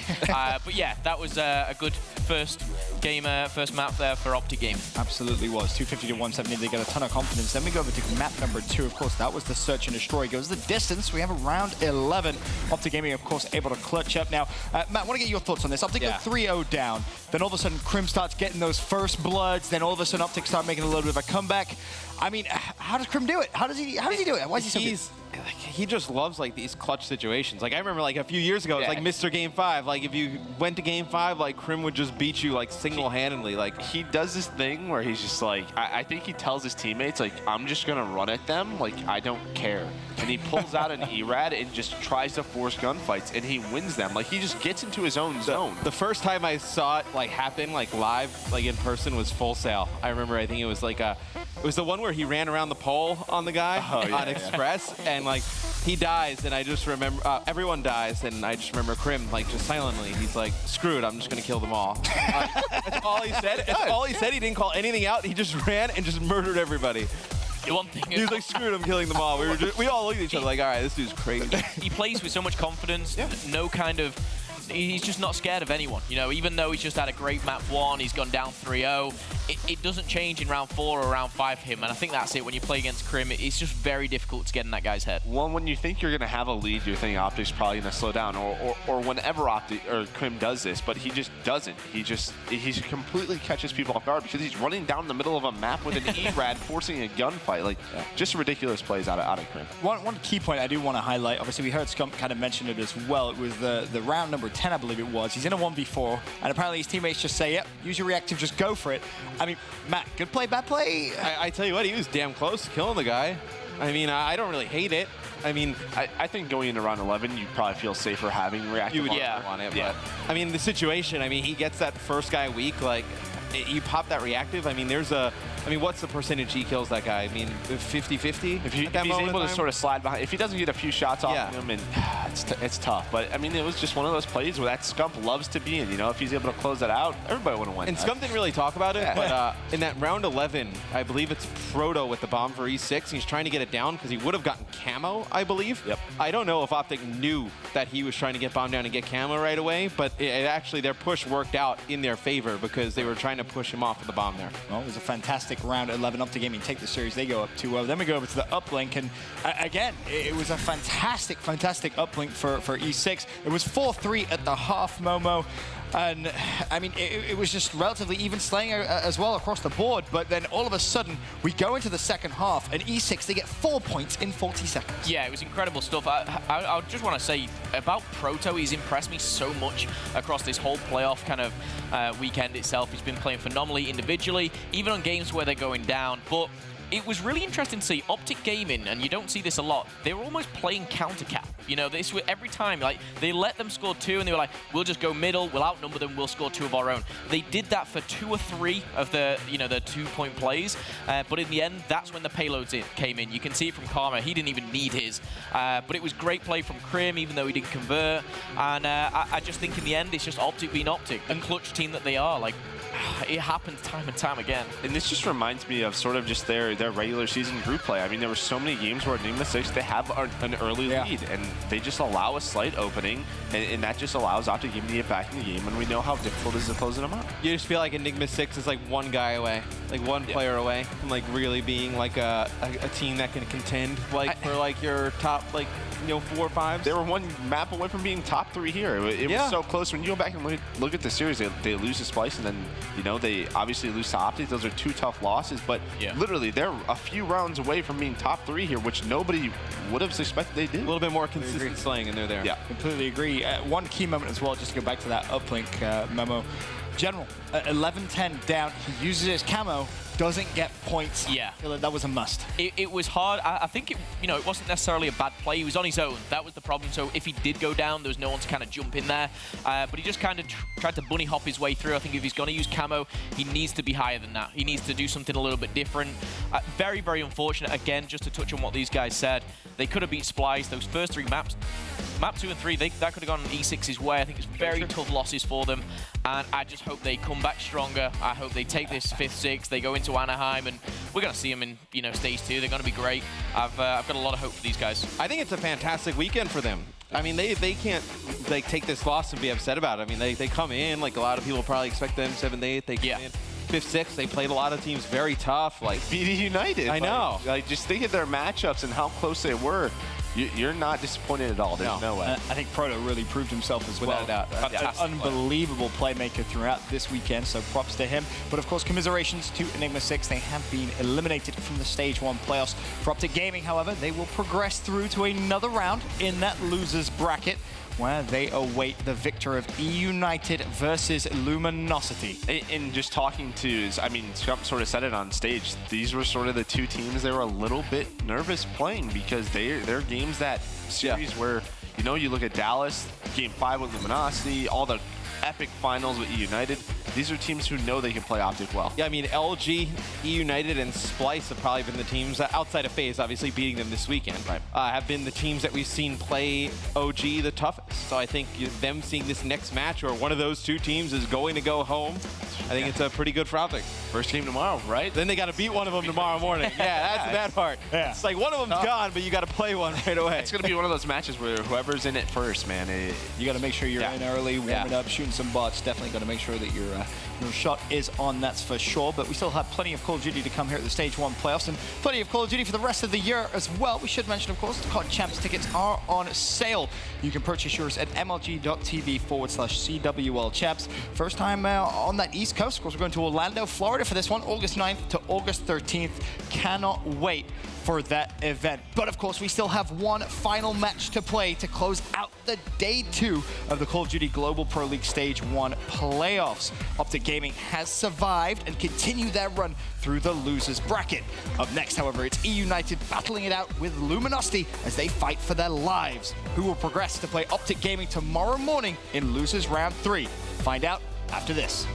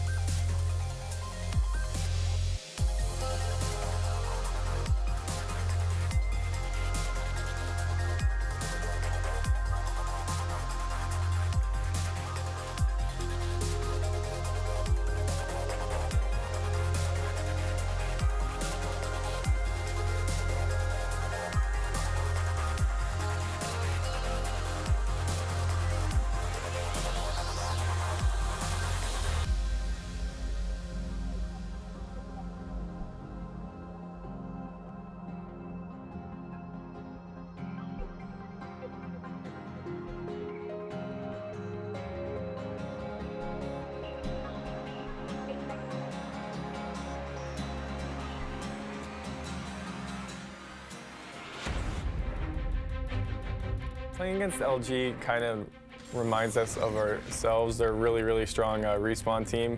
It basically comes down to whoever wins the S&D in the series against them, so it could always go either way. They're the most dysfunctional team that I think I've ever played against. Their playstyles clash extremely hard, but it works for some reason. They basically just have a bunch of randomly assorted ace players on their team, so they just have a ton of slaying power, so we typically always get outslayed by them. It's a toss-up. This is the top 8 teams in the world. These are the best 8 teams in the world. I cannot definitively say, we're going to 3-0 this team because, we're just better, right? I think every matchup's going to come down to who clutches up in the time. When we play LG, I definitely think it would be a 3-2, if that, in our favor.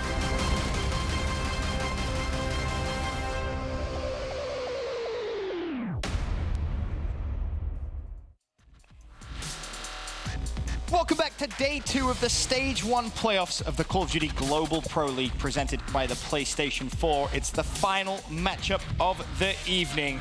eUnited versus Luminosity Gaming in an elimination losers bracket matchup. And Merc, I want to start this discussion of this next series with you. I feel like when we talk about Luminosity, I think all eyes are going to be on Saints. How consistent is he going to be? Yeah, it has to be. I mean, when you talk about when they played well, I just think of him on that Frost uplink just absolutely dominating. When he plays well, that team wins. Slack, Octane, Classic, they're all very consistent players. If he's able to step it up, they can compete with anyone in the world. They definitely can. However, I think it's a little bit nervous maybe for LGX because eUnited, they were gunning earlier on. I mean, everyone was playing very well. Pristini especially, he stepped up to a whole new level today. Yeah, United just look like they've got everything figured out. I mean, they lost day 1, they came back. I guess they talked about it because you can definitely see a big change in their gameplay. Like I said earlier, Pristini's not throwing his life away, being super aggressive. They're calm, cool, collected, and they look scary. We'll take a look at the map set for the series now. Of course, we're going to start off with that Hardpoint retaliation, Crusher, Search and Destroy, Frost uplink. Momo, looking at the maps, you got a prediction for this one? I'm looking at map 1 in particular between these two teams. That helps. Well, you gotta start at the start, of course. But I'm favoring eUnited. I know LG have been on top of their game. They've been playing well. I just think eUnited on Crusher and S&D as well. I think eUnited could go 2-0 up here, but it wouldn't surprise me if we went and saw.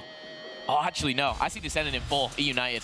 United in 4, Merc? I think it's tough because I think game 1 you lean towards eUnited, but the other two, like Crusher Search, like Luminosity, I mean, they have like 3 things they do on Crusher, but it works out really well for them. But that Frost, I mean, that's what we talked about. I think that also leans towards them, so I can see this going towards a game 5. I don't think LG stands a chance. Oh, God, here we go. I'm an LG fan, but United's looking too good. I think all of them are on point right now. They all look scary. It's going to be an LG or United sweep. Fair enough. Excited to get this final matchup underway. eUnited versus Luminosity Gaming. Map number 1 about to begin. We can send it down to our fantastic casters for the series. It's Mr. X, joined by Teep. Thanks, Ben. Teep, I'm excited for this matchup. It's going to be eUnited, Luminosity, obviously, but a lot of people wouldn't categorize these teams as pretty similar. Like eUnited, I feel like a very strong respawn team. We talk about Luminosity, how great they are in the respawns. I feel like the game 1 is going to be huge, a lot like what Phil said. Oh, definitely. That retal, I'm pretty sure it's going to be a coin flip. LG very good at retaliation in general, but honestly, talking about LG here, they've kind of been that S&D team. Going back to that FaZe series, they're not really looking as characteristic as they're used to be in those respawns. Search and Destroy, though, pretty consistent. And it's 2 really decent map draws for LG in S&D. I mean, they get Crusher, one where Joe said they have 3 strats. They all go towards A, they all go towards B. Maybe they said 1 on a flank, and they're able to pull out that game number 2. But game number 1 loading up now. It'll be Retaliation, Hardpoint to kick things off. Our Cities versus Octane. That's the battle I'm going to be looking at. And Octane looking damn good earlier. That clutch and that was sick. That breakout was absolutely insane. Envy for those close quarters, not used to seeing it, but RCD is going to be focusing on those spawns on these wide routes here on Retaliation. One thing I need to note as well, United played that first match way earlier on in the day. They look damn good, but it's been a while. Yeah, a lot on it's my schedule. First match of the day, last match of the day. It's got very difficult, I imagine, for a team like eUnited. I was up in the player lounge, just chatting with some of the guys, and they were like, oh man, like we don't know when we should start warming up or getting ready to play. And the eUnited getting onto the hard point first, just kills being exchanged from both teams here. No real solid control for anyone just yet. What's the most important part of holding this bridge hard point for you? Really, holding that wall run side. If you can lock down so you can just focus up that street, it's very important. Sort of what our Cities is doing right there. First, you look at that wall run. It opens that lane for your teammate. You see Pristini hitting that right now. It allows you to just focus on one thing. It seems easy, but if you can lock down that first, you can get your players in the hill and just sort of hang out. Yeah, it's a lot of what we hear from players. It's like, I fill lanes, so to speak. It's like that's what you see Pristini doing there. RCs has the bridge on lock. Pristini hitting this wall run on the lower bridge area, trying to pick up some kills. But the hill being contested right now, 10 seconds left on it. eUnited doing a very good job not giving a lot of points to LG. Now we're going to go down towards the lower market. Small sample size really early in the game. Saints and Classic both off to an 0-3 start. Yeah, quality start for eUnited. RC's just doing a great job locking down that bridge. Now expect some scrappy gunfights here at Hotel. Gunless getting the best of those when expect him to switch up that weapon. Those 4 MV4s, we're really used to seeing that because of those long line of sights on bridge. Pristini doing his best, though, to stay alive. He hasn't died yet, so still has his weapon.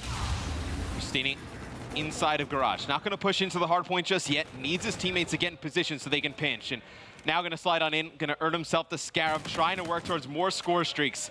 Going to pick up 1 kill there. He's 100 points off of Trinity's. Going to push in towards the market. Going to land some shots in. He's going to back down, let a teammate come in, clean it up. Smart plays from Pristini. So different than what we saw from him yesterday, right? We were kind of getting on him yesterday. Did not make the best of decisions. Today looks like a completely different player.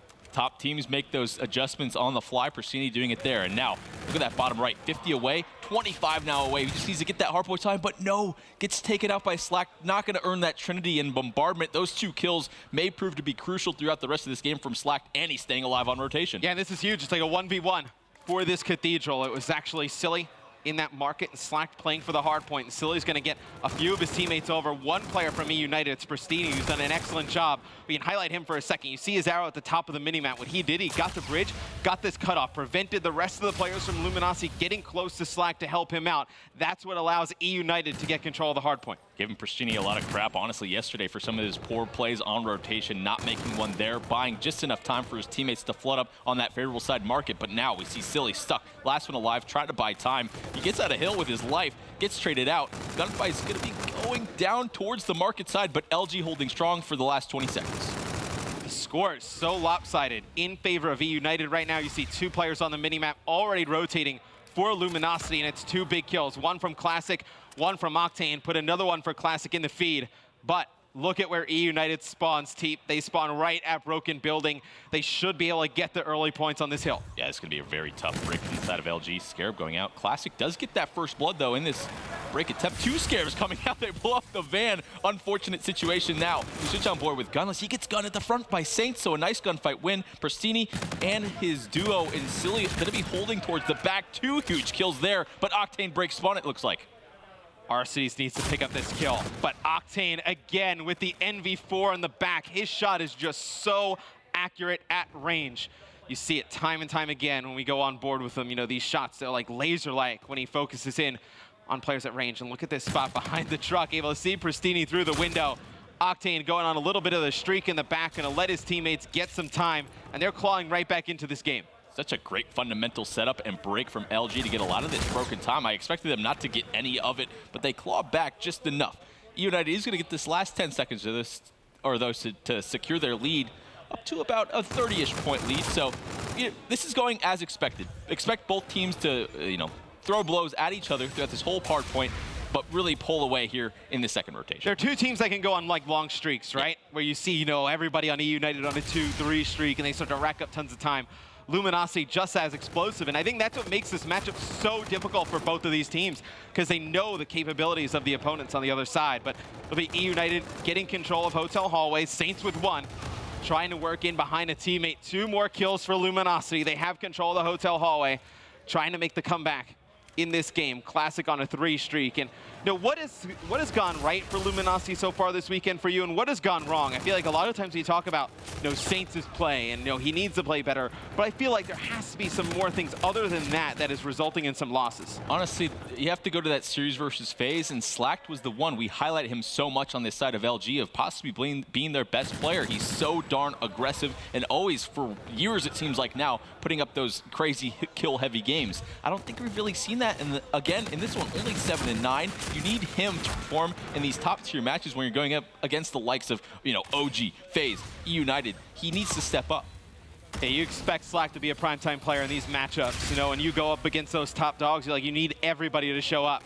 And Classic and Octane in the feast. They're trying to get onto the hard point. They're going to contest it now. Octane over the top with the NV4. LG will break, but they're not going to push all the way through. You see eUnited, they're going to get a lot of real estate here to get back onto the bridge to contest for this time. Looks like Classic with some nice shots. The headshot over towards Pricini on the wall run. And a second, Classic shooting so darn well with this NV4 with the help of Octane. And it's so weird seeing Octane 17 and 13, so many more engagements. When you have the like of Saints and Slacked on your team, why is Octane getting the most gunfights? That in particular doesn't make sense. Yeah, it's weird. Usually Octane is the player on Luminosity who's going to be a little bit more towards the back of the hard point, a little bit further away from the objective. You know, really just putting down shots with the NV4 at range, just like that. But, you know, you see him forcing all these engagements. That's really what Slacked and Saints are supposed to be doing. Maybe it's just a product of the map, you know, like a map like Retaliation. I mean, you were an objective player yourself. Now, how difficult is it, you know, to play some of these larger maps? It's really tough, and to be versatile, I wasn't really great, to be honest, from the player perspective of being able to switch weapons on a given, you know, on a given map. I was always used to using whatever that close-range SMG was, so having to switch up weapons to it, whether it's a K-Bar or NV4 in this sort of situation, can be tough at times. But you have to note, they are getting a good amount of hardpoint time. Octane's been out of the hill. Nice FTL. Ooh, silly turns and burns on him, though, as we go back and forth here on the lower street. eUnited still holding strong, honestly, going back and forth with about this 20-point lead. So I will say, you know, eUnited has controlled most of this game, but they've let Luminosity hang around just enough that they could blow this game open towards the end if they start to go on some of those runs we were talking about. And 10 seconds left on this hard point. Luminosity still holding strong.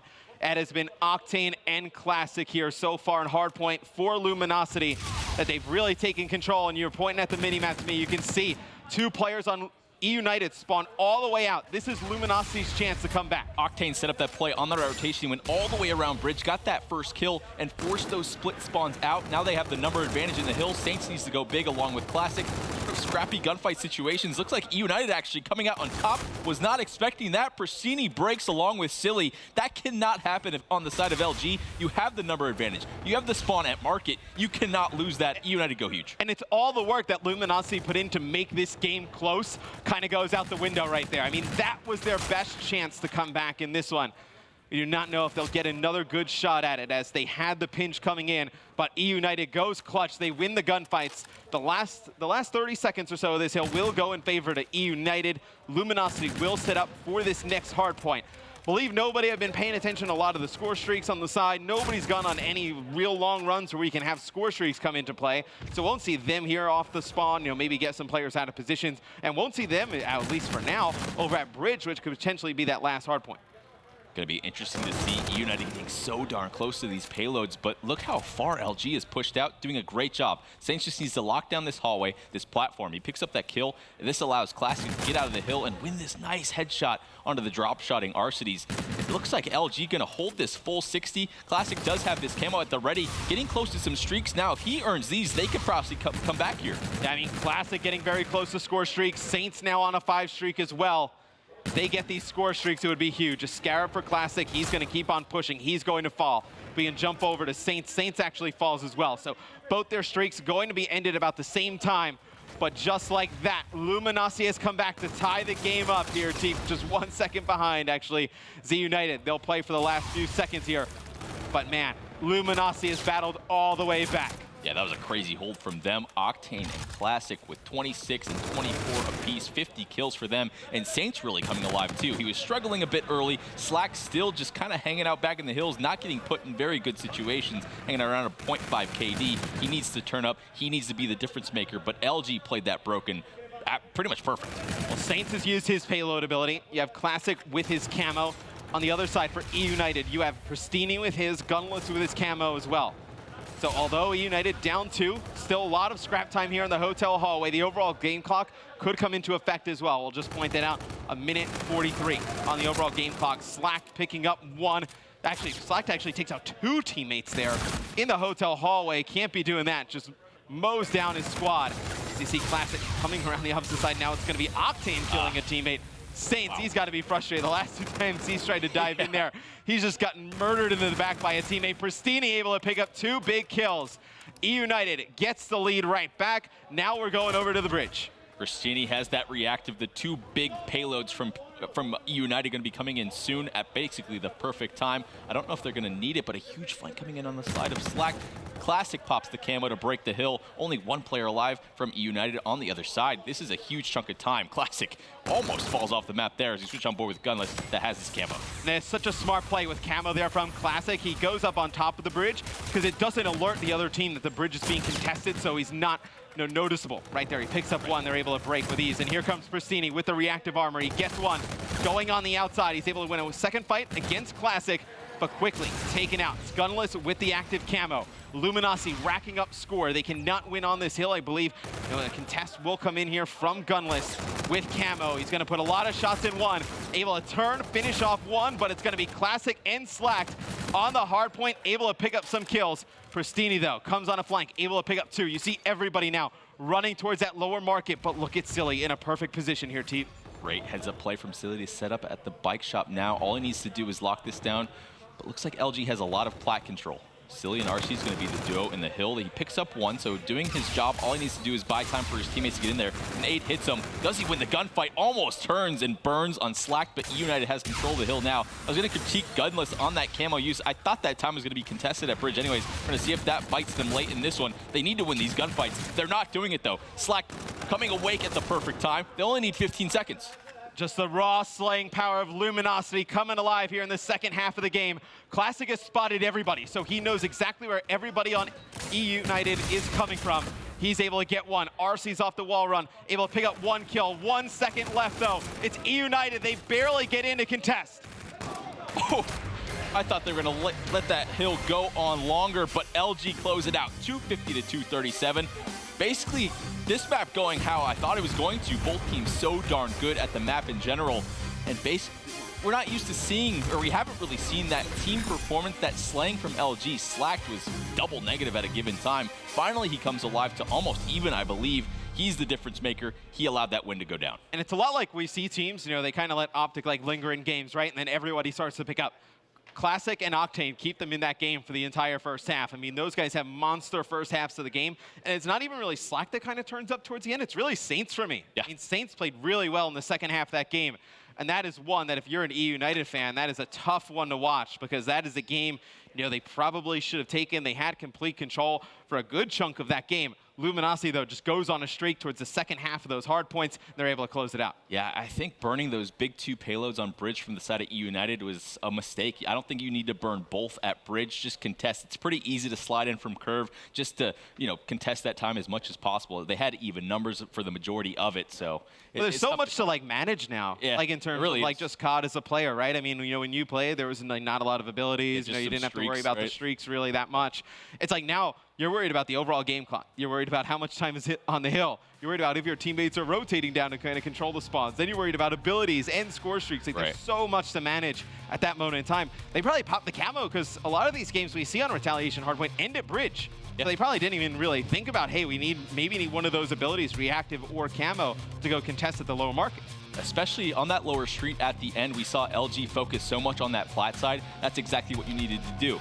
eUnited, however, didn't do the same thing. They sort of just flooded, played frantic at that market steps. That's not the side of the map you want. You need to get that line of sight. We saw Classic, forcing that spawn out so far back at bridge. You can see where they're pushing from. Really made it easy for them in the last seconds there.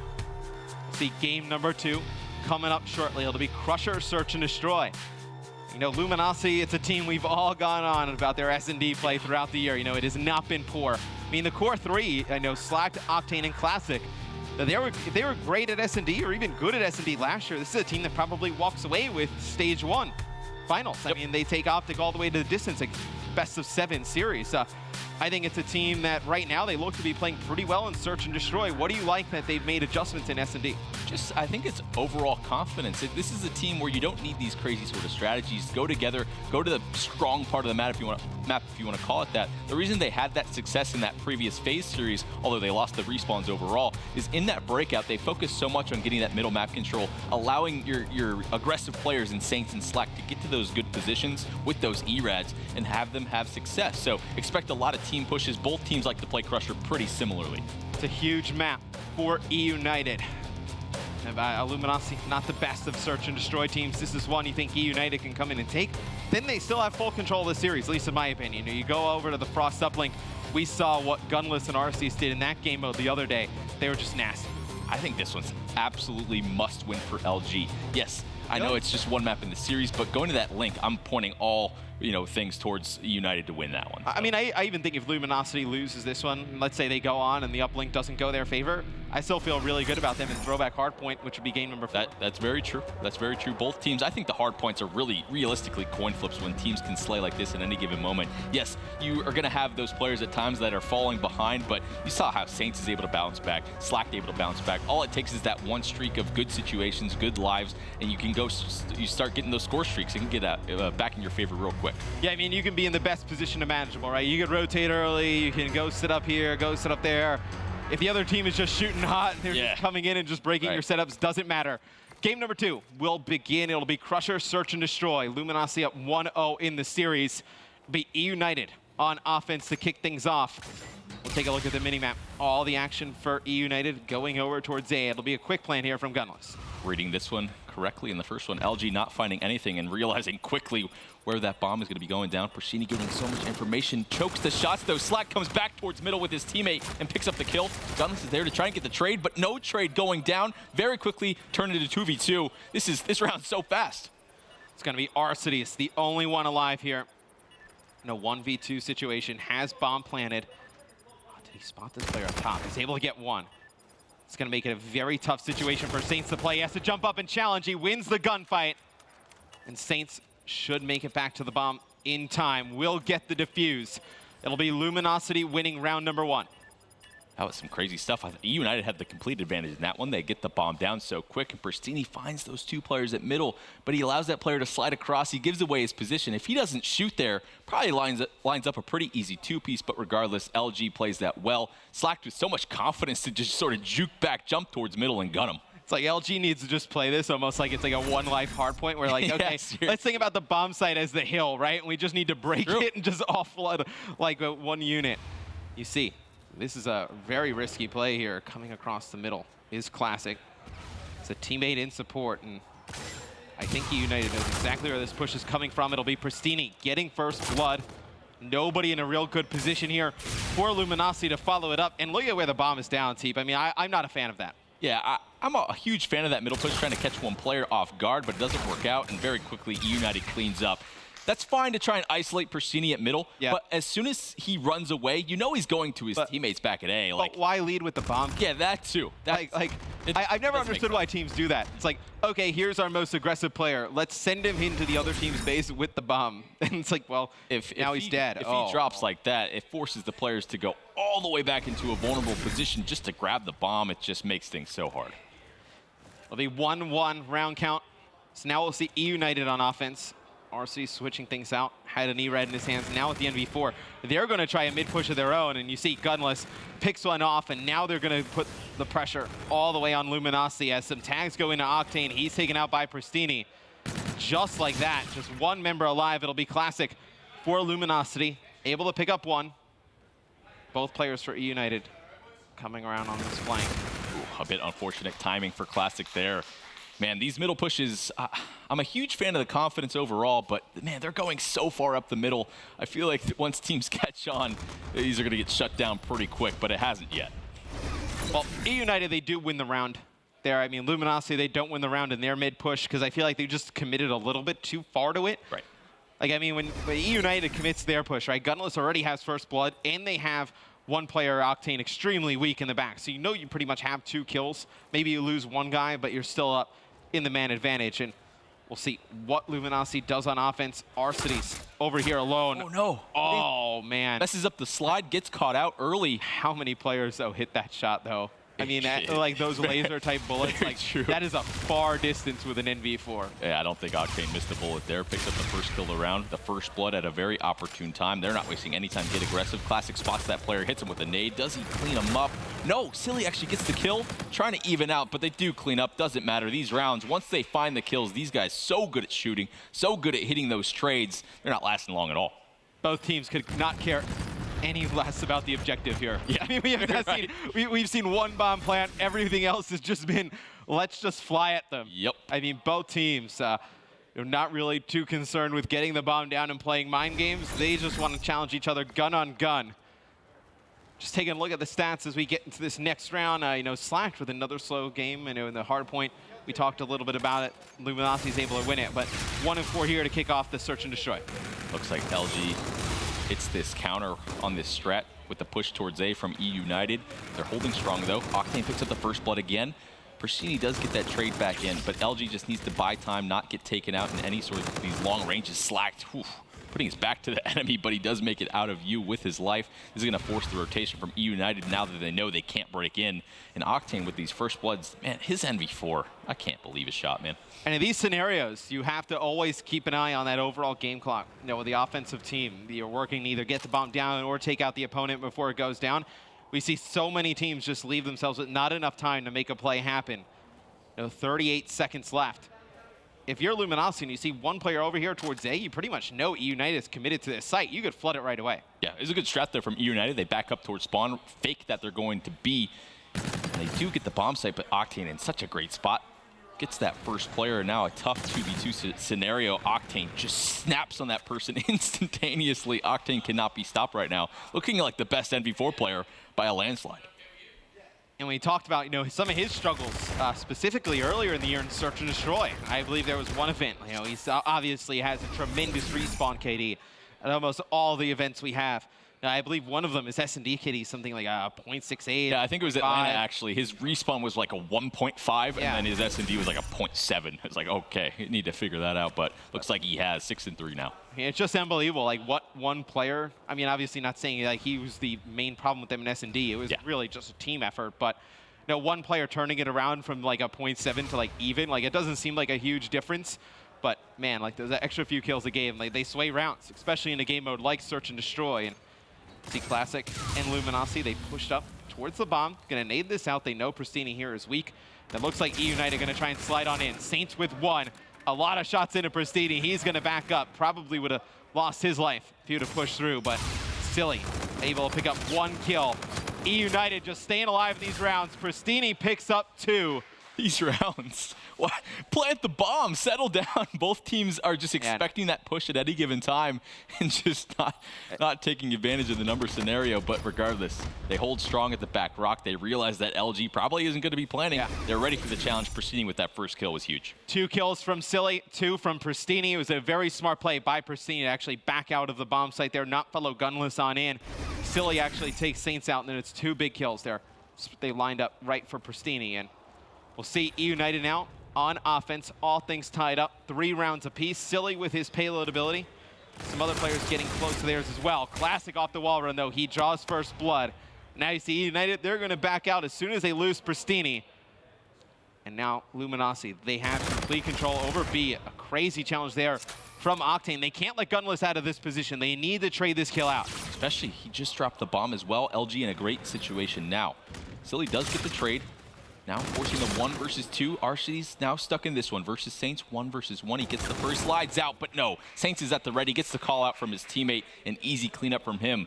One thing I want to note in this camo race in this game as well, I think both players, or Gunless is just a sliver away. Classic does have his, and now they have the round advantage. Silly had a decent amount of time there. Didn't need the challenge right away. Probably could have let a little bit of his health more regen before he comes out and challenges Saints, but tries to catch Saints off guard. Saints wins the fight. LG up 1 more round. And now you have camo for LG. Do you use it here? What is your thought process on using this camo? Well, if they're taking note of the points in the game, they probably realize that they have the advantage, so I'd expect them to pop it. Looks like another counter going to be coming in on this B bomb site. 4 versus 4, just flying at each other. Slacked and Classic pick up the first 2, and now you don't even need the camo. They have the complete advantage, and most importantly, they take out Gunless. He's not going to have his. Classic should clean up some easy shots, and I'm not sure what's happening from eUnited here. They're not used to a team playing them this straight up on these bomb sites. They're just getting gunned right now. The gun skill from LG just seems to be too strong. And it's a difficult thing to turn around. I mean, it's not something like you can go back, like it's a strategy that's wrong and you can go and fix it. It's like, you're not winning gunfights. Yeah, exactly. That's a bad problem to have. It's not ideal for eUnited, as Luminosity 1 round away from taking a 2-0 lead in this series. An elimination match this evening. both these teams coming into this event, you thought they'd get top 4. Will not happen for one of them, as we see Gunless getting close to the bomb site. He's going to try and get it down to get that camo.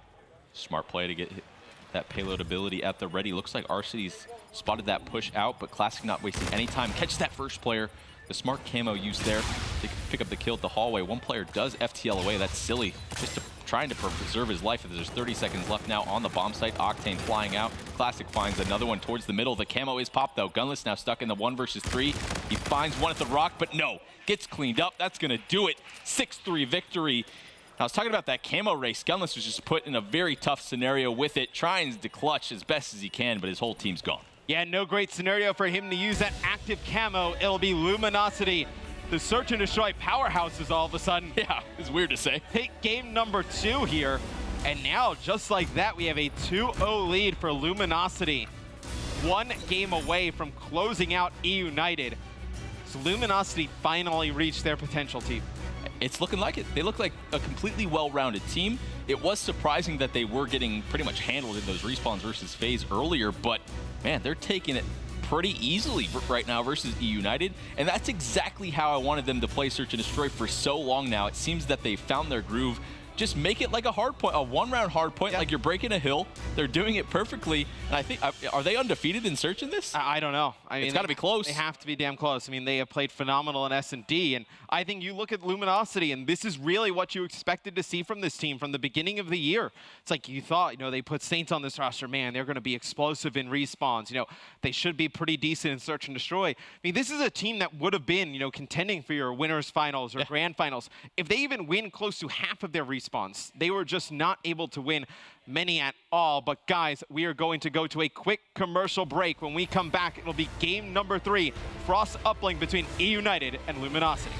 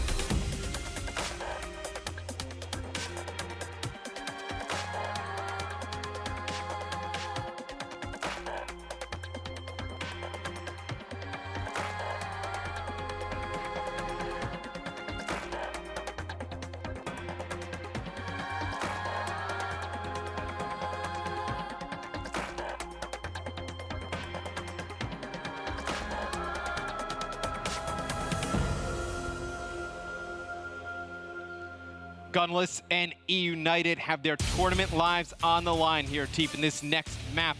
They're down 0-2 to Luminosity, and we were talking a little bit during the break. eUnited, they made some crazy comebacks against, OpTic Gaming and some of these other teams, in the CWL. It's like, how many times can they keep pulling out these games?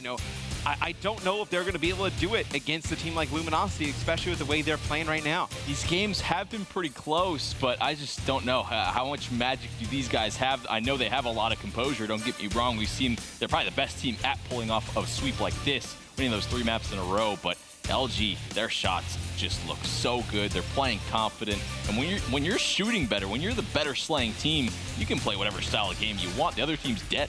And it's just ridiculous. I may just be me, but when I watch these two teams play, at least right now, it's like when we go on board with the Luminosity players, they just look faster. Yeah. Like, obviously all the players moving at the same speed as the game, but like they just look faster, like more decisive than the guys on eUnited right now. Just seems like eUnited coming out really like slow, lethargic, like not the aggressors that we normally see them be.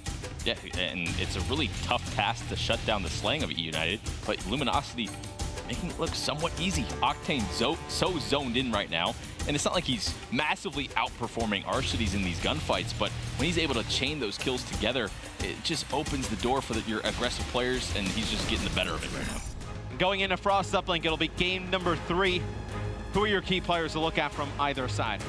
It's always got to be Gunless. He's going to be the one that sparks it. We've heard interviews from him where he gives his team a pep talk before situations like this. He needs to pull one out right now. That's for darn sure. Their lives are on the line. They're playing for top 4 and a hell of a lot of money here at the Stage 1 playoffs. And on the other side, I think I just need to keep seeing Octane. The guy is shooting so darn well.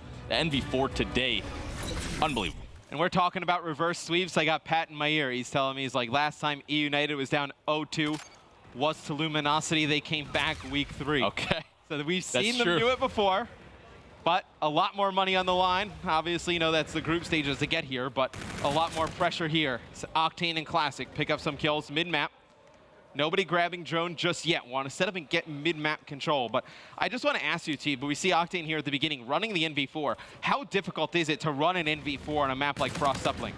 Well, it's all about positioning. Obviously, when you get into areas like this at Blue, it can cause you some issues. You're expecting to go against a lot of ERADs, but looks like when Octane's NV4 has some superpowers at close range, he just wins a huge gunfight versus Arcides right there. He finally gets cleaned out. eUnited is still holding strong towards middle, but Octane's NV4 is something special. The drone will be in favor of eUnited. It'll be Gunless at the top of the map, trying to bring it down here towards the bottom where he has his teammates in support. This is where you're going to see a lot of the gunfights go down inside of Sub Bay as Gunless gets out with the drone, weaving in between players, but it's going to be an interception there from Classic. And I got to say, Classic and Octane, since these two have started teaming together, two of the best players we've seen intercepting the drone in Uplink. Oh, Classic going back since Uplink's inception in competitive Call of Duty, always been one of the best. He gets that timing down perfectly. Looks like LG moving this drone up very quickly. I'm surprised they're able to get this dunk. That was too easy. 2 players flanked around Blue from the side of eUnited. The other player just went right to the drone reset. They might be able to execute. Now that they have numbers, there is 1 player, Saints, the last one sort of alive at that middle cut. Point should be coming in soon. We'll see if Pristini has Arcides as a lead blocker, if he can put points on the board. And he's able to get the 1-point play. Slacked able to take out both Pristini and Arcides, but just wasn't high enough in the air to land that interception. So it'll be eUnited getting a point on the board. The drone going to be thrown towards that top side. It's going to be Classic. Slacked picking up some kills, and man, Slacked is starting to heat up, now on a 4 streak. And we were talking a little bit during the break. It's like when Classic is, Slacked is arguably playing like your worst in this series, and you get Saints to start playing well. I mean, this is a scary, scary team. Well, Classic just walks in Blue, picks up probably the easiest 3-piece he's ever going to get. Saints going to be the last one alive, trying to lock down this area. These ERADs from LG are just absolutely shredding. eUnited, though, still holding strong. They have possession of the drone now, and that's a really good point. Slack finally having a good game in this one. We're going to see who's going to remain consistent. It needs to be Saints in sort of partnership there. He is shooting well, but eUnited storming up now towards Subbay with this drone, not wasting any time. And they really don't even, if the other 3 are playing at their potential, right? We're talking about Octane, Classic, and Slacked. You just need Saints to stay about even. You just need him to play good enough to not hurt you for them to win these respawn games with ease. And see Classic here just trying to get the drone out of his hands so you can get gun up. not going to be able to win any fights. And Silly with the drone for eUnited, trying to push forward, but has no teammate support there. Seems like eUnited just getting all these staggered spawns. You know, they're just not able to get all 4 players spawning up at one time. You know, in that middle of the map, able to pick up some kills. And this is going to be what looks like points here for Luminosity. All 4 of their members going towards the eUnited base. Octane slides in, jumps up, gets the dunk on the board. Up 4-1 is Luminosity trying to put eUnited away. Classic earns those score streaks as well. Expect them to use those. Wow, Saints on a 5 streak as well.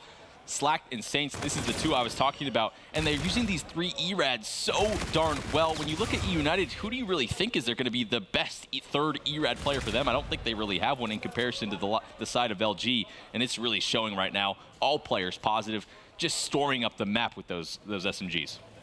And I feel like this game, more than any of the other past CODs, has really forced you to be good with multiple weapons. Yeah. Like, you can't just kind of take like an SMG into every single map. Like, you can't just take the K-Bar or NV4 into every single map. Like, you need to be well-versed in the weapons you can use, whether it's an ERAD, a K-Bar, NV4, depending on the map. I mean, look, we saw a lot of these guys, for Luminosity running NV4s on retaliation Hardpoint. Now switching things up, all going with the SMGs in their hands. The 3 SMGs from LG. Look at Gunless's score. He's so tough to shut down at times. Arguably, the best player in Infinite Warfare for competitive Call of Duty, but he's 5 and 12, can't get anything going. Classic doesn't get that drone off for the 1. There is one player that is going to be flanking. He's cleaned up, though. So nice stop, nice hold from Pristini on the side of eUnited. They're only down 3 in this one. They need to try and put some sort of scoring attempt together. Silly does pick up 2 as they move this drone up towards middle. It's Gunless with a really rare poor first half. Like you were saying, this guy has been lights out throughout the season in Infinite Warfare. A nice 1-point play there from Pristini at the end to close the gap within 2. But Gunless, I mean, he's been a rock star this year, big player on the scene, starting now 5 and 13. They are going to need him to show up in a big way in the second half, or else this is one where Luminosity could potentially sweep eUnited. Yeah, this one's just tough, though. When you're getting focused so heavily by multiple ERADs. Gunless, I would call him one of the best ERAD players in the game just because of his movement, but it's not like LG has bad gun skill. They're just shredding people right now. All 4 players positive. Gunless is just, I don't know if he needs to switch up weapons, maybe play a little bit slower or what, but 5 and 13, obviously not going to work out. LG slang, though, it doesn't matter what they're doing on the map. When you're that positive as an entire team, it just makes the game slow down from your perspective. It's so easy. The objective is going to figure itself out. Yeah, exactly. When you're picking up that many kills and the other team is on respawn for that long of game time, you're going to figure out the objective. It's just going to happen. Unless everybody is just hell-bent on not picking it up, which obviously at the competitive level, the players are going to pick it up, the drone for the most part. So you see Classic coming in, trying to pick up 1 here, trying to create some offense for LG. This would be big points on the board early if they're able to get him. Saints trying to dodge some players, gets a 1-point throw off, but that is going to be intercepted, quickly cleared by eUnited. And we didn't really talk too much about it, but Luminosity with those score streaks, do you like them on this map? Are they as powerful on this map as opposed to something like a precinct or a throwback uplink? I wouldn't say they're as strong, but if you could take this drone up towards this blue side and pop something like a Trinity, it forces the players into blue, forcing them into a situation where they have to get out of their base. So it can be beneficial if you pop them at the right time. But regardless, it just doesn't seem like Gunless is going to be able to get anything going in this game. Will he even get camo is the biggest question. Classic winning that race for camo so heavily, as all players, closing in on double positive on the side of LG. Octane 20 and 10, that's crazy. I mean, they are double positive, very close to it. But the score, I mean, they're only up 2 right now. True. They're just not really kind of getting control of mid-map outside of the beginning of this game. So now the drone is down in hands of Pristini. But look at the minimap. I mean, he only really has 1 teammate here in support. Everybody set up in the base for LG. Right there, Arcees goes in, tries to make a play.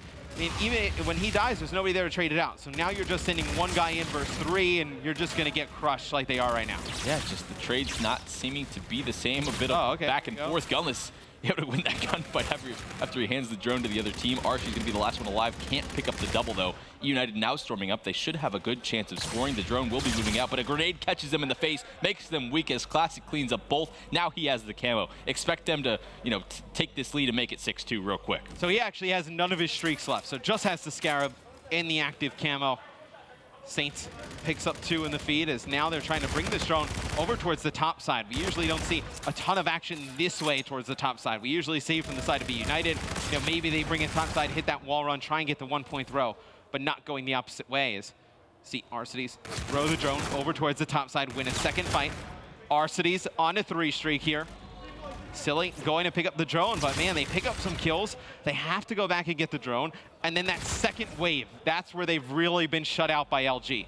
They're going to have to get desperate pretty soon. Only 2 minutes and 10 seconds left here in the second half. Luminosity trying to close out this series and don't give them any life to make many reverse sweeps as we've seen before. But LG seems to be holding strong. They don't really need to do anything with the drone right now. Just pick up kills first, eventually get the drone into Classic's hands for that easy camo dunk. I'm pretty sure that's what the play call is here. Now they get the pass off to Octane, goes for the 1, and now it's a 2-possession game. A huge play from them. They're just holding strong and looking composed over at Ship. And if Gunless doesn't get this camo, may not happen for eUnited. 3 kills for Slack, currently on a 6 streak. We talked about him after the game 1, needed to heat up in the respawn game modes, showing up here. He finishes on a 7 streak. They still have the camo to work with. Octane just putting a ton of pressure on the eUnited base. You have not seen eUnited really be able to get out towards mid-map.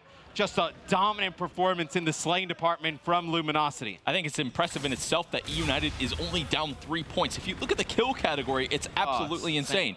But looks like payload ability, that overdrive going to be popped from Arcities. This should be a dunk. There is going to be one player to contest. He gets the 1. So it is. They do have a chance here. 1-possession game. Centurion is going to be coming down to protect that right side of the base from Slacked. And they need to get this drone over towards Classic. They want to close this one out. It's a rare, I always kind of like joke about the Centurion. I actually kind of like the use there to kind of, in case things get out of control and they start pushing towards, slow them down a little bit. But here could be the game. 40 seconds left. Camo going to be popped by Classic.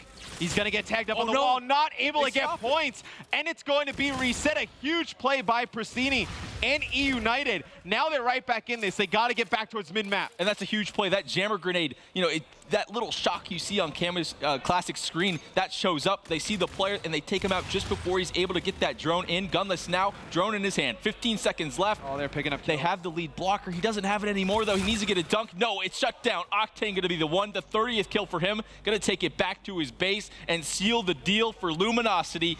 Going to move on for the top 4. And it's crazy to think if Gunless is in that position with active camo, maybe they're able to turn that into points. But Luminosity Gaming, a 3-0 sweep over eUnited. eUnited now out of the Stage 1 playoffs. You see how crushed these guys are. They've been tremendous all year long. But man, they just ran into a better team in this matchup. I don't know if LG was just more fresh in this series. eUnited not able to play for a while, but man, LG's slaying. When all 4 people can go that positive, there's just not much you can do. eUnited kept it as close as possible in all that maps. Yes, it was a 3-0, but I don't feel like that tells the whole story of how close some of those maps were. No, the maps were very close, but that game 3, I mean, you go back and look at those scores on the side of Luminosity, that is a team that I do not want to play against. That is a team that will play against OpTic Gaming tomorrow morning. They look very strong. And if they win these S&Ds and they keep shooting like this in the respawn game modes, it'll be tough for anybody to beat. It's very true. You know, speaking about that OG versus LG matchup, I feel like if LG is in form like this, they are going to be the best, the team that makes the most sense to knock OpTic out of the tournament before getting to that loser bracket final. That matchup's going to be nuts. Well, remember back in Dallas, I mean, they had such a close series. I believe I cast it with either Puckett or Maeve, and like every game, like Luminosity was in control until like the final seconds, and OpTic was able to turn things around. It's a series that Luminosity, they probably went back and watched the VODs, like, man, we gave that one away. Should have been able to take that series. But I know eUnited out of the tournament, obviously. What do you want to see them work on going into Anaheim? It's really tough to say. They play so fundamentally well. Their teamwork is there. They obviously kept that game so close when getting outslayed by, what, 20, 30 kills? So I don't know if they just need to get a better mindset. They said they didn't warm up well for their first series, so maybe just the simple things like that. Go back to the fundamentals that have worked so well. Yeah, no, I definitely think we'll see eUnited show up in a big way at Anaheim. These guys are gamers, but it is Luminosity winning the series 3-0 in a commanding fashion. A big reason why was Octane, and we got Maven on the main stage set up for an interview. Thank you, gentlemen. Fantastic cast as always. All right, we're going to talk about the team a little bit, but first off, you've been a damn god, Octane. You've been playing brilliantly. What just individually has been clicking for you lately? Because you've been unbelievable, buddy. Contrary to that, I actually don't think I've been playing that well. You know, you have. Okay, sorry. I've had those plays. I had the overdrive play. I had the 1v3, but like Hardpoint, the respawn game modes, I haven't actually been playing that well until that series. So I hold myself to a higher standard. But when I get going, man, it's hard to stop me. I know it sounds cocky, but hey, it's true. It's true. Let's talk a little about the team. So I know Caster's analysis, we've said all year, as soon as you can kind of figure out the search, right, you'll be fine. You'll be instantly a top 3 team, maybe fighting in finals, and it's finally here. I know we talked about it a lot, but like, what for viewers at home, what has been the single biggest thing for you guys in search? Why is it working? By the way, you're undefeated right now this weekend. We said it time and time again, man. It's just running around together, being on the same page, challenging things together. It's like, analysts say it, we say it, other teams say it. It's like one of the best gun skill games in the team. So like, we 1v1 you or 4v4 you, like people like to say, it works out in our favor. Well, hey, it's been very, very fun to watch. You keep it going. Now, let's look forward to the match going up against OpTic Gaming. So you guys had a crazy back-and-forth 5-game series in Dallas. There's some history there. But the story's kind of been you haven't really made it to that upper echelon to face them that often in the deep matches. Now you've done it. $500,000 on the line. How do you feel about your matchup against OpTic Gaming? If we play like that, it's going to be one hell of a series. That's pretty much all I can say about it. Every time it goes game 5, if we're playing like that, who knows what can happen. Well, hey, buddy, congrats and good luck going forward. It's been spectacular to watch you guys play. For now, Ben, guys, break it down. Thank you very much, Maven. Fantastic to hear from Octane as well. Congratulations to Luminosity, a swift 3-0 dispatch of eUnited. Good prediction, Pat. I called a swift 3-0. You did. You just got the teams a little. Oh, yeah, it's late. I'll forgive you. I'll forgive you for that. But eUnited bow out of the tournament, 5th, 6th, coming in. I don't think many people would have anticipated that, but it's been a rough one for them. For Luminosity, on the flip side, of course, they're going to continue. They have that game against OpTic Gaming tomorrow morning to kick off Championship Sunday, one you definitely won't want to miss. But we'll break down the series now quickly because there really wasn't too much to talk about, to be honest. We'll start with map number 1. It was Hardpoint Retail. It does get close towards the end, 250 to 237.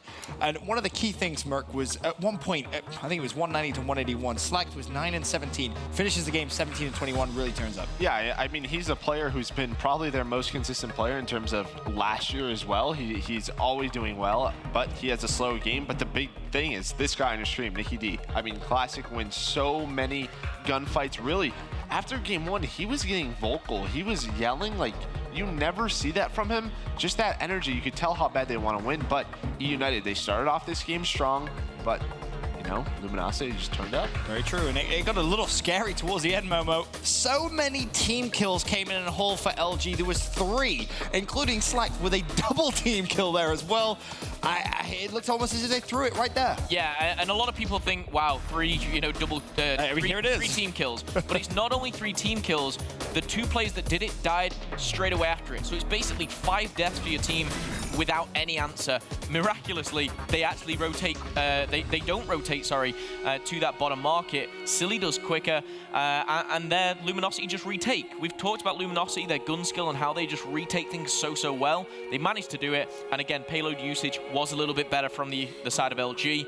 Octane and Saints, for me, at the very end, were fantastic on that lower market. And retail is always the story of the money hills. Broken, you saw LG won both times, and that one time that we specifically, they pushed them out so far. I watched, they spawned, eUnited spawned Grave 3 times in a row, and that is so far away. It takes you 10, 15 seconds just to run to the bridge and get there. When they're pushing spawns out like that, they're going to win those money hills, and that's what led to that W. Very true. Then, of course, we head over to map number 2, Search and Destroy. It was Crusher. And Luminosity become an S&D team, apparently, guys. In case you didn't know, unbeaten in this game mode. And Merc, it's almost as if they're playing it like the bomb sites or hard points, and they're just team flooding and breaking it. That's it. They're just making it simple for themselves, which is just shoot the other team, right? I mean, this is just what we talked about. If they're able to take a game 2, how good they are at games 1 and 3, this team could win championships potentially, and we're finally starting to see that here. All of them playing well. I mean, it was just a great game out of them. For me, it was finally they don't switch it up, right? We've noticed them before. They do that 4-man push. They do it once or twice, and then they're like, okay, let's try and do some different strategy, and then we see them lose.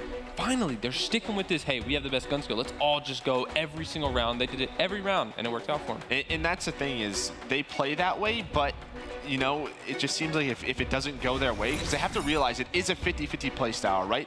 So you have to realize when those things don't go your way, you can't switch it up, because that's what you want. You want those gunfights. They figured out how to sort of work together better, and they just look great. One thing as well with Luminosity is, yes, they're sticking together, yes, they're pushing around the map, but they're all doing it you know, at different heights. Some people are pushing across the floor. Classic reminds me of like Urban, you know, from last year.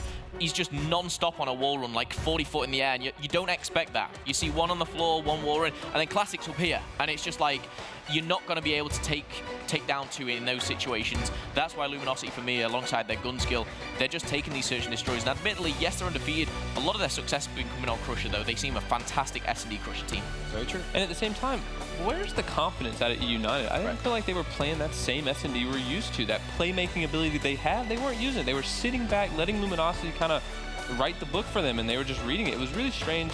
I want to see that confident eUnited next time we see them at Anaheim. It just seemed like they were stale, right? It seemed like one or two of them each game really wasn't getting into it. You know, we didn't really have a big performance out of a player like Silly. RC's usually super consistent, you know, and then Gunless, regarded one of the best players, if not the best player in this game this year, and just none of them really stepped it up. You saw some great plays out of Pristini, but they just, all four of them weren't on at the same time. Well, the only thing I can think of is they had the first match of the day, and then this was the last match of the day. Maybe they got a little tired because it didn't seem like the United we were used to. It definitely didn't. They just didn't really have a response to any of LG's plays in really any of the game modes. I mean, we're talking now about game number 3, of course, going in, LG up 2-0, and they close it out.